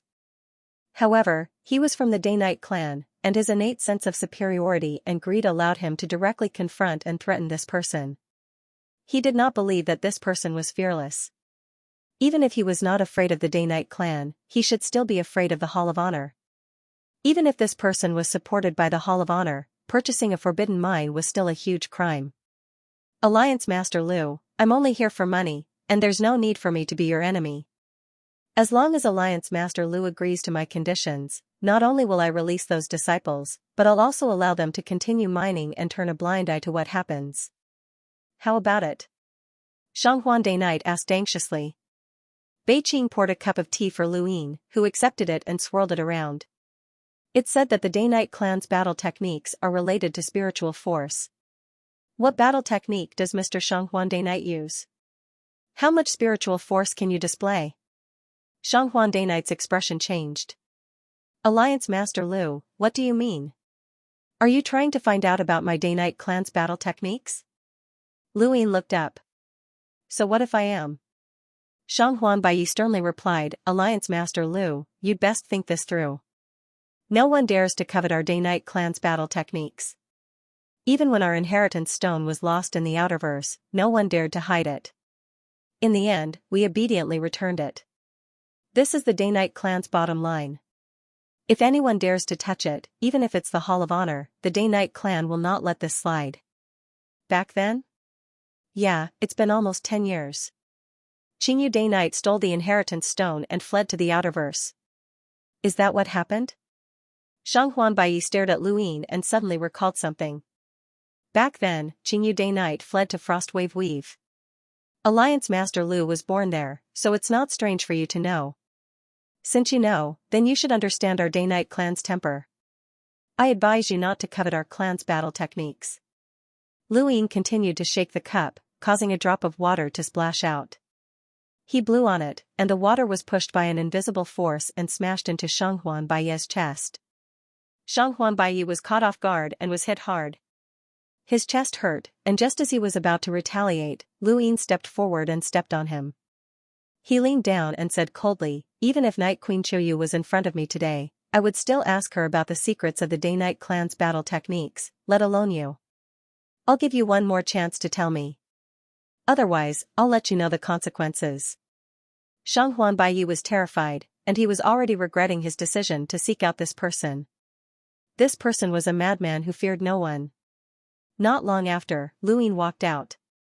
Lock him up. Yes, Your Highness, Beiqing answered. Luyin walked out of the auction house, deep in thought. He hadn't been able to find out the secrets of the Day-Night clan's battle techniques. It wasn't that Xianxia Bai hadn't told him, but that even Luyin himself didn't know. All he knew was that any battle technique learned from the inheritance stone contained spiritual force attacks, but he didn't know the principles behind it or how to cultivate it. The inheritance stone had come from the Day-Night clan's ancestor, and it was said that only members of the Day-Night clan could obtain the inheritance. However, during Earth's trial, Lulu, Xiao Luo, and even Luyin himself had obtained some. This showed that the inheritance stone wasn't absolute. It would be great if he could obtain another inheritance stone. Back then, Luyin had only reached the edge of the inheritance corridor. If he was given another chance, he would definitely be able to go far. This upper ring White Knight had come to threaten him in order to obtain cultivation resources. The Day-Night clan had always been high up in the Innerverse, and they had never needed to worry about resources for their cultivation. Their cultivation speed had always been very fast. But now that they had been stranded in the Outerverse, they didn't even have a lot of star crystals, much less star essence.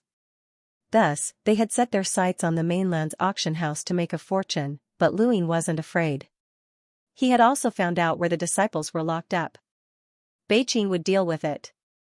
Your Highness, this person won't appear again, Beiqing whispered from behind Luyin. Luyin asked, there are still 2 months left until the premium auction. Are there many people from the Great Eastern Alliances participating in the auction? Beiqing replied, there aren't many, but every time there's an auction, there will always be someone from the leading faction present. This time, I'm giving you some new things. Help me advertise to the powers in the Great Eastern Alliance. They're the main consumer group. Luyin then sent Beiqing a few routes that he had carefully selected. These routes were beneficial to the people's livelihood, transportation, and other industries, and had nothing to do with the military. These new routes could save a lot of time. Time was money, and Luyin believed that these routes would be enough to cause a sensation. Lu Yin's guess was correct. When the mainland's auction house announced that a new route would be auctioned in 2 months, the Outerverse went into an uproar. Countless people looked over, curious as to what the new routes would be. The Central Weaves were even more nervous, as they were afraid that the Great Eastern Alliance would have a new route to their territory. That way, not only would they be able to quickly dispatch troops, but they would also be able to conceal themselves. They had tried their best to find out, but they had not been able to find out what the new routes were. Elsewhere, the Hall of Honor's investigation into the Amethyst Trading Company had been completed. The Z family had no relationship with the Neo-Human Alliance, and it was Z Rong who had cooperated with the Neo-Human Alliance. When the news came out, countless people from the Amethyst Trading Company heaved sighs of relief. Ever since Lu Yin had caused a ruckus at Z Rong's wedding and exposed Z Rong's true identity, the Amethyst Trading Company had been under investigation by the Hall of Honor. During this time, nearly half of the Amethyst Trading Company's branches in the Outerverse had closed down, and everyone was spreading the news that the company was about to close down. The company's share price continued to plummet, which affected countless people and caused them to go bankrupt overnight. Lu Yin's shares in Xinyu Star's Amethyst Trading Company had also become worthless. Although the Hall of Honor was no longer investigating the Amethyst Trading Company, this matter would not be forgotten so easily. It was a fact that Z Rong had cooperated with the Neo-Human Alliance, and during this time, the Z family had been silent. All of their competitors that had been suppressed had surfaced and hit them while they were down. The Z family's intelligence network had been completely suppressed, and the production lines that the Amethyst Trading Company controlled, as well as the places where they had originated, had all been destroyed. The Z family's reputation plummeted, and they had once been one of the 4 major corporations and the Outerverse's largest intelligence network. It would have been fine if it had only been a drop in status, but the universe was a place where the strong preyed on the weak. When the Z family had been at its peak, they had offended many people, and many viewed them as mortal enemies. Now, all of those people had appeared, and there was no lack of powerhouses among them. Skylush Planet began to suffer frequent attacks, and even with an enlighter like Mr. E, they could not stop the momentum. Everyone knew that the only way to defeat the Z family was now. The longer they waited, the more the Z family would recover. As one of the 4 major corporations, they had a deep foundation and would not be easy to deal with. On Skylush Planet, Mr. E soared into the sky with an ugly expression. In the Z family's ancestral home, Z Tianquan frowned. He had just received news that yet another intelligence network had been destroyed. "Father, we can't wait any longer. Please ask Senior Li to wake up. As long as Senior leaves the universe, even the Hall of Honor will fear him, let alone those small fries," Zifeng said anxiously. Xianxia immediately replied, "We can't." During the border war, the Hall of Honor forcefully recruited all of the experts, and we purposely hid Senior Li's existence. If we ask Senior Li to come out now, even if we resolve this crisis, the Hall of Honor will remember us, which will be detrimental to our future. But if we don't get through this crisis, we won't have any future. Zifeng raged. With Mr. E around, who in the Outerverse can destroy our Z family? All of the experts have been transferred to the border, and the strongest experts that those small fries can send are only hunters. Our Z family can protect ourselves, Xianxia retorted, unwilling to be outdone. Protect ourselves, protect ourselves. You only know how to protect yourself. Our Z family is one of the 4 major corporations and the strongest intelligence network in the Outerverse. Losing this means losing everything. We can start all over again. If the Hall of Honor remembers us, even if the 4 major corporations work together, it won't be easy for us. The Hall of Honor won't interfere with us. They have their own representatives. Isn't Luin one of them? Xianxia shouted. Zifeng Tianquan's body trembled, and Zifeng unconsciously clenched his fists. He then slowly relaxed them, and a bone-deep hatred appeared in his eyes. It was all Lu Yin's fault that the Z family had fallen to such a state. If he hadn't stirred things up, the Z family wouldn't have ended up like this. At that moment, Mr. E landed and tiredly said, "It's fine for now. With me around, they won't dare to act rashly. However, I can only protect Heavenly Lush Planet. I can't do anything else." Zifeng gritted his teeth. My Amethyst Trading Company's intelligence network in the Outerverse has almost been wiped out. It's all Lu Yin's fault. Everyone fell silent. Mr. E wanted to say something, but he stopped himself. Z Tianquan saw this, and his heart skipped a beat. Does Mr. E have something to say? Mr. E sat down. Actually, the Z family shouldn't blame Lu Yin. In fact, we should thank him. Zifang was furious. You want us to thank him? If it weren't for him, our Z family would still be one of the 4 major corporations. Those people outside wouldn't even dare to approach us. No, they wouldn't even get close to us before they were discovered. Their every move was under our watch, and now, they're all gone. Shut up and let Mr. E finish speaking. Zi Tianquan shouted angrily. Zifang wasn't satisfied, and he snorted. Zi Tianquan apologized. Mr. E, please don't take offense. Mr. E shook his head, indicating that he didn't mind. Actually, have you thought about this? Luin only exposed Zi Rong's identity, and he didn't force Zi Rong to cooperate with the Neo-Human Alliance. If he hadn't exposed Zi Rong, who in the Z family would have been able to stop him when he became an enlighter in the future? Even if they could, would the Hall of Honor let the Z family off so easily? Mr. E glanced at the crowd and continued, the Z family is the largest intelligence organization in the Outerverse, and it's extremely important. Would the Hall of Honor believe that one of their own had become a corpse king? They would only think that the Z family was covering for them, and they might even help them hide the truth. At that time, forget about investigating, what awaits the Z family would be a palm strike from Master Yuan. I don't know what price the family had paid this time to convince the Hall of Honor that the Z family is innocent, but once Zi Rong becomes an enlighter, then any price will be useless. Don't forget how Luin overthrew Darkstar Gorge. Zi Tianquan and the other 2 turned pale. Mr. E was right. The Hall of Honor's attitude towards the Neo-Human Alliance was that they would rather kill the innocent than let them off. Master Yuan was the most terrifying person in the Outerverse, and he was one of the Hall of Honor's hidden powerhouses. No one doubted his strength, and even a sneeze from him would be enough to destroy the Z family, let alone a palm strike. Lu Ying coincidentally exposed Zi Rong's true identity, which is actually beneficial to the Z family. The Z family is not Darkstar Gorge, and the Hall of Honor will listen to our explanations for now. But as time goes on, they won't listen to our explanations, and they might just destroy us like they did to Darkstar Gorge. Mr. E said. Zi Tianquan looked at Mr. E. Mister, do you have any suggestions? Feel free to speak. Mr. E thought about it and then seriously replied, it's not that the Z family doesn't have a chance, but that chance lies in Lu Yin's hands. What do you mean? Zi Tianquan asked. Mr. E explained, Lu Yin's ambitions are too great, and he wants to unify the Outerverse. Although this has exposed his ambitions, it also shows that he's tolerant and has good foresight. Information is what he needs, and as long as he's willing to help the Amethyst Trading Company, the Great Eastern Alliance's influence, which covers 1/3 of the Outerverse, and Lu Yin's background in the Hall of Honor, the Z family won't be affected. Zi Tianquan fell silent. Zifang angrily said, if that's the case, then why don't we just ask the Hall of Honor for help? Genius memorized this website's address in 1 second. Mobile version of the website. Mr. E laughed when he heard Zifang's words. That way, the Z family will have joined the Hall of Honor, and we'll have to listen to their orders. But working with Lu Ying won't be much better, Xianxia said. She understood Lu Ying the best, and she knew that he would not work for free. Mr. E shook his head. I'm just making a suggestion.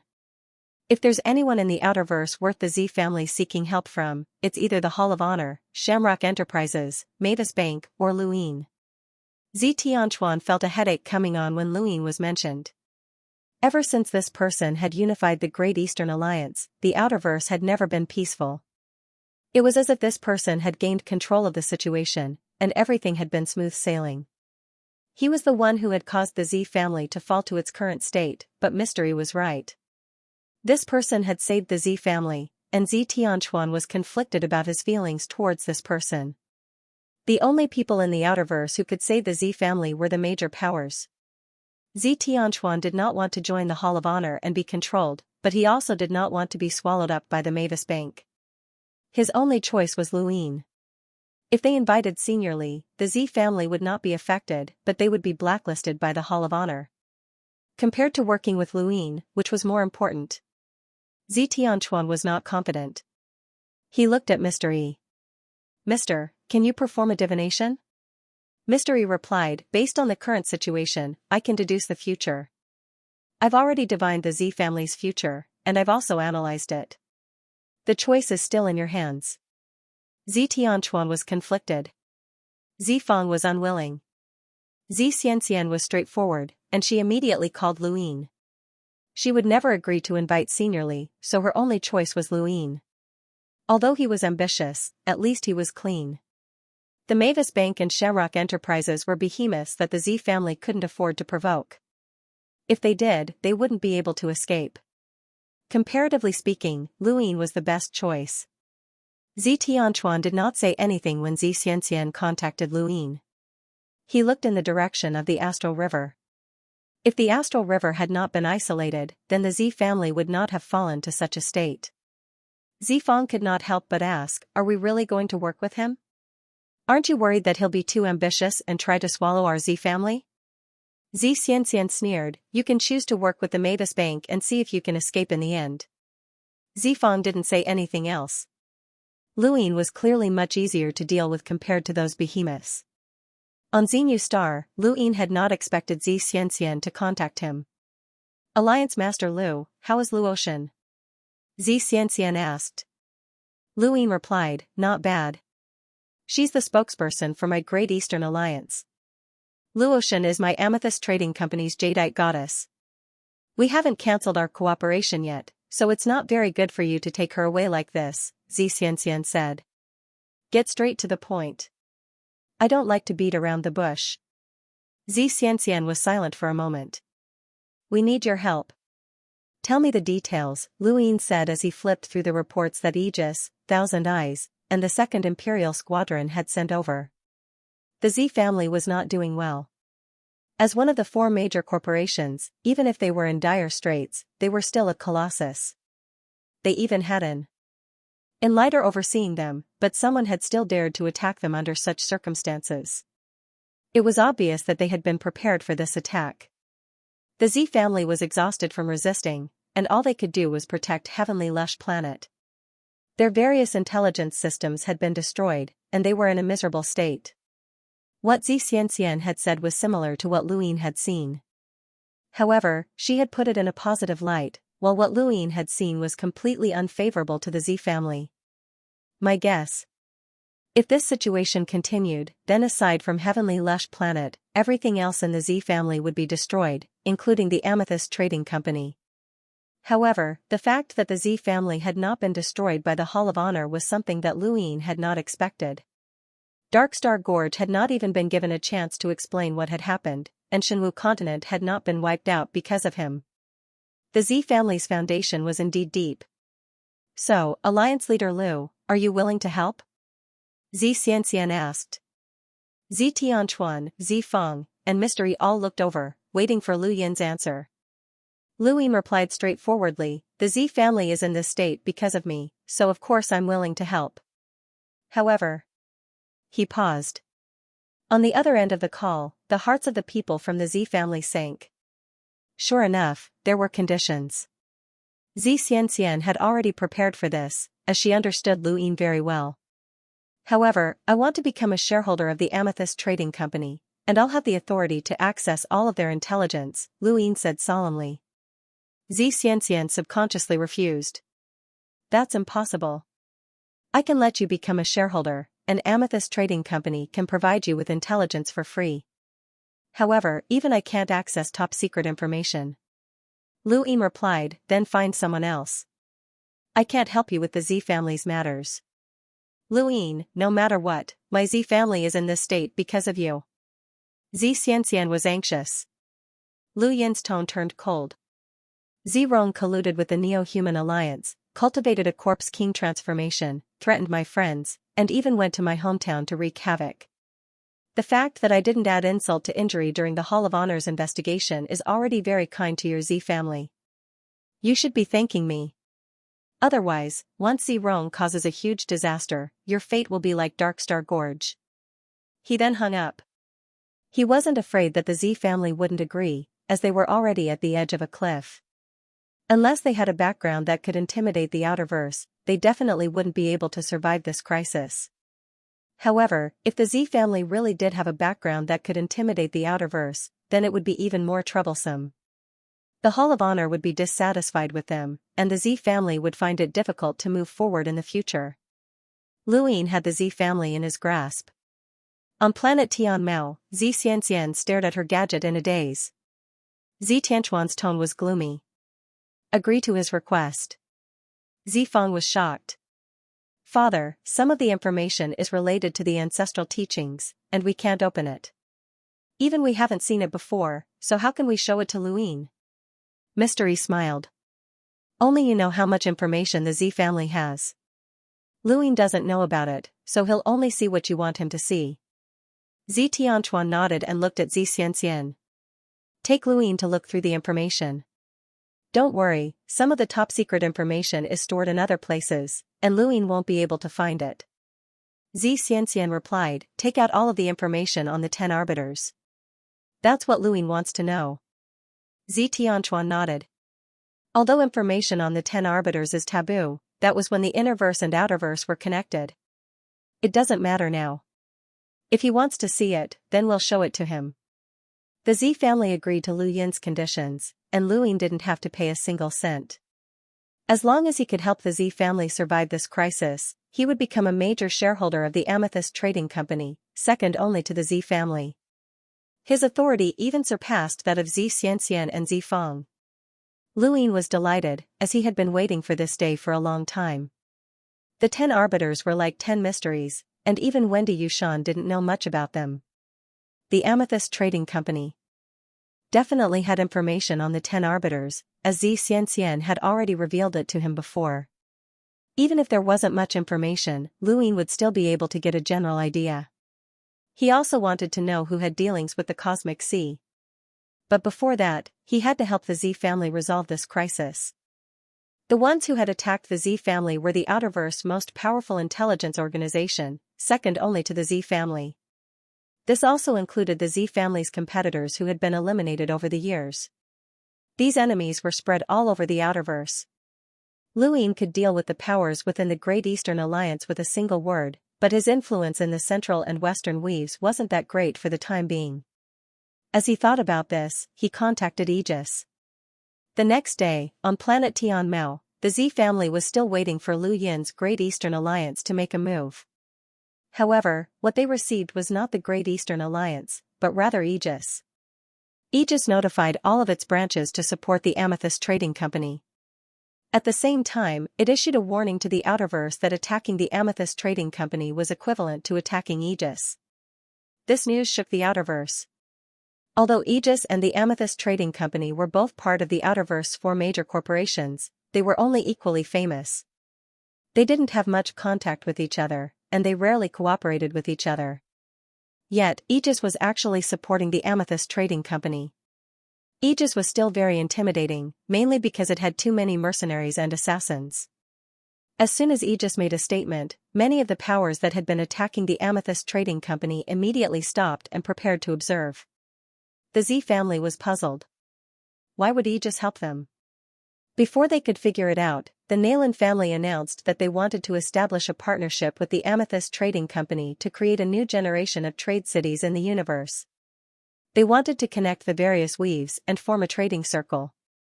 The Nalan family's announcement was tantamount to telling the Outerverse that they supported the Amethyst Trading Company.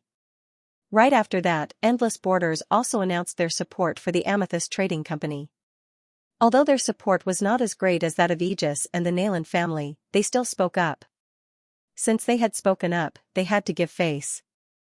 Of the Outerverse's 4 major corporations, 3 were supporting one. The powers that had been attacking the Amethyst Trading Company immediately stopped, not daring to make another move. Before the Amethyst Trading Company had been investigated by the Hall of Honor, they had been able to suppress these powers to the point that they didn't dare to make a sound. Now that the 3 major corporations that were on par with the Amethyst Trading Company had spoken up at the same time, it would be strange if these powers dared to make a sound. The Z family was stunned. The crisis had been averted, just like that. Zi Tianchuan looked at the internet, where the news was showering the Amethyst Trading Company with praises. This was the influence of the 4 major corporations. Zi Tianchuan was no fool. Aegis, the Nayland family, and Endless Borders had all been willing to stand up for the Amethyst Trading Company because someone had pulled strings, and that person was naturally Luin. Xianxia had thought that he had overestimated Luin and that he would use the Great Eastern Alliance's support to help the Amethyst Trading Company with his influence that spanned a third of the Outerverse. However, Xianxia had never expected that Luin would be able to resolve the crisis without even using the Great Eastern Alliance's power. Lu Yin's influence was enough to make Xianxia afraid. Even at its peak, the Amethyst Trading Company had not been able to reach Lu Yin's current level of influence. This person was too terrifying. Xianxia suddenly recalled how hundreds of generals from the allied forces in the Central Weaves had been wiped out in a single night, and his heart turned cold. Lu Yin's hidden power ran deep, and Xianxia could not fathom the extent of his influence. This sort of person was the most terrifying. After contacting Aegis, the Nayland family, and Endless Borders, Luin headed straight for planet Heavenly Lush. He was not worried that he would not be able to resolve the Z family's crisis. If the three major corporations could not resolve it, then the Great Eastern Alliance would not be able to either. What Luin wanted to do the most right now was to head to planet Heavenly Lush to gather information regarding the 10 Arbiters. A few days later, Luin saw planet Heavenly Lush. It was located to the west of the central region, and it was much further away than the last time he had visited it. Xianxia was the one who welcomed Luin. Compared to his previous enthusiasm, Xianxia had a smile on his face this time, but it was forced. Xianxia also looked at Luin with a deep sense of apprehension. "Thank you for your support, brothers." "Thank you. Genius will remember this website's address in 1 second. Mobile version of reading website. Luin did not stand on ceremony, as he had caused the death of Xianxia's son. He did not expect Xianxia to be truly grateful to him, all he wanted was information. "Please lead the way, Director Z. I want to look through the information as soon as possible." Xianxia nodded, as he did not want to stay with Luin either. After giving some instructions, Xianxia led the way to the most heavily guarded area of planet Tianmao, a valley. Luin had noticed it the last time he had been here. This place contained a boundless amount of rune lines, and Mystery spent most of his time guarding this place. Xianxia led the way, and the two of them arrived underground. Luin finally understood what it meant to be vast when he saw the intelligence vault. As far as the eye could see, the ground was filled with information. Some were divided by territory, while others were divided by color. It was easy to determine the level of the information vault. My Z family's intelligence vault is the most comprehensive in the Outerverse, and there are always new reports coming in. There are also people who are constantly deleting useless information, but even if the information is deleted, we still have backup copies. It can be said that as long as the Z family has existed, the information has been accumulated. This place is even older than the historical records of many places, Xianxia said proudly, as this was the pride of the Z family. Not just anyone could store information for so long. There were ancient intelligence organizations among the various powers that had attacked the Z family, but they had been destroyed after losing the competition. If this place is breached, it will take a long time to move all this information, Luin praised. Xianxia was speechless. This guy really did not know how to talk. "Where is the information on the 10 Arbiters?" Luin asked. Xianxia was not surprised, as she knew that this was what Luin cared about the most. She quickly led him to a protruding area on the ground, and as the ground glowed, the protruding stone carried the two of them through the air. It took them a full 5 minutes before they stopped. This was a very long distance, which showed just how large the intelligence vault was. Luin looked at the dark-colored scroll in the distance and slowly walked over. Xianxia stood in place, as she did not have the authority to look at the information on the 10 Arbiters. The information on the 10 Arbiters was listed separately. The 10 Arbiters were the titles given to the current 10 members of the Youth Council. The previous members did not have the qualifications to become the 10 Arbiters, as this was a change in the times. This meant that the current 10 Arbiters were the first generation, but they might also be the last generation. No one could guarantee that someone would take their place. Luin raised his hand and took out a scroll. He slowly opened it, and a name. Lu Tianmu's name. Lu Yin was puzzled. What a familiar name. Lu Tianmu, female, one of the 10 arbiters. People call her Mu Arbiter, and she comes from the sword sect. Her sword skills are peerless, and she has inherited the 13 swords. It was a very short introduction. There was no image, and there was no description of this person's appearance or personality. It only pointed out his background and famous skills. When Lu Yin saw Lu Tianmu's name, a thought suddenly flashed through his mind. He recalled that when he had first spoken to Madame Naylan, she had introduced herself as Lu Fuxue. Lu Yin had also called himself Drifting Cloud Snow, and the taste of the world had been boiled into tea. She had followed up with a name, which was Lu Tianmu. Lu Yin tried his best to recall what he had said back then. Oh, that's right, Sirius is scattered, Su like Chiao Mu. This is my interpretation of Lu Tianmu's name back then. No wonder Madame Naylan was smiling so happily. It was as if her evil scheme had succeeded. So, she had been waiting for this. He had been deciphering the names of the sword sect's 10 arbiters.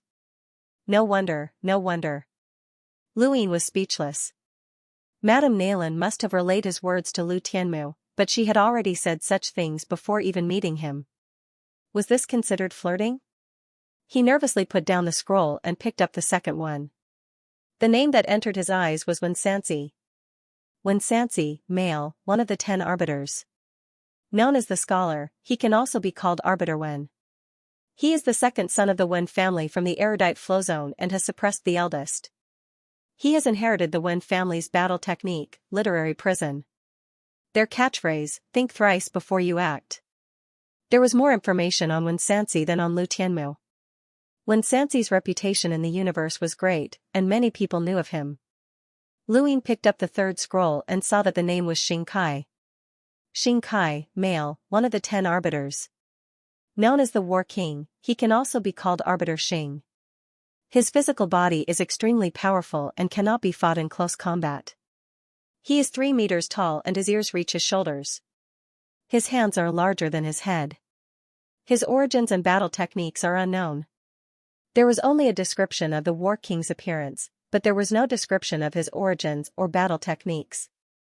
The Amethyst Trading Company was the largest intelligence organization in the Outerverse, so how could they not know about the War King's origins? Lu Yin did not believe it. Either there was a lack of records or the War King was hiding something. Regardless of which reason it was, Lu Yin could not find anything here. When he opened the next scroll, he saw Lan Si's name. Lan Si, male, one of the 10 arbiters. Known as the Hand of God, he can also be called Arbiter Lan. He comes from MT Zhishan Dojo in the Starfall Sea's Greyweed continent. He specializes in the overlaying stacks path and once used 100 stacks to shatter a planet. It is speculated that the overlaying stacks path is part of his preparation for cultivating some sort of battle technique. Lu Yin's expression turned serious, as he was very concerned about the word's preparation. The Amethyst Trading Company would not have written such a speculation for no reason. If they had written it down, then it might be true. Did Lan Si still have some hidden techniques that had not been revealed? Right, Xianxia seemed to have mentioned this as well, saying that Lan Si might have some hidden battle techniques. Lu Yin put down the scroll with a heavy heart.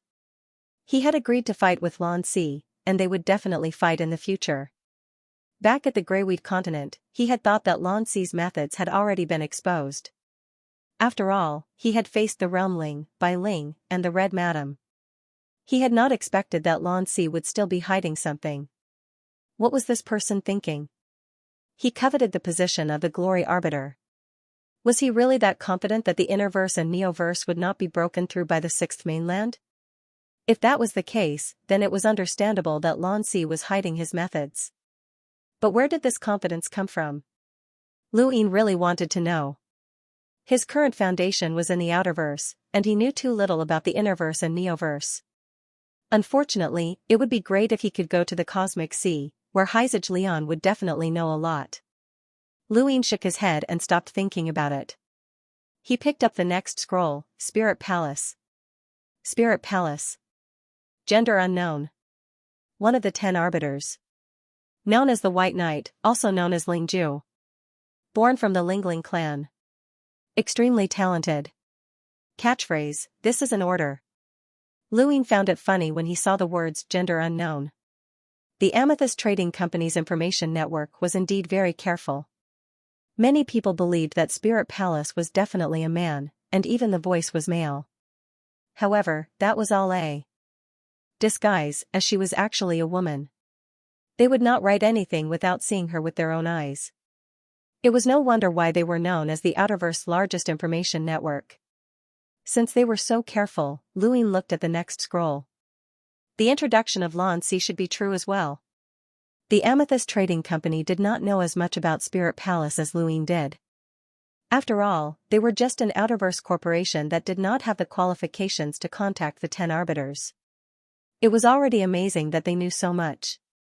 He picked up the next scroll and saw that it was Night King Jinwu. Lu Yin's expression turned solemn as he slowly opened it. Night King Jinwu. Male. One of the 10 arbiters. Known as Arbiter Jinwu. Born from the Day-Night royal family. His battle techniques are unknown, and his innate gifts are unknown. He is adept at control and is extremely dangerous. He is not to be trifled with. There was not much of an introduction, but there was an extremely dangerous aura that assaulted Lu Yin's senses. It was even more careful than the previous introductions of the 10 arbiters. 2 of the introductions were unknown, and the other 2 were not to be described. This showed just how much the person who had drafted this information network was afraid of Night King Jinwu.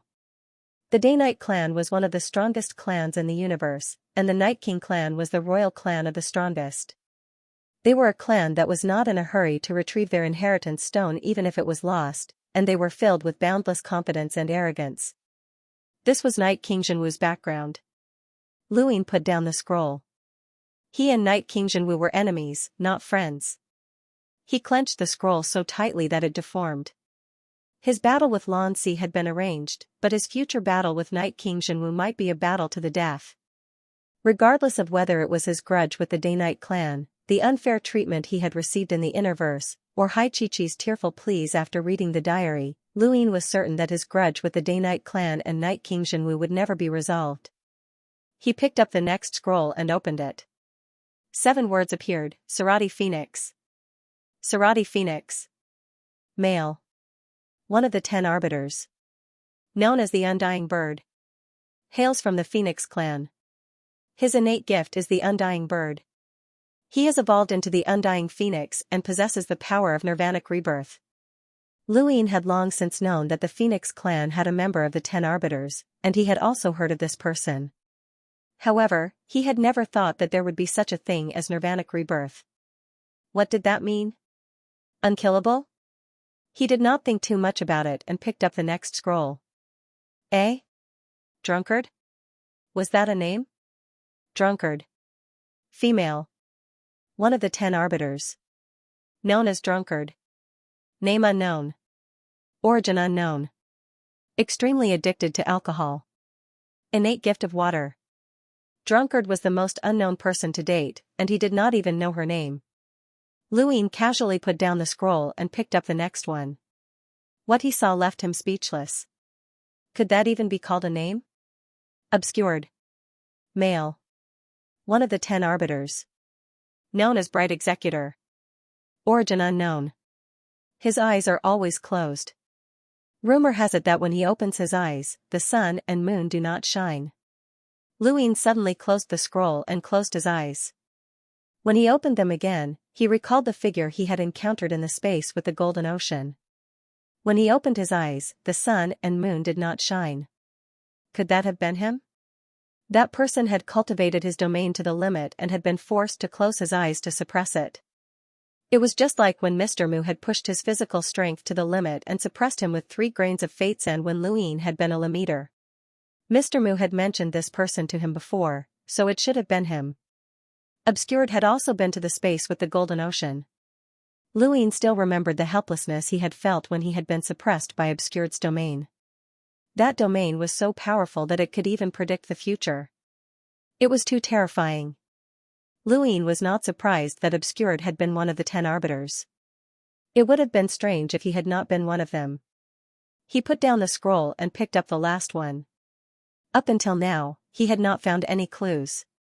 These records were too simple, and many. of them were unknown. He slowly opened the scroll, and the first thing he saw was Cox. Cox. Male. One of the 10 arbiters. Known as Bright Executor. He comes from the cosmic ocean sea of snakes. He is lazy and has a casual personality, but his attacks are ruthless. He cannot be attacked, provoked, or treated as an enemy. Lu Yin's gaze turned cold. He had found it. One of the 4 arbiters of the cosmic ocean. This person was Cox. Only someone who also came from the cosmic ocean would have a reason to attack someone from Leon's armada. This also confirmed what old Guda had said, one of the 10 arbiters had connections with the cosmic ocean. Thank you. Xianxia, thank you for your support, brothers. Here's the update, thank you. Genius memorized this site's address in 1 second. Mobile version of reading website. Luin did not rule out the possibility that the other 10 arbiters were involved with the cosmic sea, but at the moment, Arbiter Zhou was the most likely. Xianxia had said that there was one person among the 10 arbiters who could not be attacked. This person hated the primeval surnames, and it should be Zhuohe. Zhuohe hated the primeval surnames and came from one of the cosmic sea's 4 hegemons, so there was a 90% chance that this person was Zhuohe. Luin put down the scroll and sighed. He had finally found what he was looking for. He knew all of the 10 arbiters, at least on the surface. Some things would naturally be known once one reached a certain level, even without the Amethyst Trading Company's information. When the group from the Starfall Sea had fled to the Outerverse, Master Yuan had appeared, but he had not spoken to Lan Si at all. He had even ignored Lan Si, which showed how high Master Yuan's status was. The 10 arbiters only had great influence among the younger generation or enlighters, but they were not influential in the higher realms and could only be considered juniors. It was the same for Luin. Even if he had unified the Outerverse, he would still be considered a junior. If there had not been a border war, then Master Yuan would not have cared about him either. Luin would remember this name. In the distance, Xianxia watched Lu Yin's expression change, especially when he looked at the last scroll. Her heart sank, as there were some pieces of information that even their own people could not see for fear of causing trouble. She guessed that Luin might have found the answer that he had been looking for. This answer might lead to something, and this place was the source. Information was a weapon, and whoever had it would benefit. But at the same time, information could also bring disaster. She did not know what Lu Yin's information would bring to the Amethyst Trading Company, but she hoped that it would not lead to disaster. After all, this matter involved the 10 arbiters, and the 10 arbiters were backed by too many powerful organizations. Luin walked around again and looked through quite a bit of information. It had to be said that the Amethyst Trading Company's information was very comprehensive, and some of it was helpful to him. However, there was too much information, and he could not finish reading it all in a short amount of time. You go back first. I'll walk around on my own, Luin said to Xianxia. She nodded. You can read the information, but you cannot take it out. Got it, Luin casually replied. Xianxia looked at Luin seriously and then turned to leave. Luin looked up and watched her leave. He did not believe that the Z family had given him all of the information, and that there was definitely some information that they had not given him. However, he had no choice since he could not force them. Fortunately, he had obtained the information he needed regarding the 10 arbiters, or else he would have had to resort to some tricks. Frost wave weave, Earth. Snow was falling all over the place. The temperature in Changbai Mountain was very low, but it was not cold for cultivators. Even though Earth's cultivation civilization had soared with the help of the Great Yu Empire, the Blue Camp still existed, and no one dared to act rashly. Earth was a special place. Although there weren't any powerful cultivators, Luin had come from there, which made it so that anyone who came to Earth to travel or do anything dared not be too presumptuous. There were many things that they had to take the initiative to discuss with Zhou Shan. Zhou Shan was also special. He was Lu Yin's comrade and one of his few friends. On this day, Zhou Shan brought his daughter, Cici, to Changbai Mountain. Snowflakes fell on Cici's head, and she circulated her star energy to melt the snowflakes. Although the little girl was young, she was already cultivating. Many children on Earth were the same. They started cultivating at a very young age. Dad, there's someone there. It's Uncle Zhang. Zhou Cece exclaimed, pointing to the top of the mountain. Zhou Shan smiled. Come, let's go find him. The snow was thick, and 2 sets of footprints were left behind, one large and one small, but they were quickly buried by the snow. Zhang Dingtian had been on Earth for some time now, and he had met up with Zhou Shan, gone to the capital, and met up with Wu Xing. Zhou Shan had finally found the time to come to Changbai Mountain and meet up with Zhang Dingtian and Bai Shui. Bai Shui was very grateful to Zhang Dingtian. If it weren't for him, she would not have been threatened. Back when Earth ended, China's 7 sages were filled with danger at every step, but it was wonderful. Now, things have changed, and we're the only 7 sages left. Wu Xing had also come, and he took a sip of wine and sighed. Zhang Dingtian had a complicated expression.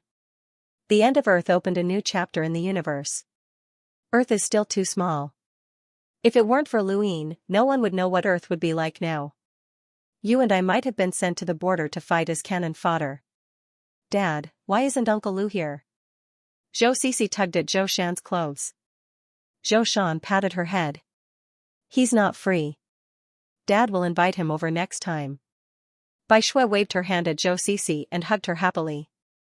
Zhou Cece was also very fond of this ridiculously beautiful auntie. Zhou Shan, does Cece have a formcast model? Bai Shui asked. Zhou Shan nodded. Bai Shui patted Zhou Cece's head and took her out for a tour of Changbai Mountain. The next day, the group parted ways. Zhou Shan had many things to take care of, and so did Wu Xing. Zhang Dingtian had decided to explore Jupiter. Luin had told him that he wanted to explore Jupiter. Jupiter? What's there to explore? Bai Shui asked. Earth's technology had advanced, and many of the surrounding planets had been explored. Jupiter was the same, but aside from its despairing atmosphere, there was nothing special about it. Zhang Dingtian replied, I don't know, but Luin can't enter. Bai Shui was surprised. I'll go with you. Zhang Dingtian nodded and stepped into the starry sky. Bai Shui followed closely behind. Jupiter looked beautiful, but the atmosphere within was despairing. The beautiful stripes were filled with a deathly aura. Luin had been unable to enter Jupiter back then, but now it was Zhang Dingtian and Bai Shui's turn to enter. Zhang Dingtian and Bai Shui had never expected to be sucked into Jupiter, and they were completely unprepared. They didn't even have the ability to resist before they disappeared. If Luin knew about this, he would definitely be upset. He had tried all sorts of methods to enter Jupiter, but these two had entered just like that. Luin only received this news a few days later. He looked at the image on his gadget and pursed his lips. Was this discrimination? The image had been taken by the Great Yu Empire spacecraft that was monitoring Jupiter, and it showed the scene of Zhang Dingtian and Bai Shui being sucked into Jupiter.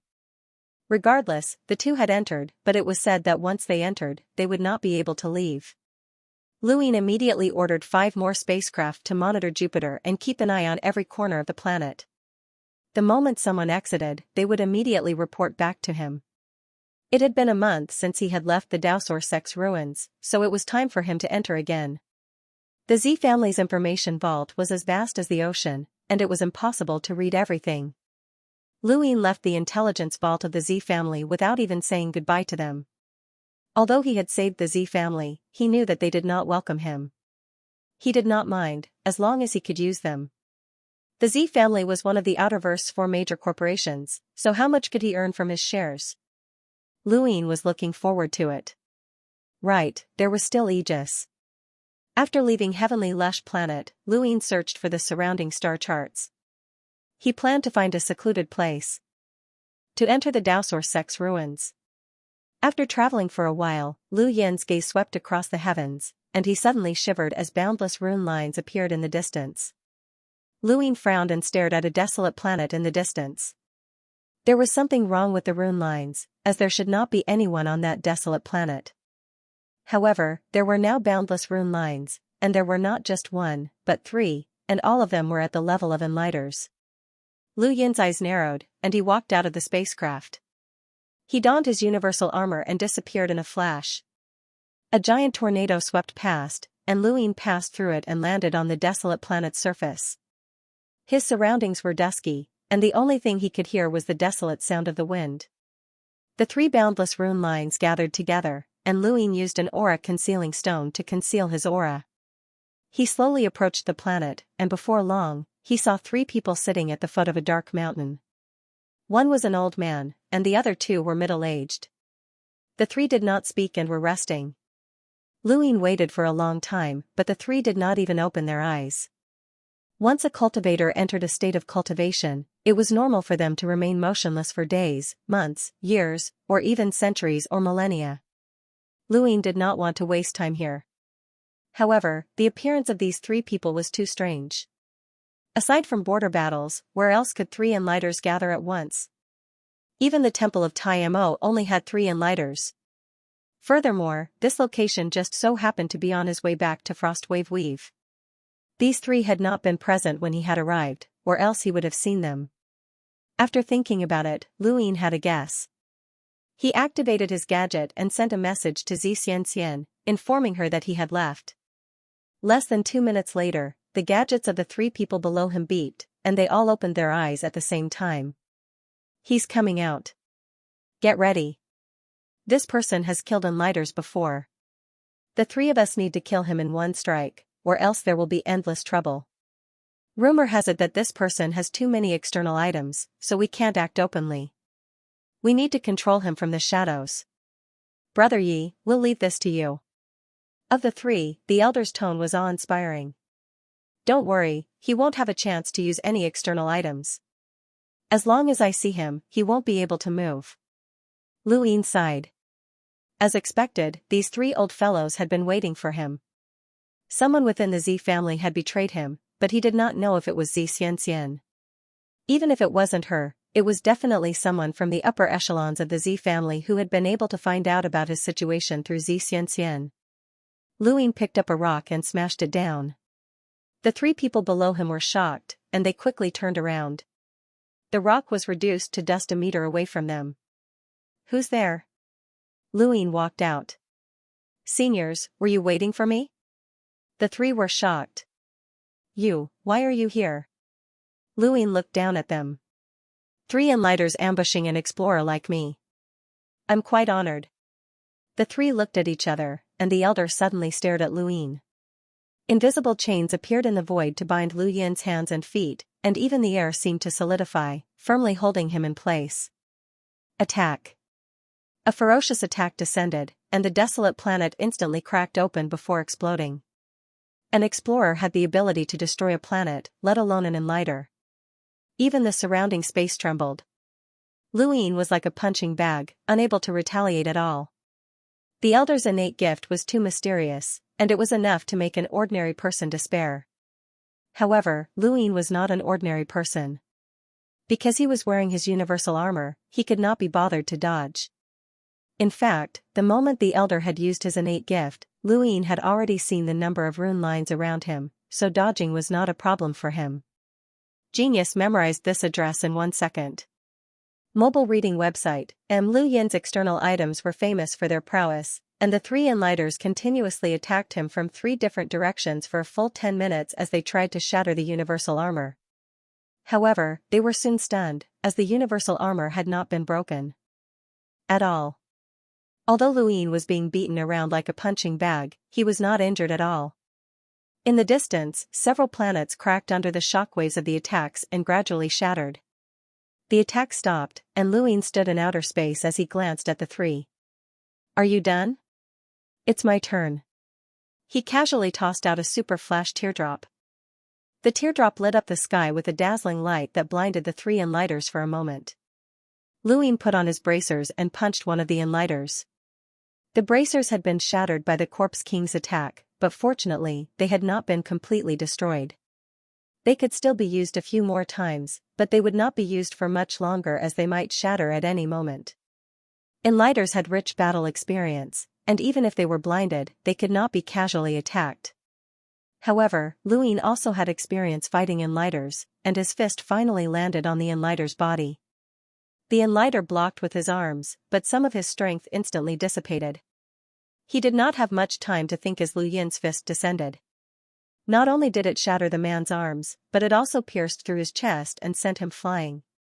The Enlighter's chest was pierced through, and the berserk shockwaves shattered his meridians. The Enlighter spat out a mouthful of blood and died. Before the border wore an endless weave, Luin had relied on the bracers to double his strength, which had been enough to fight against Xianxia's. These three Enlighters had a power level of 220,000 to 30,000 at most, which was far weaker than Xianxia's. Coupled with the fact that their rune lines had been weakened, it was impossible for them to block Lu Yin's fist. When the other two saw this, their scalps went numb, and they turned to flee. They finally understood what an Enlighter assassin was. Lu Yin did not want to let them go, but with his speed, he could only chase after one of them. Thus, he targeted the old man. This person's innate gift was very powerful, and leaving him alive would be troublesome. The old man was an Enlighter, so his speed far surpassed Lu Yin's. However, Lu Yin was faster than him and punched out. The Day-Night clan's spiritual force swept out, and although Lu Yin's spiritual force was not enough to cause the old man to lose consciousness, it still caused him to pause for a moment. At that moment, Lu Yin appeared and punched out at the old man. The old man's gaze, and the void around Lu Yin solidified. Lu Yin's entire body seemed to be fixed to a wall, and he could not move.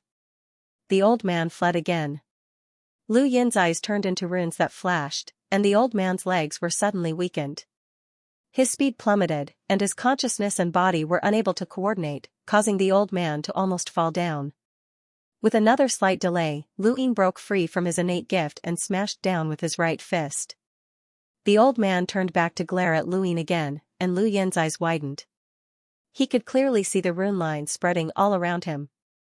At the critical moment, Lu Yin had passed through the gap and avoided the old man's innate gift. The old man was shocked. Impossible. Nothing's impossible, Lu Yin barked as he punched out. It was a simple and crude attack. His doubled strength allowed him to effortlessly deal with anyone whose power level did not exceed 300,000 with a single punch. However, he had held back. The old man's shoulder shattered, and he spat out a mouthful of blood as his body was smashed into a distant planet. Lu Yin took a step forward and chased after him. The other Enlighter had long since been scared off. Once Lu Yin wore the external item, he was invincible. At least, in their eyes, he was invincible. The old man's body smashed into the planet's surface, and he pierced through the planet's core. He was completely submerged in magma, but that was not the end of his strength. He uncontrollably pierced through the planet's core and flew up from the other side of the planet. He opened his mouth again and spat out a mouthful of blood, causing his vision to turn blurry. To be able to cultivate to the Enlighter realm, the old man had experienced countless life or death battles. At this moment, the old man instinctively fled into the distance. He only wanted to escape from Lu Yin's grasp as quickly as possible. Although this person was only an explorer, he had an invincible defense and unfathomable methods. The old man did not even have the courage to fight back. Lu Yin tore through the void and appeared behind the old man. He raised a hand, and his palm transformed into a claw. An ancient beast's roar rang out, and it seemed to cross the river of time as it transformed into a giant sky-beast claw that smashed down. "Get down here." The old man's eyes turned ferocious. The sky-beast claw was immobilized, and his star energy was completely released. It transformed into a visible shockwave that shattered the sky-beast claw and spread out in all directions. An Enlighter's star energy should logically be able to suppress an explorer's, but Lu Yin's star energy reserves were unimaginable. The old man's star energy suppression had no effect on him at all. Lu Yin punched out again, still using the day-night punch. His spiritual force swept out, and even an Enlighter would find it difficult to ignore it. At the very least, they would be delayed for a split second. The situation was exactly the same as before, and this split second determined the outcome of the battle. The old man's pupils shrank when he saw the might of Lu Yin's punch, and his scalp went numb. This punch was enough to turn him into a puddle of blood. No. Lu Yin's punch suddenly stopped, and the strong wind caused the old man's face to twist. The wind from the punch tore through the void, and it was less than a centimeter away from the old man's face. Lu Yin could clearly see the fear and despair in the old man's eyes. Time seemed to stop at this moment, and only Lu Yin and the old man remained. Lu Yin slowly retracted his fist and calmly looked at the old man. "Your name?" the old man panted heavily and looked at Luin in fear. Karmic. Karmic? Is that your name? Luin asked. Karmic nodded and coughed, causing fresh blood to trickle down the corner of his mouth. He wiped it off and looked at Luin in disbelief. How could an explorer display such terrifying strength? Although they had just become enlighters not too long ago, they shouldn't have been so easily dealt with by an explorer. They were bona fide enlighters. Where are you from?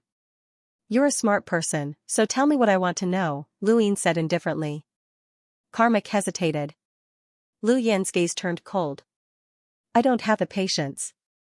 Karmic's heart trembled. The longer one lived, the more they feared death.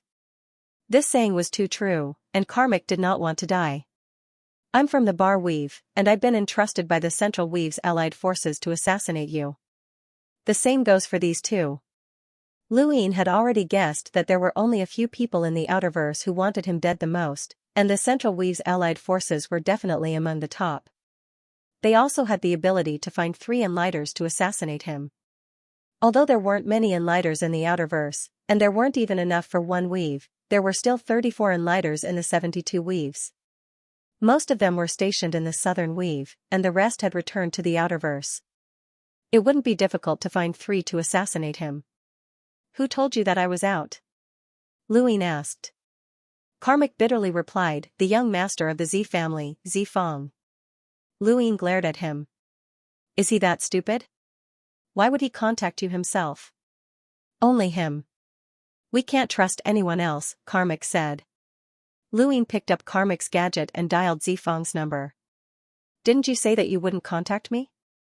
Zifang's angry voice rang out. Lu Yin's gaze turned cold. Give me a reason not to kill you. On the other end of the gadget, Zifang froze when he heard Lu Yin's voice. Lu Alliance Leader Lu, are you alright? You only have 1 chance.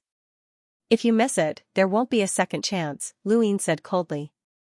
Zifang's entire body trembled, and he instantly thought of countless terrifying endings. With Lu Yin's current power, he didn't even need to do anything himself to deal with Zifang. Even the Z family's intelligence network might not be able to find out anything, and even if they did, they wouldn't dare to say anything. This person had the qualifications to easily destroy Zifang. Alliance Leader Lu, please listen to my explanation. Remember, you only have 1 chance. Think carefully before you speak. Cold sweat dripped down Zifang's forehead, and his face turned deathly pale. Chance. All he could think about right now was how he could absolve himself and how he could convince Luin to let him go. Why? Inexplicably, an idea flashed through his mind. Alliance Leader Lu, I'll tell you a secret about my Z family. Please let me go. Go on. Luin was rather curious. Zifang gulped. Actually, Mystery isn't the only enlighter in my Z family. Back when the Z family stood tall in the Outerverse, we were able to defeat many powers and become the largest intelligence network in the Outerverse. That person's surname is Li. I don't know the details, but one thing is for sure, this senior Li far surpasses Mr. E. Even if he's not at the level of an emissary, he's not far from it. He's the true powerhouse of my Z family. Lu Yin's eyes narrowed. That's not surprising. For major corporations. It would be strange if you only had Mr. E. This isn't enough for you to save yourself. Zifang's face turned pale. Alliance Leader Lu, I can give you all of the resources that I've accumulated over the years as long as you forget what happened today. Lu Yin disdainfully replied, how much can you have? Even if you die, I can still get all of it. Zifang despaired and kept thinking about something. It seems like you can't save yourself. Then you won't be able to live for more than a few days, Lu Yin threatened. Zifang trembled. He thought about the generals of the Central Weave's allied forces, the top 10 assassins of Aegis, and all of the enlighters who had died at Lu Yin's hands. He then thought about Lu Yin's overwhelming power and background, and he gritted his teeth. Alliance Leader Lu, I can take you to the Z family's most secret place. Father thinks that I don't know about that place, but I've been there a long time ago. That place contains the Z family's greatest secret, and it involves the Neoverse. Lu Yin was interested. Tell me about it. Zifang seemed to be struggling, as he didn't want to say anything. Lu Yin sneered. I won't force you. You can leave this world with this secret. The home of the gods, Zifang said. Lu Yin was confused. What's the home of the gods? The home of the gods, the monkey exclaimed. Lu Yin's eyes flashed, and he covered his gadget. You know about it? The monkey replied, I think I've seen it before, but I don't remember the details. At that moment, Zifang spoke up from the other end of the gadget. The Home of the Gods is one of the most powerful organizations in the Neoverse. In terms of status, it's comparable to the Mavis Bank, the Aurora Corporation, and the Sirius Sect. It's a true colossus, and even the Hall of Honor doesn't dare to say that they can do anything to the Home of the Gods. Zifang paused for a moment before continuing, My Z family originated from the Home of the Gods, and that Senior Li was sent by the Home of the Gods to protect our family. Only the head of the Z family knows about this, and Xianxia, Z Rong, and I are kept in the dark unless we become the head of the family. Although there aren't many experts in the Outerverse, it's still very difficult to establish a foundation and become the largest intelligence organization. My Z family's history has been too smooth, and many people have suspected that we originated from the Innerverse and were supported by some Innerverse powers like the Nalan family. In reality, the true support of the Z family comes from the Home of the Gods. What powers are in the Neoverse? Lu Yin asked, as he was too curious. He currently knew that the Hall of Honor, Mavis family, Aurora Corporation, Sirius Sect, the Three Dark Hands, and now, the Home of the Gods. None of these powers were easy to deal with, and any one of them could easily overturn the Innerverse and Outerverse. Zifang bitterly replied, I don't know about the Neoverse either. Even my father knows about our origins, but that's all he knows. How do I know if you're telling the truth? Lu Yin was skeptical. Zifang replied, Alliance Master Lu can come to planet Tianmao, and I'll take you there. With your methods, my father won't be able to detect anything. Lu Yin was puzzled. Let's just assume that you're telling the truth. Why does the Home of the Gods support the Z family?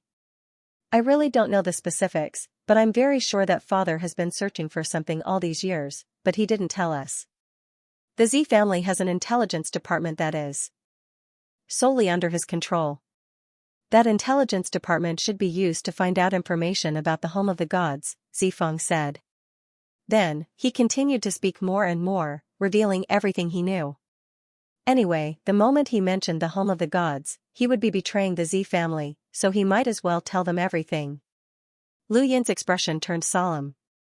The Outerverse already had the Hall of Honor, the Neo-Human Alliance, the Seven Courts, the Mavis Bank, and the Aurora Corporation. Now, it seemed that the Home of the Gods also had connections. These behemoths were truly worthy of being existences that had stood tall for countless years, and they did not care about the Outerverse just because it was weak. If Lu Yin did not know, then that meant that he did not have the qualifications to know. If Lu Yin hadn't gotten hold of Zifang's weakness today, then this secret might have remained a mystery for another few years or even a decade. Once the Innerverse and Outerverse were connected, the Z family might transform with the support of the Home of the Gods. Not only the Z family, but also the Nalan family, the Mavis Bank, and so on. These behemoths were like kites with their strings cut. Once the Innerverse and Outerverse were reconnected, they would regain their strings, and their attitudes towards Lu Yin would be completely different. He heaved a sigh of relief, as it was fortunate that he knew the Z family's secret. Otherwise, if he had provoked the Home of the Gods, the consequences would not have been any better than provoking the Day-Night clan. In fact, it might even have been worse. Making enemies for no reason was not his style. Zifang was so afraid that he had even revealed such a secret, so there was no need for Lu Yin to continue questioning him. I can pretend that nothing happened today. Take care of yourself. Lu Yin was about to end the call when he suddenly paused. Find me the information that the Home of the Gods wants the Z family to find. Tell me, and I'll guarantee that you'll become the head of the Z family. He then ended the call. Zifang stared at his gadget in a daze. The fear in his eyes had been replaced by excitement when he heard Lu Yin's last sentence, but it was quickly extinguished. Z Rong was already dead, and Z Xianxia alone was no threat to him. He would become the head of the Z family sooner or later, and he did not need Lu Yin's guarantee. It was fine as long as he could smoothly resolve today's matter. He was truly afraid that Luin would deal with him. The innerverse and outerverse were separated, and a single word from Luin could determine the life and death of countless people. Luin put his gadget away. The outerverse secrets were becoming fewer and fewer, and it even involved the neoverse. The universes were connected, and the outerverse was not just the outerverse. Luin had originally planned to place his own people in the Z family, but no one could replace a member of the Z family, let alone Zifeng. Did he really think that today's matter was over? If he did not have any ability, then how could it have ended so easily? Luin sent Zifeng's information to Enya so that she could make use of it in the future. After dealing with Zifeng, Luin looked at Yi. How do you think I should deal with you? Yi was terrified. Alliance Master Lu, please give me a way out. Luin nodded. Sure. Xenu Star lacks an enlighter to oversee things. Are you willing to accept this position? Yi was delighted. Thank you, Alliance Master Lu. As long as he did not die, he was willing to do anything. Overseeing Xenu Star was a lucrative job, and it was equivalent to having someone to support him. Of course, he also knew that with Lu Yin's current situation, Xenu Star would not be able to withstand an attack, but he had no other choice. Luin was very satisfied.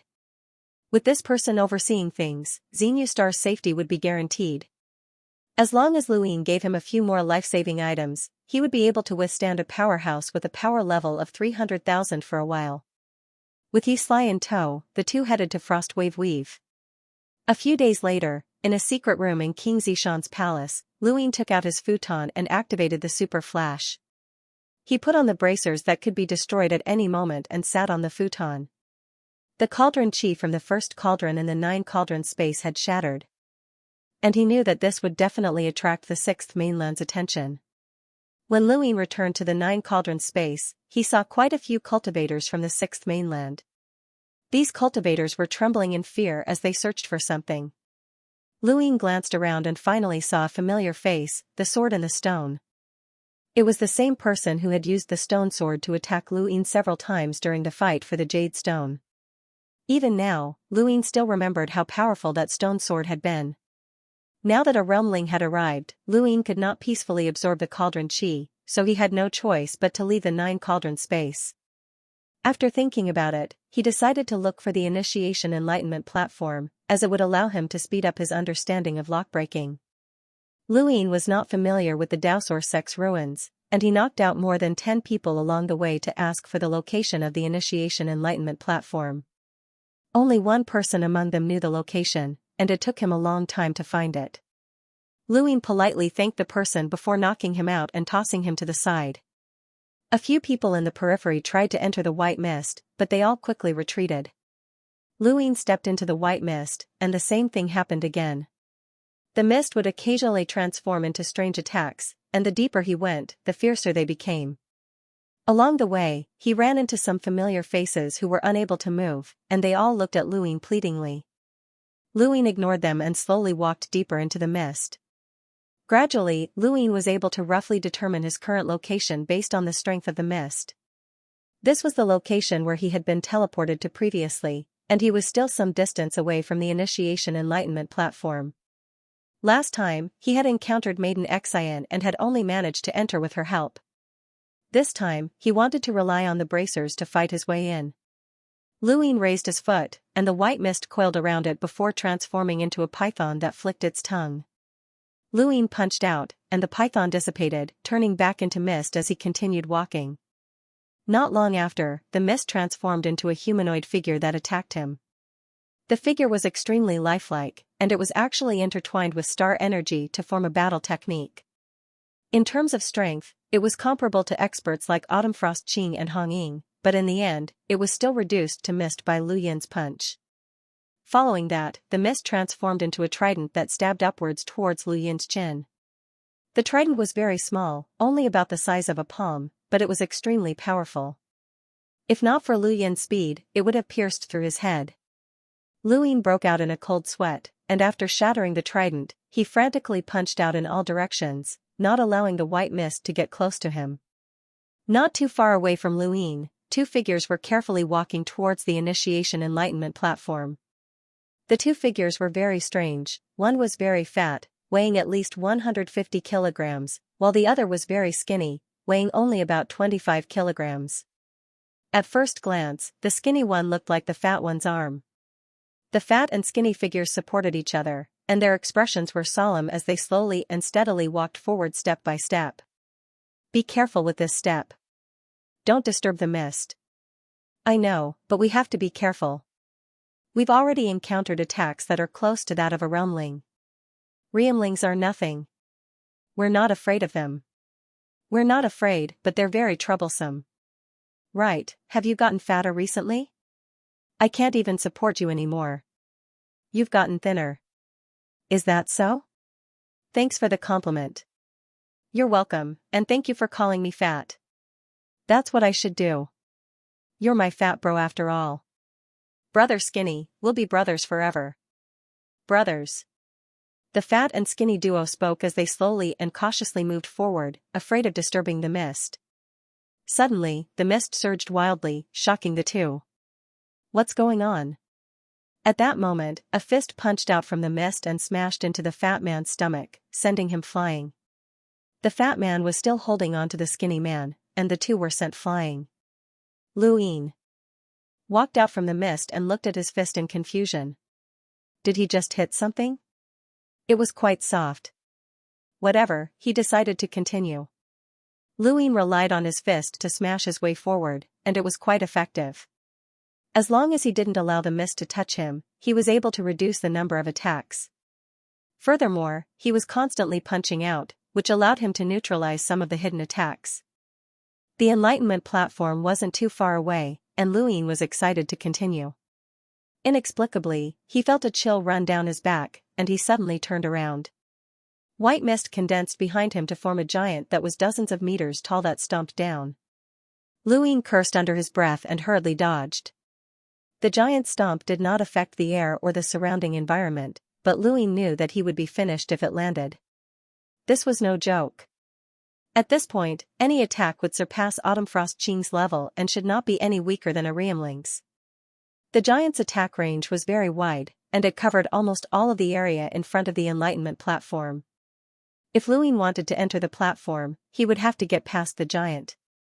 However, the giant was extremely fast, and the omnipresent mist was also affected by it. It could transform into an attack form at any time, which made Luin very depressed. He clenched his fist. Since that was the case, he would just punch it away. Even Hugh Phineas, a powerhouse whose power level was close to 300,000, had been forced back by a single punch, let alone this giant. This thing's power level was close to 300,000 at most, and it could not exceed that. Otherwise, it would be very difficult for even a realmling to pass through. Just as Luin decided to punch out, a figure appeared behind the mist giant and struck out with a single palm. The giant was immediately scattered. It was Xian Nu. Luin was astonished, but then he was overjoyed. Xian Nu? Xian Nu's appearance had exceeded his expectations. She descended, grabbed Luin, and rushed out of the white fog to the beginner unravel platform. You're here again? She asked. Luin replied, this place is very beneficial to me. By the way, how are you? Did you break through to become a boundless advanced lockbreaker? He regretted asking the question as soon as he finished, as even if he had broken through, she would not have come here again. She did not answer and instead looked around. I hope you're lucky this time. You won't be able to stay here for much longer. Luin hoped so as well. By the way, how long can you stay here? She thought for a moment. About 10 days. Luin nodded and did not ask any more questions. For the rest of the time, the two waited for the gray fog to appear. The two did not interact much, and most of the time, it was Luin asking questions while she answered. No one else came. At least, Luin felt that she had a good temper. She seemed to be willing to stay with Luin, and her entire person seemed very gentle. A few days later, a strand of gray fog appeared, and she casually tossed it at Luin. Luin hurriedly said, I'll give it to you.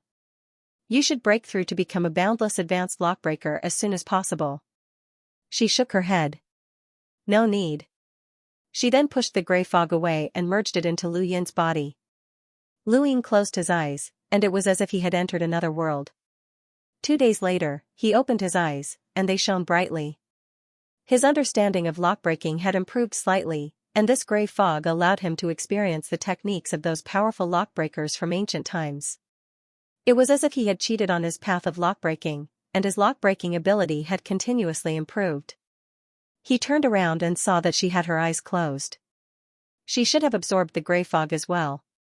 Not long after, Maiden opened her eyes and looked at Lu Yin.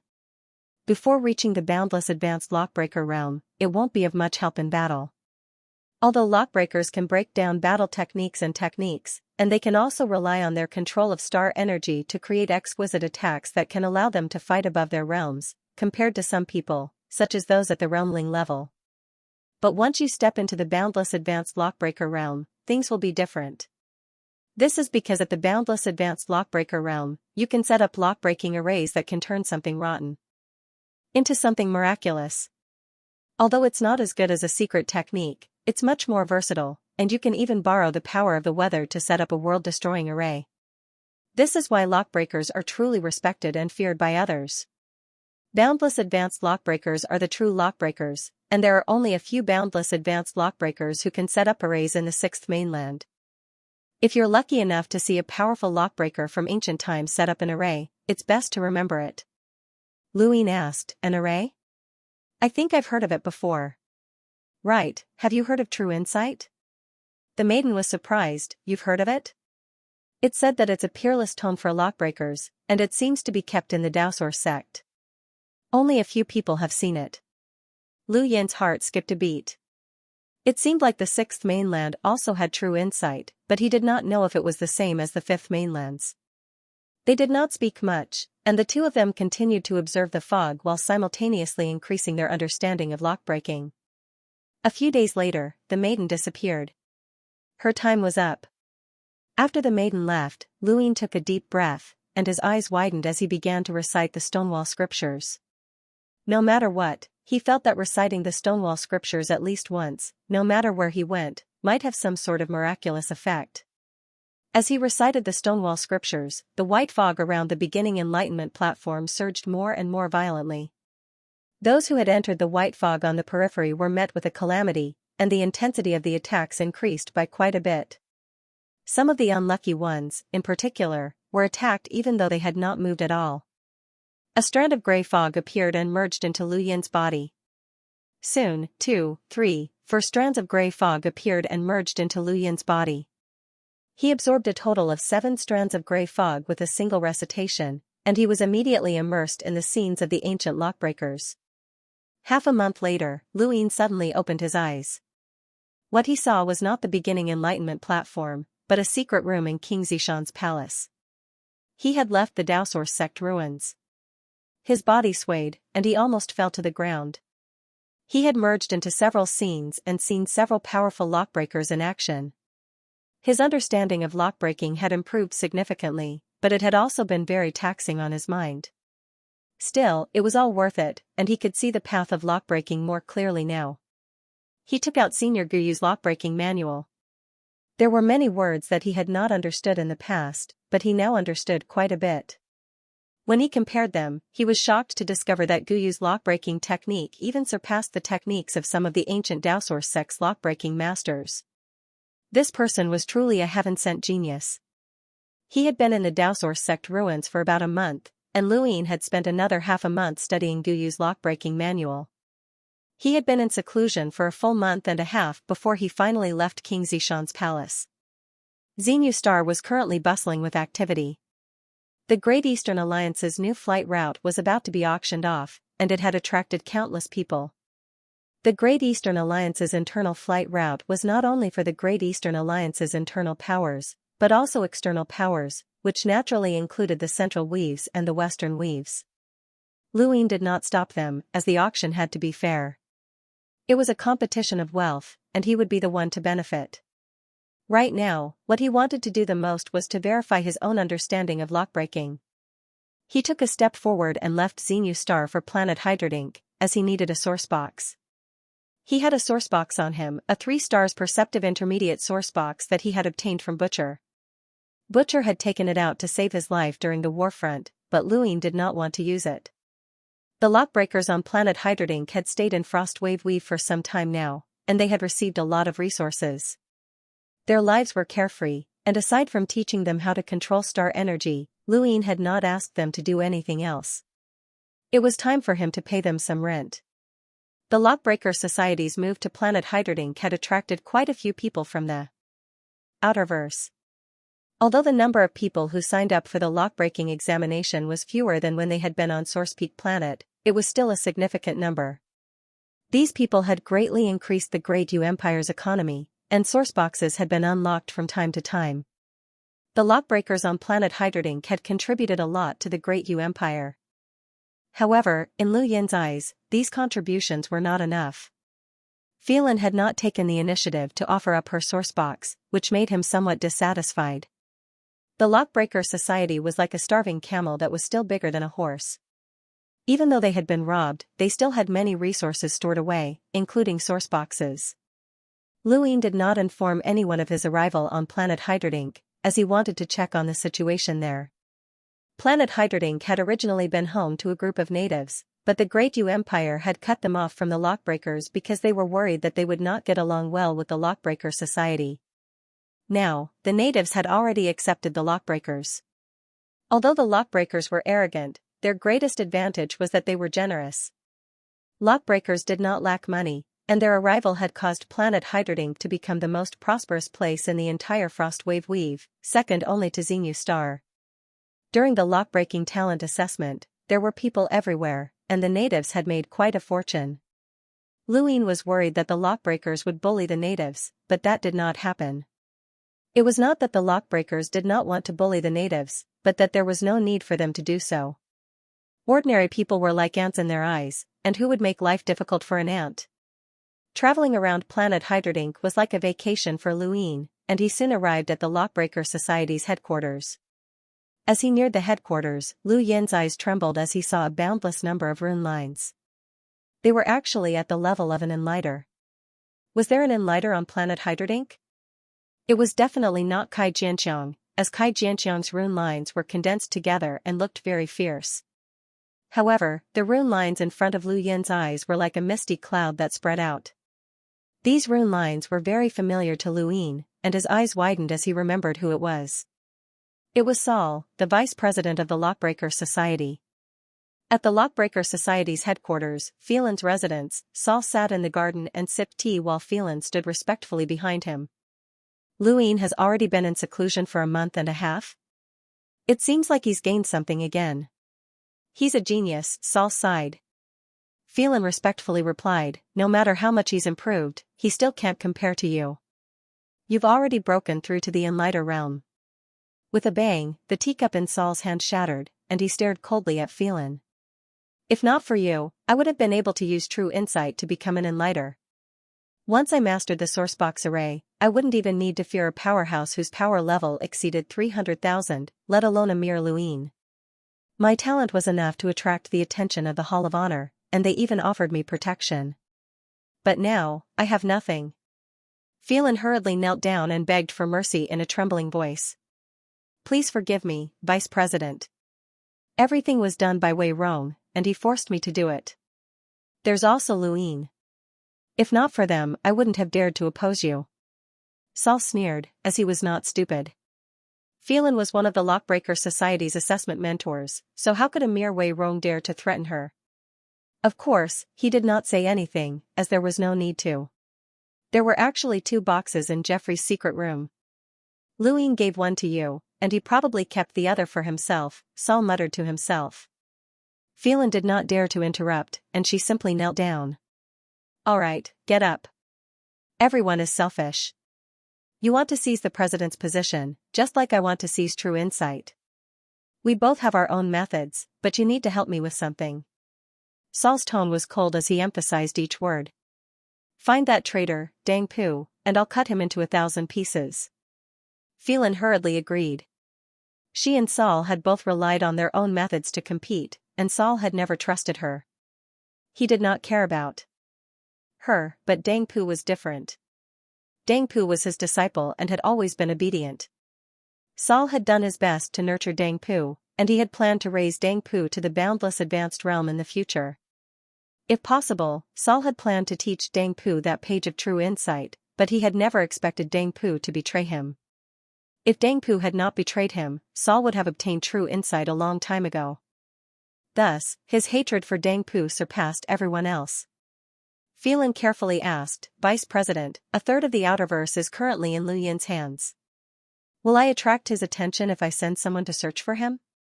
Saul's eyes narrowed, as he felt a headache whenever Lu Yin was brought up. Lu Yin was a ruthless character, and even though he had broken through to the Enlighter realm, he was still afraid of Lu Yin from the bottom of his heart. Secretly investigate, or you can spend money to hire an intelligence network. Don't let him discover you. Phelan agreed, and her eyes flickered. Saul's words meant that he was also afraid of Lu Yin, and she was hesitating over whether or not she should report this to Lu Yin. Don't let Kai Jianxiang get close to this place. Although he doesn't have the ability to discover my existence, it's better to be safe than sorry, Saul said. Phelan agreed once more. Book 58 Star Stomp latest chapter 934, Secret the Hidden Person's address. Not long after, she left the garden, feeling rather irritated. It was already bad enough that Lu Yin was above her, but now, even a stray dog like Saul was here. She couldn't even tell anyone, which made her feel very aggrieved. Why had she schemed against him in the past? Wei Rong had also sided with Lu Yin, which left her at a loss. She didn't even have a way out. At this moment, Wei Xianxia happened to pass by. She glanced at Phelan but didn't pay her any attention. Phelan was already angry, and when she saw that Wei Xianxia was ignoring her, she became furious. Xianxia, come here. Wei Xianxia stood in place and looked at Phelan. What's the matter? Phelan was so angry that she laughed. Master told you to come here. Don't you understand human language? Wei Xianxia's tone sank. Master, please watch your words. You are the acting president of the Lockbreaker Society, not a shrew. How dare you insult your master? Phelan was furious. Wei Xianxia sneered and walked away. Ever since she had pleaded with Phelan to no avail, she had recognized her master for who she was, and she didn't even give her the most basic respect. Now that her brother, Wei Rong, had joined the Great Yu Empire and was second only to Lu Yin, she was even less afraid of Phelan.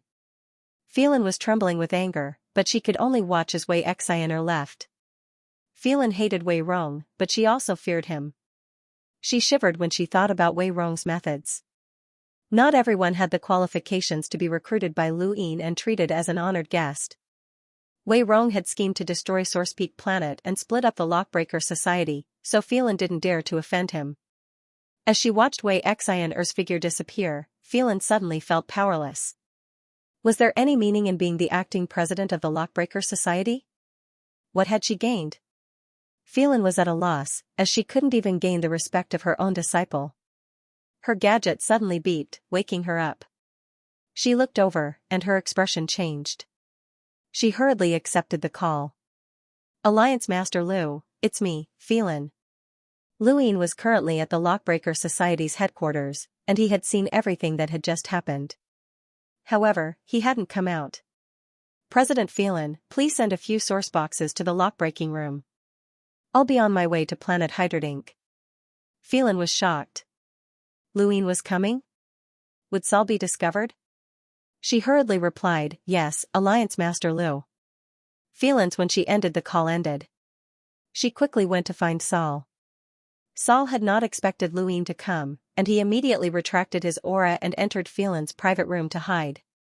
Half a day later, Lu Yin appeared at Planet Hydrodink space station and pretended not to know what had happened. Phelan respectfully welcomed him, Alliance Leader Lu, welcome to Planet Hydrodink. Lu Yin nodded. President Phelan must be doing well here. Phelan did not know what he meant, but she could only reply, thank you for your concern, Alliance Leader Lu. Just tell me if you have any difficulties, Lu Yin said. Casually. Phelan's heart skipped a beat, and she whispered, the lock-breaking room has already been prepared. Because all 3 source boxes are dangerous, we've separated them into 3 separate rooms that can be connected to each other. Alliance Master Lu, this way please. Luine followed behind Phelan as they headed towards the Sourcebox room at the Lockbreaker Society's headquarters. Lockbreakers had their own specialized Sourcebox rooms. Although Planet Hydrodink had not been the Lockbreaker Society's headquarters for very long, these basic facilities had still been established, and the materials used were all spiritual silk. It had to be said that the Lockbreaker Society had a deep foundation. Even with Lu Yin's current influence, it would not be easy for him to find spiritual thread, who had constructed so many secret rooms. The Lockbreaker Society had a stockpile of it. I won't disturb Alliance Leader Lu any further. If there's anything you need, please instruct me, Phelan said respectfully. Her authority as the Lockbreaker Society's acting president had disappeared in front of Lu Yin. This was not only because of Lu Yin's current power, but also because Sol was on Planet Hydrodink. She did not have the qualifications to display her authority. She was the Lockbreaker Society's acting president, but she could not even control her own disciple. Phelan was at a loss. Lu Yin knew what she was thinking. This woman was ambitious, but she did not have the ability or mental state to match her ambition. She was no longer suitable to be the acting president. He slowly walked into the first room. The air was filled with a sharp aura, and from time to time, there would be illusory sword streaking through the air, tearing through the void. This was the danger of a sourcebox, and its power was no weaker than that of a cruiser's. The sourcebox itself was like a sword's hilt, and it was not large. It was inserted straight into the box of spiritual silk, and sparks would occasionally appear in the void around it. Lu Yin was puzzled, as he could tell that this sourcebox contained something valuable, and it was even a 3-star perceptive intermediate sourcebox. He was surprised that Phelan was willing to take it out. Could it be that the Lockbreaker Society was running out of sourceboxes? He approached the sourcebox step by step, and the swords around him flickered with killing intent. They would occasionally slash at Lu Yin's clothes, but he easily blocked them with his star energy. Every sourcebox had its own rules. Lockbreaking relied on one's understanding of star energy, and a lockbreaking tool could increase one's lockbreaking speed by several times or even dozens of times. Many lockbreakers did the same to reach the perceptive intermediate level. For example, Lu Yin himself had relied on the serious art to modify his eyes and lockbreaking tools. But in reality, the perceptive intermediate lockbreaker test had not been as simple as it was now. If one wanted to become a perceptive intermediate lockbreaker, they had to be able to observe the rules of the sourcebox's formation, which was the direction in which the energy on its surface solidified. Lu Yin had only found out after reading Guyu's letter that only boundless advanced lockbreakers could do this. There were very few perceptive intermediate lockbreakers who could do this. At the very least, Lu Yin had never heard of such a thing in the Outerverse. Lu Yin stared at the sword-shaped sourcebox in front of him. He relied on his experience of absorbing the grey fog in the Daosource Sect's ruins to observe the ancient lockbreakers and Guyu's letter to gradually see the pattern. This sourcebox's energy gradually solidified from bottom to top, and during this solidification process, the energy within would gradually seep out, causing the killing intent to manifest. Lu Yin could even see the highest destructive power that could be achieved when the killing intent fused with the solidified energy. Lu Yin reached out and pressed his hand against the sword-shaped sourcebox as he attempted to unlock it. Since he could see the pattern of the sourcebox's formation, it would naturally be easier for him to unlock it. As he thought about it, the giant emperor's third eye appeared in his hand. Even though it was easy, it was also good that he could increase his lockbreaking speed. While Lu Yin was lockbreaking, Xianxia surroundings were sealed off, and the mainland's premium auction officially began. The highlight of this auction was naturally the Great Eastern Alliance's new shipping routes. These shipping routes could increase the speed of transactions within the Great Eastern Alliance, increase the efficiency of transportation, provide military support, transfer of resources, and so on. Any of these new shipping routes could increase the development of the regions involved by several times, or even more. The universe was too vast, and the greatest barrier between civilizations was not language, but rather distance. Once the distance between civilizations was reduced, the rate at which civilizations interacted would increase. If the Great Eastern Alliance's current military structure was rated at 5 points, then the new shipping routes would increase the military score to 7 points. This was the purpose of the new shipping routes. Many people knew that Endless Borders was in control of these new shipping routes, and if not for the various exploration teams that they had, they might not have been able to keep them. Even so, they would release a new shipping route every once in a while to pacify the Outerverse. There were currently many shipping routes in the Outerverse, and a portion of them had been released by Endless Borders. Now, Luin wanted to auction off quite a few new shipping routes. Although the new shipping routes that he had picked out had nothing to do with the military, and they were all beneficial to the people's livelihood and could increase the speed at which civilizations interacted with each other, nobody knew about them. News of the new shipping routes being auctioned had caused a sensation for nearly 2 months, and it had attracted countless people to Xianxia. Now, the auction was finally about to begin. The mainland's auction house had never been easy to enter, and now, it was even more difficult. Outside Xianxia, a Mavis Bank spacecraft was shuttling back and forth, transporting star essence. Numerous luxurious spacecraft were docked at Xianxia space station. If Xianxia were to explode at this time, the impact of the deaths would be enough to implicate half of the Outerverse powerhouses. The 13 Imperial squadrons were on high alert, and Igwe also walked out to oversee the space station as a precaution. Actually, their worries were unnecessary. The Outerverse was now almost transparent, and Luin had long since known that there were any threats. He had already ordered Aegis to monitor the situation, and with the information from Qianyan and the Amethyst Trading Company, it was impossible for anyone to infiltrate the Great Yu Empire. The assassins' attack on Xianxia would not happen again. On planet Hydrodink, Lu Yin's expression was relaxed, and his gaze was calm. Under his hand, the solid energy surrounding the sword-shaped source box began to visibly crack before gradually disappearing. His lock-breaking speed was now more than twice as fast as it had been in the past. Now that he had found the network formed by the source box, his lock-breaking speed had doubled. This was an ability that a perceptive intermediate lockbreaker should be able to grasp. He could now even influence the range of the sourcebox's danger zone through his lockbreaking process. This was something that he had never been able to understand before. With a thump, the lockbreaking process ended, and the solid energy surrounding the sourcebox completely disappeared. A broken sword had fallen into Spiritual Thread's box. Luin slowly picked it up and used a bit of strength. The blade had not been damaged, but the hilt had cracked. He did not know what material the blade had been made of, but it was extremely tough. However, this sword had not been sharpened, so it only had toughness but no lethality. Luin put the sword away. When he rolled enhance in the future, he would directly break it down. He should be able to obtain something good. After he finished unlocking the first source box, Luin pushed open the door to the second room. There was a second source box there, and he was going to unlock 3 source boxes today to raise his lockbreaking level. He was now a 1-star perceptive intermediate lockbreaker, and his true lockbreaking ability, according to the current era's standards, should be at the level of a 5-star perceptive intermediate lockbreaker. His experience with Guyu's letter and the ruins of the Daosor sect had allowed his lockbreaking ability to far surpass that of the current era, and his perspective had changed. But in the ancient era, his lockbreaking ability would probably be at the level of a 2-star perceptive intermediate lockbreaker, or at most, 3 stars. Time passed, but the era had fallen behind. The second source box also contained a similar danger zone, and Lu Yin's expression became more serious. The air in front of him occasionally turned to stone, as if it had been frozen. This was the power of his predecessors. The sourcebox's danger zone and the power of his predecessors seemed similar, but their power was different. One was formed during the solidification process, where the substance inside the sourcebox fused with the solid energy, while the other was left behind by his predecessors.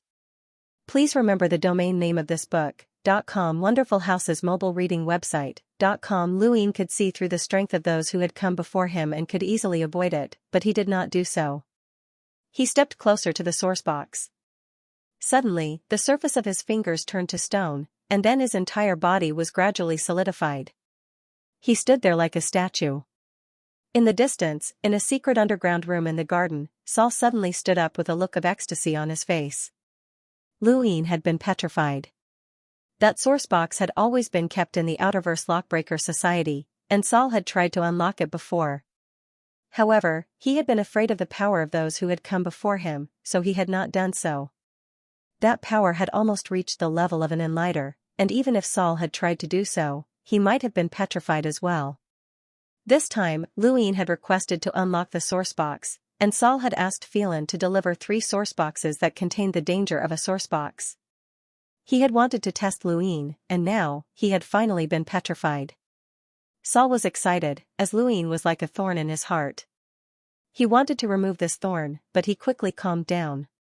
His eyes flickered, and no one knew what he was thinking. On the other side, Phelan had also noticed that Luin had been petrified. He was in a daze, and she did not know what to do. A day quickly passed, and Luin remained petrified, unable to move. Saul did not take the opportunity to attack, and he remained in the secret room for half a day before calming down.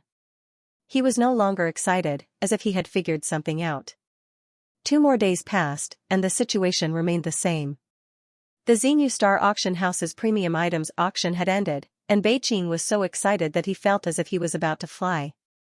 This auction had earned the most money in history, a total of 450,000 star essence.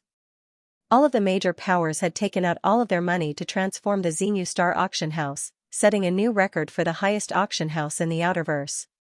From now on, the Xinyu Star Auction House would be recorded in the annals of the Outerverse history. Beijing's name would also be recorded in the annals of history. The Outerverse did not use star essence at all, but Beijing's auction house had managed to sell it for such a high price, which was enough to bring honor to his ancestors. Beijing had found a career that he could work hard for the rest of his life, and what he looked forward to the most was every time Luin handed him a premium item. On planet Hydrodink, Luin remained petrified for a full 5 days, but Saul and Phelan did not do anything. On the 6th day, the petrified surface of Lu Yin's body cracked open, and Saul walked out with a strange look in his eyes. Saul had not taken the opportunity to attack Luin. What was Saul thinking?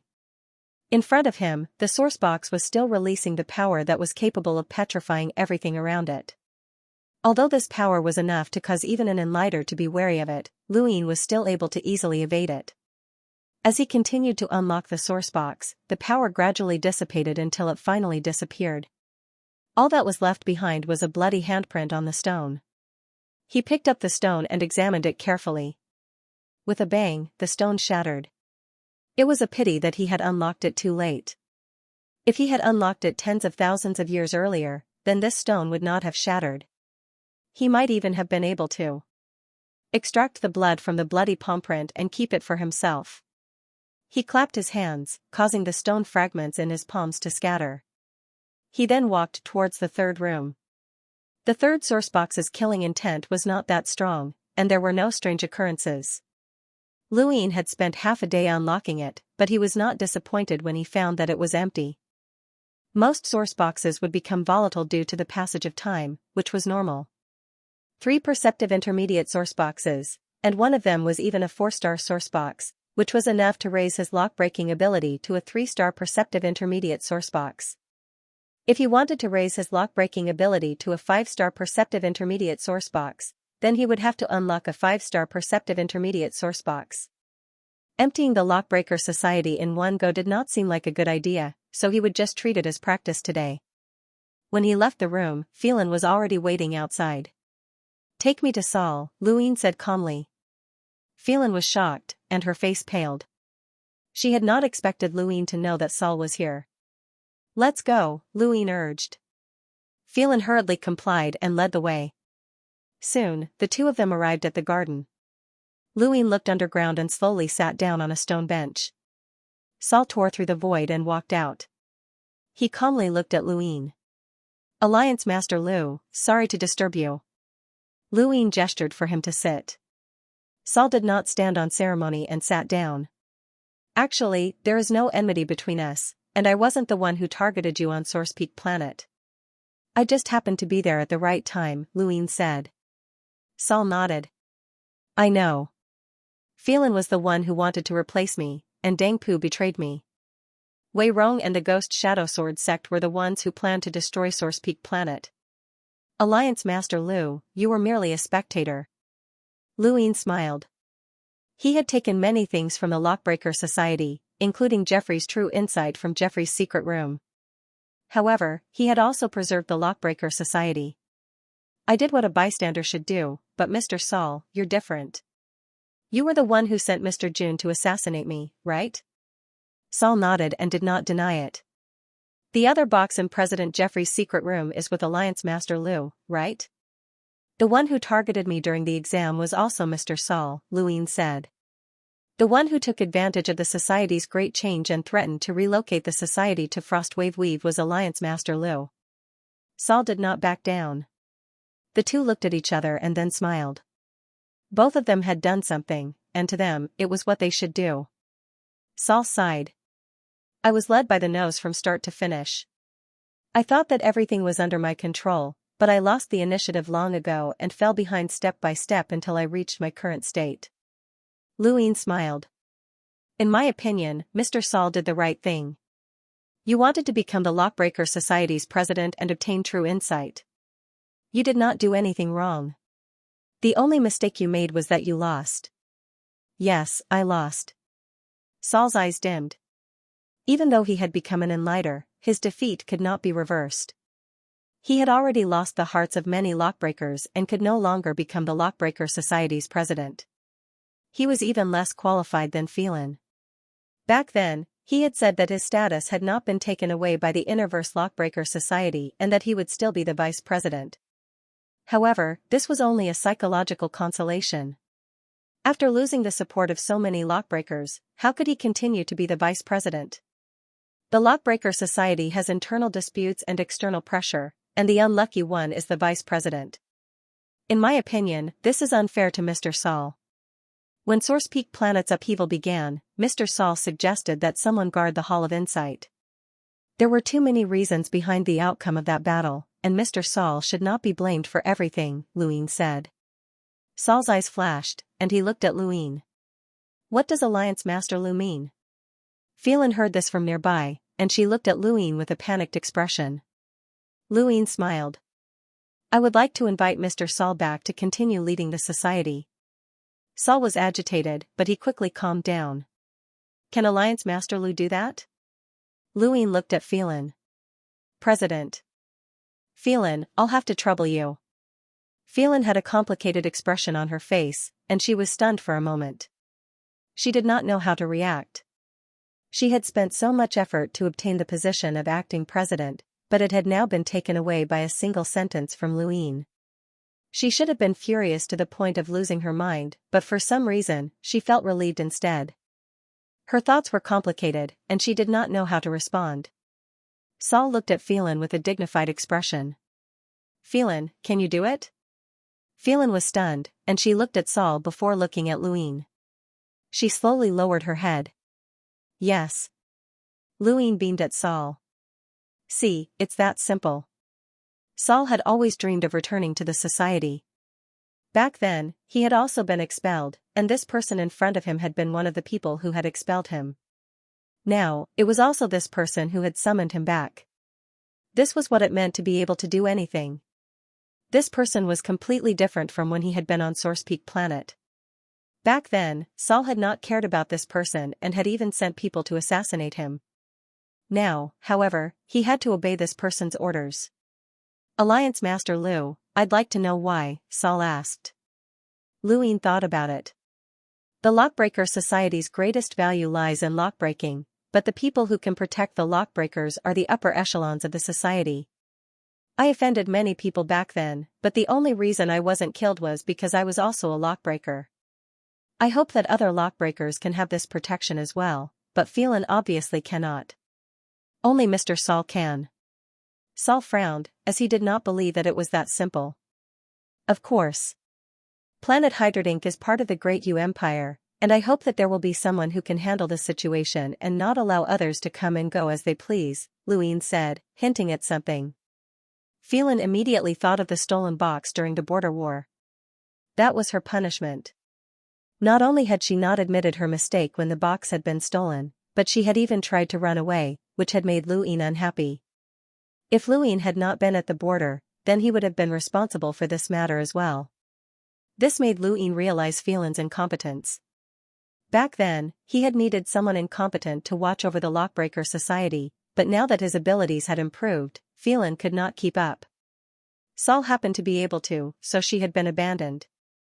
The universe was cruel, and those who could not keep up with the times would be abandoned. No one could escape this fate, including Lu Ying himself. Of course, Phelan had only been stripped of her position as acting president. Her status in the Lockbreaker Society had not changed, and she was still second only to Saul as one of the assessment mentors. Saul had returned to the Lockbreaker Society, and Phelan could convince many other Lockbreakers. However, there was one person that Lu Ying needed to convince personally, Kai Jianxiang. Although Kai Jianxiang was not part of the upper echelons of the society, he was special as he was the guardian of planet Hydrodink and the only person who could threaten Saul. Furthermore, Kai Jianxiang was currently on planet Hydrodink. Ever since the Z family's wedding, Lu Ying and Kai Jianxiang had not met again. Zi Rong was one of Kai Jianxiang's few friends, and the three of them, including Kai Jianxiang, had fought and drunk together. They had all found each other pleasing to the eye, but in the end, things had turned out this way. Kai Jianxiang did not blame Lu Ying, as Zi Rong was the one who had done it. Kai Jianxiang was just feeling down. Who would have thought that the friend he had acknowledged would turn out to be such a despicable person? Not only had he cooperated with the Neo-Human Alliance, but he had also used despicable methods to force a woman to marry him. "Are you still thinking about Zi Rong?" Lu Ying asked. Kai Jianxiang shook his head. "I don't think he would do something like that." Lu Ying sighed. "The first time we met, he told me to take one of his attacks. That attack showed me his perseverance in cultivation. I don't believe that he's that kind of person, but it's already happened. Let's get over it." Kai Jianxiang raised his head and looked at the sky. The Neo-Human Alliance is the darkest organization in the universe, and it's also the mortal enemy of humanity. Why would he work with such an organization? He even cultivated a corpse king transformation. Also, he paused and looked at Lu Ying. "Purple. I'm sorry about Bai Shui." Lu Ying laughed. "You didn't do it, so why are you apologizing?" "I didn't believe you," Kai Chang apologized. He was a very straightforward person, and he had chosen to believe in Lu Ying and Zi Rong. In the end, Lu Ying had been proven to be right, and he still felt that he had wronged Lu Ying. Lu Ying liked to be friends with such people. "Do you have wine?" "I'll drink with you," Lu Ying said. Kai Jianxiang waved his hand, and over 10 jars of unopened wine appeared on the table. It was the same wine that the three of them had drunk together in the past. "Let's use this wine as a tribute to that forthright friend of mine," Kai Jianxiang shouted. Lu Ying raised the jug. "All right." The two of them drank the entire jar in one gulp, feeling very comfortable. There wasn't much alcohol, but the two of them drank the whole night. Until the next day, the two of them were still a little dizzy. They didn't dissolve the alcohol, and this kind of tipsy feeling was very good. Kai Jianxiang supported himself on the stone table as he swayed. "Let bygones be bygones. I know why you came looking for me, and if you want to come back, then so be it. The Lockbreaker Society's status has indeed not been as high as it used to be, and it's destined that you won't always be a Lockbreaker." Lu Ying nodded. "Thank you." His appearance could be hidden from ordinary people, but it couldn't be hidden from Kai Jianxiang. He did not intend to hide his meeting with Saul from anyone, so it was not strange for Kai Jianxiang to know about it. Only with Kai Jianxiang's agreement would Saul be able to truly return to the Lockbreaker Society. Lu Yin's goal had already changed, and he no longer intended to completely control the society. The innerverse and outerverse would be restored sooner or later, and everything that Lu Ying had done would be investigated. Given how terrifying the Lockbreaker Society was, if Lu Ying went overboard, then it would become very troublesome. What he wanted was not an enemy, but a friend. Saul had returned to the Outerverse Lockbreaker Society, and everything that had happened in the past was now his responsibility. However, this did not affect Lu Yin's control over the Outerverse Lockbreaker Society. Saul was well aware of this, but he had no other choice. Otherwise, once the Innerverse and Outerverse were connected, he would be hunted down by the Lockbreaker Society. Even an emissary would not be able to handle such a situation, let alone an enlighter like himself. "Now that Saul is back, there's no need for me to stay on planet Hydrodink," Kai Jianxiang said with mixed feelings. Brother Kai, you don't have anywhere to go in the outerverse. Why don't you help me? Kai Jianqiang was puzzled. Help you? How can I help you? Luyin smiled, and it was a very sincere smile. Of course. I was the target of an assassination attempt a few days ago, and Xinyu Star has been facing a crisis ever since. You should know that the Great Yu Empire is now very powerful, and the Great Eastern Alliance is being attacked from both sides. My days are very difficult. Kai Jianqiang was confused. How can I help you? Join the 13 Imperial Squadrons and become their captain. Help me protect the Great Yu Empire. Before Kai Jianqiang could reply, Luyin patted him on the shoulder. Brother Kai, help me out. You don't even know that the captains of the 13 Imperial Squadrons are still missing, and I have to take care of everything. Why don't you help me? You don't need to listen to orders, and you'll just be helping a friend. How about that? Kai Jianqiang opened his mouth and was about to speak. Then it's settled. Thank you, Brother Kai. Come, let's toast to our generous friend. Kai Jianqiang was stunned speechless as he was forcefully dragged away by Luyin. In reality, Kai Jianqiang had not intended to refuse, as he truly had nowhere else to go. Planet Hydrodink was not a suitable place to stay. He and Saul did not see eye to eye, and he also looked down on someone as gloomy as Saul. Luyin was excited, as he had not thought of this when he had asked Saul to return to the society. It had only occurred to him when Kai Jianqiang said that he wanted to leave. Kai Jianqiang was a peak hunter who was only one step away from breaking through to the Enlighter realm. It was not that he did not want to break through, but rather that he was accumulating his foundation. Once he succeeded and became an Enlighter, he would no longer be an ordinary Enlighter. The addition of such a person would mean that the Great Yu Empire had gained another Enlighter. There were also Aiden and the Old Smoker, both of whom could fight against Enlighters. There was also Sister Leng and Yan Yan, who were not too far behind. The 13 Imperial Squadron's strength was gradually increasing, and even if multiple Enlighters joined forces to launch a surprise attack, they might not be able to defeat these people. Unknowingly, the Great Yu Empire's strength had increased by so much. Who would have thought that 10 years ago, the strongest person in the 13 Imperial Squadrons had been Hua Qingshan? Now, Hua Qingshan was not even in the top 5. Kai Jianqiang left, and Saul relaxed. The person with the most complicated feelings was Phelan, but no one cared what she thought at the moment. Luyin had given her a chance, and since she was useless, she could not blame anyone else. As if afraid that Kai Jianqiang would go back on his word, Luyin hurriedly brought him back to Xinyu Star. He could not wait to confirm the fact that Kai Jianqiang had become the captain of the 13 Imperial Squadrons. The darkness of outer space was always unfathomable, and no one knew what would happen. Between Xinyu Star and planet Hydrodink, a very ordinary large spacecraft was parked in space. Flames soared into the sky, and from time to time, explosions could be heard. Inside the spacecraft, many people in ordinary clothes were wailing. In a corner of the spacecraft, dozens of sentinels pushed through the crowd. Behind them was a burly man who donned his universal armor and jumped into space. After that, the other sentinels all donned their universal armor and jumped into space as well, relying on inertia to fly towards a distant planet. There were only so many universal armors on the spacecraft, and if the spacecraft crashed, only those wearing universal armor could escape. Everyone else could only wait to die. Boss, these people won't leak this information, right? Someone in space asked through a gadget. The leader, a burly man, replied, No, the rescue team can't possibly arrive so quickly. By the time the rescue team arrives, these people will have already been reduced to ashes. As he spoke, another explosion came from the spacecraft behind them. When they turned around to look, their eyes were filled with despair. However, the boss did not care. These people were just the cheapest miners that he had hired to mine, and it did not matter if they died. At most, he would lose some money. What a waste of time.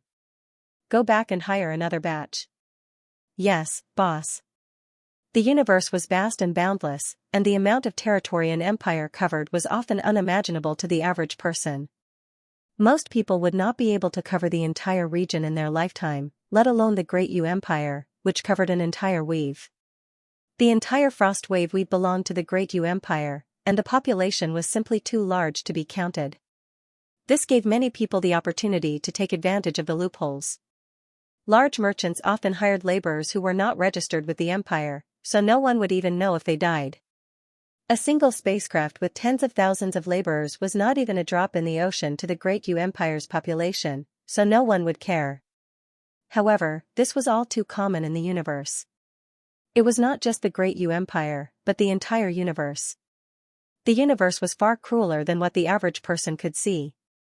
Lu Yin had once thought that the cruelty of the universe was due to the competition between cultivators, where the strong preyed on the weak. However, no matter how cruel the competition between cultivators was, there was still a chance of survival. He did not know that the cruelty of the average person meant that there was no chance of survival at all. Tens of thousands of laborers could only wait for death within the spacecraft. Every year, more than 10 million of them died, and these people did not even leave a single mark on the Empire's records. The spacecraft continued to explode, and the laborers were in complete despair. Just as they thought that they would be turned into cosmic dust, the flames suddenly extinguished, and the spacecraft seemed to be controlled by a large hand. All of its functions stopped, as if it had been paused. On the spacecraft, many of the despairing workers were lost, not knowing what had happened. When they confirmed that the spacecraft had stopped exploding, they all cried with joy. They finally did not have to die.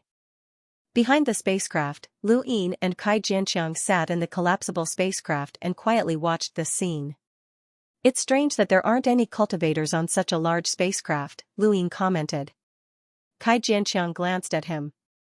"They've been abandoned." "Abandoned? What do you mean?" Lu Yin was confused. Xianxia was more than 100 years old, and he had experienced much more than Lu Yin. These people were probably hired.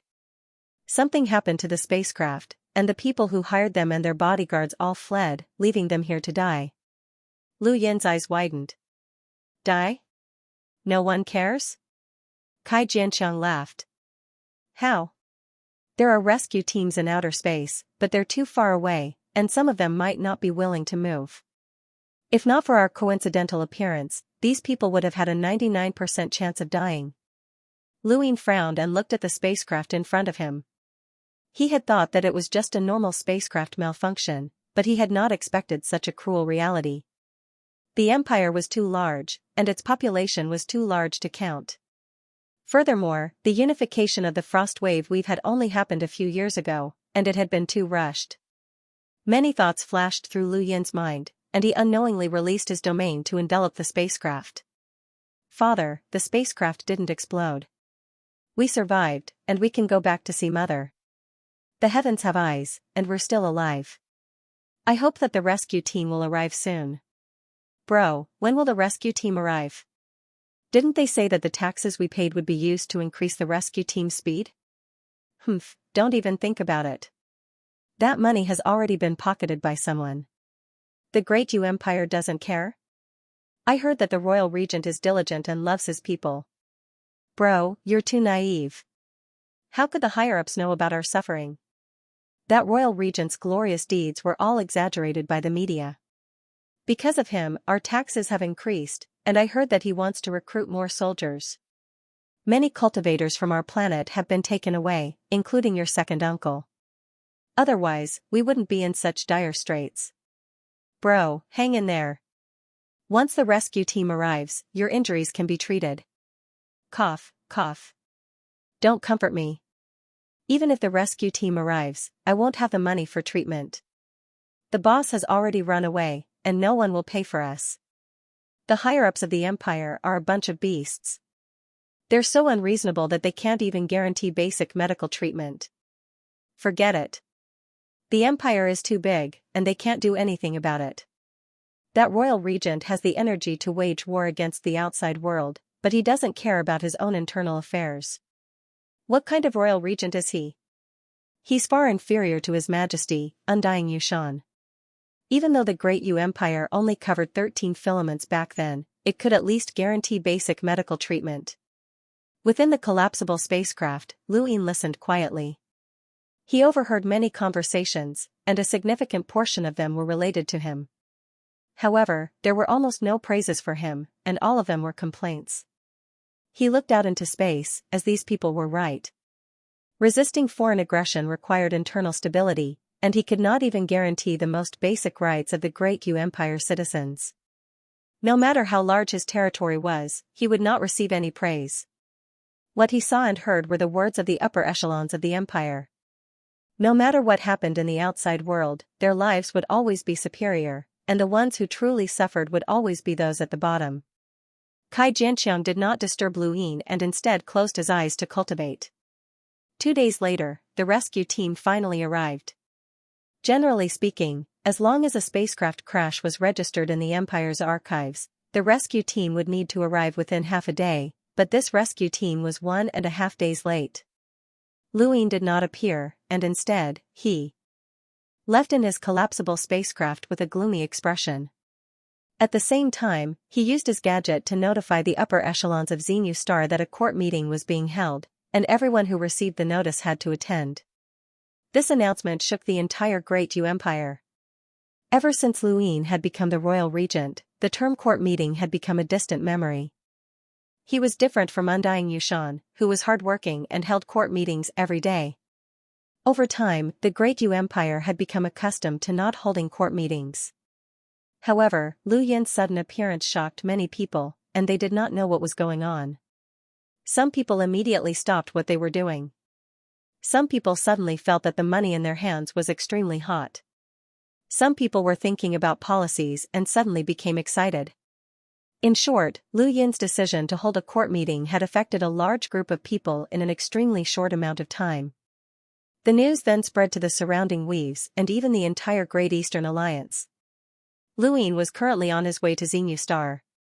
Within Xianxia, countless people were already in a state of chaos, as everyone wanted to find out the purpose of Lu Yin's court meeting. Many people had gathered outside of King Zishan's palace, and even the fifth princess's palace was crowded. Many people wanted to meet Wendy Yushan and ask for information, while even more people sought out Wei Rong, Enya, Huan Sha, and the others to ask for information. The other weave's leading powers were also holding meetings to discuss the recent events. Lu Yin himself had not expected that his court meeting would have such a huge impact. On Xianxia, Lu Yin appeared outside the palace. It had been a while since he had been here. This palace caused Lu Yin's thoughts to become complicated. This was not a simple palace, but rather a hidden sourcebox array that had been set up by Elder Yu. Lu Yin did not know how powerful this sourcebox array was, but he was certain that since it had been set up by that elder, it could deal with an old freak whose power level was in the hundreds of thousands. It might even be able to deal with an emissary. All of the captains of the 13 Imperial squadrons who were on Xianxia were present. Aside from the old smoker, Xianxia was also present as a newly promoted captain of the 13 Imperial squadrons. The cabinet ministers, the Lu Ministry of Staff, the Lu Ministry of Defense, and Wei Rong all appeared as well. Everyone stood there quietly, waiting for Lu Yin to appear. Not long after, Lu Yin's figure flashed and appeared in the palace. "Greetings, Your Highness the Royal Regent," everyone said respectfully. Lu Yin swept his gaze across the crowd. "No need for formalities. I know you're all curious as to why I suddenly called for a court meeting. It's actually very simple. 2 days ago, I suddenly saw a spaceship on fire." Slowly, Lu Yin explained the situation to her. Inside the court, the ministers were deep in thought. Some of them were panicking. "Your Highness, there are countless habitable planets in the Empire, and there are too many people. We are doing our best to count them all," one of the ministers respectfully replied. Lu Yin calmly replied, "The Great Yu Empire has only recently unified Frostwave Weave, and I know that it's impossible to complete everything. However, there are some things that must be done as soon as possible.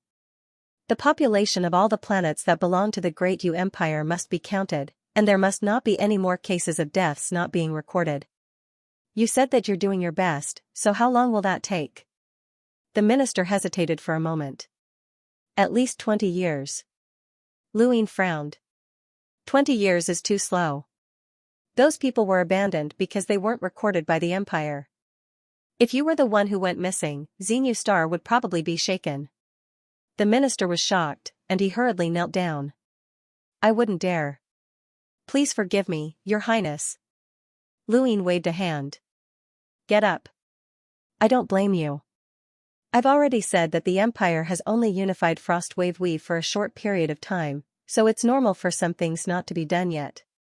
However, the matter of counting the population must be resolved as soon as possible. Report the manpower and resources you need, and I'll satisfy you. However, you must also count the population as soon as possible.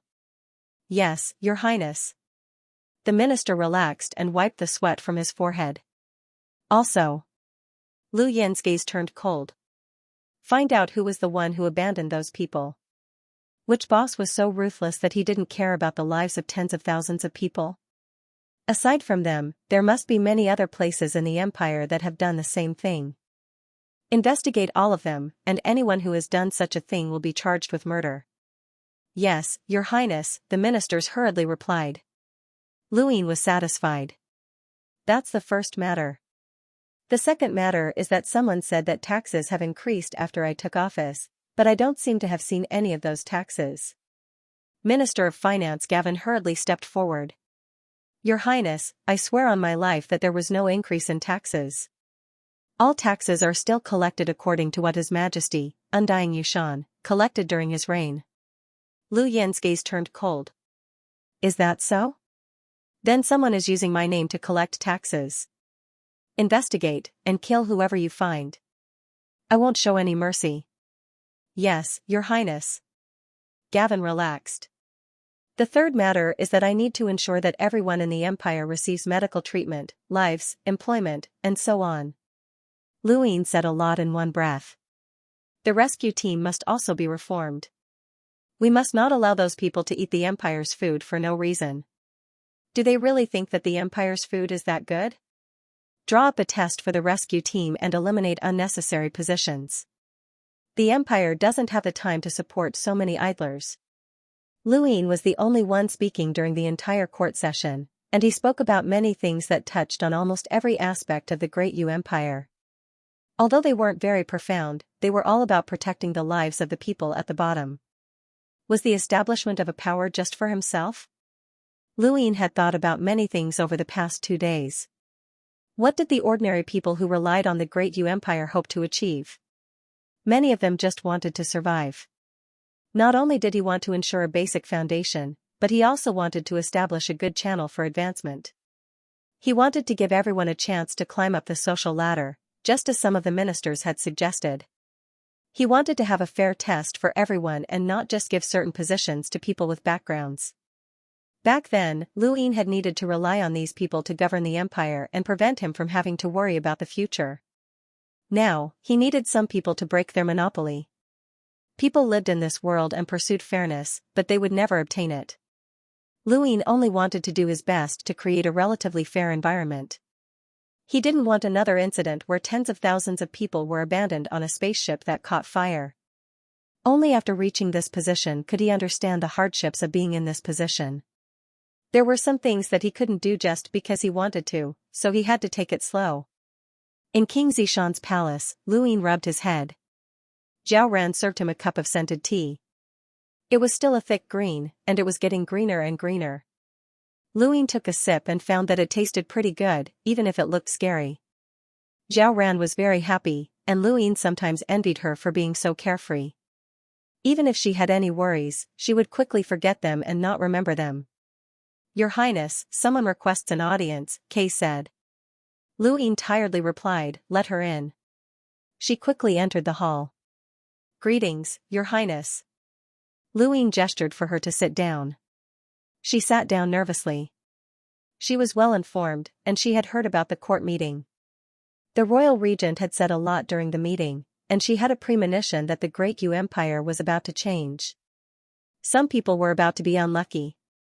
I've called you here because I have a question for you. Luine looked at her, and under her nervous gaze, he asked, are there any restrictions on the news you guys are reporting? She was startled and quickly stood up. Your Highness, this. Luine gestured for her to sit down again. Sit down. It's just a casual question. She was nervous and dryly replied, no, there's no restriction. Luine laughed. Is that so? If there's no restriction, then why haven't you reported anything about some of the ministers or influential figures? Don't tell me that all of the ministers are virtuous and that those influential figures are all good people. She felt awkward, but she didn't dare to speak. Luin said, I understand your pain. There are some things that you want to expose but don't dare to, right? She gritted her teeth. Your Highness, as long as you say the word, I'll expose anything. All right, I'll give you that right, Luin shouted as he stared at her.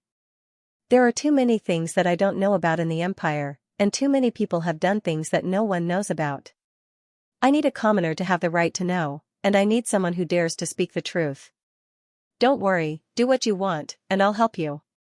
She was delighted but at the same time panicked. Although Luin was powerful in the Outerverse and could cover the sky with one hand, he stood at too high a position. There were some people that he couldn't control, and those people were the ones who could make her die without a proper burial. Luin knew what she was worried about, and he gave her the identity of a member of the 2nd Squadron so that she could contact the old smoker directly. With this identity, even the cabinet ministers won't dare to touch you. The 2nd Squadron will also send people to protect you. Don't disappoint me, and I hope that everyone in the Great U Empire will have a fair chance to speak. She respectfully replied, Rest assured, Your Highness. I understand. That's good. However, the authority I'm giving you isn't for you to be above others. Your authority can restrict others, and I naturally have people who can restrict you as well. She hurriedly acknowledged his words. As he watched her leave, Luin fell into deep thought. He didn't know if this was the right thing to do. Restricting the top and bottom might cause chaos, but he had no other choice. The Great U Empire's upper and lower levels seemed to be blocked by an invisible barrier, and he couldn't see the bottom. This was the source of the chaos, and he had to break through this barrier so that the entire Great U Empire could be connected as one. He didn't want to be a ruler who was blinded. Managing cultivators was difficult, and Luin was not good at it. After some thought, he sent a message to Wang Wen, telling him that he would leave such matters to him in the future. His actions over the past 2 days were more like venting. Wang Wen smiled when he received Lu Yin's message. Although his methods were crude, he could see Lu Yin's determination to treat the commoners well. Only by curbing cultivators would the commoners be able to live a better life. It was good that Luin had such determination. Everyone thought that Luin was ruthless and liked to start wars, but he also treated the commoners well and guarded the borders. His bottom line was higher than many people's, which was why Wang Wen admired him and was willing to rely on him. Even Luin himself did not know why he was so angry, but Wang Wen could tell that it was because those independent cultivators and merchants had caused even more bloodshed in the war, which had touched Lu Yin's bottom line. Wang Wen looked up at the sky. He did not care about the consequences of following Luin. How far they could go would depend on the will of the heavens, and how history would record them would depend on their merits and demerits. No one had ever unified the Outerverse, and Wang Wen saw hope in Luin. He looked forward to the future of history. Right, I almost forgot something. Wang Wen immediately sent Luin a message. Lu Yin's eyes widened when he saw Wang Wen's message. There was such a thing? He did not hesitate to contact Elder Nuha. Luin could not contact the Elder through his gadget, but he did not believe it and continued. After almost an hour, Elder Nuha finally picked up and sounded exhausted. Alliance Master Lu, what's the matter? Luin suppressed his laughter and coughed. Elder, I heard that something strange has appeared in Ironblood Weave. Elder Nuha's tone immediately turned sour. Wang Wen told you, right? Luin asked, is there really something strange? I heard that you, Elder, suffered a loss. Is that true? Elder Nuha sighed. That's right. I was unlucky and was stepped on. Luin was shocked. Stepped on by what? Elder Nuha was silent for a moment. Alliance Master Lu, I can tell you, but please don't tell anyone else. Luin nodded. Okay. Elder Nuha coughed and pondered for a moment. Rabbit. Luin was stunned. What? A rabbit? It's a rabbit that's flashing with lightning. I was stomped on by that thing, and I can't even catch up to it.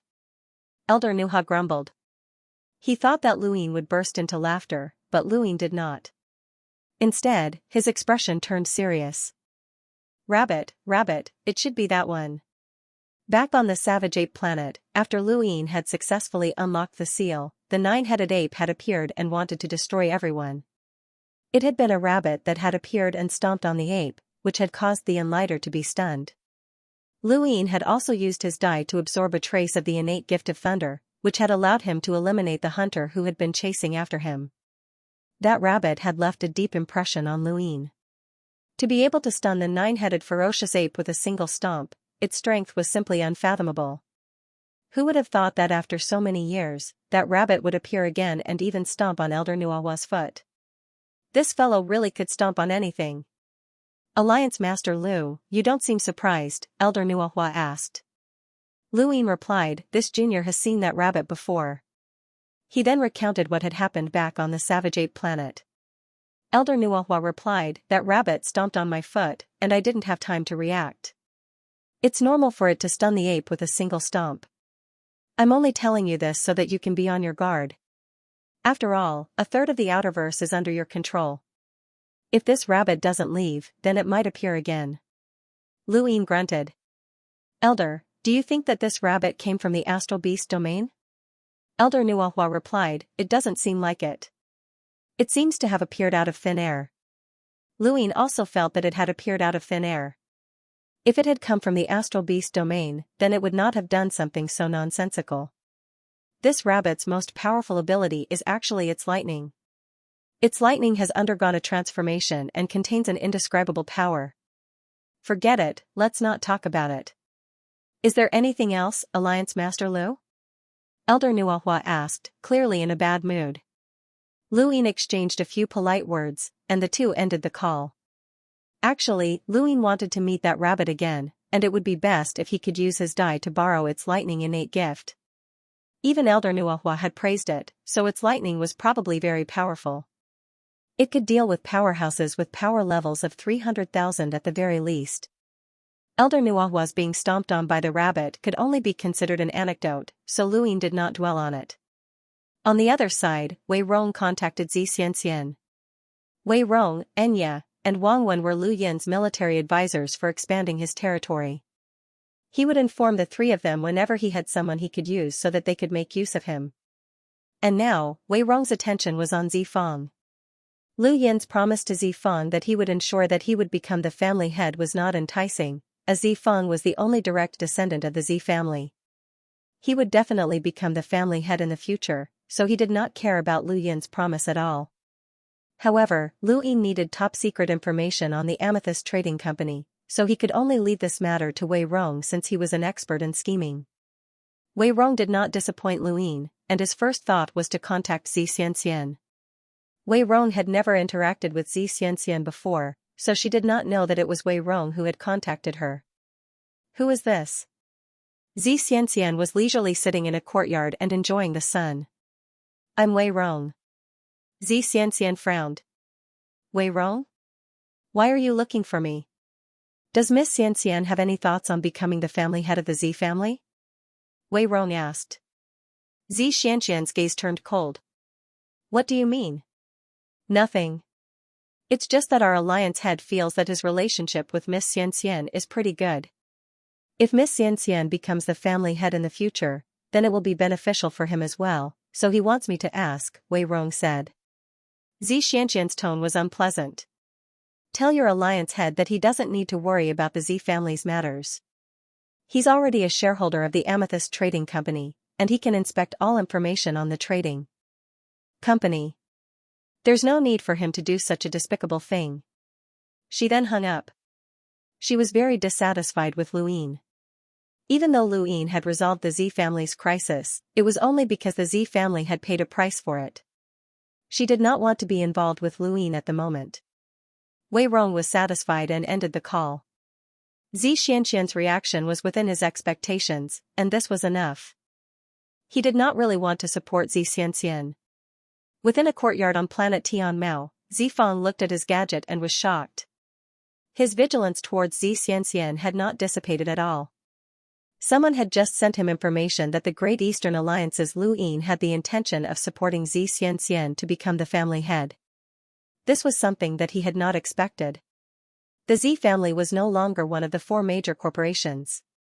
Even though Lu Yin had resolved the crisis, it was unavoidable that Lu Yin would be involved in the struggle to become the family head. It would be fine if Lu Yin did not interfere, but once he did, it was uncertain whether the position of family head would land in his hands. Back on Xinyu Star, Xianxia had not only given Lu Yin shares of the Amethyst Trading Company's Xinyu Star branch, but she had also helped him obtain quite a few pieces of information. It was not surprising that Lu Yin would support her. Zifang panicked, as he could not lose the position of family head. Suddenly, he recalled what Lu Yin had told him.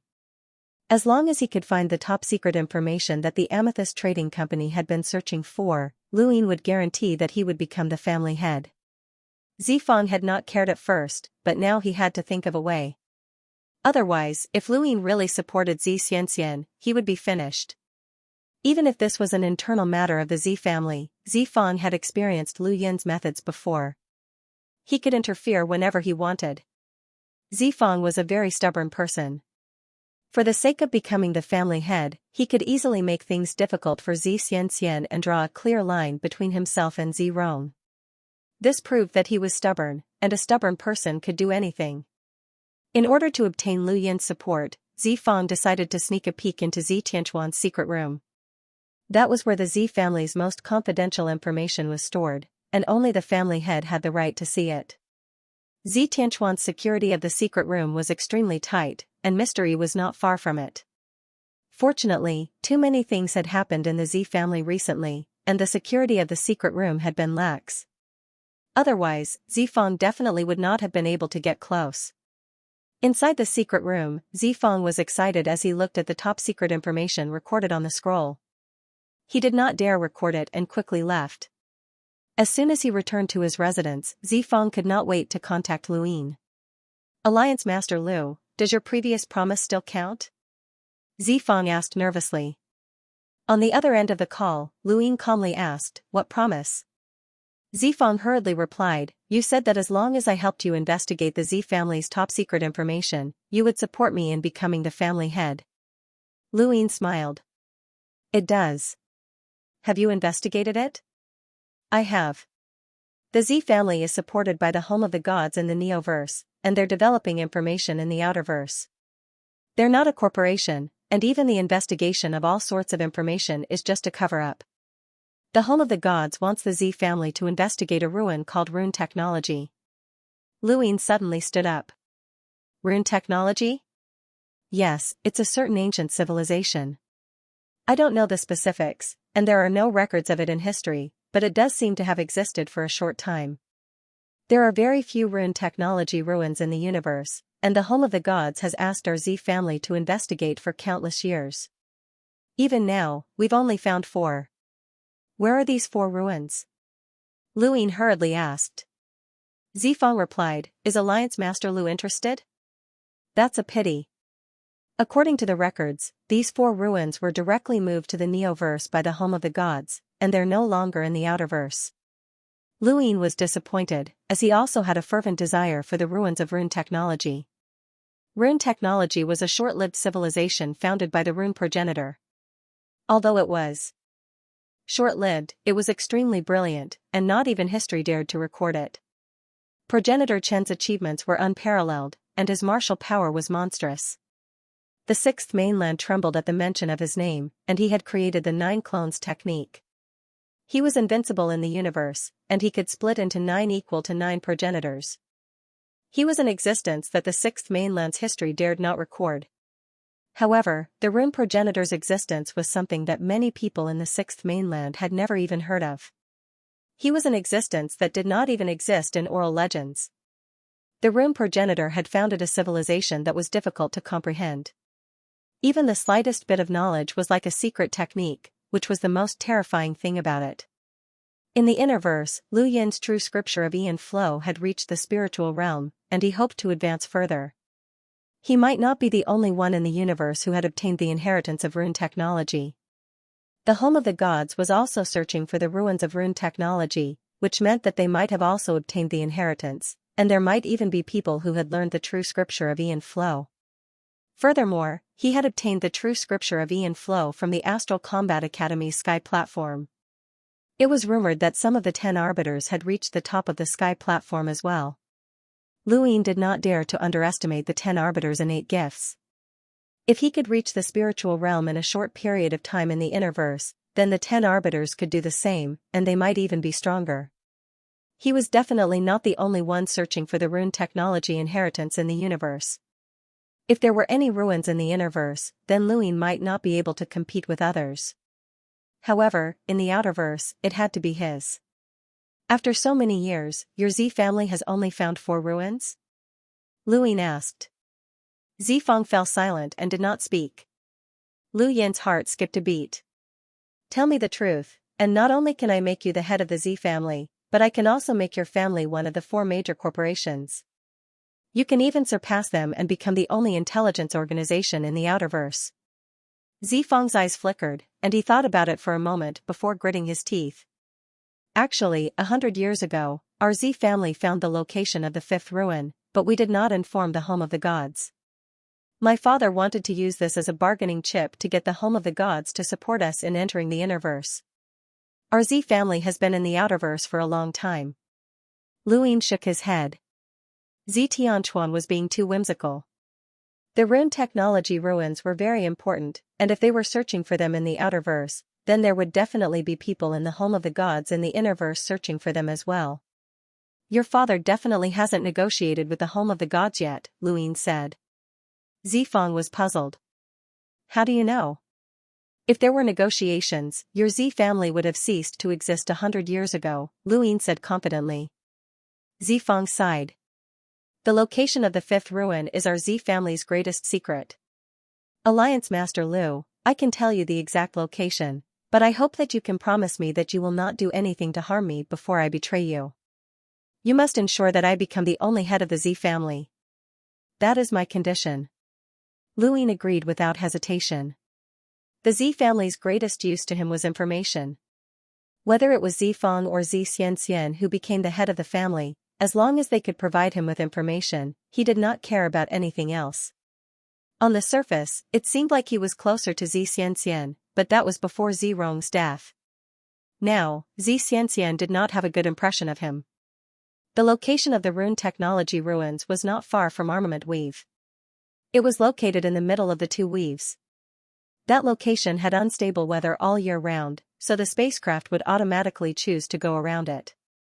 As of now, there was nothing for him to take care of in the Great Yu Empire or the Great Eastern Alliance.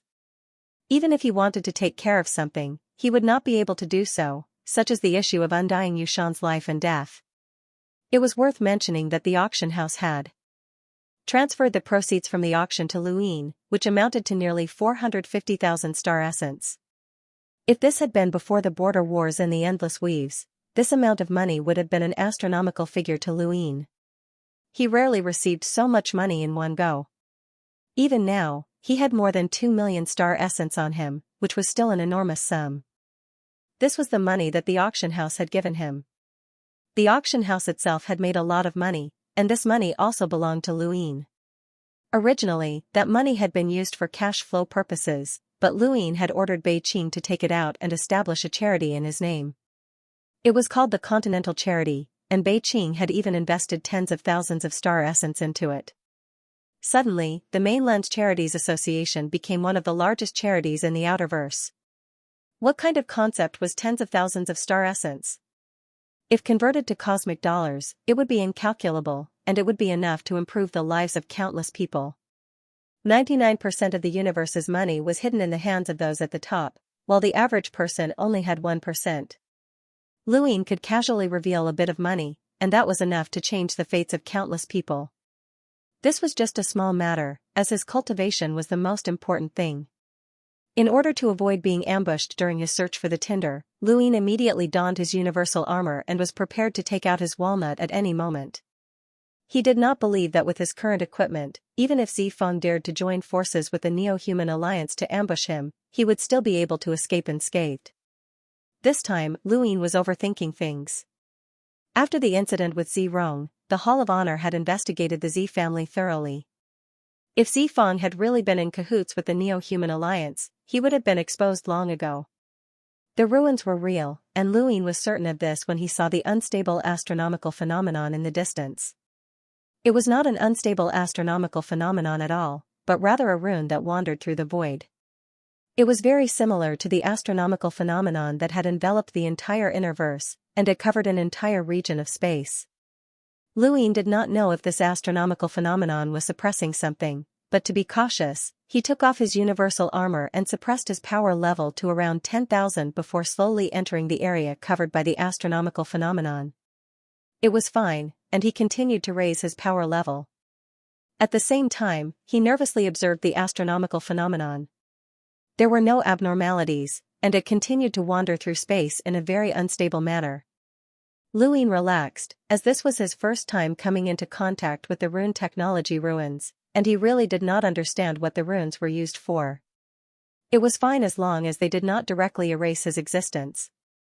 The rune technology ruins were too mystical, and even if Luying had the walnut, he did not dare to say that he would be able to escape unscathed from the power of the rune technology ruins.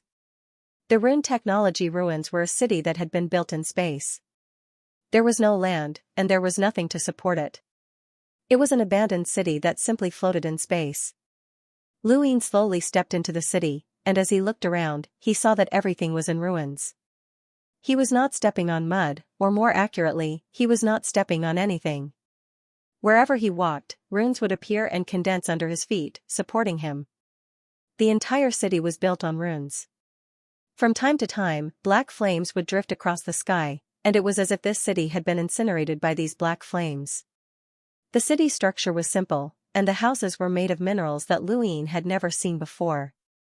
Since they could float in space, they should be very sturdy, but perhaps because they had been here for a long time, Luying could easily crush them. He was not the only one who had been here before, and Luying could clearly see that many of the houses had been destroyed recently. It was not difficult to enter this place, but the difficulty lay in finding it. As long as someone passed through the astronomical phenomenon, they would be able to reach this place. However, very few people dared to do so, as the astronomical phenomenon was very frightening. According to the number of rune lines, it was roughly equivalent to a peak hunter. Any spacecraft that approached would be able to detect a power level of 190,000 or even 200,000. This was the outerverse, and no one would dare to approach such a terrifying power level. Although the city was not large, that was only in comparison to the cities that Luying had seen before. If this city had been placed on Earth, it would have been the size of a country. As he walked through the abandoned city, Luying saw a blade in a corner.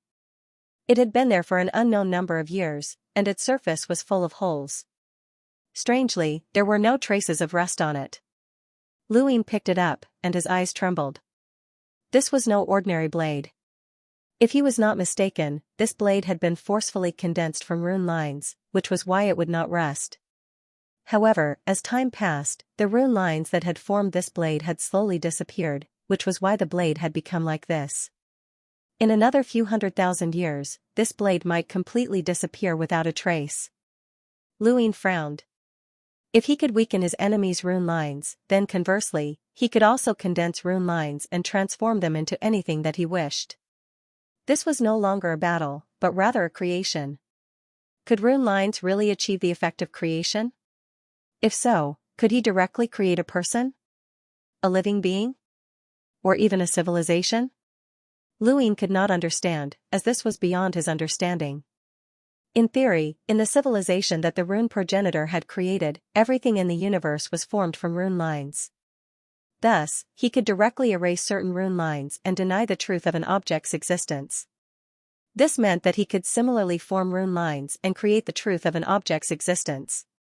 This was rune technology. In the theory of rune technology, this was possible, but normal people knew that nothing could be created out of thin air. Otherwise, the universe would have long since fallen into chaos. Creation was not something that humans could do. Even the progenitors who were known to be at the peak of cultivation would not be able to create things out of thin air. However, what he saw in front of him was real. This blade was indeed formed from rune lines, and he could clearly see that this blade had been created out of thin air. This meant that the other things in the ruins of rune technology might also be formed from rune lines. What exactly was going on with rune technology?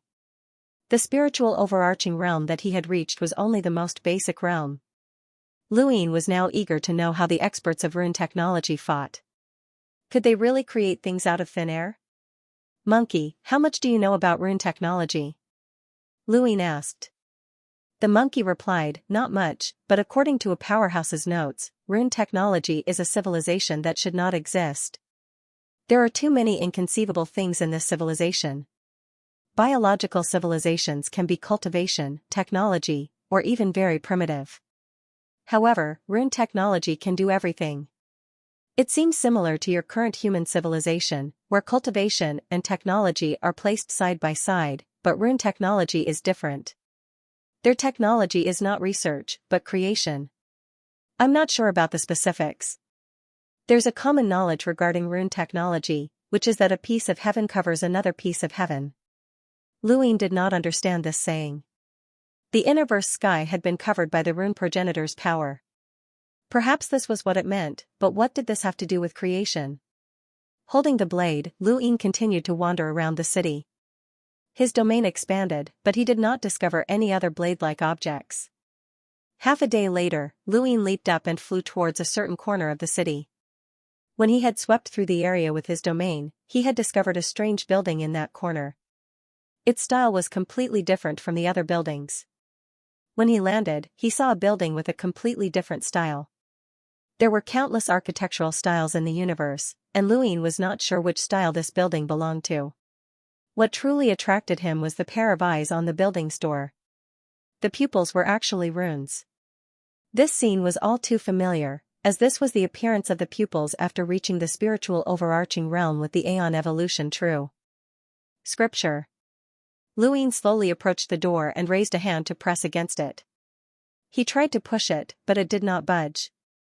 He tried again, but it still did not budge. His domain was isolated here, and he could not peek inside the building from the outside. Luin pressed both hands against the door and pushed with all his might, but he still could not move it. He did not believe that the door would not budge even after he used 70 stacks and slammed his palms against it. This door could withstand a force that he could not reach. Since he could not open the door, Luin tried to attack the surrounding walls. After so many years, he did not believe that these walls were still stable.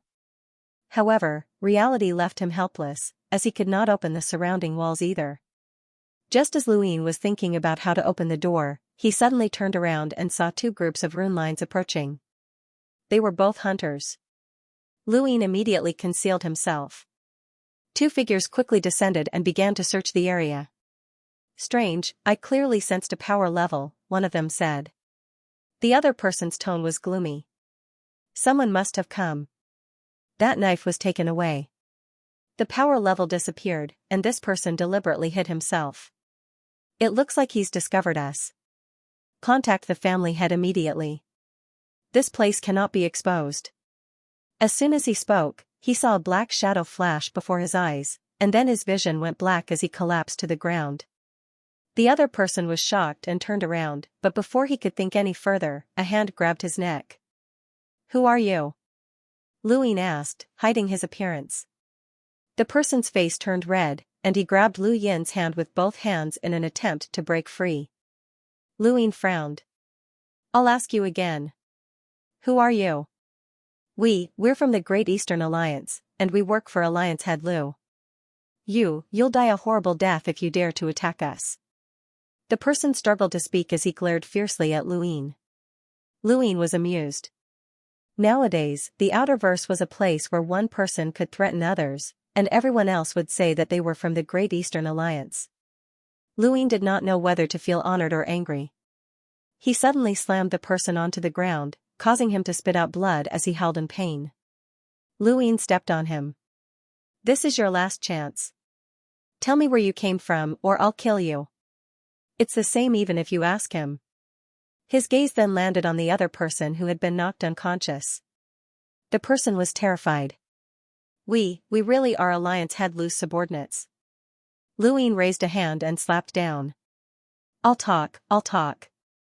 The person hurriedly said, we're from the Amethyst Trading Company, and we've been ordered to guard this place and kill anyone who enters. Lu Yin's palm was less than a centimeter from the person's forehead, and his eyes flashed as he pulled his hand back. Just as he had guessed, since Xianxia had discovered this place, how could he not be prepared? Although there were not many people who could find this place, there was no lack of adventurers in the universe, as well as people who were hiding from their enemies. Those people were enough to expose this place. Just the two of you? Lu Yin asked. That person was terrified. Yes, there were 5 of them, and they were all hunters. It had to be known that during Undying Yushan's reign, there had been no more than 5 hunters in the Great Yu Empire, including Undying Yushan himself.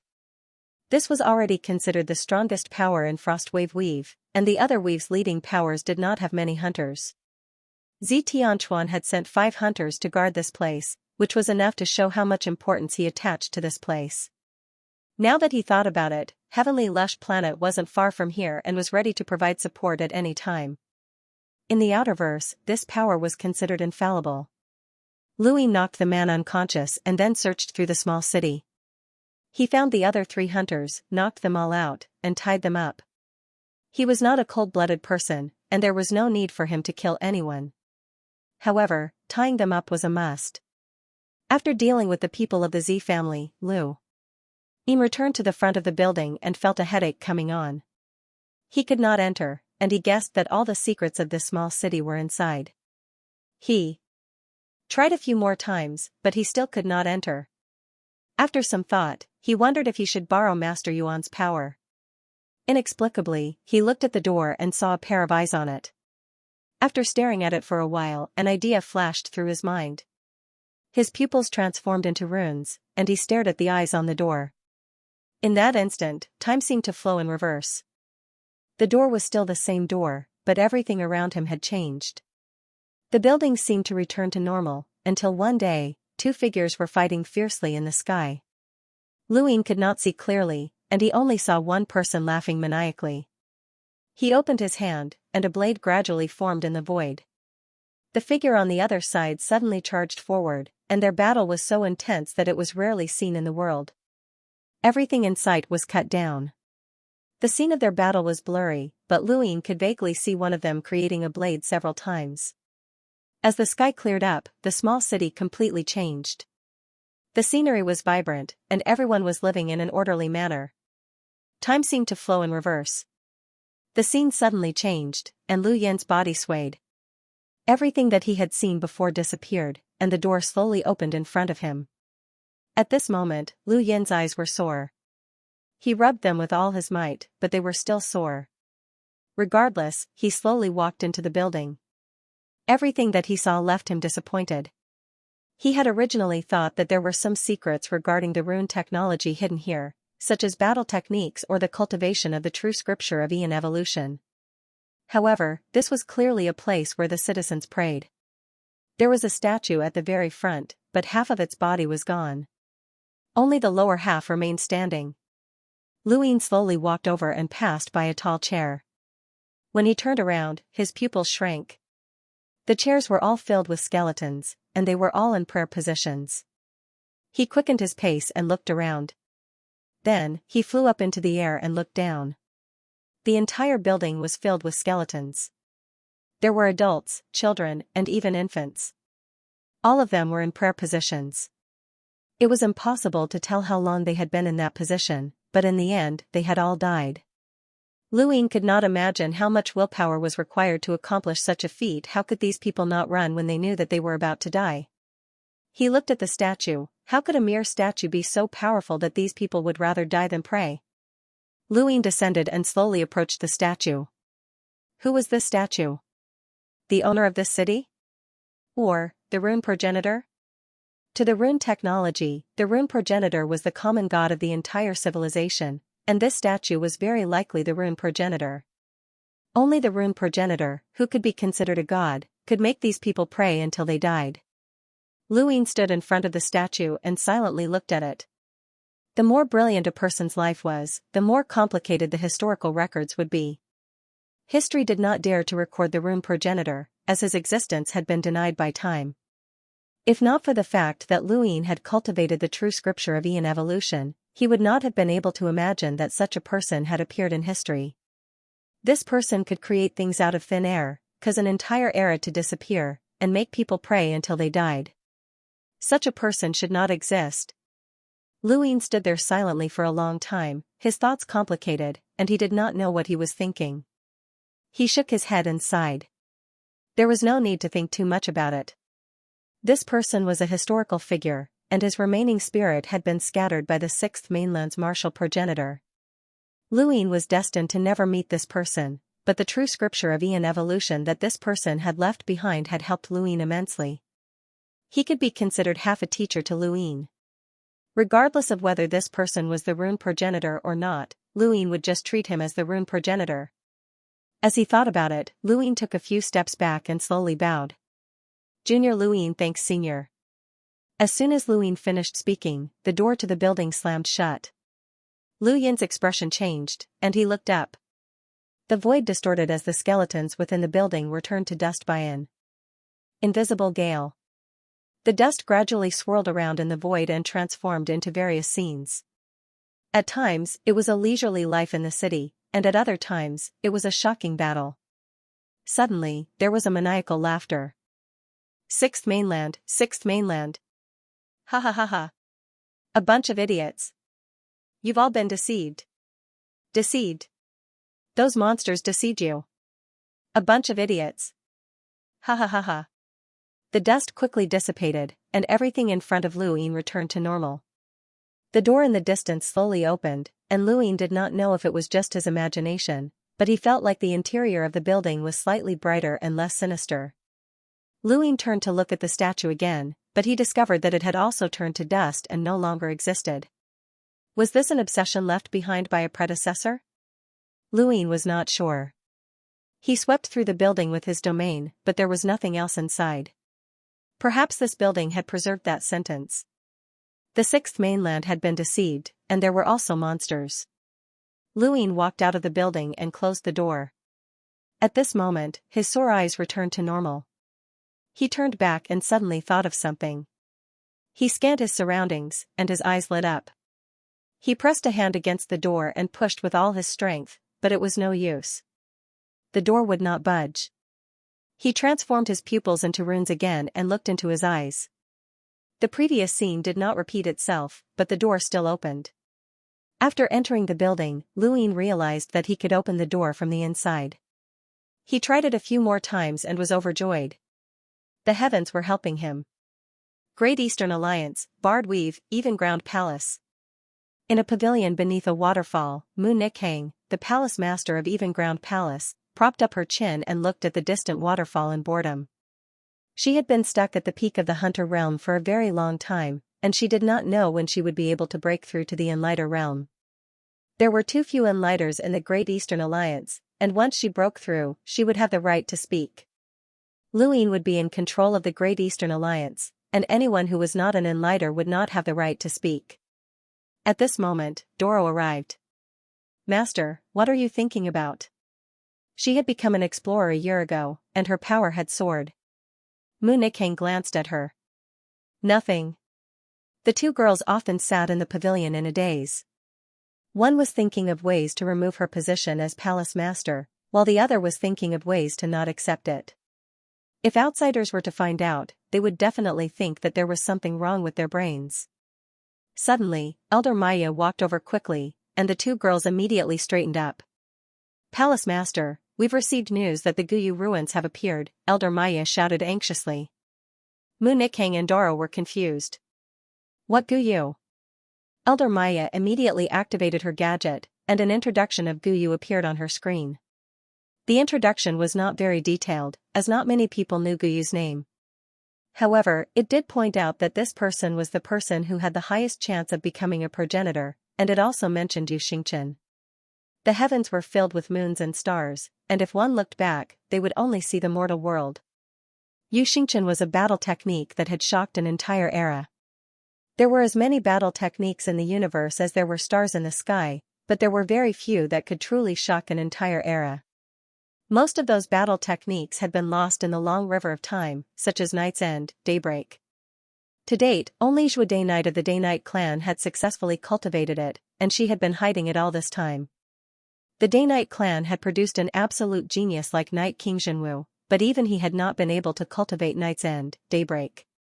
This showed just how difficult it was to cultivate a battle technique that could shock an entire era. The harder it was to cultivate, the more powerful it would be after successfully cultivating it. Yu Xingqian's introduction was very detailed, and Mu Nikhang was stunned. Doro's eyes burned with passion. "Elder, is this true?" Elder Maya replied, "Guyu's name is indeed recorded in history, and Yu Xingqian's battle technique truly shocked an entire era. No one dared to raise their heads, but we can't be sure if these ruins have anything to do with Guyu." Mu Nichang's expression turned serious. "Who posted the news of the Guyu ruins on the network?" Elder Maya shook her head. "I don't know." "Master, do you suspect that it's fake?" Doro asked. Mu Nichang's eyes flickered. "Regardless, we still have to go. This news has definitely spread throughout the Outerverse, and countless experts will head there. Even if it's fake, we'll just be fooled. No one would want to capture all the experts in the Outerverse in one fell swoop. Even if they had the ability, they wouldn't do something like that." Elder Maya agreed. "That's right. Regardless of whether it's real or fake, we still have to go. If we can obtain Yu Xingqian's battle technique, then our even ground palace will be completely different." Mu Nikhang glanced at Elder Maya, but she wasn't that optimistic. Even if she could obtain Yu Xingqian's battle technique, it might not even be hers. There was still Luin, and she was only going to see if there were any other battle techniques. Guyu was someone who had left his mark in history, and his power level might have exceeded 1 million. He was an unimaginable powerhouse, and any random item he obtained would allow his power to soar. "Let's go. Don't waste any more time. Many people are definitely already on their way."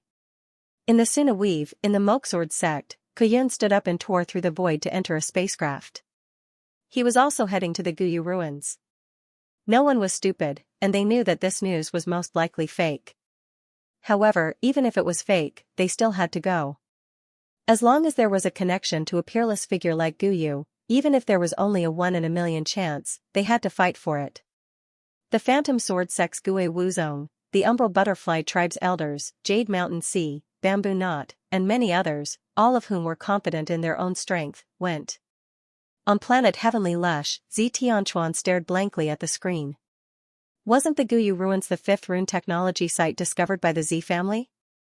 That was clearly the rune technology ruins. How did it become the ancient moon ruins? And who found that place? Luin did not believe that someone would be able to discover this place so coincidentally. Even if it was a coincidence, he had sent a total of 5 hunters to stand guard.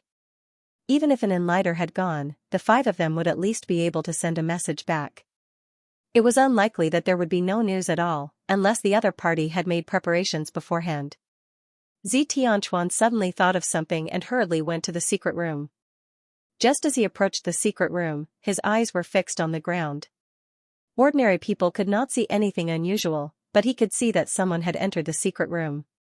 Zi Tianchuan clenched his fists, and many people flashed through his mind. In the end, he opened his gadget. "Zifeng, come to the ancestral home." Not long after, Zifeng arrived. When he saw the gloomy face of Zi Tianchuan, his heart trembled. He pretended to be calm and bowed. "Father, you called for me." Zi Tianchuan glared at Zifeng, his eyes filled with boundless fury. "Why did you go to the secret room?" Zifeng was puzzled. "What secret chamber?" Zi Tianchuan was furious. He smashed the table into pieces with his palm. "You still dare to quibble? Why did you go to the secret room? Who told you to go? Who did you tell? Tell me." Zifeng did not dare to admit it even if he was beaten to death. He still wanted to quibble, but Zi Tianchuan's next sentence sent him into the abyss. "If you don't admit it, I'll strike your name off the family tree. Do you really think that I, Zi Tianchuan, only have you as my only son?" Zifeng felt a chill run down his spine. "Father, why are you saying that it was me?" Zi Tianchuan shook his head. "I have my own ways. I only called you here because I want to know why you went to the secret room and who did you tell about that place. Don't tell me that you don't know about the Guyu ruins that have appeared on the network." Zifeng's eyes were filled with struggle. He lowered his head, thinking about many things in an instant. Xianxia sighed. The secret room is the Z family's greatest secret. If an outsider finds out about it, it'll be a disaster for the family. The home of the gods isn't the Neo-Human Alliance, Zifeng whispered. Xianxia was furious. But it's still a colossus that can compete with the Hall of Honor. The Innerverse and Outerverse are controlled by the Hall of Honor. If you tell them, you'll be pushing the Z family to the opposite side. I didn't tell the Hall of Honor. I only told Luin. Zifeng immediately quibbled, but then his heart sank. Xianxia closed his eyes. So it was Luin. Zifeng's face paled. He had not wanted to say anything, but Xianxia had already made it clear that he would not be allowed to become the family head. Zifeng's only hope was Luin, but now, he did not know how to explain things to Luin. Xianxia felt weak all over. Aside from Luin, who else can make you so obedient? What did he promise you? Zifeng lowered his head and did not speak. Xianxia sneered. He'll let you be the head of the Z family. Zifeng remained silent. Xianxia looked outside with a complicated expression. He could guess what Luin had promised, and he wanted to mock him. He was certain that Luin did not have the right to say anything, but he could not bring himself to say anything. In the current Outerverse, as long as Luin wanted to, was there anything that he could not do? Even if he managed to get Seniorly to help, Luin still had the entire Hall of Honor behind him. Xianxia could threaten to expose the Z family's secrets, and even if the Hall of Honor did not deal with them like they had with the Neo-Human Alliance, they would still have a hard time. Xianxia had to admit that Zifeng had found a good backer. Luin was definitely qualified to interfere in the competition for the position of the Z family head. You may leave. Xianxia was very tired, and he waved his hand tiredly. Zifeng slowly left. He was now focused on how to get Lu Yin's full support, and he did not care about what Xianxia thought. The Z family was one of the 4 major corporations of the Outerverse. Even if it had declined, its enormous foundation still existed, and the competition for power was even more brutal than that of the imperial family. This generation was still alright, as only Zifeng and Xianxia were left. Xianxia's generation had more than 10 direct descendants fighting for power, and Xianxia's rise to the position was not glorious. The larger the family, the more serious the competition for power.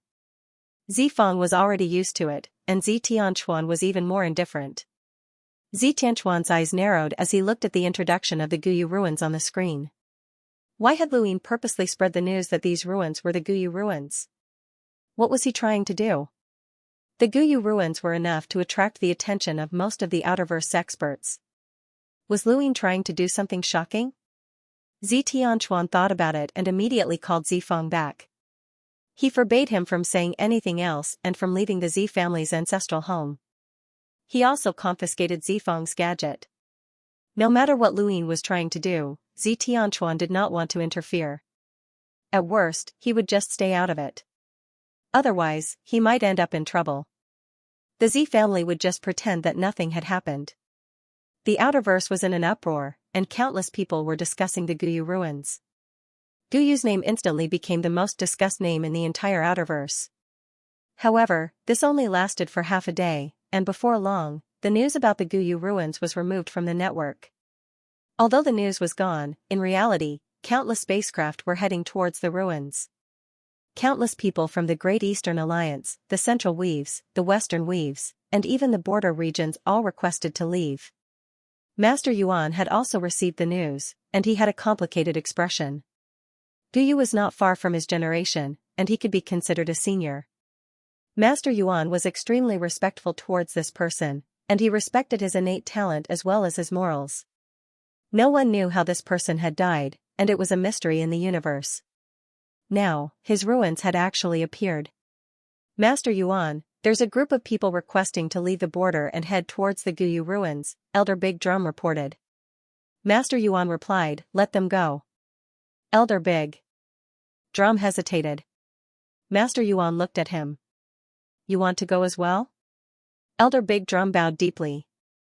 If I can learn Moonstar, then I will be able to better serve the Hall of Honor. Master Yuan replied, if you want to go, then go. Elder Big Drum was delighted. Thank you, Master Yuan. Perhaps even Lu Yin himself had not expected that the Guyu ruins would attract so many people. However, this was exactly what he wanted. The more people there were, the better. The more people there were, the higher his chances of success. Lu Yin did not dare to reveal the truth about the ruins. If the truth about the rune technology ruins was exposed, then even a powerhouse like Master Yuan might be attracted. Lanzi also received the news and left the planet for the ruins. No one would not care about Moonstar, especially someone like Lanzi. Even if he could not cultivate it, he would not allow others to, especially Lu Yin, to cultivate it. With Lu Yin's influence that controlled a third of the Outerverse, if Moonstar really did appear, then it was very likely that Lu Yin would obtain it. Lanzi would not allow such a thing to happen.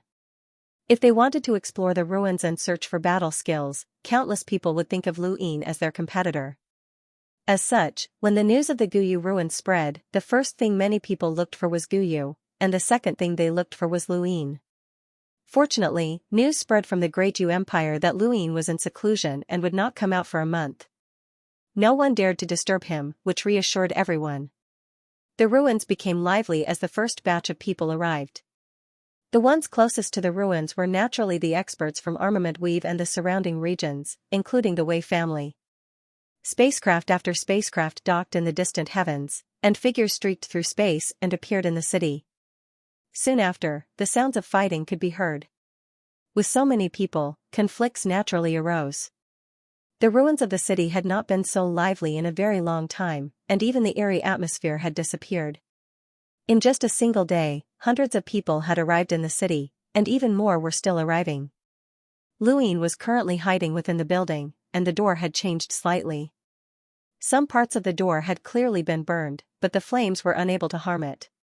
Lu Yin purposely rubbed some burn marks on the door and stuck the Heaven Fire Stone into the door. There was only one reason why so many people had been attracted to the ruins. He wanted to use the various great powers of the Outerverse to supply him with Heaven Fire Stones so that he could use them to cultivate. It would be difficult to rely on the Great Eastern Alliance to find high-temperature flames, and even if someone within the Great Eastern Alliance possessed such flames, they might not be willing to share them. This was his only option. Lu Yin had a clear understanding of himself. Above authority was cultivation, and this was the current state of the universe. If he did not have strength as a foundation, then he would be a second Wei Rong, and he would be eliminated sooner or later. Baidu search Xing 81 Chinese Network O. No advertisement. He slowly closed his eyes. The bustle of the small city had just begun. It would take a while for more people to arrive. 10 days later, the small city could no longer be considered a ruin, but rather a real city.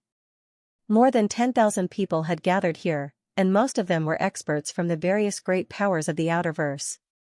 This gathering was comparable to the forced conscription that had taken place at the border war front. Xianxia also came, holding up a large banner to swindle people, telling everyone he met that person was a Guyu inheritor, causing quite a few people to chase and beat him up. He also felt very wronged, clearly saying good things, but he didn't know who ruined his reputation, saying that what he calculated was the opposite, that it was all a rumor. Shichi had also arrived. She had been roaming the Outerverse during this period of time, searching for and unlocking source boxes. She had been doing quite well. Whenever a ruin appeared, there was a chance that a source box would appear, so she was looking forward to it. Above his head, the fish looked around in disdain, raising its fins and mocking everyone it saw. Another dozen or so days went by. During these days, the experts from the Great Eastern Alliance that had arrived at the ruins of the small city had clashed several times with the experts from the Central Weave's allied army. Mu Nikhang, Meng Tianlong, and the others had all taken action. If it weren't for Yu Mavis and the others stopping them, their battle might have affected the entire small city.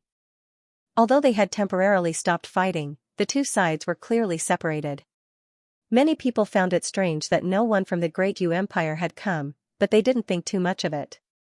They assumed that it was because Lu Yin was in seclusion, and no one dared to make a move.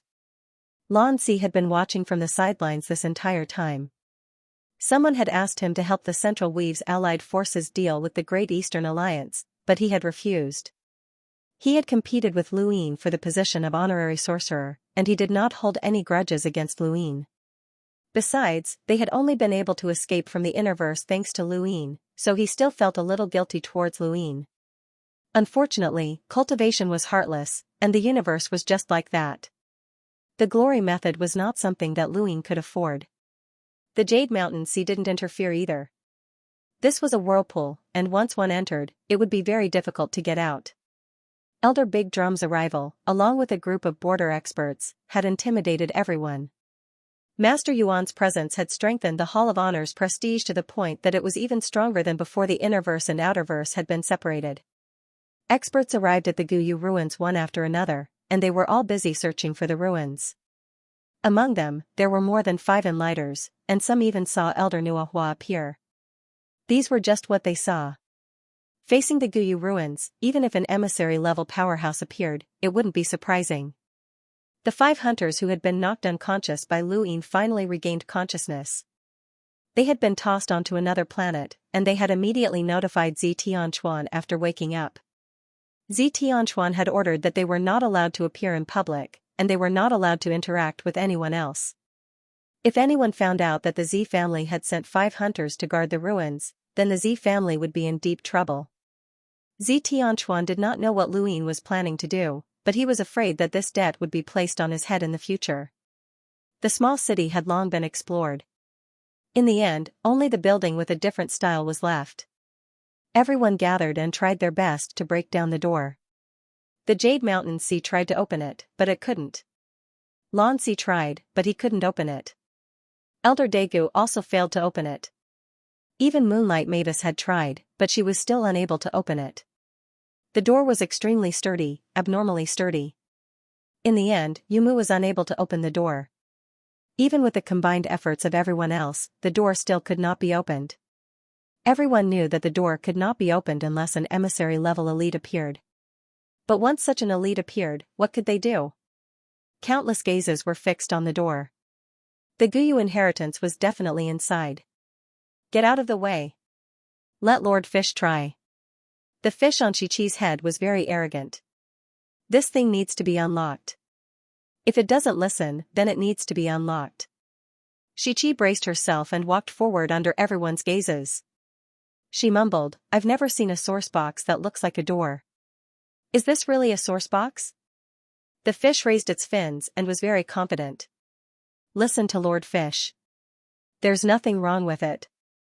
Chi-Chi tried, but she was stunned. The door was still the same door, and there was no solid energy at all. How could she unlock it without solid energy? Where should she unlock it? She could not find the right direction. The fish continuously slapped Chi-Chi with its fins. Stupid, you're the only one who's stupid. How can you really unlock it? Lord Fish is just thinking of a way to let you walk in front. If any idiot opens the door, you'll be the first to rush in and snatch it. So stupid. The crowd was furious. This dead fish's mouth was too cheap. Steam, steam, steam. Someone in the crowd shouted. Add some chili powder. The fish suddenly turned around, and its eyes widened. It's that bastard. That Ku fellow still dares to appear in front of Lord Fish. Chi-Chi felt wronged, and her head turned red from the slaps. She looked pitifully at the crowd. Stop talking. She then quickly slipped away. Kuwei had arrived. How could he not come when he heard about the Guyu ruins? He saw the despicable fish the moment he arrived, and he could not help but speak up. Chi-Chi left, and Xianxia stepped forward. Ahem, I have a way to open the door, but it's too valuable. Opening it will only bring disaster and not fortune. If dash before he could finish, the crowd was furious. Get out, you liar. Liar. Get out. Xianxia was furious. A bunch of idiots. I'm the successor of the mysterious Sky Mirror. What do you know? Get out. Scram, liar. You blind fool. Xianxia cursed, when have I ever been blind? Don't spread rumors. In the distance, Moonlight Mavis felt a headache coming on. She did not know where this group of people had come from. At that moment, Yumu walked over. Do you think it's really the Guyu ruins? Moonlight Mavis shook her head. Judging from the style, it doesn't look like it. I don't think so either. This architectural style is even older than the Guyu era, Yumu said. Moonlight Mavis looked at the large door of the building, especially the pair of rune-like pupils. Her eyes flickered. As a Mavis, she knew many secrets that others did not, including the rune technology civilization. She was very sure that this was the rune technology civilization's ruins, but she did not know why it had been called the Guyu ruins. The rune technology civilization was considered a taboo even in the Mavis family's historical records. It was an incomparably brilliant and mysterious civilization that had only appeared briefly. Countless people were curious about this civilization, and Moonlight Mavis was no exception. She also wanted to know what existed here. Many people had gathered in the city, both openly and secretly. Almost everyone from the Outerverse was gathered here, such as the black-masked assassin and the old woman from the Nayland family. Everyone was waiting for the door to open, but only a portion of the experts would show themselves. Lanzi was at the very back of the crowd, and Elder Iron was beside him. I'll send those people away, Elder Iron said. Lanzi waved a hand. It doesn't matter. He was still most concerned about Luine. Could he really go into seclusion peacefully after the Guyu ruins appeared? Lanzi did not believe it. After a long commotion, someone suddenly cried out, "Look, has this door been burned?" Everyone looked over seriously. It's not burned. It's left behind by the attacks of those powerhouses. No, those attacks didn't do it. Even a strong cultivator couldn't leave any traces behind. It was obviously burned. We'll know if it's true after we try. Behind the door, Luine opened his eyes. He'd heard it, someone had finally discovered it. He had been thinking that if no one else had discovered it, he would set the door on fire himself. Very quickly, several experts took action, igniting the door with star energy. However, the door did not respond. More and more experts took action, and soon, there were over 100 of them, including those with innate gifts of fire. Finally, the door moved and opened just a sliver. It was just a sliver, and ordinary people would not be able to notice it. However, all of the powerful cultivators present could sense it. Meng Tianlong, Mu Nikhang, Gue Wuzong, Ke Yun, and a group of other experts tore through the void and appeared in front of the crowd. They stared at the door with heated gazes. It's fire. Only fire can open the door. Burn it! Ke Yun barked and was the first to act. At this moment, all of their grudges were set aside, and their priority was to open the door. However, they had also secretly made preparations to deal a fatal blow at any moment. Luine relaxed behind the door, as everything had fallen into his rhythm. Let's begin, fire. Man-made flames were not enough to fill the heaven flame stone, even with an enlighter like Ke Yun.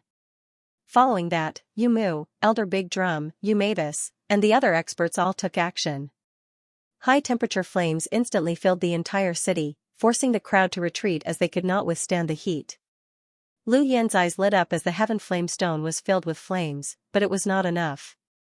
It was far from enough. The flames burned for a few days, and the door finally opened a sliver. Everyone saw hope and bravely stepped forward to ignite the flames, but the door only opened a sliver. The flames aren't hot enough. We need to find something hotter, someone said. Many people threw out all sorts of things that could ignite the flames, and some even threw a pile of firewood. Throw that fish up there. I'm hungry, Kuwei suggested. Needless to say, many people were tempted. Shichi was startled, and she quickly ran off. And that stupid flag. Someone pointed at Xianxia. Xianxia glared at that person and then ran off as well. Everyone was trying to think of a way to ignite the flames, but the door only opened a sliver. Not even an insect could enter, let alone a person. Elder Big Drum stopped, and a conflicted look appeared in his eyes. After thinking for a while, he said, "Everyone, I once obtained a fire seed when I was young. It's extremely hot and can be used, but I'll say this first. Once the door opens, I'll be the first to enter. Anyone who dares to snatch it from me will become an enemy of the Hall of Honor." Yumu frowned. Elder Big Drum, are you trying to use the Hall of Honor to pressure us? Elder Big Drum answered seriously, I've already paid the price, so it's only natural for me to reap the rewards. Yumu said, I can also provide extreme heat. At this point, someone else spoke up one after another, clearly stating that they could provide extreme heat as well. In the end, no one knew what everyone had discussed, but as a wave of scorching heat spread out, the sky of the small city changed. Many of the experts who had gathered in front of the buildings could feel the heat wave in their faces, and they could not help but retreat. Those who were too slow were almost roasted dry. No one reminded them that they had to pay a price if they wanted to fight for the inheritance, and they deserved to die. This was what cultivation was all about. Behind the door, Lu Yin's eyes lit up. This was the right effect, and this was the effect that he had wanted. He thought about it and hurriedly opened the door a sliver more, but it was still just a sliver. He wanted to squeeze these people dry, and there was definitely someone who had something good that they had not taken out yet. Please remember the domain name of this book, .com Wonderful Bookhouse. The heat within the Heaven Flame Stones was constantly being replenished, and Elder Big Drum and the others took out all sorts of treasures to increase the temperature. The temperature in the city continued to rise, and the cultivators who had not reached the space-exploring realm could no longer withstand it, so they all retreated. The city's original walls had also been touched by others, and many of them had already disappeared. Very few people noticed that the walls that had disappeared had not been reduced to ashes, but had simply disappeared. The Heaven Flame Stones were the source of the Fire Dragon's power, and the Fire Dragon could slow down Red Madam's attacks. It also cooperated with the Heaven Flame Pathmaster to deal with the powerful imprinter, so the amount of heat it could generate was unimaginable. Luin could only open the door bit by bit to tempt them. If he had not thought of this method, he would not even have been able to find the heat.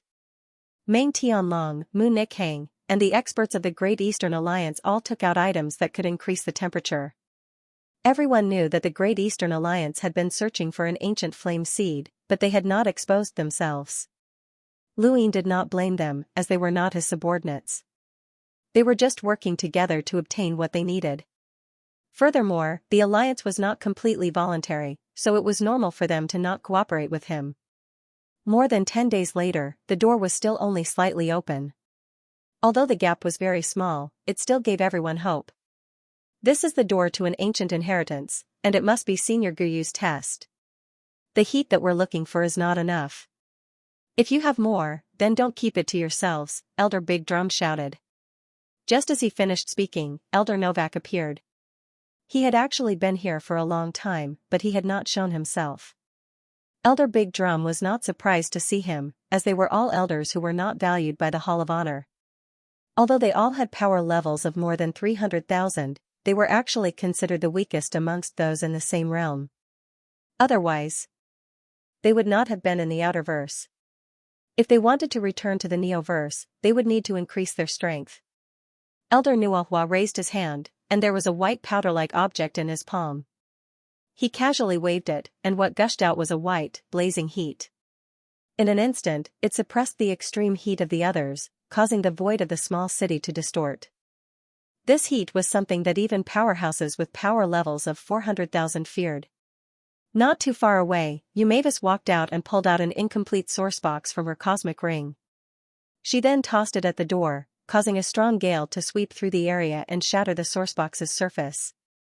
A torrential heatwave surged out from the sourcebox like a reverse waterfall, incinerating space itself. Everyone who was watching from afar trembled in fear, and even Elder Big Drum and the others who were closest to the sourcebox were forced to continuously retreat. A high temperature that's enough to threaten an envoy-level powerhouse. The Mavis family is indeed rich, Yumu praised. Yuehua Mavis looked at him. Shamrock Enterprises isn't weak either. Yumu smiled and took out a fiery red fruit. The fruit looked ordinary, but there was a flame brand on the surface. It was a strange fruit that Shamrock Enterprises had found on a planet. It was so hot that even Yumu didn't dare to eat it. He had originally planned to research and create a medicine, but right now, there was nothing more important than Guyu's inheritance. Jasper Mountain Sea took action, throwing out more than 10 treasures that were related to high-temperature flames. There were even exotic treasures among them, causing quite a few people to be stupefied. Everyone said that the Million City was rich, and now they had seen it for themselves. Behind the door, Luin was ecstatic. The temperature outside suddenly rose, and this time, the door was truly roasted red. The heaven fire stone glowed brightly. Luin knew that this was the constant replenishment of the high temperature, but the people outside thought that it was a sign that the door was about to open. "Hurry up, we're almost there," Elder Big Drum said anxiously. Lanzi walked out and took out 2 round stones. They collided with each other, producing lightning that transformed into flames in the void. The temperature was even higher than the powder that Elder Novak had provided, and it was extremely close to the fruit that Jumu had taken out. Xianxia also came over. No one knew how someone who hadn't even reached the explorer realm could approach such high temperatures. It had to be said that his attire was quite intimidating, and he gave off the feeling of an otherworldly expert who was playing around. Even Elder Big Drum was intimidated, and everyone looked at him. Xianxia stared at the door for a while before shaking his head and muttering something to himself. He then turned around and left. Right after Xianxia left, the black undying bird swooped down from the sky towards the door. The Dark Phoenix people also appeared. They were experts at playing with fire, and their addition greatly boosted the confidence of many. Someone sighed. "If the Dark Phoenix ancestor isn't dead, then this door should be able to open." This sentence caused the faces of the Dark Phoenix experts to darken. The Dark Phoenix clan was one of the 3 great powers in the Outerverse that could not be provoked. They had fought their way out of the Innerverse because of the Dark Phoenix ancestors' fame, and they were fearless. However, after the battle at the border, their ancestor had died, and they had become much more low-key. Their way of doing things had completely changed, and this was a source of pain for them. They hoped more than anyone that the Dark Phoenix ancestor was still alive and not remembered by others. As time passed, another group of experts arrived one after another, and all sorts of high-temperature flames were thrown towards the door as if they were worshipping the ancestor. 20 days later, Luin moved his arms. It was time to cultivate. The door was open slightly, and he could barely see it with his naked eye. He didn't care about what happened next. It would be best if these people had high-temperature flames, but if they didn't, then he would wait until he was done with his cultivation. As he thought about it, he waved his hand and threw a pile of star essence onto the ground. Luin touched the heaven flame stone with one hand and felt an intense burning pain in his palm. The high temperature spread through his body through the heaven flame stone, and his gaze became resolute as he began to absorb the star energy. There weren't many people in the entire universe who possessed such a cheat-like method of absorbing star energy, but once one mastered it, they would not be able to quit. Who would be willing to slowly absorb star energy? The last time he had used the heaven flame stone, he had completed 4 cycles. This time, he wanted to completely break through to the cruiser realm. As long as the people outside supported him, he might even be able to reach an even higher realm.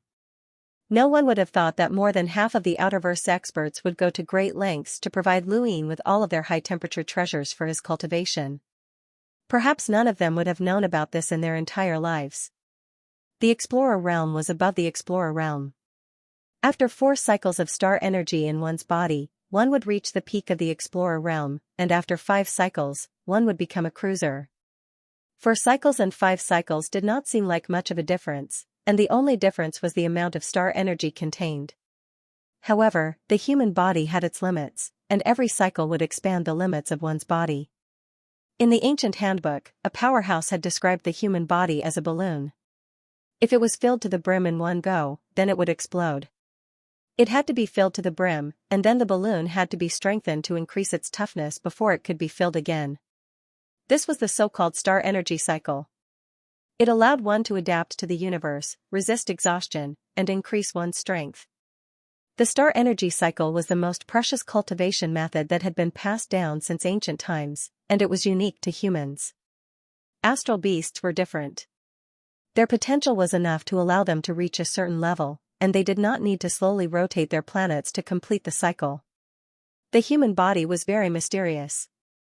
4 cycles would slowly strengthen one's body, and once the 5th cycle was completed, there would be a subtle sublimation. Regardless of whether it was one's physical strength, reaction time, 5 senses, or even one's comprehension, everything would increase.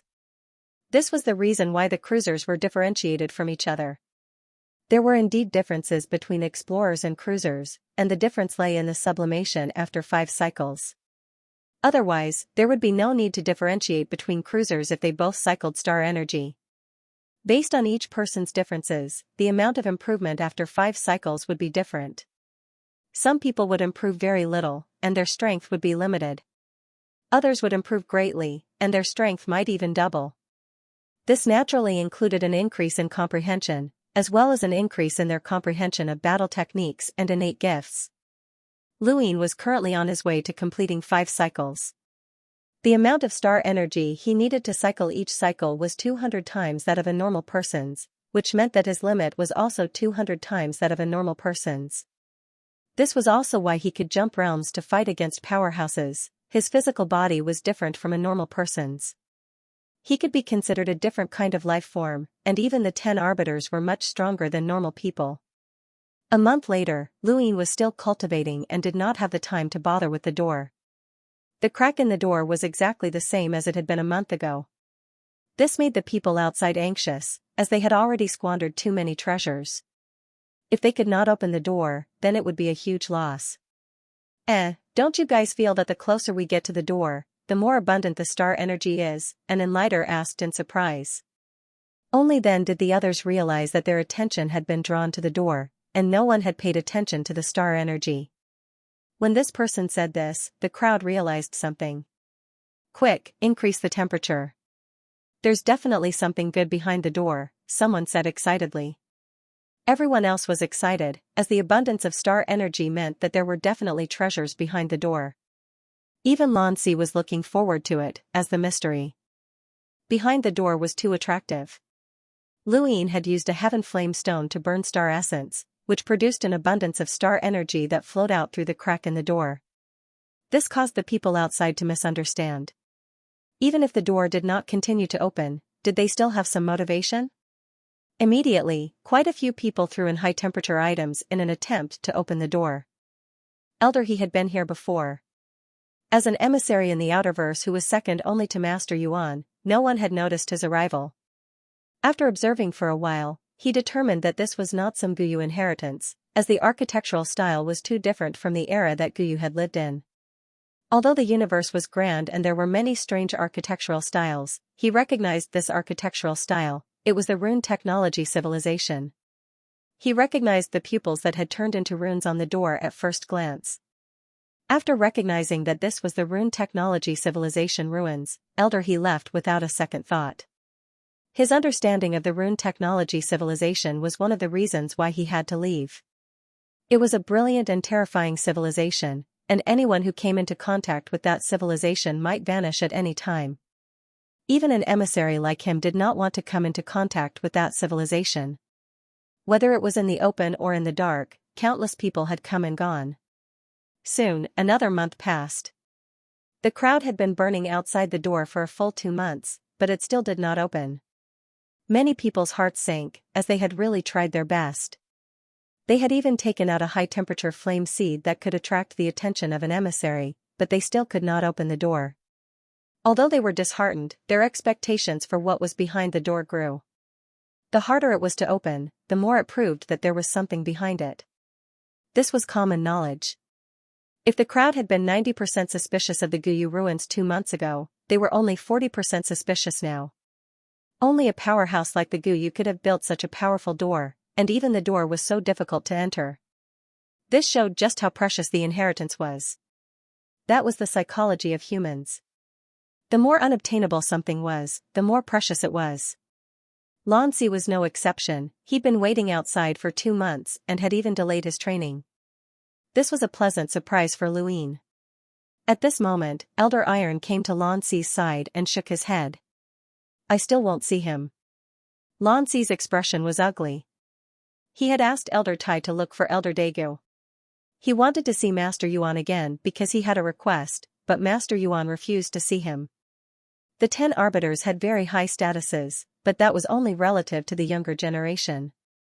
At most, their influence extended to enlighters with power levels of over 200,000. Master Yuan, on the other hand, was a powerhouse with a power level of over 1,000,000. If not for the fact that Lu Yin's status had been recorded in the Hall of Honor, then it would have been impossible for him to request to see Master Yuan so many times. "Did you say that I'm not here because of what happened last time?" Lanzi said in a low voice. He was in a bad mood. The last time he had sought an audience with Master Yuan, it had been for the position of honorary Dharma child. Unfortunately, Master Yuan had bestowed that position upon Luyin, which was why he had challenged Luyin to a duel. This time, however, he had other matters to attend to. Elder Iron replied, "I did, but Master Yuan refuses to see anyone." Lanzi felt helpless, as he had actually wanted to ask Master Yuan about his futon. All of the 10 arbiters had won, and it allowed them to enter the 5th mainland's Daosor sect ruins and search for ancient inheritances. This was one of the 10 arbiters' advantages, and it was similar to the Neoverse Star Tower. They needed to compete for the Star Tower, and they also needed to compete with the 6th mainland for the Daosor sect's ruins. But he had lost his futon. Lanzi felt a chill run down his spine when he mentioned this matter. His futon was his most important treasure, and it was also a legacy item that the 10 arbiters had passed down to the next 10 arbiters. Now, it had been lost just like that. Lanzi had practically flipped through his cosmic ring to look for it, but he had not been able to find it. He really didn't know when he had lost it. It had been a few years and he had never dared to tell anyone about it. He suspected that an absolute powerhouse had knocked him out and then used his blood to steal his futon. Otherwise, how could it have been lost in his cosmic ring? Who could steal something from a cosmic ring? That was impossible.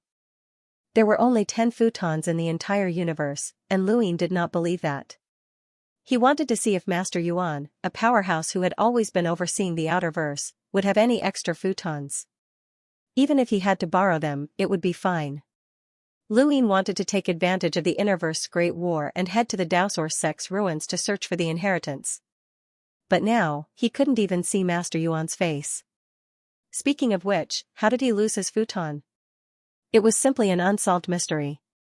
In the distance, behind the door, the pile of star essence on the ground had almost been completely depleted. If Luyin wanted to complete 5 cycles, he would need about 300,000 star essence. Just now, he had tossed out nearly 400,000 star essence on the ground, and a portion of it had leaked out due to the fire. The rest would be enough to complete his 5th cycle. When the star essence on the ground completely disappeared, a cracking sound could be heard from Luyin's body. He slowly opened his eyes and exhaled, causing his hot breath to distort the void. After 5 cycles, he finally broke through to the cruiser realm. He slowly raised his hand. His physical body had undergone a sublimation. Although it was not as exaggerated as the sublimation in the space of the Golden Sea, it had still improved a lot. His 5 senses had also improved. Before he had broken through to the cruiser realm, he had been able to fight against a peak hunter, and by relying on his secret technique and the Aeon Evolution scripture, he had been able to fight against an enlighter with a power level of around 200,000. Now, however, he was confident that he could fight against an enlighter with a power level of over 200,000. The current me should have already surpassed Aiden and Kai Jianxiang, he thought to himself. Aiden's defense was unparalleled, and his Thunder Mountain technique combined with his 9-lined battle force allowed him to fight against an enlighter. Kai Jianxiang's attacks were ferocious, and he had beaten his peers into silence. However, that was only in his era, as there had been no 10 arbiters back then. Kai Jianxiang had been considered the strongest person in the Innerverse during his time, and his status had been equivalent to the current 10 arbiters. However, that era was different. Zirong had also been an absolute expert in his generation, but he had still been defeated by the 10 arbiters. The 10 arbiters were terrifying, and Luyin had broken their records. In terms of innate talent, he was on the same level as the 10 arbiters, and the 10 arbiters could easily defeat enlighters. They were complete monsters. The 10 arbiters were synonymous with epic-making, and Luyin was slowly approaching them. He knew that the gap between him and Lanzi was shrinking, but it was not the right time.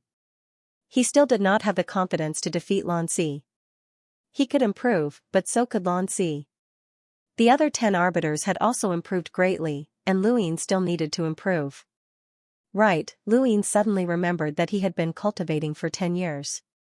There should be someone in the 10 arbiters who was almost 40 years old. Once they reached 40 years of age, they would no longer be part of the younger generation, and they would have to step down. Luin did not know how old Lanxi was. However, he did not like to wait for others to step down. He preferred to be expelled, especially since the person who had caused the death of 72 people with the surname Lu had to be eliminated. He no longer felt anything from the high temperature that had spread across his body. No matter how high the temperature was, it would quickly cool down with the passage of time. After such a long time, all of the high-temperature fire seeds that could be found in the outerverse had probably been used up. Luin felt that it was time to leave. There was no other way, as the outerverse resources were limited. If he had been in the innerverse, there would have been several envoys. That kind of fire would have been enough for him to cultivate for a year, and he might even be able to reach the hunter realm. Of course, it was not good to cultivate too quickly. His body needed to gradually adapt to the star energy circulation, which required time. The cruiser realm was just a small threshold that could not be considered a realm increase. Only when he broke through to the hunter realm would he be able to do so. At that time, he would need to use his formcast model. Lu Yin's expression turned serious, as he had been suppressed before. He stood up and moved, causing his body to creak. Luin looked at the door. There were so many people outside, and if he did not open it, these people would guard the door until the end of time. He did not want to be seen by these people when he opened the door, or else he would not be able to use this method in the future. Luin raised his hand and decided to roll his die. He would give them something good so that their efforts would not have been in vain. Luin placed his cosmic ring to the side and tapped his die. It slowly spun before finally coming to a stop at 5 pips, which meant that he could borrow his innate gift. Luin felt helpless. There were indeed many people in front of him, including Lanxi of the 10 Arbiters, but he could not leave. Hold on, he suddenly remembered something important. Did Lanxi have an innate gift? Innate gifts were innate, and once one started cultivating, they would be able to determine whether or not they had an innate gift.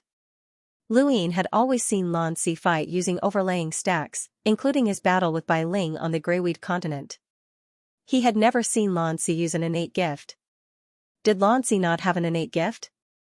Luin did not know, but he did not believe that one of the 10 Arbiters did not have an innate gift. It was possible, but not very likely. If Lanxi had an innate gift, then what was it? Luin had been thinking about the information that Xianxia and the Z family had given him. Lanxi was cultivating a battle technique, and his attention had been drawn to it. Now that he thought about it, he realized that he had neglected an innate gift. The importance of an innate gift was self-evident. Without the die's innate gift, Luin would not have been able to reach where he was today. Countless experts in the universe had relied on their innate gifts to reach where they were now, and that was their true trump card. Luin sighed, as he had almost forgotten that this was a fatal blow. Lanxi had kept a low profile and had never taken the initiative to reveal his innate gift, but that did not mean that Luin did not have one. He could not be arrogant, as he was completely unaware of the 10 Arbiters' trump cards. Had White Knight completely revealed her innate gift during her battle with Blood Luni? Luin was not sure either. Perhaps she had, and perhaps she had not. He felt that it would be better to delay his battle with Lanxi for a while longer. However, if Lanxi was willing to let him use external items, then Luin could beat Lanxi until he cried. He did not believe that anyone could compete with him in terms of external items. The walnuts that Master Yuan had given him were enough to instantly kill an envoy. Luin continued to roll his die. The second time, he rolled pips, time stop space. Luin grabbed his cosmic ring and entered. The scene in front of him changed, and Luin raised his hand to add 6 months to his time limit. However, he had spent more than 400 star essence. He had to adapt to his current physical strength in half a year's time, consolidate his battle techniques, and memorize the Stonewall scriptures. There were many things that he needed to do. Lu Yin's vision flashed, and he returned to that building. It had only been a second in the real world, but he had already been in the time-stop space for half a year. He would not be able to make any progress if he stayed any longer, so he might as well come out. He continued to roll his die. This time, he rolled pips, 3. In reality, it did not matter if he did not roll it, as he could just leave something behind. However, those people outside had been lucky to roll it. The first thing that came to Lu Yin's mind was his cosmic ring. Back on Xinyu Star, he had wanted to try upgrading his cosmic ring, but he had obtained that ball of paper. He did not know if that ball of paper was his own memory, but it had made him homesick, which had delayed him. Until now. He tossed his cosmic ring onto the upper screen, but there was no response. Lu Yin took out the items from his cosmic ring and tossed them onto the upper screen, but there was still no response. He thought about it for a moment, and decided that it might have something to do with space. Space could not be created out of thin air, and upgrading a cosmic ring meant that its internal space had to increase.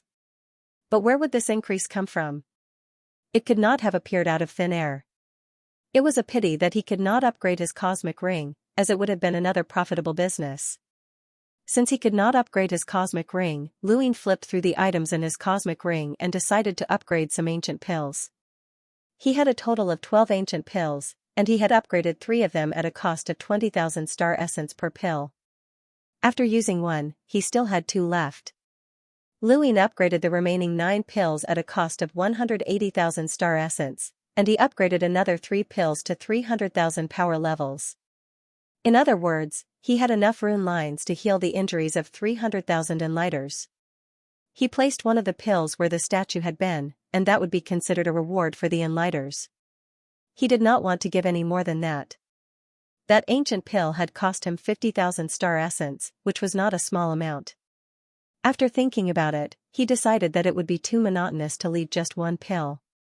He took out a drop of spring water from the exquisite lake and placed it beside the pill. He was about to leave when he thought about it again and decided that he could not be too stingy. Otherwise, those people would not be so excited the next time they came across the ruins. Lu Yin gritted his teeth and took out 10,000 star essence and casually scattered them on the ground. He was quite reluctant to part with them. How many people could casually throw away 10,000 star essence like Lu Yin had? Even if the Mavis Bank was casually throwing away money, it would still be in cosmic dollars. 10,000 star essence was equivalent to 1 billion star crystals, so how much would that be in cosmic dollars? He could not even count it. He was being too generous. Thanks. Big brother AI Xing. Thank you, brother. Cool breeze. Thank you for your support. Thank you, brothers. Lu Yin turned around and looked at the 2 screens of enhance on his die. He thought about it and decided that it would be too much of a waste to store it away.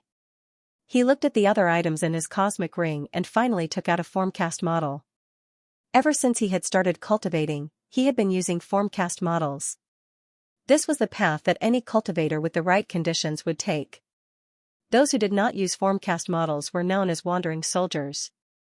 A typical formcast model could form a body 3 times and allow one to reach the Melder realm. The better ones could form a body 4 times and allow one to reach the Lamita realm. Only a few heirs of great powers could use a 5-stage formcast model. An explorer's formcast model far surpassed his peers, and such people were few and far between. A 6-stage formcast model was a legendary one, and even the heirs of great powers might not be able to obtain one. In order to obtain a 6-stage formcast model, one had to be an envoy-level powerhouse, and how many such powerhouses were there in the universe? Lu Yin currently had a 6-stage formcast model that he had upgraded in Ironblood Weave. It had cost him more than 8,000 star essence to upgrade it, which was too cheap for his current wealth. Now, he wanted to see if he could upgrade it to a 7-stage one. He had never heard of a 7-stage formcast model before. He tossed the formcast model onto the upper screen and then threw in more than 10,000 star essence. Lu Yin watched expectantly as the formcast model lowered a bit. Lu Yin was excited, as lowering it meant that it could be upgraded. The formcast model could really be upgraded to a 7-stage one. He had never heard of a 7-stage formcast model before, but it really could be done. The effects of using a formcast model to upgrade one's strength were different from those of not using one. Before formcast models had appeared, the heirs of great powers had also used a similar method to upgrade their strength, which was known as empowerment.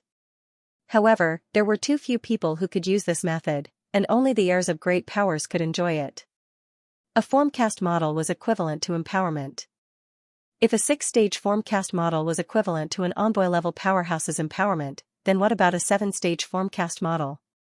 Hai Chi had once said that she had never heard of a 7-stage formcast model, and even the Sea King could not create one with his strength. Could it be that only world imprinters or cosmic imprinters could create one? Regardless of that, Luin could already see hope for a 7-stage formcast model. If a 6-stage formcast model was prepared for a hunter, then a 7-stage formcast model would be prepared for an enlighter. However, this was a bit of a headache, as he had spent more than 10,000 star essence just to lower the formcast model by a tiny bit. If he wanted to upgrade it completely, he would need at least 1,000,000 star essence. He had enough money, but he could not upgrade it now. He was still quite a distance away from becoming a hunter, so he would have to wait until he broke through. Luyin's money. It was time to let those people in. Outside the door, the flames were still burning, but they were much colder than before. Many of the tinders had already finished burning, and everyone's hearts sank. They had not been able to open the door, and now that the temperature had dropped, it was even more impossible. Yuehua Mavis and the others felt that it was a pity, as the price they had paid was not small. It seemed that they would have to wait for the innerverse and outerverse to reconnect if they wanted to open the door. Just as everyone was feeling disheartened, the door quietly opened. Everyone stared blankly as the door slowly opened, and the hot flames surged in. Yumu and the others immediately reacted and subconsciously swept out their flames to prevent the items inside from being burned. In the shadows, the black-masked assassin and the other experts rushed towards the door, but before they could enter, a towering tree rose from the ground and blocked their path. Yuehua Mavis had made a move. Everyone, please follow our previous agreement. Otherwise, I don't mind making those who broke the rules disappear. The black-masked assassin stopped. Yuehua Mavis' full strength was enough to contend against an imprinter from the 6th mainland. Imprinters were emissaries, and they were not existences that the black-masked assassins could compare to. Yuehua Mavis' deterrence was equivalent to an emissary's. Following Yuehua Mavis' words, Yumu, Elder Nuahua, Elder Big Drum, and Lan Si were the first to enter. Luin held on to the aura concealing stone and hid within the building. The first to enter was Moonlight Mavis, and Yumu followed closely behind. The Dark Phoenix clan's Hu Finyas, Xianxia, and the rest all entered one after another, but no one discovered Luin. He did not care about what would happen next. The crowd gradually entered, and he retreated. Luin had originally planned to leave, but he had accidentally overheard a group's conversation. His gaze turned cold, and he quickly hid himself. Aside from the items that Luin had left behind, there was nothing else in the building. Many people had entered with high hopes, but they had left with disappointment, and the building had almost been torn down. Especially Yumu and the others. In order to open the door, they had used up a lot of precious things, but now they had nothing. Those pellets and crystal marrow were no different from having nothing. They had a lot of anger in their hearts, and they couldn't vent it even if they wanted to. They could only leave gloomily. There were still quite a few smart people in the crowd, and they had actually discovered traces of Lu Yin's movements. This revealed that someone else had already entered this place, which left Elder Big Drum and the others helpless. Yuehua Mavis left, as there was nothing she wanted here. She had only wanted to know more about the rune technology civilization, but there had been no records of it. The others also left one after another. Kuwei was not satisfied, as he had heard of Guyu's name. This person had made a name for himself in the Neoverse, and he had been looking forward to learning more about the Moonstar technique. However, there had been nothing. In the end, he still left. Xianxia walked around the building and then left with a strange expression. Shichi also walked around. There's nothing. Let's go. Above her head, the fish was puzzled. What a familiar scent. I've definitely smelled it before. Where is it? Let Lord Fish think. Lan Si was not disappointed, as he had never planned on cultivating the Moonstar technique in the first place. It was fine as long as no one else could obtain it. Mu Nikhang, Meng Tianlong, and the others helplessly left. They all headed in the same direction since they were all in the east. Not long after they left the ruins, they were surrounded by a group of experts, including the Ghost Shadow Sword sect, the Yak family, and other powerful organizations from the Central Weaves.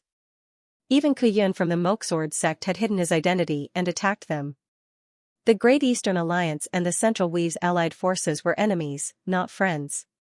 Luin had killed more than 300 generals in a single night, which had shaken the Outerverse and caused the Central Weaves allied forces to both hate and fear the Great Eastern Alliance.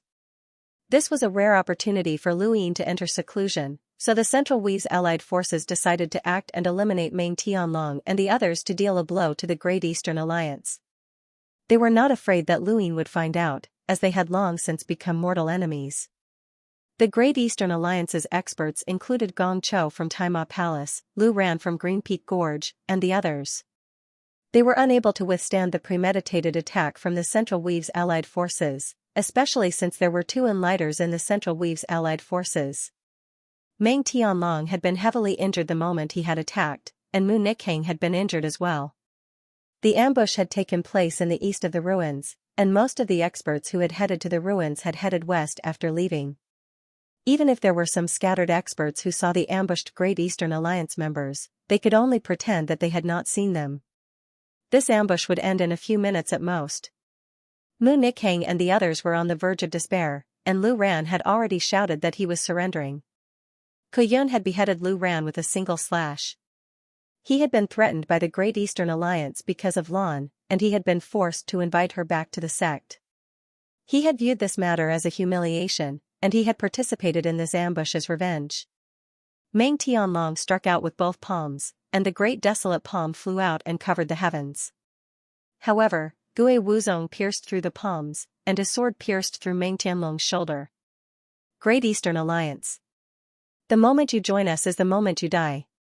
Not too far away, an arrow shot over, but Gui Wuzong sneered and casually swatted it away. His cold gaze swept over Gong Cho. Brat, you're courting death. Even further away, Mu Nikhang was having a hard time dealing with Kuyun's attacks. Although the Moksword sect's sword techniques were not as elusive as the Ghost Shadow Sword sect's, they were still filled with dignity and righteousness, which made it impossible for anyone to resist. Kuyun's sword vibrated, and he dispersed Mu Nichang's star energy. He then slashed down from above.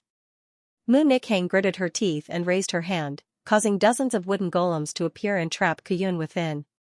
These wooden golems were Even Ground Palace's most valuable treasures, and there were a total of 99 of them. It was rumored that they could even trap an enlighter when used together. Kuyun was indeed trapped, and he could not fight his way out, but he would not be trapped for long. Mu Nikhang was unlucky, as the movement of the wooden golems had caused too much of a commotion, and it had attracted the attention of another enlighter from the Central Weaves allied forces. She was an old woman, and she raised a withered hand to grab Mu Nikhang. Little girl, you're quite pretty. Show me your face. Mu Nichang's pupils shrank. It was over. Even further away, Doro despaired. Suddenly, a figure flickered past Doro and appeared in front of Mu Nikhang. The figure raised a palm and slapped out, colliding with the old woman's withered hand. An indescribably ferocious force exploded forth, creating shockwaves that tore through the void and sent Mu Nikhang flying. The old enlighter's withered hand was instantly shattered into pieces. The old woman held as her body was bombarded by an invisible force.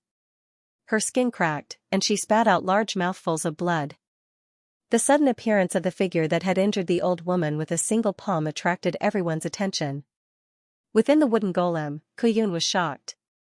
Was he one of the 10 arbiters, Lan Si? No one had expected Lan Si's appearance, and he had not left in this direction. Furthermore, Lan Si and Luin had fought, and they were not on friendly terms. No one had expected Lan Si to appear. Mu Nikhang stared at Lan Si's back in shock. He was so tall and imposing, and this person had saved her. Lan Si looked down at the crowd, and just by standing in outer space, he exuded an invincible aura. He casually waved his hand, and a strong wind stirred up. Everyone felt like they were being pushed back by an invisible force, and they could feel the 10 arbiters' strength. The names of the 10 arbiters had spread throughout the innerverse and outerverse, and everyone knew about them. However, no one knew exactly how powerful the 10 arbiters were. Kuyun and the others had originally believed that the 10 arbiters could intimidate the younger generation, but not them. Now, they clearly understood that the 10 Arbiters' power level was truly heaven-defying. A hunter was enough to render enlighters like them powerless. The old woman was a good example. She had exchanged blows with Lan Si and was easily injured. However, she did not dare to make a move. She was afraid because she had felt Lan Si's invincible strength. Why is Lan Si of the 10 Arbiters helping the Great Eastern Alliance? Ghost Wuzong could not help but ask. Lan Si's gaze swept across the crowd. I owe Luyin a favor, and now, I'm returning it to him. Gue Wuzong barked, you and Luyin are enemies, not friends. Now that you've dealt with the Great Eastern Alliance, Luyin is like a rootless duckweed that you can do whatever you want to him. Lan Si was cold and arrogant. The view of an ant. Gue Wuzong was furious, but he dared not say anything else. Kuyun stared at Lan Si vigilantly, as this kid was too powerful. Even if Lan Si could defeat the old woman, he would not be able to do so in a short amount of time. After all, they were both enlighters, and in terms of power level, Kuyun was tens of thousands of times weaker than the old woman. However, Lan Si had been able to heavily injure the old woman with a single palm strike. His strength was unfathomable. Lan Si looked back at Mu Nikhang. Tell Luyin that I've repaid the favor I owe him. Mu Nikhang and the others were still staring at him blankly when a voice rang out. You want to return it? It won't be that easy.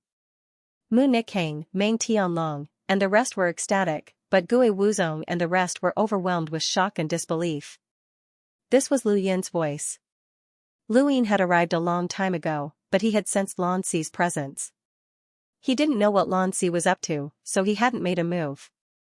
Lan Si and the others had been able to escape to the Outerverse because they owed him a favor. Luyin had assumed that Lan Si would not care about this favor, but he had never expected that one of the 10 Arbiters would remember it. He must have heard about the Central Weaves Alliance's plot and hurried over to return the favor. Lu Yin's battle with Lance was merely a battle between a glory child and one of the 10 Arbiters. There was no grudge between the two of them. Friendship was friendship, and competition was competition. However, he couldn't return the favor so easily.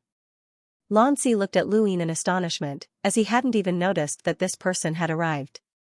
It was rare for someone to be able to conceal their aura to such an extent. Luyin didn't care about the others and calmly looked at Lan Si. What, do you want to return a favor so easily? Lan Si calmly replied, I can return it. Lu Yin's lips curled up as he glanced at Gue Wuzong and the others. You want to steal my kill? Lan Si's eyes narrowed. If you snatch it, it'll be mine. Of the 403 people in the Great Mountain Dojo, I'll return 403 people to you. There are more than 400 enemies here. You can try. There were close to 1,000 people from the Great Eastern Alliance and the Central Weaves allied forces present, and they could all tell that Lan Si wanted to capture 403 people from the Central Weaves allied forces to repay Lu Yin's favor. They were the so-called heads. Gue Wuzong and the others felt humiliated, but they were also filled with fear. Run! As soon as the order was given, the allied forces from the Central Weaves fled in all directions. Among them, there were about 30 space-exploring powerhouses, while the rest were in their spacecraft, which was ready to fly away. Lan Si's eyes went wide, and his figure disappeared in a flash. He then pierced through a spacecraft and caused it to malfunction. He stopped in space, but his body did not slow down at all as he reached out to grab an explorer. Luyin focused on the old woman who had been heavily injured by Lan Si. She wanted to escape, and although she was heavily injured, she was an enlighter, so her speed was extremely fast. However, Luyin was even faster. His physical body was terrifyingly powerful, and he immediately caught up to the old woman and slapped her with a palm. The old woman was furious. Even if she could not defeat the 10 Arbiters, she could not defeat Luyin. She raised her other hand, which was even more shriveled, and viciously slapped at Luyin. Die, you brat! Lan Si grabbed the explorer and turned around to look at her. Everyone looked at Luyin. Luyin lashed out with a palm. After breaking through to the cruiser realm, his overlaying stacks had smoothly reached 100 stacks, and the same thing happened again. The old woman's palm shattered, and blood splattered across space. The overlaying stack's formless strength flowed through her arm and into her body, causing the cracks on her skin to widen. She spat out another mouthful of blood and was sent flying. This time, she was seriously injured, and she did not even have the strength to escape. Everyone gasped. That was an enlighter. Not every weave in the Outerverse 72 weaves had an almighty enlighter, but she had been heavily injured by a single palm strike? The 10 Arbiters' fame was too great, and they could understand that. Furthermore, Xianxia was a hunter, so it was not too much of an exaggeration. But what about Luin? Wasn't it said that he had relied on external items to defeat enlighters? What external items? Xianxia's pupils shrank, as Lu Yin's palm strike was not much weaker than his own. This brat's physical strength was terrifying. Luin was excited, as he had finally defeated an enlighter with his own strength. He roared at the sky, and his physical strength erupted with even greater speed as he fought with Xianxia for the kill. After breaking through to the cruiser realm, Xianxia did not have much of an advantage over Luin. Luin had originally guessed that he would be able to compete with the 10 Arbiters once he became a cruiser, and this guess was close to being accurate. However, it was still only a competition. Lu Yin's fear of Xianxia had gradually deepened over time, especially when he thought about that unknown battle technique and innate gift. He could compete with Xianxia for kills, but if he really fought with Xianxia now, it would be impossible for him to win. Xianxia would not reveal his full strength in a situation like this. Luin knew this, but others did not. In their eyes, Luin was currently on par with the 10 Arbiters' divine fist, and they stood on the same level. Meng Tianlong's heart was filled with shock. How long had Luin been cultivating? It had only been 10 years, but he had already caught up to the 10 Arbiters. Luin had entered the Astral Combat Academy at the same time as his son, Mengyu. Mengyu was at most an explorer, but Luin was already comparable to the 10 Arbiters. This innate gift was too terrifying, and no one had ever achieved it before. Gue Wuzong fled for his life, but there were people in both directions. One was Xianxia, and the other was Luin. He was the last person aside from Kuyun, and this caused both Xianxia and Luin to fight over him. Gue Wuzong's heart crumbled, and he fully displayed the phantom ghost sword, but he could not hide from the two.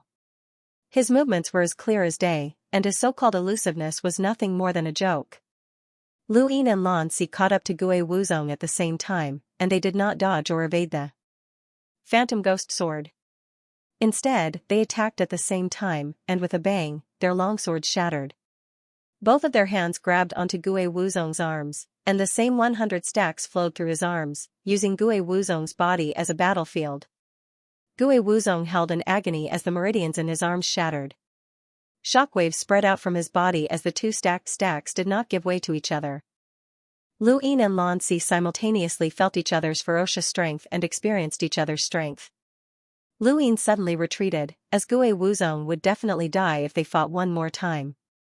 Xianxia did not care, but Luin could not ignore it, as he still needed Gue Wuzong to be useful. Xianxia grabbed Gue Wuzong. I'll return your 300 heads. He then tossed Gue Wuzong over to Luin, as he had captured exactly 300 people. Luin had 100 fewer people than Xianxia, and that was all because of one spacecraft. In reality, both of their attack speeds were about the same, but unfortunately, Luin had only destroyed a few people on his spacecraft, which was 100 fewer people than Xianxia. In the end, both of them looked at Kuyun, who was still trapped by the wooden figurine. Kuyun's face paled, as he was done for. Although he was an enlighter, how could he possibly resist these two freaks? Gue Wuzong's miserable state sent a chill down his spine, and he decided not to attack. Instead, he reverted back to his original appearance. Alliance Master Lu, it's been a long time. Luin knew that this person was Kuyun, and he wanted to hide his identity to take revenge on the Great Eastern Alliance. Luin could understand this, as it was normal for the sect master of a large sect to want revenge after being threatened. However, since he wanted to take revenge, he had to be prepared to bear the consequences. Xianxia lost interest and turned to leave. Luin, remember our agreement. I hope to fight as soon as possible. Lu Yin's eyes flashed. Quickly? It seemed like Xianxia was getting anxious. Lu Yin's improvement had been too great, and even the arrogant 10 Arbiters were afraid of him. Right, how old are you? Luin suddenly asked. Xianxia stopped and did not even turn around. Meaningless question. Do you think that anyone who's older than 40 will really abdicate? Luine shrugged. I'm not expecting anyone to abdicate. I'm just asking. Lanzi left, leaving the crowd gasping in shock. Mu Nikhang looked at Lu Yin's departing figure with a strange glint in her eyes. The Central Weave's allied forces had attacked the Great Eastern Alliance, and some of them had died. Most of them had been captured, and the ones who had suffered the most were Gui Wuzong and the old Enlighter woman. Now, only Kuyun was left. Luine walked over to the wooden figurine and calmly looked at Kuyun. Leader Ku, do you have anything to say now that things have reached this point? Kuyun bitterly replied, I'm just a loser, and I have nothing to say. I'm at Alliance Leader Lu's disposal. Luine sighed. Actually, everyone knows what I'm thinking. The Outerverse has been weak for too many years, and its territory far surpasses the Innerverse. There are also many resources, but it's all because the 72 weaves are scattered. If these resources were gathered together, we would be able to nurture an expert comparable to the Innerverse. But now, the borders are in trouble, and the Sixth Mainland could attack again at any time. Under these circumstances, don't you think that a unified Outerverse would be much easier to protect itself than a scattered Outerverse? Kuyun shook his head. Alliance Leader Lu, there's no need to say such things. Your plan to unify the Outerverse began before the Sixth Mainland attacked, and I was already a prisoner. Alliance Leader Lu, there's no need to say more. Lan has returned to the Moksword sect, and once I die, he will definitely be the next leader. No one will be able to compete with him, and the Moksword sect is already in your hands. Since that's the case, why would Leader Ke make such a pointless sacrifice? Luine asked. Kuyun was astonished. Alliance Leader Lu, are you willing to give me a way out? Luine raised his head. I've said it before. Gathering the Outerverse resources and experts is still a resource. If you can stay, then stay. In the future, you'll be able to deal with the Sixth Mainland strength. As for the Moksword sect, as long as they're willing to join the Great Eastern Alliance, I naturally won't make things difficult for them. I'm still magnanimous. Kuyun was grateful, and he nodded. If that's the case, then thank you, Alliance Leader Lu. The Moksword sect is willing to join the Great Eastern Alliance. Kuyun was a smart person, or else he would not have been threatened by Wei Rong. This time, he had concealed his identity and ambushed the Great Eastern Alliance, which meant that he was not an upright and plain-spoken gentleman. He also had a hypocritical side. Luine liked hypocrites, and such people were tactful. He had ways to deal with upright people, but it was even simpler to deal with hypocrites. They were afraid of death. After dealing with the Moksword school, the Phantom Sword sect would be much easier to deal with. If the Phantom Sword sect didn't agree, then Luine could simply make the Phantom Sword sect disappear from the universe. Right now, Gui Wuzong's greatest wish was to heal the Phantom Sword sect, and he had no other thoughts. Those who had been captured quickly agreed. Almost all of these people were the leaders of the Central Weaves factions. After all, it was a competition for the Guyu inheritance, so naturally, those who had come were all top figures. Once these people surrendered, they would bring the factions of the Central Weave to submit to them. At the end of the day, a person only had one life, and there were very few people who would rather die than surrender. Furthermore, this was only an alliance, and they hadn't truly submitted to Luine. The reason they had opposed the alliance was because they didn't want to have someone above them ordering them around. But now that they were about to die, why would they care about such things? The wooden figurine was put away, and Kuyun very consciously bowed to Luine. The old Enlighter also surrendered. She was actually an independent cultivator, and the fact that she had been able to cultivate to the Enlighter realm as an independent cultivator showed that her innate gift was exceptionally high. This time, she had been hired by the Central Weave's allied forces, and she was just like the three Enlighters who had tried to assassinate Luine. She did not care about the Great Eastern Alliance or the Central Weave's allied forces, and she did not take a side at all. The assassination attempt slowly came to an end. Under the control of Wang Wen, Wei Rong, and Enya, this assassination attempt brought news that shook the entire Outerverse. Half a month later, the 9 Central Weaves announced that they would join the Great Eastern Alliance and work together to create a peaceful environment in the universe. When this news spread, countless people were shocked, and their scalps went numb. No one could figure out why the Great Eastern Alliance had suddenly joined 9 weaves. Moreover, these weaves were the ones that had been the most fiercely opposed to the Great Eastern Alliance, such as Xianxia weave and umbral butterfly weave. No matter what other people thought, after the Great Eastern Alliance had merged with the 9 weaves in the central region, the total number of weaves that the Outerverse had reached 31. The Outerverse had a total of 72 weaves, and 31 weaves were almost half of it. It was also at this moment that Luyin received a new nickname, Half-King Lu, which meant that he was half a king of the Outerverse. The Outerverse seemed vast and boundless, and every weave had countless powers of various sizes. Each of these weaves had a powerful leader, and it was very difficult to subdue them. However, as long as there was a way, it would not be difficult to subdue them. It was just like doing business. Some people did business by looking at the product, but the most successful people did business by looking at the people. Business was done by people. As long as you got the people, anything could be discussed. Wang Wen and Wei Rong were both experts at manipulating people's hearts. In addition to Aegis, Amethyst Trading Company, and Qian Yan's information, as well as Lu Yin's influence and the Hall of Honor's background, it was not strange for him to be able to pull this off. Back when Lu Yin had unified a third of the Outerverse, he had caused the rest of the Outerverse to feel apprehensive, which had led to the formation of the Central Weaves' allied army. Even the Western Weaves. Experts had helped him in secret, providing him with money, manpower. Now that Lu Yin had unified half of the Outerverse, the remaining half of the Outerverse was in a complete panic. Lu Yin had never concealed his determination to unify the Outerverse, and it could be said that everyone knew about it. Now, he had already accomplished half of his goal, but that did not mean that he had conquered half of the Outerverse.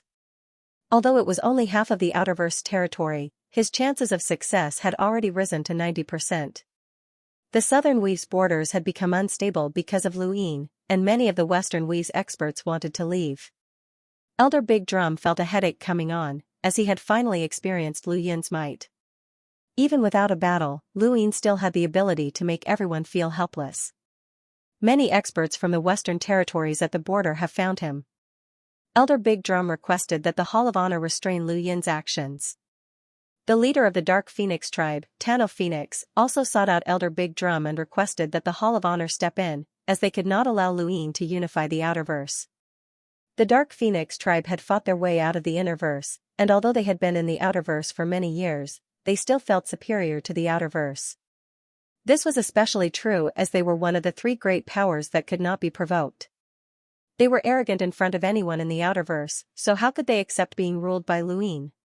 The Southern Weave's borders were not just filled with experts from the Western Weaves who were opposed to Lu Yin, but there were also many who supported Lu Yin.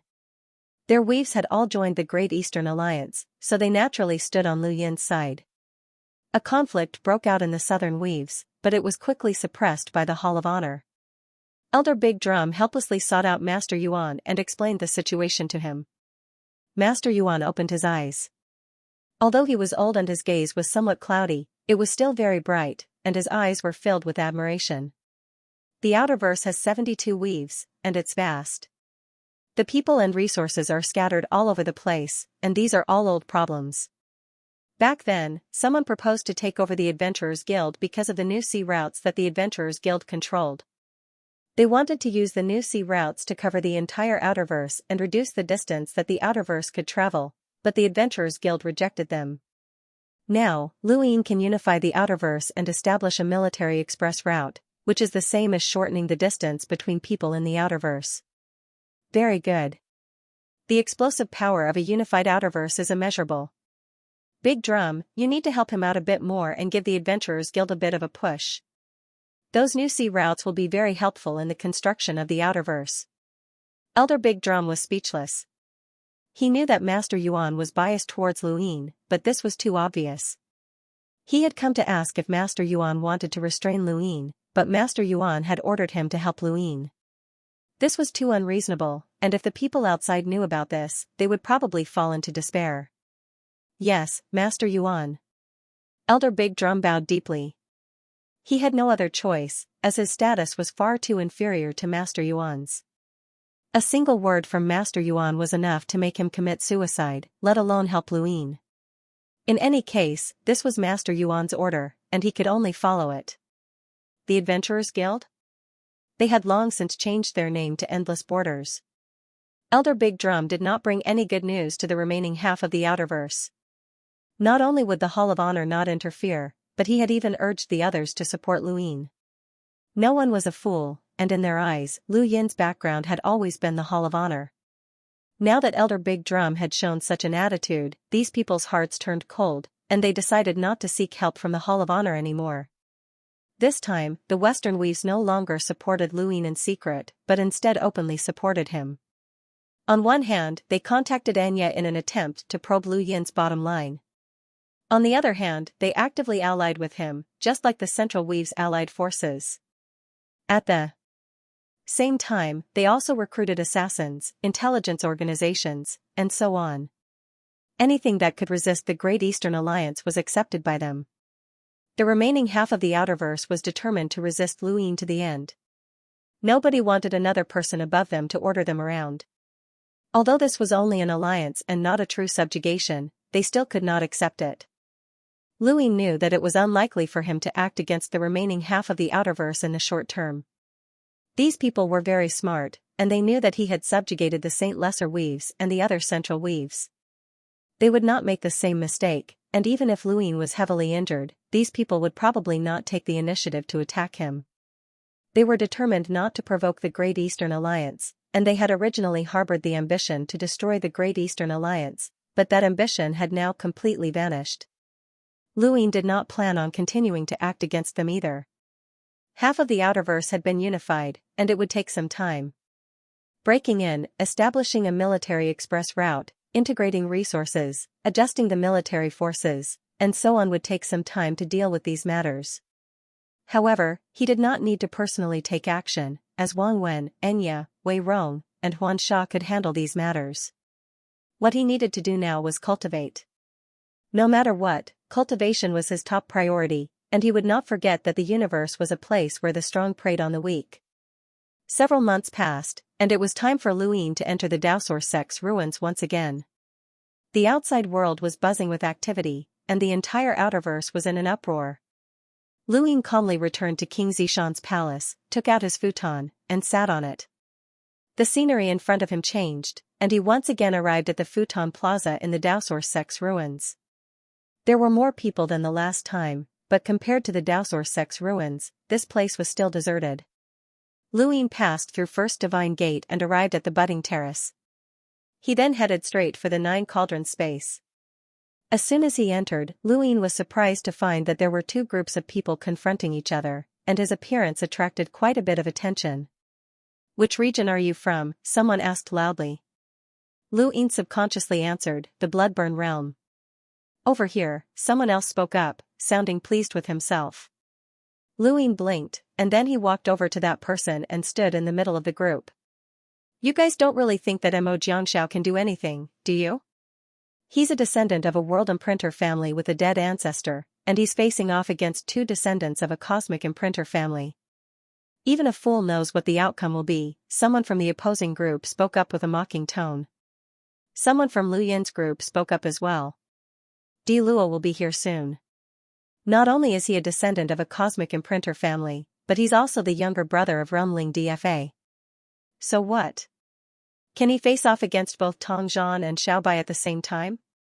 Mo Xianxiao isn't weak either. He doesn't even have an imprint anymore." Luin poked the person beside him. "Bro, what's going on?" That person became impatient. "Tong Zhan and Xiaobai have sealed off the Nine Cauldrons space, and they're not allowing anyone else to enter. We're currently negotiating." "Who's Xiaobai?" Luin subconsciously asked. At the same time, he also found it strange. Wasn't Tong Zhan in the Starfall Sea? Where would he find the time to enter the Daosor sect's ruins? That person was flabbergasted, and he looked at Luin strangely. "You don't know about Xiaobai?" Luin laughed dryly. "I just came out of seclusion, and it's been a while." That person suddenly understood. "It looks like you've been sealed in ice for a while, and you've just been unsealed." Xiao Bai is a descendant of the Black Blood Realm's eyeless clan. You should know about the eyeless clan, which is a cosmic imprinter family. Lu Yin grunted. Oh, so you're from the eyeless clan. That person no longer paid any attention to Lu Yin. Meanwhile, Lu Yin looked towards the interior of the 9-cauldron space. The first cauldron had shattered, so Tong Zhan, Xiao Bai, and Mo Xianxia should be in the second cauldron. This was troublesome, as it seemed that he would have to wait for a while before he could absorb the cauldron qi again. Lu Yin wanted to leave, but he was also curious as to why Tong Zhan would come to the Daosor sect's ruins at this time. As he pondered this, he decided to stay behind. Not long after the two sides faced off, a fierce battle broke out in the second cauldron, which attracted everyone's attention. Soon after, Mo Jiangxiao was beaten out of the cauldron. Scram! If you harass me again, I'll kill you without mercy. Mo Jiangxiao's entire body was thrown out of the cauldron and smashed into the ground. He stumbled back more than 10 steps, and there was blood at the corner of his mouth. His gaze was sinister. Tong Zhan, don't think that my bloodburn realm is easy to bully. Tong Zhan laughed maniacally when he heard Mo Jiangxiao's words. How dare a loser who attacked the Outerverse be so arrogant? So many of your bloodburn realm's experts have died, including Ancestor Mo Jiang. What a pity, it would be great if Ancestor D died as well. Ha ha ha ha. Many people's expressions turned ugly when they heard this. At that moment, someone coincidentally entered the cauldron and leapt up. Tong Zhan, come out and die. It's Di Luo. He's finally here. The person beside Lu Yin was excited. Di Luo? Lu Yin looked over and frowned. He had never seen this person during the Bloodburn Realm's invasion of the Outerverse. Either he had not participated in that battle, or he had been attacking other rocky regions. This person should be on the same level as Autumn Frost Qing, but he was a cosmic imprinter while Autumn Frost Qing was a universe imprinter. There was a slight difference. Di Luo's appearance drew out Tong Zhan and Xiao Bai. The two stood atop the cauldron, one with an arrogant gaze while the other had no eyes. Lu Yin's eyes widened as he looked at the person beside Tong Zhan. This person really had no eyes, not that he was blind, but rather that he did not even have eyes. The sides of his nose were completely flat. What the hell was this? Right, that person had mentioned the eyeless clan, and according to the literal meaning, they were indeed eyeless. Could this be a bloodline? Tong Zhan, how dare you insult Ancestor D? Die. Di Luo transformed into a pair of bird wings that shot towards Tong Zhan. Ancestor D's projection appeared behind him, and a boundless might descended. It swept across the crowd, causing them to feel an immense pressure. Tong Zhan was cold and arrogant, and the Tong family's ancestor behind him leapt up and fearlessly faced Di Luo. A huge battle immediately erupted between the two. Both were descendants of cosmic imprinters, and they enjoyed similar resources. However, one was an expert from the blood progenitor realm, while the other was an expert from the progenitor of martial realm. Both sides had different battle styles, but their strength was similar. The blood progenitor realm had bloodlines, while the progenitor of martial realm had martial seals. The battle between the two left everyone dumbfounded. Aside from the Realmlings, no one else could suppress these two. On the cauldron, Xiao Bai had no eyes, but he was facing the direction of Tong Zhan and Di Luo's battle. On the other side, Mo Jiangxiao wiped the blood from the corner of his mouth and suddenly charged towards the second cauldron. Xiao Bai's brows furrowed slightly. She shifted her body sideways and stood in front of Mo Jiangxiao. Retreat. Mo Jiangxiao roared in anger. Behind him was an imprint of an elder. Old ancestor Mo Jiang had died, so Mo Jiangxiao searched for an imprint of an expert. However, it wasn't a world imprint, it was merely an imprint. Mo Jiangxiao's spear swept out. Get out of the way. Xiao Bai Silkworm raised his hand and easily grabbed the spear. He exerted force with his palm, and the spear's body cracked before exploding. Xiao Bai Silkworm crushed the spear's fragments with a single palm and struck Mo Jiangxiao's abdomen, sending him flying again. In the distance, Lu Yin's gaze trembled. This person's strength was so strong that it far surpassed Autumn Frost Qing's. They were not even on the same level. In Lu Yin's opinion, that attack just now had surpassed even Tong Zhan and Di Luo's, and it was already very close to the level of a realmling. Xiao Bai, a master of the eyeless clan? He needed to know more about the eyeless clan. Tong Zhan and Di Luo fought for more than an hour but still couldn't come to a conclusion. Both of them were exhausted and were still glaring at each other. The little white silkworm jumped down and stood beside Tong Zhan. Di Luo's eyes narrowed. 2 against 1? Come, let me see how powerful the legendary eyeless clan's master, Xiao Bai Silkworm, is. Xiao Bai Silkworm faced Di Luo. I've heard that there's an expert from the fifth mainland in the outerverse known as Master Yuan who once fought with Ancestor Di to a standstill. Is that true? Di Luo frowned. Why are you asking?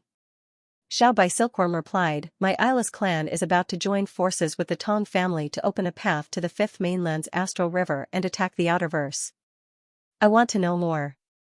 In the distance, Luin was shocked when he heard this, and his pupil shrank. How was this possible? The innerverse was suppressed by the celestial phenomenon, and even a cosmic imprinter could not display a power level of more than 200,000. It was impossible for such a power level to open a path to the astral river. Di Luo was shocked. There are indeed such rumors in the outside world. Are you really going to join forces to attack the fifth mainland's outerverse? Tong Zhan sneered. We can do what your bloodburn realm can't. Di Luo clenched his fists. You've already attacked the fifth mainland's innerverse, and now you want to annex the outerverse? Your appetite is too big. The Blood Homage Realm and Stone Realm attacked the fifth mainland's astral beast domain, while the War Martial Realm, Grand Martial Realm, and Black Blood Realm attacked the fifth mainland's innerverse. My Bloodburn Realm attacked the fifth mainland's outerverse before. Don't forget that the Eastern Realm, Brahman Realm, and Martial Immortal Realm did not make a move. You don't have to worry about that. You haven't answered my question, Xiao Bai Silkworm said apathetically. Di Luo arrogantly retorted, why should I answer? Xiao Bai Silkworm frowned. To the side, Tong Zhan was about to attack, but Xiao Bai Silkworm pressed down on his shoulder and took a step forward. His body suddenly vanished and then reappeared in front of Di Luo. Di Luo shouted, good. Feathers spread out from his body. His bloodline was that of a migratory bird, and his Di ancestral imprint appeared behind him. He reached out with both hands to grab Xiao Bai Silkworm. Xiao Bai Silkworm could not easily crush Di Luo like he had against him Xianxia. Otherwise, he would have become a realmling. However, defeating Di Luo would not take long. After all, Di Luo had just fought with Tong Zhan, and his strength had not recovered yet. He could only barely parry Xiao Bai Silkworm's attacks. Xianxia lay in the distance, unwilling to give up. Even further away, the two opposing sides suddenly attacked, and a great battle began within the 9 cauldron space. Luin dodged the attack and then charged towards Tong Zhan. Tong Zhan was resting when he saw Xiao Bai Silkworm suppressing Di Luo. With his strength, he had thought that no one would dare to provoke him, but when he saw Luin, his eyes trembled. How bold! He had actually dared to attack him.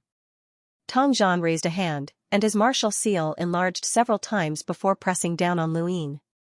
With his strength, even Xianxia would have to dodge this martial seal suppression, but Luin had actually disappeared. His speed was so fast that Tong Zhan did not even have time to react. Tong Zhan was shocked, this was an expert. Before he could even react, he felt a sharp pain in his abdomen. Luin had appeared in front of him and punched him in the stomach, almost knocking out his organs.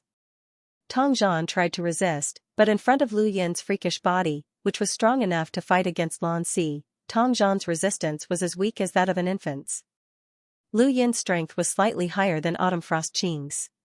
Back when the Bloodburn realm had invaded the outerverse, Lu Yin's strength had been enough to defeat Autumn Frost Qing. Now, not only had he broken through to the Cruiser realm, but his strength had also greatly increased. He had also grasped the overlaying stacks path, the true scripture of Aeon evolution, and so on. Although Luin was not confident that he could fight against the 10 arbiters, he could easily suppress someone at Tong Zhan's level. In the ruins of the Daosaur sect, Tong Zhan had never experienced such a feeling before. Aside from the Realmlings and the fifth mainland's 10 arbiters, he could not think of anyone else who could easily suppress him. He had long since avoided those people, and it was impossible for him to fight them. Who was this person? The 10 arbiters? Although Tong Zhan knew of the Fifth Mainland's 10 arbiters, he had never seen all of them before. Lu Ying grabbed Tong Zhan and rushed out of the 9 cauldron space. Xiao Bai, Silkworm and Di Luo were still fighting, and the others were also fighting to the death. Only Amo Xianxia had seen Lu Ying grab Tong Zhan, and he suspected that his eyes were playing tricks on him. How could Tong Zhan be captured so easily? Lu Ying grabbed Tong Zhan and left the 9 cauldron space, heading towards an unknown location. Tong Zhan was dragged along by Lu Ying, and there were cultivators along the way who saw them. Lu Ying casually knocked them out, but he had disguised himself before attacking, so no one would recognize him. After all, he was the one who had killed Tong Tong, and if he hadn't disguised himself, Tong Zhan would have recognized him long ago. After running for a short while, they arrived at the foot of an unfamiliar mountain. Lu Ying viciously slammed Tong Zhan into the ground, and Tong Zhan spat out a mouthful of blood as he glared at Lu Ying with bloodshot eyes.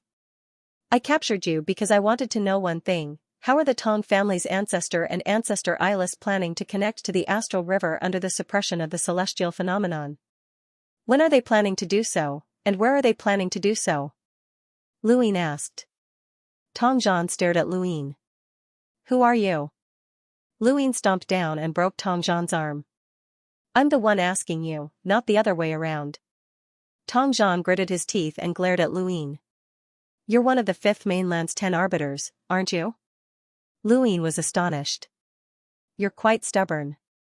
Tong Zhan sneered.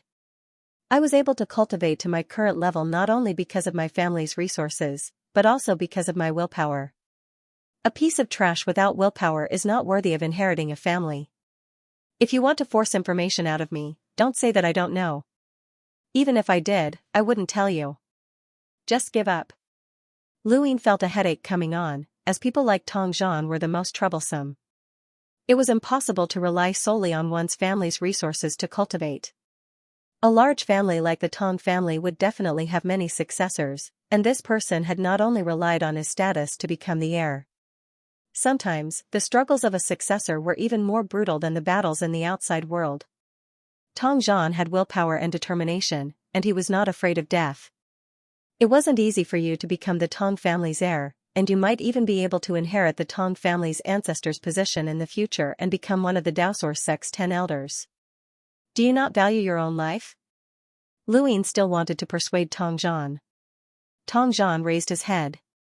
If I lower my head at this moment, I will never be able to reach the ancestors' position in the future. If you want to kill me, then kill me. Just because you don't say anything doesn't mean that the rest of the Tong family won't. Tong Zhan sneered. Even I don't know, let alone the others. Let's make a deal. You tell me, and I'll let you go. How about it? Tong Zhan looked at Lu Ying mockingly. Even if I tell you now, will you really believe me? Lu Ying was stumped. Tong Zhan was right, as he had no way of verifying whether or not Tong Zhan was telling the truth. When he saw Tong Zhan's fearless expression, Lu Ying grew angry and immediately attacked.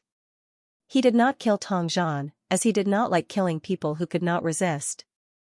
Instead, he crippled Tong Zhan so that he could no longer cultivate. Tong Zhan was quite stubborn, and he did not even beg for mercy. Even Lu Ying admired him. I hope that your time is up before your enemies discover you. Otherwise, don't blame me if you die. He then turned to leave. Wait, who are you? Tong Zhan shouted, his eyes filled with hatred. Lu Ying muttered to himself for a moment. Take a guess. He then left. He was not stupid, and although Tong Zhan had lost his ability to fight, no one knew what would happen in the future. Lu Ying did not want to leave behind any trouble for himself, and it would be easy to find out if he made up a random name. Besides, he was the one who had killed Tong Tong. If the Tong family found out that he was the one who had crippled Tong Zhan, he would definitely become the Tong family's mortal enemy. Tong Zhan clenched his teeth so hard that they started bleeding. I swear that I will find you and kill you. The battle within the 9 cauldron space quickly ended. Di Luo had been severely injured by Xiao Bai, but he discovered that Tong Zhan had disappeared. He searched everywhere and finally found Tong Zhan. When he saw Tong Zhan's miserable state, Xiao Bai coldly asked, who did this? In the distance, the Tong family's cultivators were furious. I don't know, but it should be one of the Fifth Mainland's 10 arbiters. He wants to know when and where the two ancestors tore through the astral river, but I didn't tell him. Xiao Bai coldly replied, it doesn't matter if you tell him. The outerverse can't stop them, and they only have one Master Yuan. It's useless. Tong Zhan snapped, I'll definitely find him and take revenge. Xiao Bai placed a hand on Tong Zhan's body and muttered to himself, there are traces of the overlaying stack's path. Although this person did not use it, they were unable to completely cover up the traces. This person should be proficient in the overlaying stack's path. Tong Zhan's eyes went wide. Overlaying stack's path? One of the 10 arbiters? I know who it is. It's Lan Si.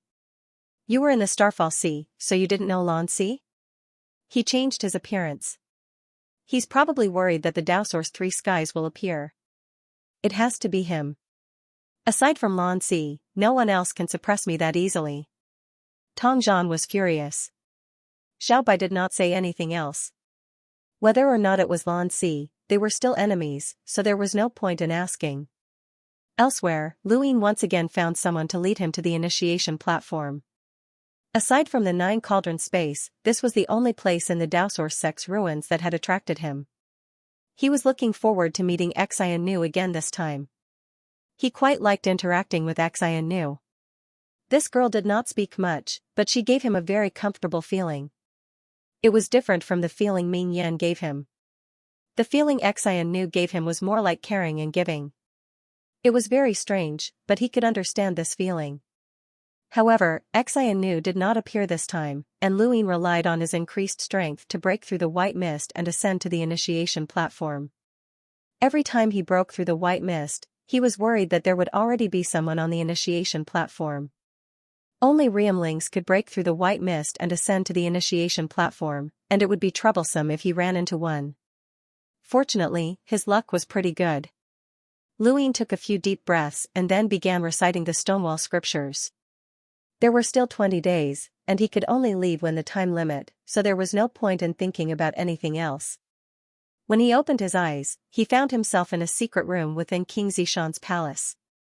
During this trip to the beginning unlock platform, he had absorbed 2 strands of grey mist, and his lock-breaking ability had improved by quite a bit.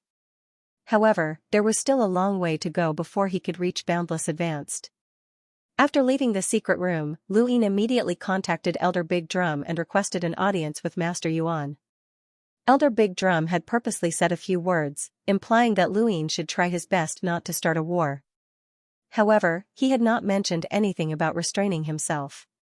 This gave Lu Yin some confidence that the Hall of Honor did not care about his desire to unify the Outerverse, and they might even support him.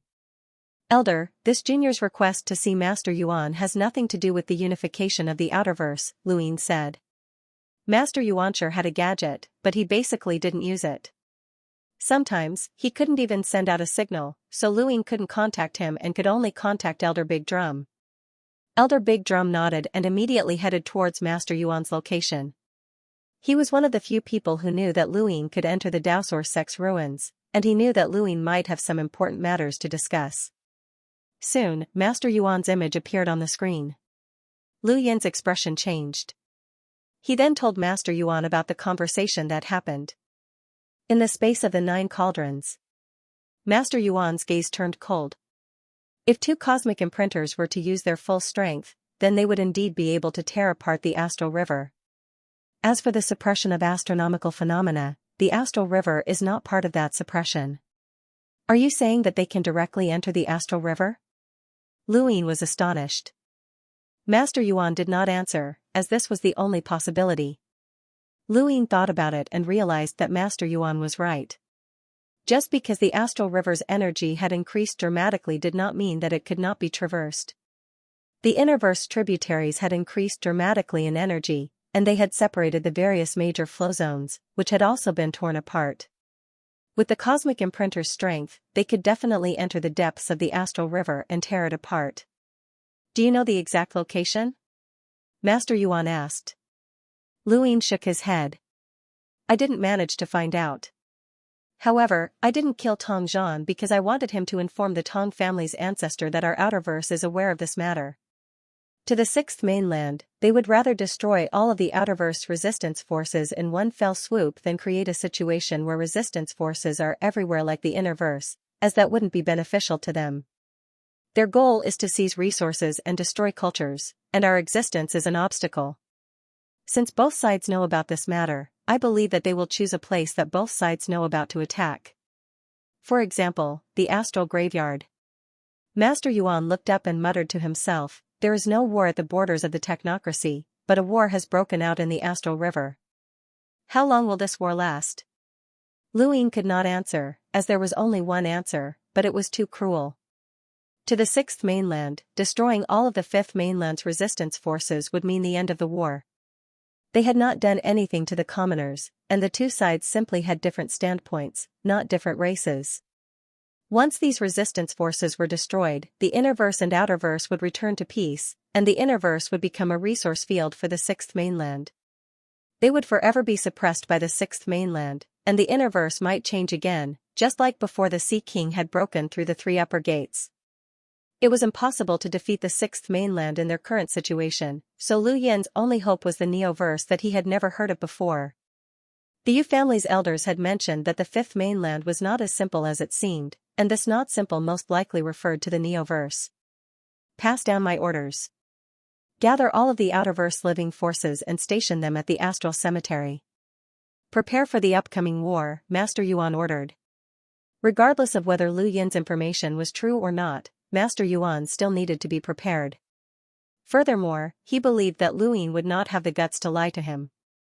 Now, Master Yuan could only hope that the two cosmic imprinter families would not attack the outerverse because of other matters. Otherwise, Master Yuan really did not have the confidence to face off against the two cosmic imprinters. Master Yuan's orders represented the Hall of Honor's orders, and the outerverse was once again being forcefully conscripted. Regardless of whether it was powerful cultivators or spaceships, all of the weapons with offensive power were to gather at the astral cemetery. 4 of the Great Yu Empire's 13 Imperial Squadrons captains had gone, and the leaders of the Great Eastern Alliance's various powers, such as Meng Tianlong and Mu Nikhang, had all gone. Not a single enlighter was able to escape, and anyone who had shown their faces had been forcefully conscripted.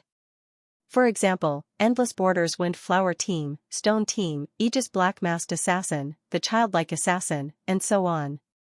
Similarly, the Sea King's Dome, the Elders, and the others had also been forcefully conscripted. Even Level Mountain Dojo's Elder Iron, Lan Si, and the others had been forcefully conscripted as well. They were all required to gather at the astral cemetery.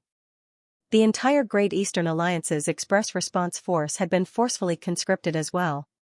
Ever since the Great Eastern Alliance had expanded to cover half of the outerverse, the Express Response Forces' numbers had increased exponentially. For the time being, there were 12 hunters and 40 cruisers. However, there were now 800 explorers, and this force, in addition to Lu Yin and the enlighter called Ji Gui, was enough to rival the group from Level Mountain Dojo. Furthermore, this was just the Great Eastern Alliance's Rapid Response Force. The Great Eastern Alliance had 6 hunters, more than 500,000 sentinels, and 9 million ordinary seekers. They also had 1,500 warships, which was a terrifying force to be reckoned with. Fortunately, the Great Eastern Alliance's allied army had not been forcefully conscripted, as there had been an even more unlucky group, which had been the Central Weave's allied army. In order to resist the Great Eastern Alliance, the Central Weave's allied army had sent over 10,000 warships. Even though the Xianxia Weave, the Umbral Butterfly Tribe, Source Peak Weave, and other regions had joined the Great Eastern Alliance, causing the Central Weave's allied army's strength to plummet, the Western Weave's allied army had been able to maintain this force, and it had even grown stronger. Now, there were close to 12,000 warships, and there were more than 25 hunters, which had shaken the outerverse. This force had originally been used to intimidate Lu Yin so that he would not casually interfere. However, it had attracted the attention of the Hall of Honor, and the entire allied army had been forcefully conscripted. Many people from the Central Weave's allied army, as well as those from the Western Weaves, sought out Elder Big Drum, hoping to retain this force, but they were all firmly rejected. In Elder Big Drum's words, the outerverse had already been destroyed, so there was no point in keeping this force. However, in order to appease the Western Weaves, Elder Big Drum still issued a forceful conscription order for the Great Eastern Alliance's allied army to head to the astral graveyard. The people from the Great Eastern Alliance were helpless. Luin did not mind. When he had first wanted to unify the outerverse, he had indeed wanted to join forces to resist foreign enemies. Regardless of whether it was the Sixth Mainland, the Astral Beast Domain, or the Technocracy, they were all foreign enemies. Now, they could join forces to resist the outerverse, which was in line with his original intentions. Compared to resisting foreign enemies, internal struggles were not that important. This was Lu Yin's bottom line. He did not know when the two cosmic imprinters from the Sixth Mainland would make their move, but the Hall of Honor forcefully conscripted the allied army to head to the astral graveyard as quickly as possible. The warships were not radiant great auroras, so they could not travel that quickly. The outerverse allied army could not all ride on auroras either. Even though they had gathered as quickly as possible, it still took them more than a month to reach the astral graveyard, and this was even after they had used the military express route. Speaking of which, it was all thanks to Luin that the Western Weaves and the Central Weaves had been secretly constructing military express routes. Otherwise, it would have taken them twice as long to gather. The Great Eastern Alliance's allied army was the furthest away from the astral graveyard, but they had taken about the same amount of time to reach the astral graveyard.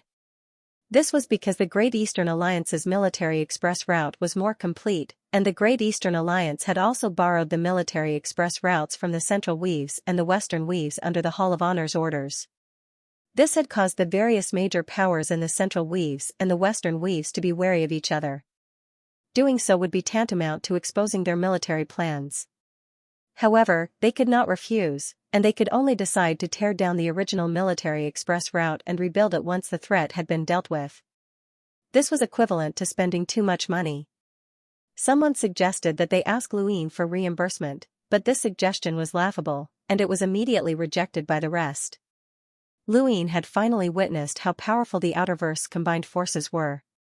He looked at the warships that filled the starry sky, countless space-exploring powerhouses, and all sorts of weapons.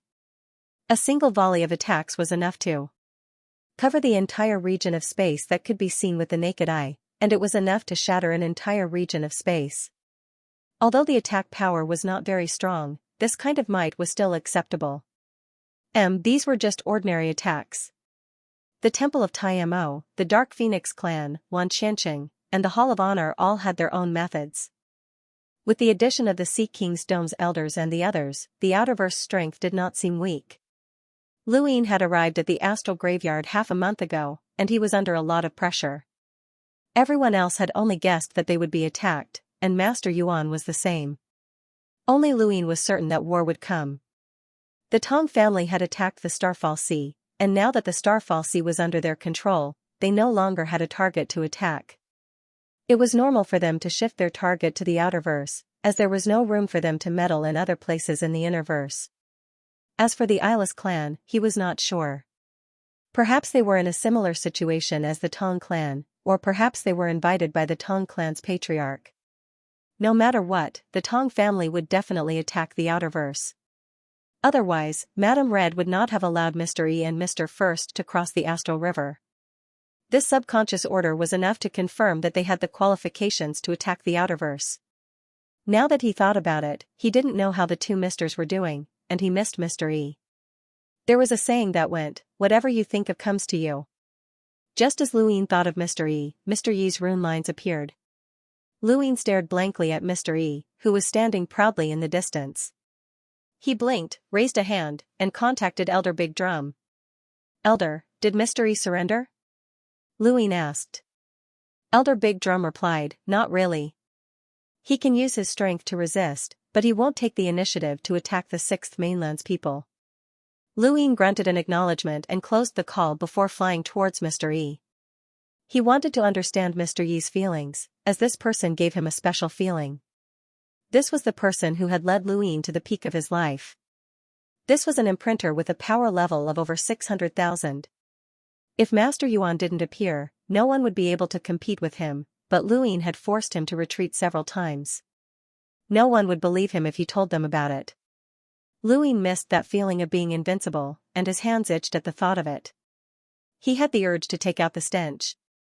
Mystery had noticed Luin a long time ago, but he pretended that he hadn't seen him. Mystery? Luin called out tentatively. Mystery looked at him coldly and snorted before looking elsewhere. Luin leaned over. Long time no see. How are you doing, sir? Mystery frowned and glared at Luin. Get lost. Mystery, I'd like to ask you something. Before you rushed into the astral river, what happened to the Sea King? Mystery sneered, dead. Luin was stunned. Dead? It can't be that fast. Mystery looked away and did not reply. Instead, a terrifying aura emanated from his body and sent Luin flying. Against a powerhouse whose power level was close to 700,000, Luin did not even have the chance to resist before he was thrown far away. Fortunately, Mystery was wary of Master Yuan and did not do anything to Luin. Otherwise, he would have been instantly killed even if he had put on his universal armor. Luin was furious and wanted to take out the stinky object, but after some thought, he decided against it. In the inner verse, Luin had only been able to use the stench to deal with Mystery because both of their power levels were below 200,000. Luin could use his secret technique to endlessly disgust Mystery, but now that Mystery was no longer suppressed, the stench could not even get close to him. Just as he was about to take a tour of the Central Weave's allied forces since they were now allies, his gadget suddenly beeped. It was Elder Big Drum. Luin accepted the call, and Elder Big Drum's voice came through. Alliance Master Lu, may I ask if you still have any of the poison from back then? Lu Yin's eyes lit up. I do. How much does Elder need? How much do you have? Elder Big Drum asked. This was a very generous request, and Luin calculated his own wealth. Elder Wu's poison had cost 600,000 star essence to upgrade each bottle, and he only had enough to upgrade 4 bottles at most. I still have 4 bottles left. Elder Big Drum replied, I'll buy all of them. There were not many poisons that could threaten powerhouses with power levels above 300,000. At least, there were very few in the Outerverse, and they could be used to strike fear into the enemy. Elder Big Drum was willing to pay any price for anything that could increase one's power level. Luin was excited, and he agreed on a delivery date. After some calculations, he realized that this transaction had increased his net worth to over 4 million star essence. He was too rich. Not long after Elder Big Drum contacted him, Gong Ling from the Temple of Tai Mo also contacted him to ask about the arrows. Back then, the mainland's auction house had auctioned off Lu Yin's upgraded arrows, which had greatly attracted the Temple of Tai Mo. Now that they were about to face a war, Gong Ling wanted to increase the temple's strength as well. It was said that the Temple of Tai Mo's Arrow Mountain was almost empty. The cruelty of the border war had shaken the Temple of Tai Mo, and any disciple who could afford it would head to the mountain to pick some arrows to increase their chances of survival on the battlefield. Luin really wanted to do business with the Temple of Tai Mo, but this was not the right time to do so.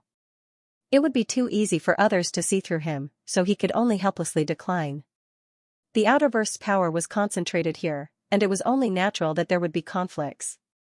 There were too many internal and external conflicts in the various weaves, and fights broke out on a daily basis. The Hall of Honor sent many people to deal with them, and they barely managed to stabilize the army. Mobilizing an army consumed a lot of resources, especially when these resources had to be shouldered separately. This was a bit too much for many organizations, and there were people asking Elder Big Drum every day about when the war would begin and who had provided the information. Elder Big Drum did not dare to answer, as he definitely did not want the war to break out. As for who had provided the information, if he told others that it was Luin and the war did not break out, then it would definitely incite public anger. Luin was not afraid, and he was eager to find an excuse to attack the West. However, Elder Big Drum did not want to become the fuse that ignited the war. Elder Big Drum was currently in seclusion, and he used Master Yuan as an excuse for many things, so no one dared to say anything. Countless people from the Outerverse were gathered in the astral graveyard, and it would become very troublesome over time. There were conflicts and conflicts, but there were also some eccentrics. For example, Zhu San had steeled her heart to let loose, and she no longer cared about what others thought of her. She had always dressed as a woman and chased after Xianxia. This had caused many people to think that women could be brought into the army, which had caused many incidents. Xianxia herself was not a good person, and she spent her days flirting with her maids. Elder Big Drum had forcefully ordered Xianxia to stay in Myriad City before the war began, and only then had the two eccentrics been dealt with. Wei Rong had also been conscripted. His suggestion for the border war in the Endless Weaves had been accepted, and his battle achievements had ranked very high, which had attracted Elder Big Drum's attention. Furthermore, Lu Yin's war with armament weave had allowed Elder Big Drum to gain some understanding of Wei Rong. This time, Elder Big Drum had allowed Wei Rong to come to the astral graveyard, and he had even given Wei Rong special privileges. However, Wei Rong's attitude was very proper, and he only reported everything to Lu Yin. Angie had come to look for Wei Rong once, but no one knew what the two had discussed. All Lu Yin knew was that Angie's expression was very ugly when she left. More and more spacecraft were gathered in the astral graveyard. Lu Yin stared at the astral river every day, and no one knew whether he hoped that the other side would attack or not. He had specially visited the Central Weave's allied army, and he had attracted the attention of the entire army. The Central Weave's allied army had been formed because of him, and he was the enemy of the entire army. However, no one dared to obstruct him. Elsewhere, Wei Rong had been blocked by Elder Iron. Back then, Lu Yin had plotted to have the people from the Great Mountain Dojo cause trouble for Wei Rong in order to subdue him. However, because of Wang Wen, his plan had not been carried out to the end, and he had not been able to completely resolve the conflict between Wei Rong and the Great Mountain Dojo. Now that they had finally met with Wei Rong, Elder Iron and the rest would not let him off. Ever since Wei Rong had submitted to the Great Yu Empire, he had remained on Xinyu Star, and Elder Iron had not dared to cause trouble for him. Now, he could finally resolve this matter. Wei Rong calmly looked at Elder Iron and his group. "You guys are really persistent." Elder Iron's gaze turned cold. "I'll give Lu Yin some face. Come with me to meet the young master. Kowtow and apologize, and this matter will be considered over." Before Wei Rong could say anything, Aiden and Kai Jianxiang stepped forward to face Elder Iron. The two of them, along with Huaqing Shan and the blind monk, were the captains of the 13 imperial squadrons who had been forcibly recruited. Hunters also stepped forward from behind Elder Iron. In terms of the number of hunters, unless the Great Eastern Alliance's Special Response Force was called over, they would not be able to compare to the Great Mountain Dojo. However, the people from the Great Mountain Dojo were from the Innerverse, and they had an indescribable arrogance towards the Outerverse. Elder Iron coldly looked at Aiden and Kai Jianxiang. "Do you want to become enemies with my Great Mountain Dojo? What arrogance!" "This is the Outerverse, not the Starfall Sea," Kai Jianxiang coldly replied. Elder Iron's eyes narrowed. "Since that's the case, don't say that I didn't give Lu Yin any face. Capture them and take them away."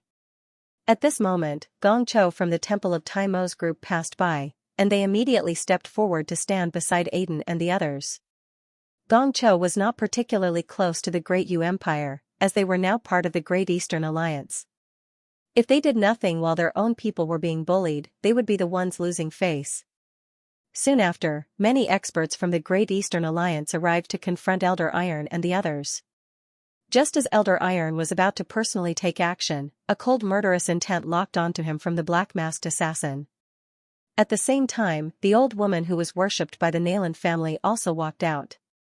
Mystery from Amethyst Trading Company and Captain Feng Hua from Endless Borders also appeared. The astral cemetery was not large, and as enlighters, it was easy for them to find out what had happened here.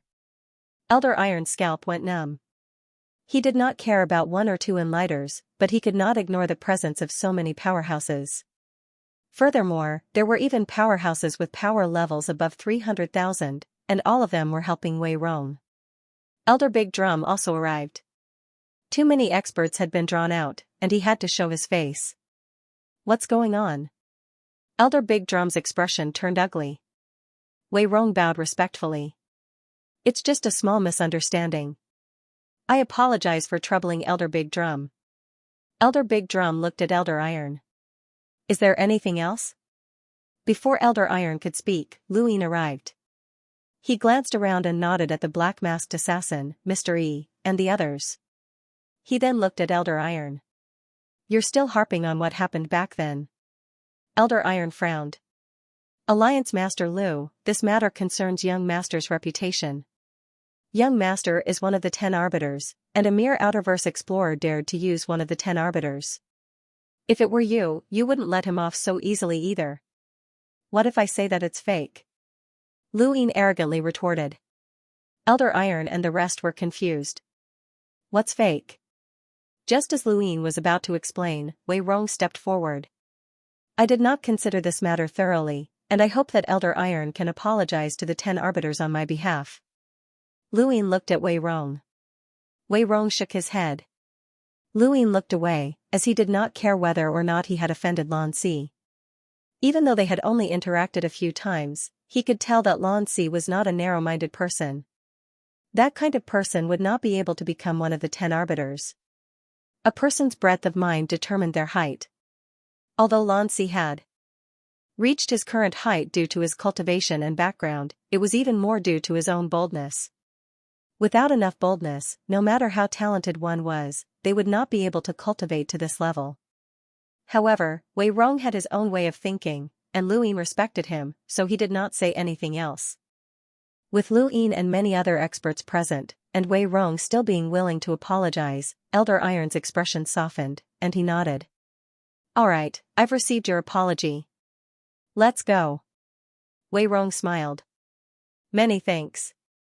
After Elder Iron and the rest left, the black-masked assassin and the rest also left. Elder Big Drum glanced at Lu Yin. This person's influence in the Outerverse was too great. His subordinates had been in danger, and many experts had been drawn out. He had truly underestimated this person. Your Highness, there's no need to make enemies for no reason. You can ignore what Lan Si thinks, but you can't ignore what the other 10 arbiters think, Wei Rong said. Lu Yin nodded. You did the right thing. We don't know when the Innerverse and Outerverse will reconnect, but once that happens, the 10 arbiters will definitely descend into chaos. Actually, Lan Si isn't a bad person. At least he knows how to repay kindness, and he clearly distinguishes between kindness and hatred. There's no need to make an enemy out of him. Another month quickly passed, and more than 5 years had passed since the Innerverse and Outerverse had been separated. During these 5 years, the Innerverse had undergone great changes, and the Outerverse had also undergone great changes. Back then, a junior who had only made a name for himself amongst the younger generation had now become an important figure who could determine the structure of the Outerverse. If Lu Yin wanted to truly subdue the various weaves, then forget 5 years, even 500 years would not be enough. However, Lu Yin's move to form an alliance was the right one. In Iron Blood Weave, Wang Wen was beginning to make his next move. If he succeeded, then it would only be a matter of time before Lu Yin unified the entire Outerverse. As time passed, the conflict in the Starry Sky Graveyard grew bigger and bigger. Many people could no longer hold themselves back and wanted to leave. Staying here for one more day would consume an astronomical amount of resources. One had to know that the people gathered here were all cultivators. Other than the necessary military expenses, cultivation resources were also indispensable. All of these added together were enough to drag down the major forces. Under such circumstances, a change occurred in the Milky Way. The astral river that bordered the astral graveyard began to boil, and the energy that separated the Innerverse and Outerverse was torn apart by a terrifying force. Mystery moved and easily pushed the strange fish away. However, the moment he came into contact with the strange fish, the clothes on his arms were shredded. 2 irresistible forces entered his body through the strange fish and tore his body into pieces. Master Yuan took a step forward and waved his hand, throwing the strange fish into the distance. Everyone was dumbfounded. An elite with a combat power of over 600,000 died just like that? Lu Yin was stunned. The strange fish's body was filled with 2 terrifying rune lines mixed together. That was because of the power of the cosmic imprinter. Mr. Yi's combat power was only around 600,000. If he tried to take on the power of the cosmic imprinter, of course he would be torn to pieces. It was a pity that such a powerhouse had died. Mr. Yi's death was just the beginning. Everyone's attention was immediately drawn to the Milky Way that had been torn apart. The two mighty forces formed a shockwave that could be seen with the naked eye. Master Yuan shouted and raised a hand to tear the shockwave apart.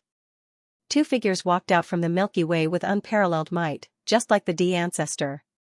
They were the two cosmic imprinters, the Tong family's ancestor and ancestor Eyeless. Behind them were countless experts from the Tong family and the Eyeless clan. There were 3 cosmic imprinters among them, and they all charged towards the outerverse. This was an unparalleled power, and just the aura that they emitted caused the heavens to tremble. Without wasting any time, Master Yuan charged towards the Tong family's ancestor and ancestor Eyeless.